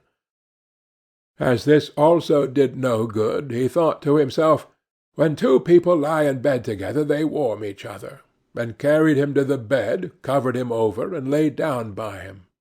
After a short time the dead man became warm too, and began to move. Then said the youth, "See, little cousin, have I not warmed you?" The dead man, however, got up and cried, "Now I will strangle you." "What?" said he. "Is that the way you thank me? You shall at once go into your coffin again." And he took him up and threw him into it, and shut the lid. Then came the 6 men and carried him away again. "I cannot manage to shudder," said he. "I shall never learn it here as long as I live." Then a man entered who was taller than all others, and looked terrible. He was old, however, and had a long white beard. "You wretch," cried he, "you shall soon learn what it is to shudder, for you shall die." "Not so fast," replied the youth. "If I am to die, I shall have to have a say in it." "I will soon seize you," said the fiend. "Softly, softly. Do not talk so big. I am as strong as you are, and perhaps even stronger." "We shall see," said the old man. "If you are stronger, I will let go. Come, we will try." Then he led him by dark passages to a smith's forge, took an axe, and with one blow struck an anvil into the ground. "I can do better than that," said the youth, and went to the other anvil. The old man placed himself near and wanted to look on, and his white beard hung down. Then the youth seized the axe, split the anvil with one blow, and in it caught the old man's beard. "Now I have you," said the youth. "Now it is your turn to die." Then he seized an iron bar, and beat the old man till he moaned, and entreated him to stop, when he would give him great riches. The youth drew out the axe and let him go. The old man led him back into the castle, and in a cellar showed him 3 chests full of gold. "Of these," said he, "one part is for the poor, the other for the king, the third yours." In the meantime it struck 12, and the spirit disappeared, so that the youth stood in darkness. "I shall still be able to find my way out," said he, and felt about, found the way into the room, and slept there by his fire. Next morning the king came and said, "Now you must have learnt what shuddering is." "No," he answered. "What can it be? My dead cousin was here, and a bearded man came and showed me a great deal of money down below, but no one told me what it was to shudder." "Then," said the king, "you have saved the castle, and shall marry my daughter." "That is all very well," said he, "but still I do not know what it is to shudder." Then the gold was brought up, and the wedding celebrated. But however much the young king loved his wife, and however happy he was, he still said always, "If I could but shudder! If I could but shudder!" And this at last angered her. Her waiting-maid said, "I will find a cure for him. He shall soon learn what it is to shudder." She went out to the stream which flowed through the garden, and had a whole bucketful of gudgeons brought to her.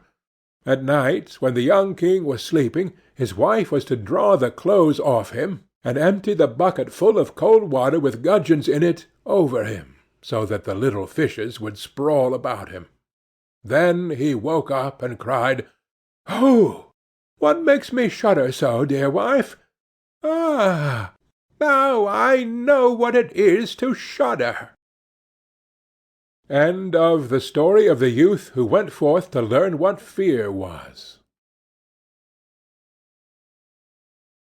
King Grizzly Beard, from Grimm's Fairy Tales, by Jacob and Wilhelm Grimm. Translated by Edgar Tailor and Marion Edwards.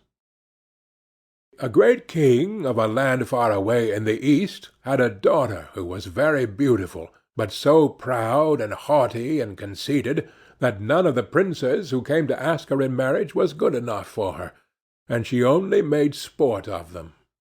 Once upon a time the king held a great feast, and asked thither all her suitors, and they all sat in a row, ranged according to their rank, kings and princes and dukes and earls and counts and barons and knights. Then the princess came in, and as she passed by them she had something spiteful to say to every one. The first was too fat. "He's as round as a tub," said she. The next was too tall. "What a maypole!" said she. The next was too short. "What a dumpling!" said she. The fourth was too pale, and she called him Wall-face. The fifth was too red, so she called him Coxcomb. The sixth was not straight enough, so she said he was like a green stick that had been laid to dry over a baker's oven. And thus she had some joke to crack upon every one, but she laughed more than all at a good king who was there. "Look at him," said she. "His beard is like an old mop. He shall be called Grizzly Beard." So the king got the nickname of Grizzly Beard. But the old king was very angry when he saw how his daughter behaved, and how she ill-treated all his guests, and he vowed that, willing or unwilling, she should marry the first man, be he prince or beggar, that came to the door. 2 days after there came by a travelling fiddler, who began to play under the window and beg alms, and when the king heard him, he said, "Let him come in." So they brought in a dirty-looking fellow, and when he had sung before the king and the princess, he begged a boon. Then the king said, "You have sung so well that I will give you my daughter for your wife." The princess begged and prayed, but the king said, "I have sworn to give you to the first comer, and I will keep my word." So words and tears were of no avail. The parson was sent for, and she was married to the fiddler. When this was over, the king said, "Now get ready to go. You must not stay here. You must travel on with your husband." Then the fiddler went his way, and took her with him, and they soon came to a great wood. "Pray," said she, "whose is this wood?" "It belongs to King Grizzly Beard," answered he. "Hadst thou taken him, all had been thine." "Ah, unlucky wretch that I am!" sighed she. "Would that I had married King Grizzly Beard." Next they came to some fine meadows. "Whose are these beautiful green meadows?" said she. "They belong to King Grizzly Beard. Hadst thou taken him, they had all been thine." "Ah, unlucky wretch that I am," said she. "Would that I had married King Grizzly Beard." Then they came to a great city. "Whose is this noble city?" said she. "It belongs to King Grizzly Beard. Hadst thou taken him, it had all been thine." "Ah, wretch that I am," sighed she. "Why did I not marry King Grizzly Beard?" "That is no business of mine," said the fiddler. "Why should you wish for another husband? Am not I good enough for you?" At last they came to a small cottage. "What a paltry place!" said she. "To whom does this little dirty hole belong?" Then the fiddler said, "That is your and my house, where we are to live." "Where are your servants?" cried she. "What do we want with servants?" said he. "You must do for yourself whatever is to be done. Now make the fire, and put on water, and cook my supper, for I am very tired." But the princess knew nothing of making fires and cooking, and the fiddler was forced to help her. When they had eaten a very scanty meal, they went to bed, but the fiddler called her up very early in the morning to clean the house. Thus they lived for 2 days, and when they had eaten up all there was in the cottage, the man said, "Wife, we can't go on thus, spending money and earning nothing. You must learn to weave baskets." Then he went out and cut willows, and brought them home, and she began to weave, but it made her fingers very sore. "I see this work won't do," said he. "Try and spin. Perhaps you will do that better." So she sat down and tried to spin, but the threads cut her tender fingers till the blood ran. "See now," said the fiddler, "you are good for nothing. You can do no work. What a bargain I have got! However, I'll try to set up a trade in pots and pans, and you shall stand in the market and sell them." "Alas," sighed she, "if any of my father's court should pass by and see me standing in the market, how they will laugh at me!" But her husband did not care for that, and said she must work if she did not wish to die of hunger. At first the trade went well, for many people, seeing such a beautiful woman, went to buy her wares and paid their money without thinking of taking away the goods. They lived on this as long as it lasted, and then her husband bought a fresh lot of ware, and she sat herself down with it in the corner of the market. But a drunken soldier soon came by, and rode his horse against her stall, and broke all her goods into 1,000 pieces. Then she began to cry, and knew not what to do. "Ah, what will become of me?" said she. "What will my husband say?" So she ran home and told him all. "Who would have thought you had been so silly," said he, "as to put an earthenware stall in the corner of the market, where everybody passes? But let us have no more crying. I see you are not fit for this sort of work, so I have been to the king's palace, and asked if they did not want a kitchen maid, and they say they will take you, and there you will have plenty to eat." Thus the princess became a kitchen maid, and helped the cook to do all the dirtiest work, but she was allowed to carry home some of the meat that was left, and on this they lived. She had not been there long before she heard that the king's eldest son was passing by, going to be married, and she went to one of the windows and looked out.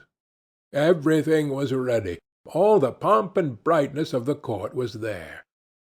Then she bitterly grieved for the pride and folly which had brought her so low, and the servants gave her some of the rich meats, which she put into her basket to take home.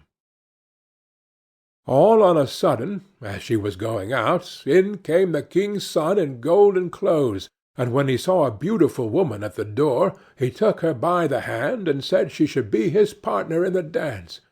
But she trembled for fear, for she saw that it was King Grizzly Beard who was making sport of her. However, he kept fast hold and led her in, and the cover of the basket came off, so that the meats in it fell about. Then everybody laughed and jeered at her, and she was so abashed that she wished herself 1,000 feet deep in the earth. She sprang to the door to run away, but on the steps King Grizzly Beard overtook her, and brought her back, and said, "Fear me not. I am the fiddler who has lived with you in the hut.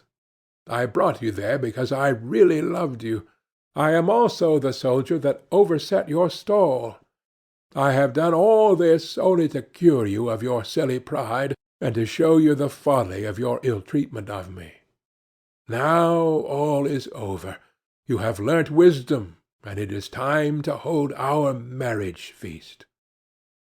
Then the chamberlains came and brought her the most beautiful robes, and her father and his whole court were there already, and welcomed her home on her marriage. Joy was in every face and every heart. The feast was grand. They danced and sang. All were merry, and I only wish that you and I had been of the party. End of King Grizzly Beard. Iron Hans, from Grimm's Fairy Tales, by Jacob and Wilhelm Grimm, translated by Edgar Tailor and Marion Edwards. There was once upon a time a king who had a great forest near his palace, full of all kinds of wild animals. One day he sent out a huntsman to shoot him a roe, but he did not come back.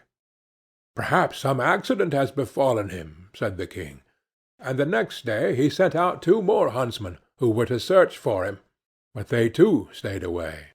Then, on the 3rd day, he sent for all his huntsmen, and said, "Scour the whole forest through, and do not give up until you have found all 3.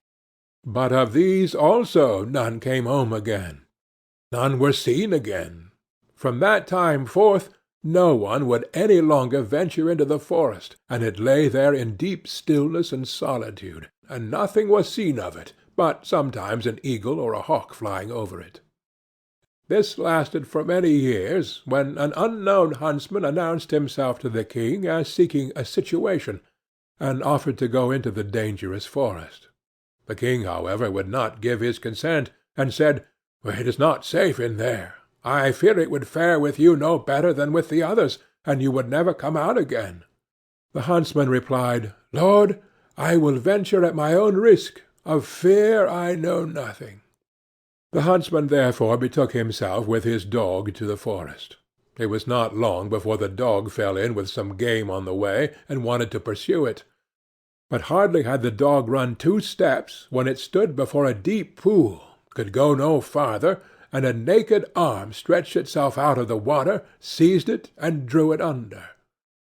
When the huntsman saw that, he went back and fetched 3 men to come with buckets and bail out the water. When they could see to the bottom, there lay a wild man, whose body was brown like rusty iron, and whose hair hung over his face down to his knees. They bound him with cords and led him away to the castle. There was great astonishment over the wild man. The king, however, had him put in an iron cage in his courtyard, and forbade the door to be opened on pain of death, and the queen herself was to take the key into her keeping. And from this time forth every one could again go into the forest with safety. The king had a son of 8 years, who was once playing in the courtyard, and while he was playing, his golden ball fell into the cage. The boy ran thither and said, "Give me my ball out." "Not till you have opened the door for me," answered the man. "No," said the boy, "I will not do that. The king has forbidden it," and ran away.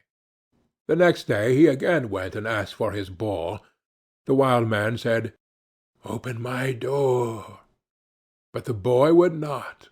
On the 3rd day the king had ridden out hunting, and the boy went once more and said, "I cannot open the door even if I wished, for I have not the key."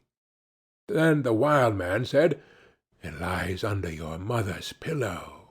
You can get it there."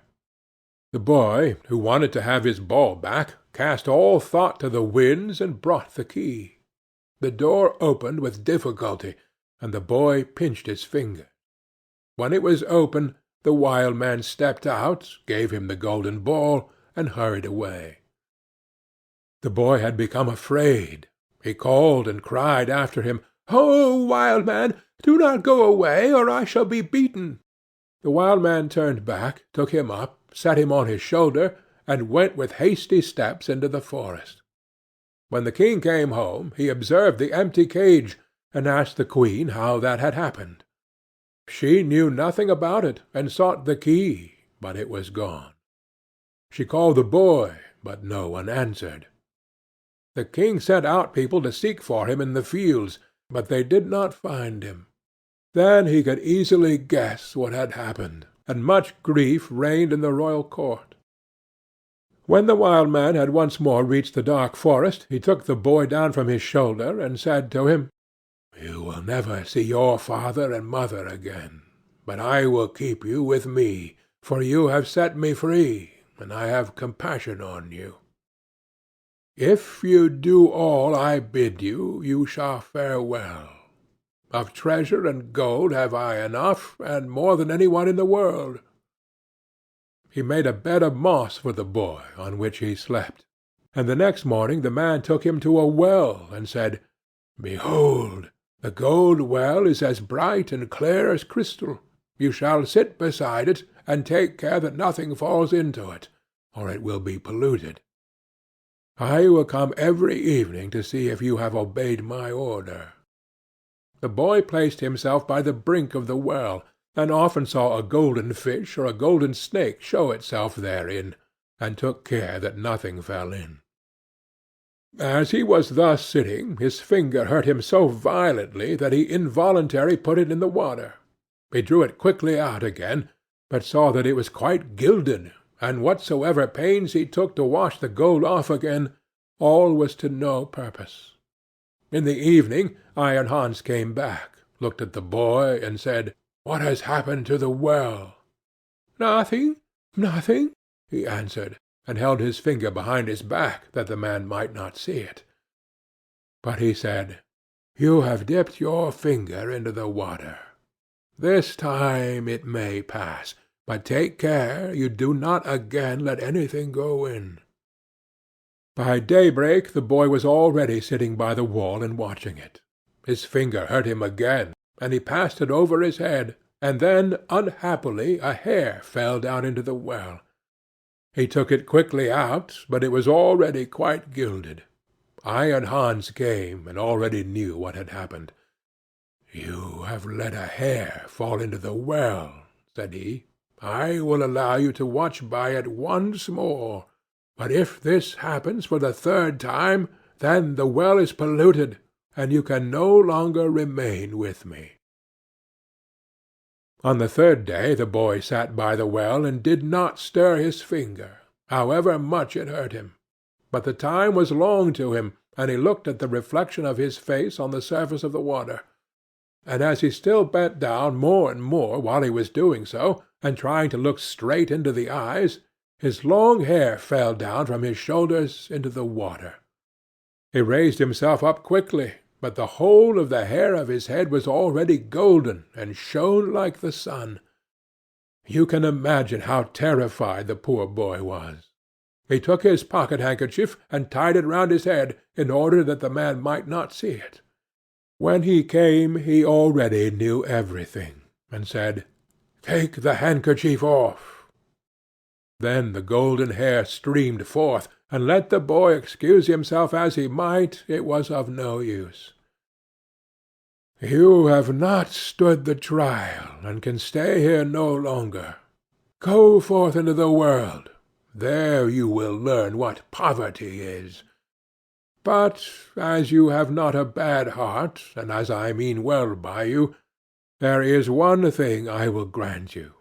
If you fall into any difficulty, come to the forest and cry, 'Iron Hans,' and then I will come and help you. My power is great, greater than you think, and I have gold and silver in abundance." Then the king's son left the forest, and walked by beaten and unbeaten paths ever onwards, until at length he reached a great city. There he looked for work, but could find none, and he learnt nothing by which he could help himself. At length he went to the palace, and asked if they would take him in.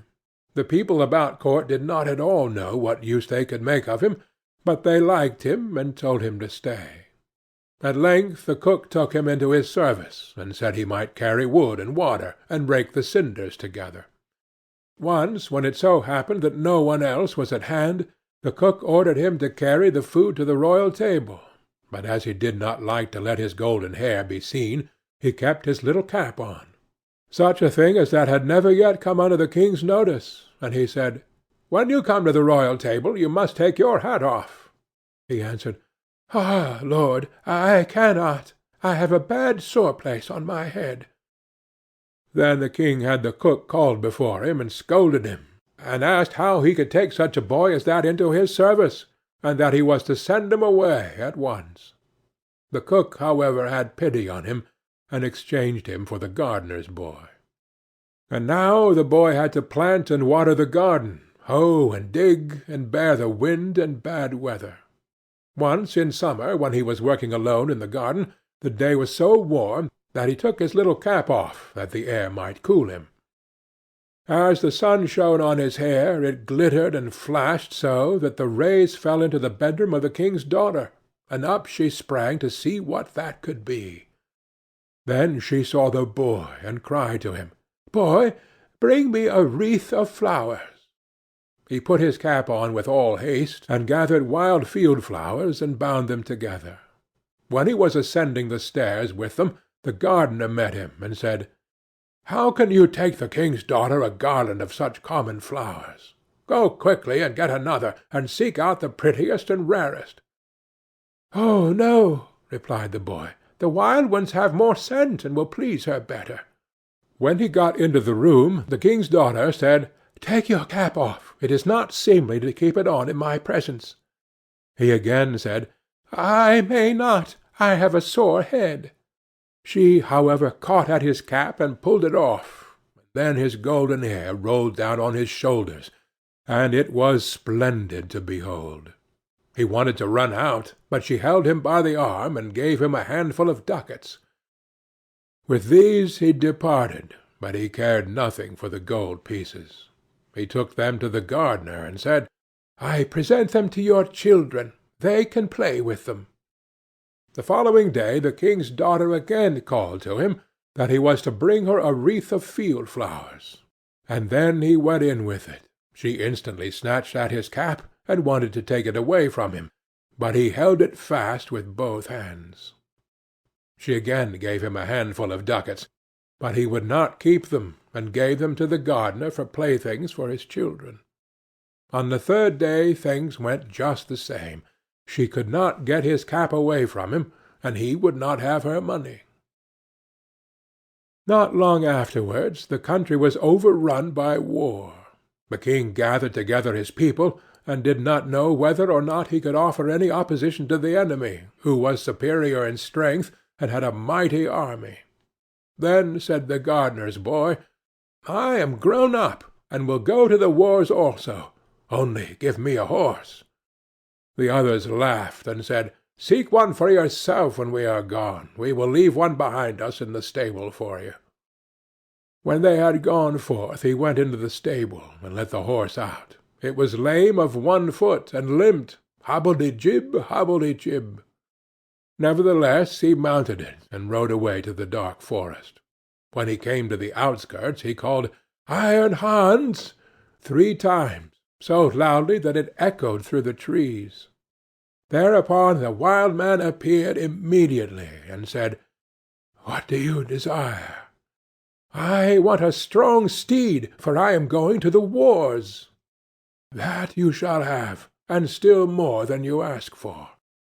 Then the wild man went back into the forest, and it was not long before a stable-boy came out of it, who led a horse that snorted with its nostrils, and could hardly be restrained. And behind them followed a great troop of warriors entirely equipped in iron, and their swords flashed in the sun. The youth made over his three-legged horse to the stable-boy, mounted the other, and rode at the head of the soldiers.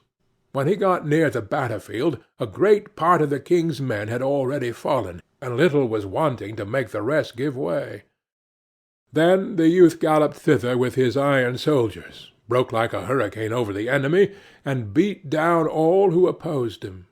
They began to flee, but the youth pursued, and never stopped until there was not a single man left.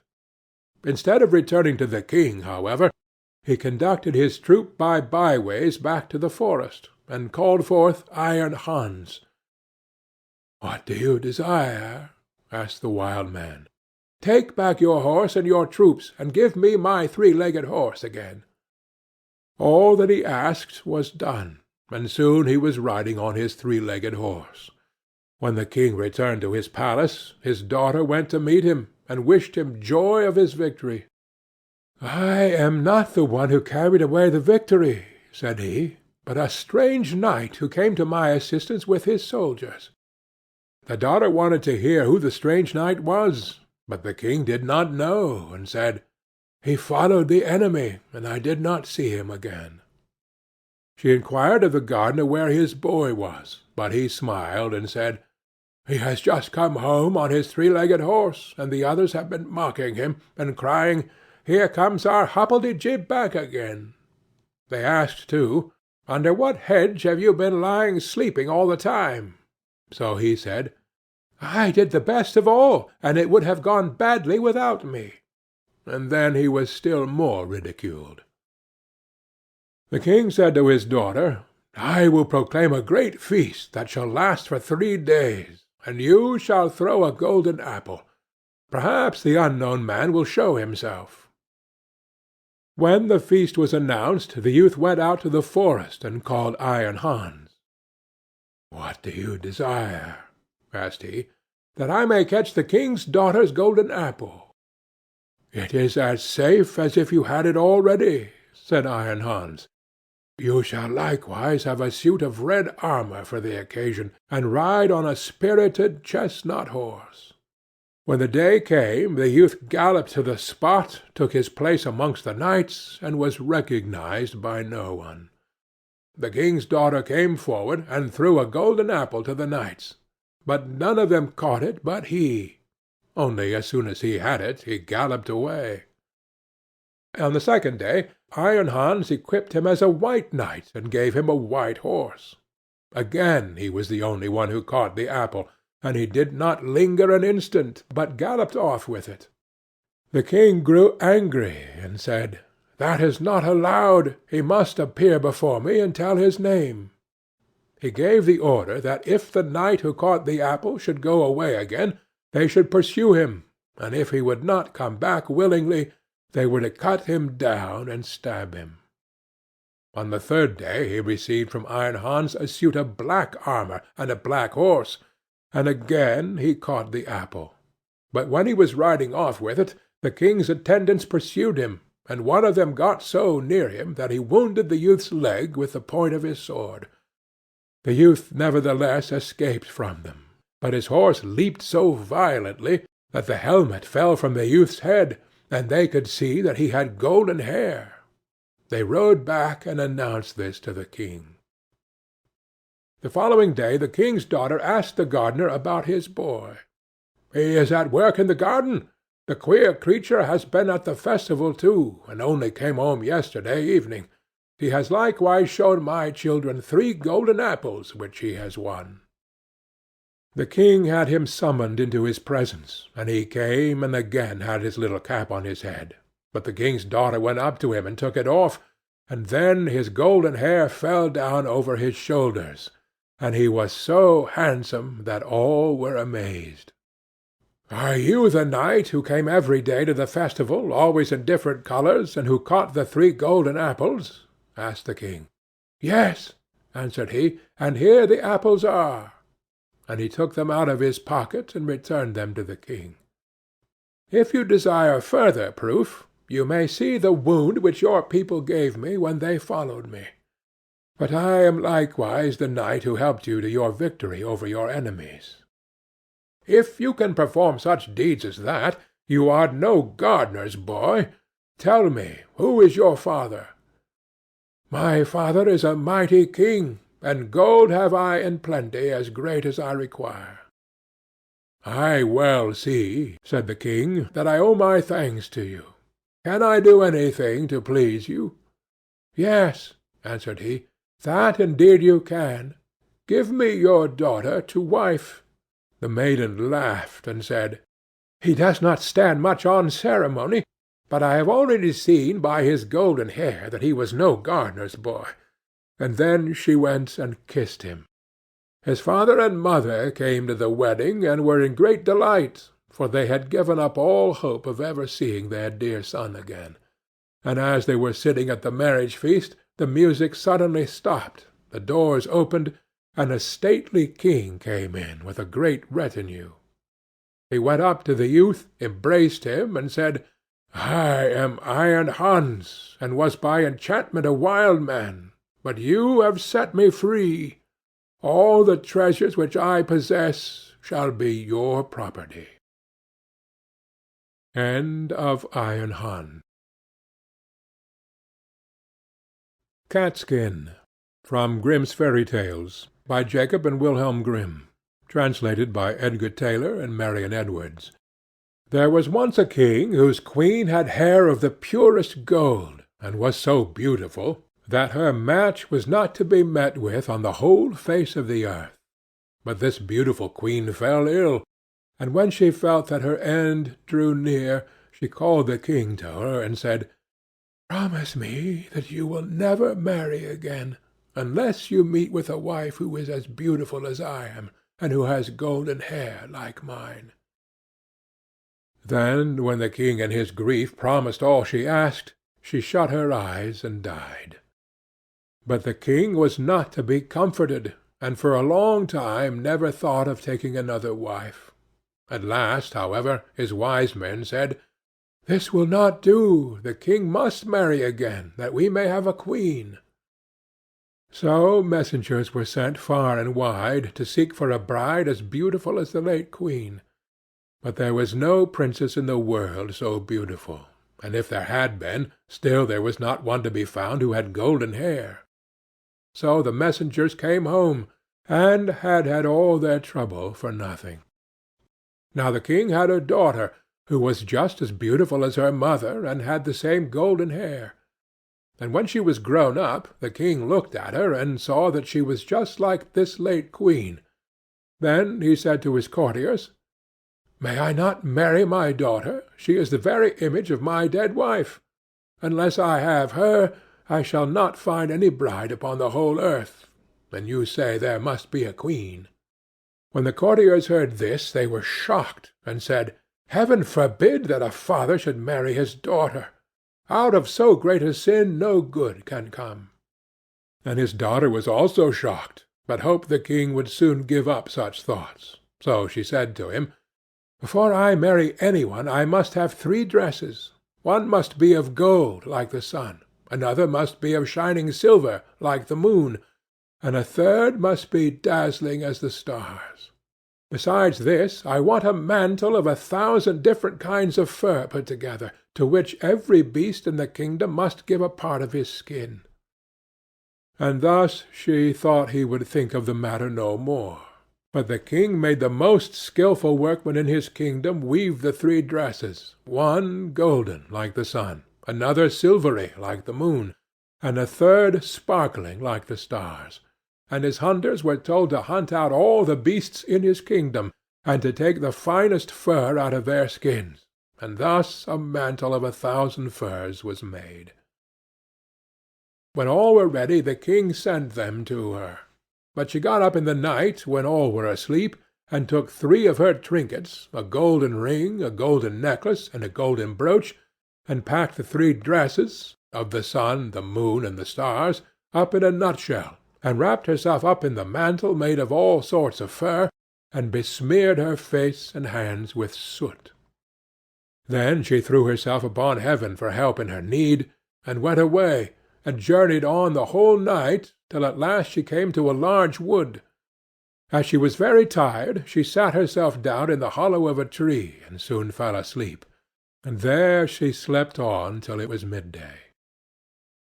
Now, as the king to whom the wood belonged was hunting in it, his dogs came to the tree and began to sniff about, and run round and round and bark.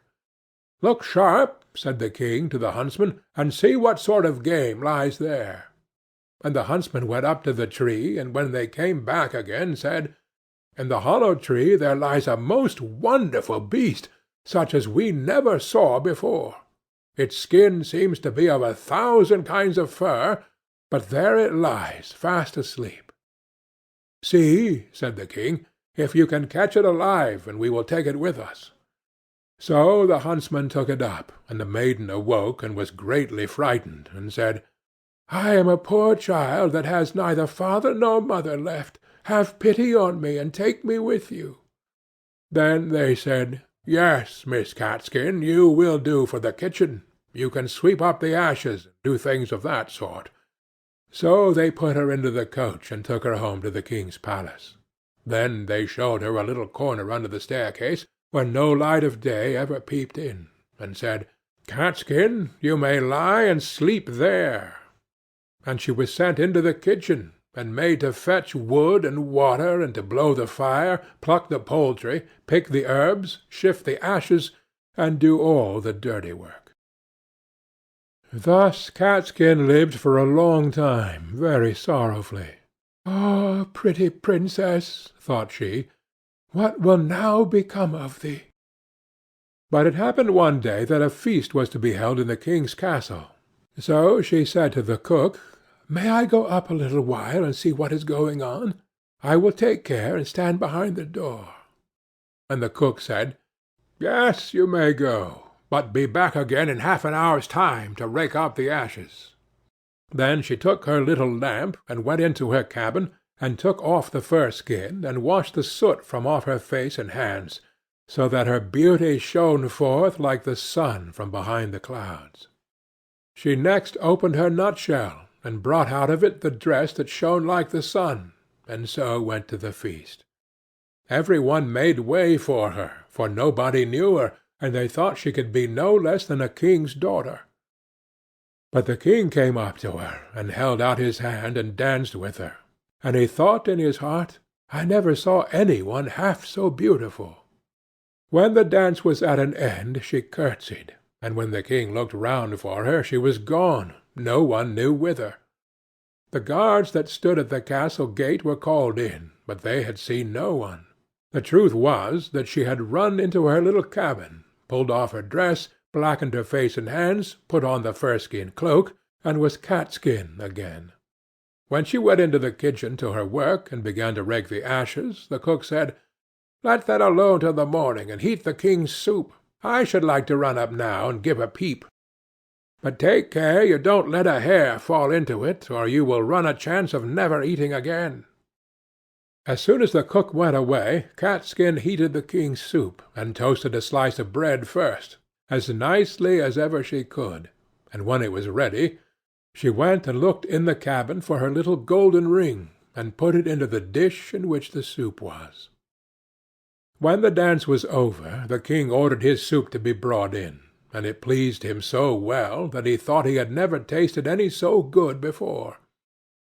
At the bottom he saw a gold ring lying, and as he could not make out how it got there, he ordered the cook to be sent for.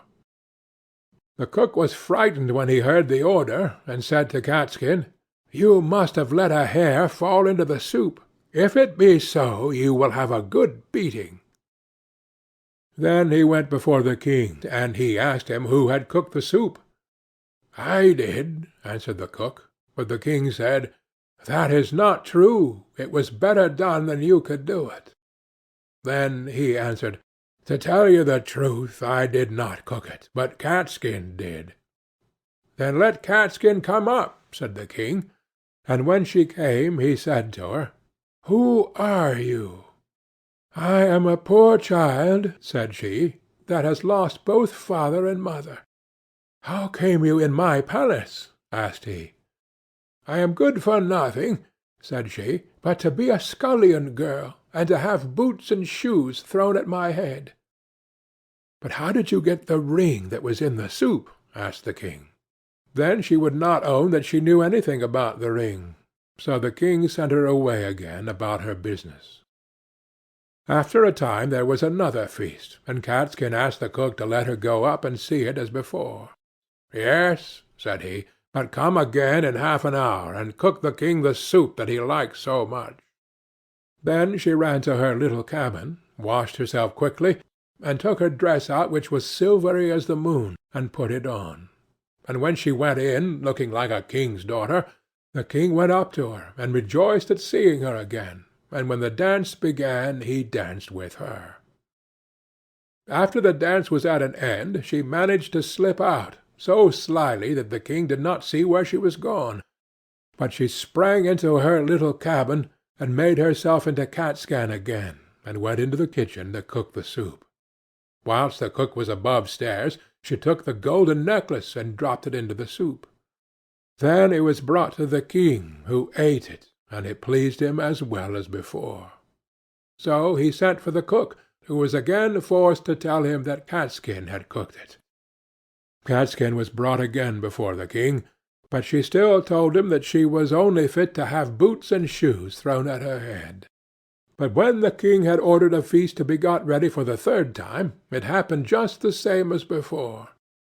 "You must be a witch, Catskin," said the cook, "for you always put something into your soup so it pleases the king better than mine." However, he let her go up as before. Then she put on her dress, which sparkled like the stars, and went into the ballroom in it, and the king danced with her again, and thought she had never looked so beautiful as she did then. So, whilst he was dancing with her, he put a gold ring on her finger without her seeing it, and ordered that the dance should be kept up a long time. When it was at an end, he would have held her fast by the hand, but she slipped away, and sprang so quickly through the crowd that he lost sight of her, and she ran as fast as she could into her little cabin under the stairs. But this time she kept away too long, and stayed beyond the half-hour, so she had not time to take off her fine dress, and threw her fur mantle over it, and in her haste did not blacken herself all over with soot, but left one of her fingers white. Then she ran into the kitchen and cooked the king's soup, and as soon as the cook was gone, she put the golden brooch into the dish. When the king got to the bottom, he ordered Catskin to be called once more, and soon saw the white finger and the ring that he had put on it whilst they were dancing. So he seized her hand, and kept fast hold of it, and when she wanted to loose herself, and spring away, the fur cloak fell off a little on one side, and the starry dress sparkled underneath it. Then he got hold of the fur, and tore it off, and her golden hair and beautiful form were seen, and she could no longer hide herself. So she washed the soot and ashes from her face, and showed herself to be the most beautiful princess upon the face of the earth. And the king said, "You are my beloved bride, and we will never more be parted from each other." And the wedding feast was held, and a merry day it was, as ever it was heard of or seen in that country, or indeed in any other. End of Catskin. Snow White and Rose Red. From Grimm's Fairy Tales, by Jacob and Wilhelm Grimm. Translated by Edgar Tailor and Marion Edwards. There once was a poor widow who lived in a lonely cottage. In front of the cottage was a garden, wherein stood 2 rose trees, one of which bore white and the other red roses. She had 2 children who were like the 2 rose trees, and one was called Snow White and the other Rose Red. They were as good and happy, as busy and cheerful as ever 2 children in the world were, only Snow White was more quiet and gentle than Rose Red. Rose Red liked better to run about in the meadows and fields, seeking flowers and catching butterflies. But Snow White sat at home with her mother, and helped her with her housework, or read to her when there was nothing to do. The 2 children were so fond of each other that they always held each other by the hand when they went out together, and when Snow White said, "We will not leave each other," Rose Red answered, "Never, so long as we live." And their mother would add, "What one has she must share with the other." They often ran about the forest alone and gathered red berries, and no beasts did them any harm, but came close to them trustfully. The little hare would eat a cabbage leaf out of their hands, the roe grazed by their side, the stag leaped merrily by them, and the birds sat still upon the boughs and sang whatever they knew. No mishap overtook them. If they had stayed too late in the forest and night came on, they laid themselves down near one another upon the moss and slept until morning came, and their mother knew this and did not worry on their account. Once, when they had spent the night in the wood and the dawn had roused them, they saw a beautiful child in a shining white dress sitting near their bed. He got up and looked quite kindly at them, but said nothing, and went into the forest. And when they looked round, they found that they had been sleeping quite close to a precipice, and would certainly have fallen into it in the darkness if they had gone only a few paces further. And their mother told them that it must have been the angel who watches over good children. Snow White and Rose Red kept their mother's little cottage so neat that it was a pleasure to look inside it. In the summer Rose Red took care of the house, and every morning laid a wreath of flowers by her mother's bed before she awoke, in which was a rose from each tree. In the winter Snow White lit the fire and hung the kettle on the hob. The kettle was of brass, and shone like gold, so brightly was it polished. In the evening, when the snowflakes fell, the mother said, "Go, Snow White, and bolt the door." And then they sat round the hearth, and the mother took her spectacles and read aloud out of a large book, and the two girls listened as they sat and spun. And close by them lay a lamb upon the floor, and behind them, upon a perch, sat a white dove, with its head hidden beneath its wings. One evening, as they were thus sitting comfortably together, some one knocked at the door as if he wished to be let in. The mother said, "Quick, Rose Red, open the door. It must be a traveller who is seeking shelter." Rose Red went and pushed back the bolt, thinking that it was a poor man. But it was not. It was a bear that stretched his broad black head within the door. Rose Red screamed and sprang back, the lamb bleated, the dove fluttered, and Snow White hid herself behind her mother's bed. But the bear began to speak, and said, "Do not be afraid. I will do you no harm. I am half frozen, and only want to warm myself a little beside you." "Poor bear," said the mother, "lie down by the fire. Only take care that you do not burn your coat." Then she cried, "Snow White, Rose Red, come out. The bear will do you no harm. He means well." So they both came out, and by the lamb and dove came nearer, and were not afraid of him. The bear said, "Here, children, knock the snow out of my coat a little." So they brought the broom, and swept the bear's hide clean, and he stretched himself by the fire and growled contentedly and comfortably. It was not long before they grew quite at home, and played tricks with their clumsy guest. They tugged his hair with their hands, put their feet upon his back, and rolled him about, or they took a hazel switch and beat him, and when he growled they laughed. But the bear took it all in good part, only when they were too rough he called out, "Leave me alive, children. Snow White, Rose Red, will you beat your wooer dead?" When it was bedtime and the others went to bed, the mother said to the bear, "You can lie there by the hearth, and then you will be safe from the cold and the bad weather." As soon as day dawned, the two children let him out, and he trotted across the snow into the forest. Henceforth the bear came every evening at the same time, laid himself down by the hearth, and let the children amuse themselves with him as much as they liked. And they got so used to him that the doors were never fastened until their black friend had arrived. When spring had come, and all outside was green, the bear said one morning to Snow White, Now I must go away, and cannot come back for the whole summer." "Where are you going, then, dear bear?" asked Snow White.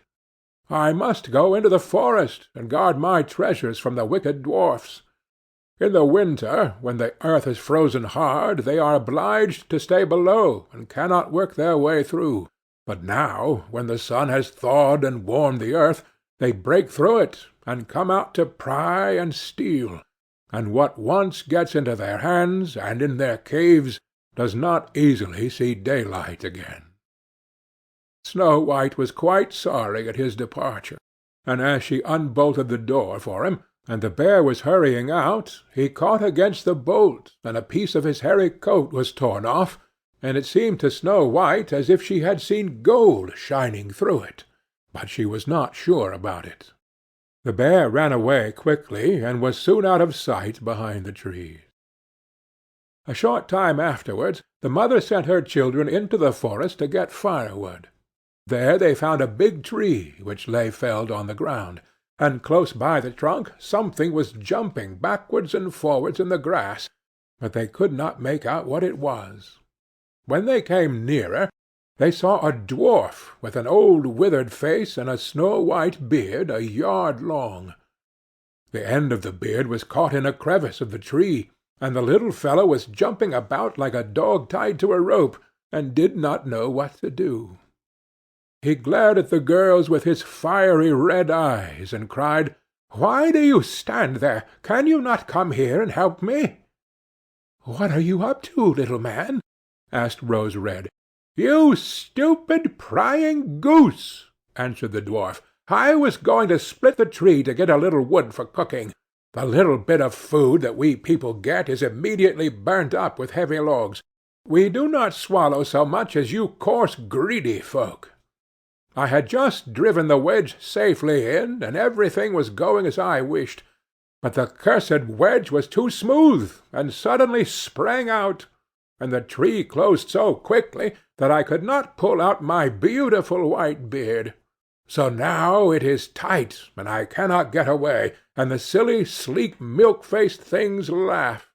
Ah, how odious you are!" The children tried very hard, but they could not pull the beard out. It was caught too fast. "I will run and fetch some one," said Rose Red. "You senseless goose!" snarled the dwarf. "Why should you fetch some one? You are already too many for me. Can you not think of something better?" "Don't be impatient," said Snow White. "I will help you." And she pulled her scissors out of her pocket, and cut off the end of the beard. As soon as the dwarf felt himself free, he laid hold of a bag which lay amongst the roots of the tree, and which was full of gold, and lifted it up, grumbling to himself, "Uncouth people, to cut off a piece of my fine beard! Bad luck to you!" And then he swung the bag upon his back, and went off, without even once looking at the children. Some time afterwards, Snow White and Rose Red went to catch a dish of fish. As they came near the brook, they saw something like a large grasshopper jumping towards the water, as if it were going to leap in. They ran to it, and found it was the dwarf. "Where are you going?" said Rose Red. "You surely don't want to go into the water?" "I am not such a fool," cried the dwarf. "Don't you see that the accursed fish wants to pull me in?" The little man had been sitting there fishing, and unluckily the wind had tangled up his beard with the fishing line. A moment later a big fish made a bite, and the feeble creature had not strength to pull it out. The fish kept the upper hand and pulled the dwarf towards him. He held on to all the reeds and rushes, but it was of little good, for he was forced to follow the movements of the fish, and was in urgent danger of being dragged into the water. The girls came just in time. They held him fast, and tried to free his beard from the line. But all in vain. Beard and line were entangled fast together. There was nothing to do but to bring out the scissors and cut the beard, whereby a small part of it was lost. When the dwarf saw that, he screamed out, "Is that civil, you toadstool, to disfigure a man's face? Was it not enough to clip off the end of my beard? Now you have cut off the best part of it. I cannot let myself be seen by my people. I wish you had been made to run the soles off your shoes." Then he took out a sack of pearls which lay in the rushes, and without another word he dragged it away and disappeared behind a stone. It happened that soon afterwards the mother sent the two children to the town to buy needles and thread and laces and ribbons. The road led them across a heath, upon which huge pieces of rock lay strewn about. There they noticed a large bird hovering in the air, flying slowly round and round above them. It sank lower and lower, and at last settled near a rock not far away. Immediately they heard a loud, piteous cry. They ran up, and saw with horror that the eagle had seized their old acquaintance the dwarf, and was going to carry him off. The children, full of pity, at once took tight hold of the little man, and pulled against the eagle so long that at last he let his booty go. As soon as the dwarf had recovered from his first fright, he cried with his shrill voice, "Could you not have done it more carefully? You dragged at my brown coat so that it is all torn and full of holes, you clumsy creatures." Then he took up a sack full of precious stones, and slipped away again under the rock into his hole. The girls, who by this time were used to his ingratitude, went on their way and did their business in town. As they crossed the heath again on their way home, they surprised the dwarf, who had emptied out his bag of precious stones in a clean spot, and had not thought that any one would come there so late. The evening sun shone upon the brilliant stones. They glittered and sparkled with all colours so beautifully that the children stood there and stared at them. "Why do you stand gaping there?" cried the dwarf, and his ashen-grey face became copper-red with rage. He was still cursing when a loud growling was heard, and a black bear came trotting towards them out of the forest. The dwarf sprang up in a fright, but he could not reach his cave, for the bear was already close. Then, in the dread of his heart, he cried, "Dear Mr. Bear, spare me! I will give you all my treasures. Look, the beautiful jewels lying there. Grant me my life.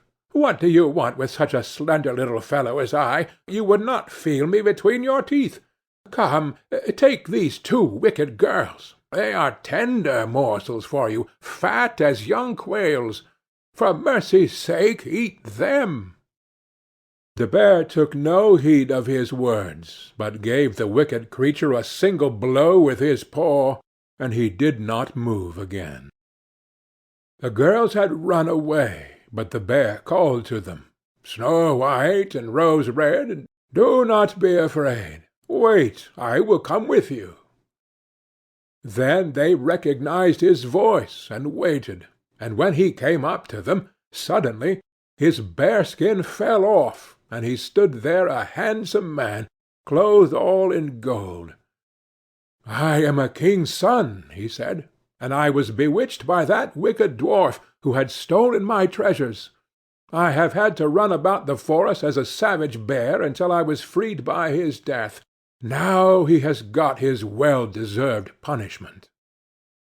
Snow White was married to him, and Rose Red to his brother, and they divided between them the great treasure which the dwarf had gathered together in his cave. The old mother lived peacefully and happily with her children for many years. She took the two rose trees with her, and they stood before her window, and every year bore the most beautiful roses, white and red. End of Snow White and Rose Red. About the Grimms, from Grimm's Fairy Tales, by Jacob and Wilhelm Grimm, translated by Edgar Tailor and Marion Edwards. The brothers Grimm, Jacob, 1785 to 1863, and Wilhelm, 1786 to 1859, were born in Hanau, near Frankfurt, in the German state of Hesse. Throughout their lives they remained close friends, and both studied law at Marburg University. Jacob was a pioneer in the study of German philology, and, although Wilhelm's work was hampered by poor health, the brothers collaborated in the creation of a German dictionary, not completed until a century after their deaths. But they were best and universally known for the collection of over 200 folk tales they made from oral sources, and published in 2 volumes of Nursery and Household Tales, in 1812 and 1814. Although their intention was to preserve such material as part of a German cultural and literary history, and their collection was first published with scholarly notes and no illustration, the tales soon came into the possession of young readers. This was in part due to Edgar Tailor, who made the first English translation in 1823, selecting about 50 stories, "with the amusement of some young friends principally in view." They have been an essential ingredient of children's reading ever since. End of Grimm's Fairy Tales, written by Jacob and Wilhelm Grimm.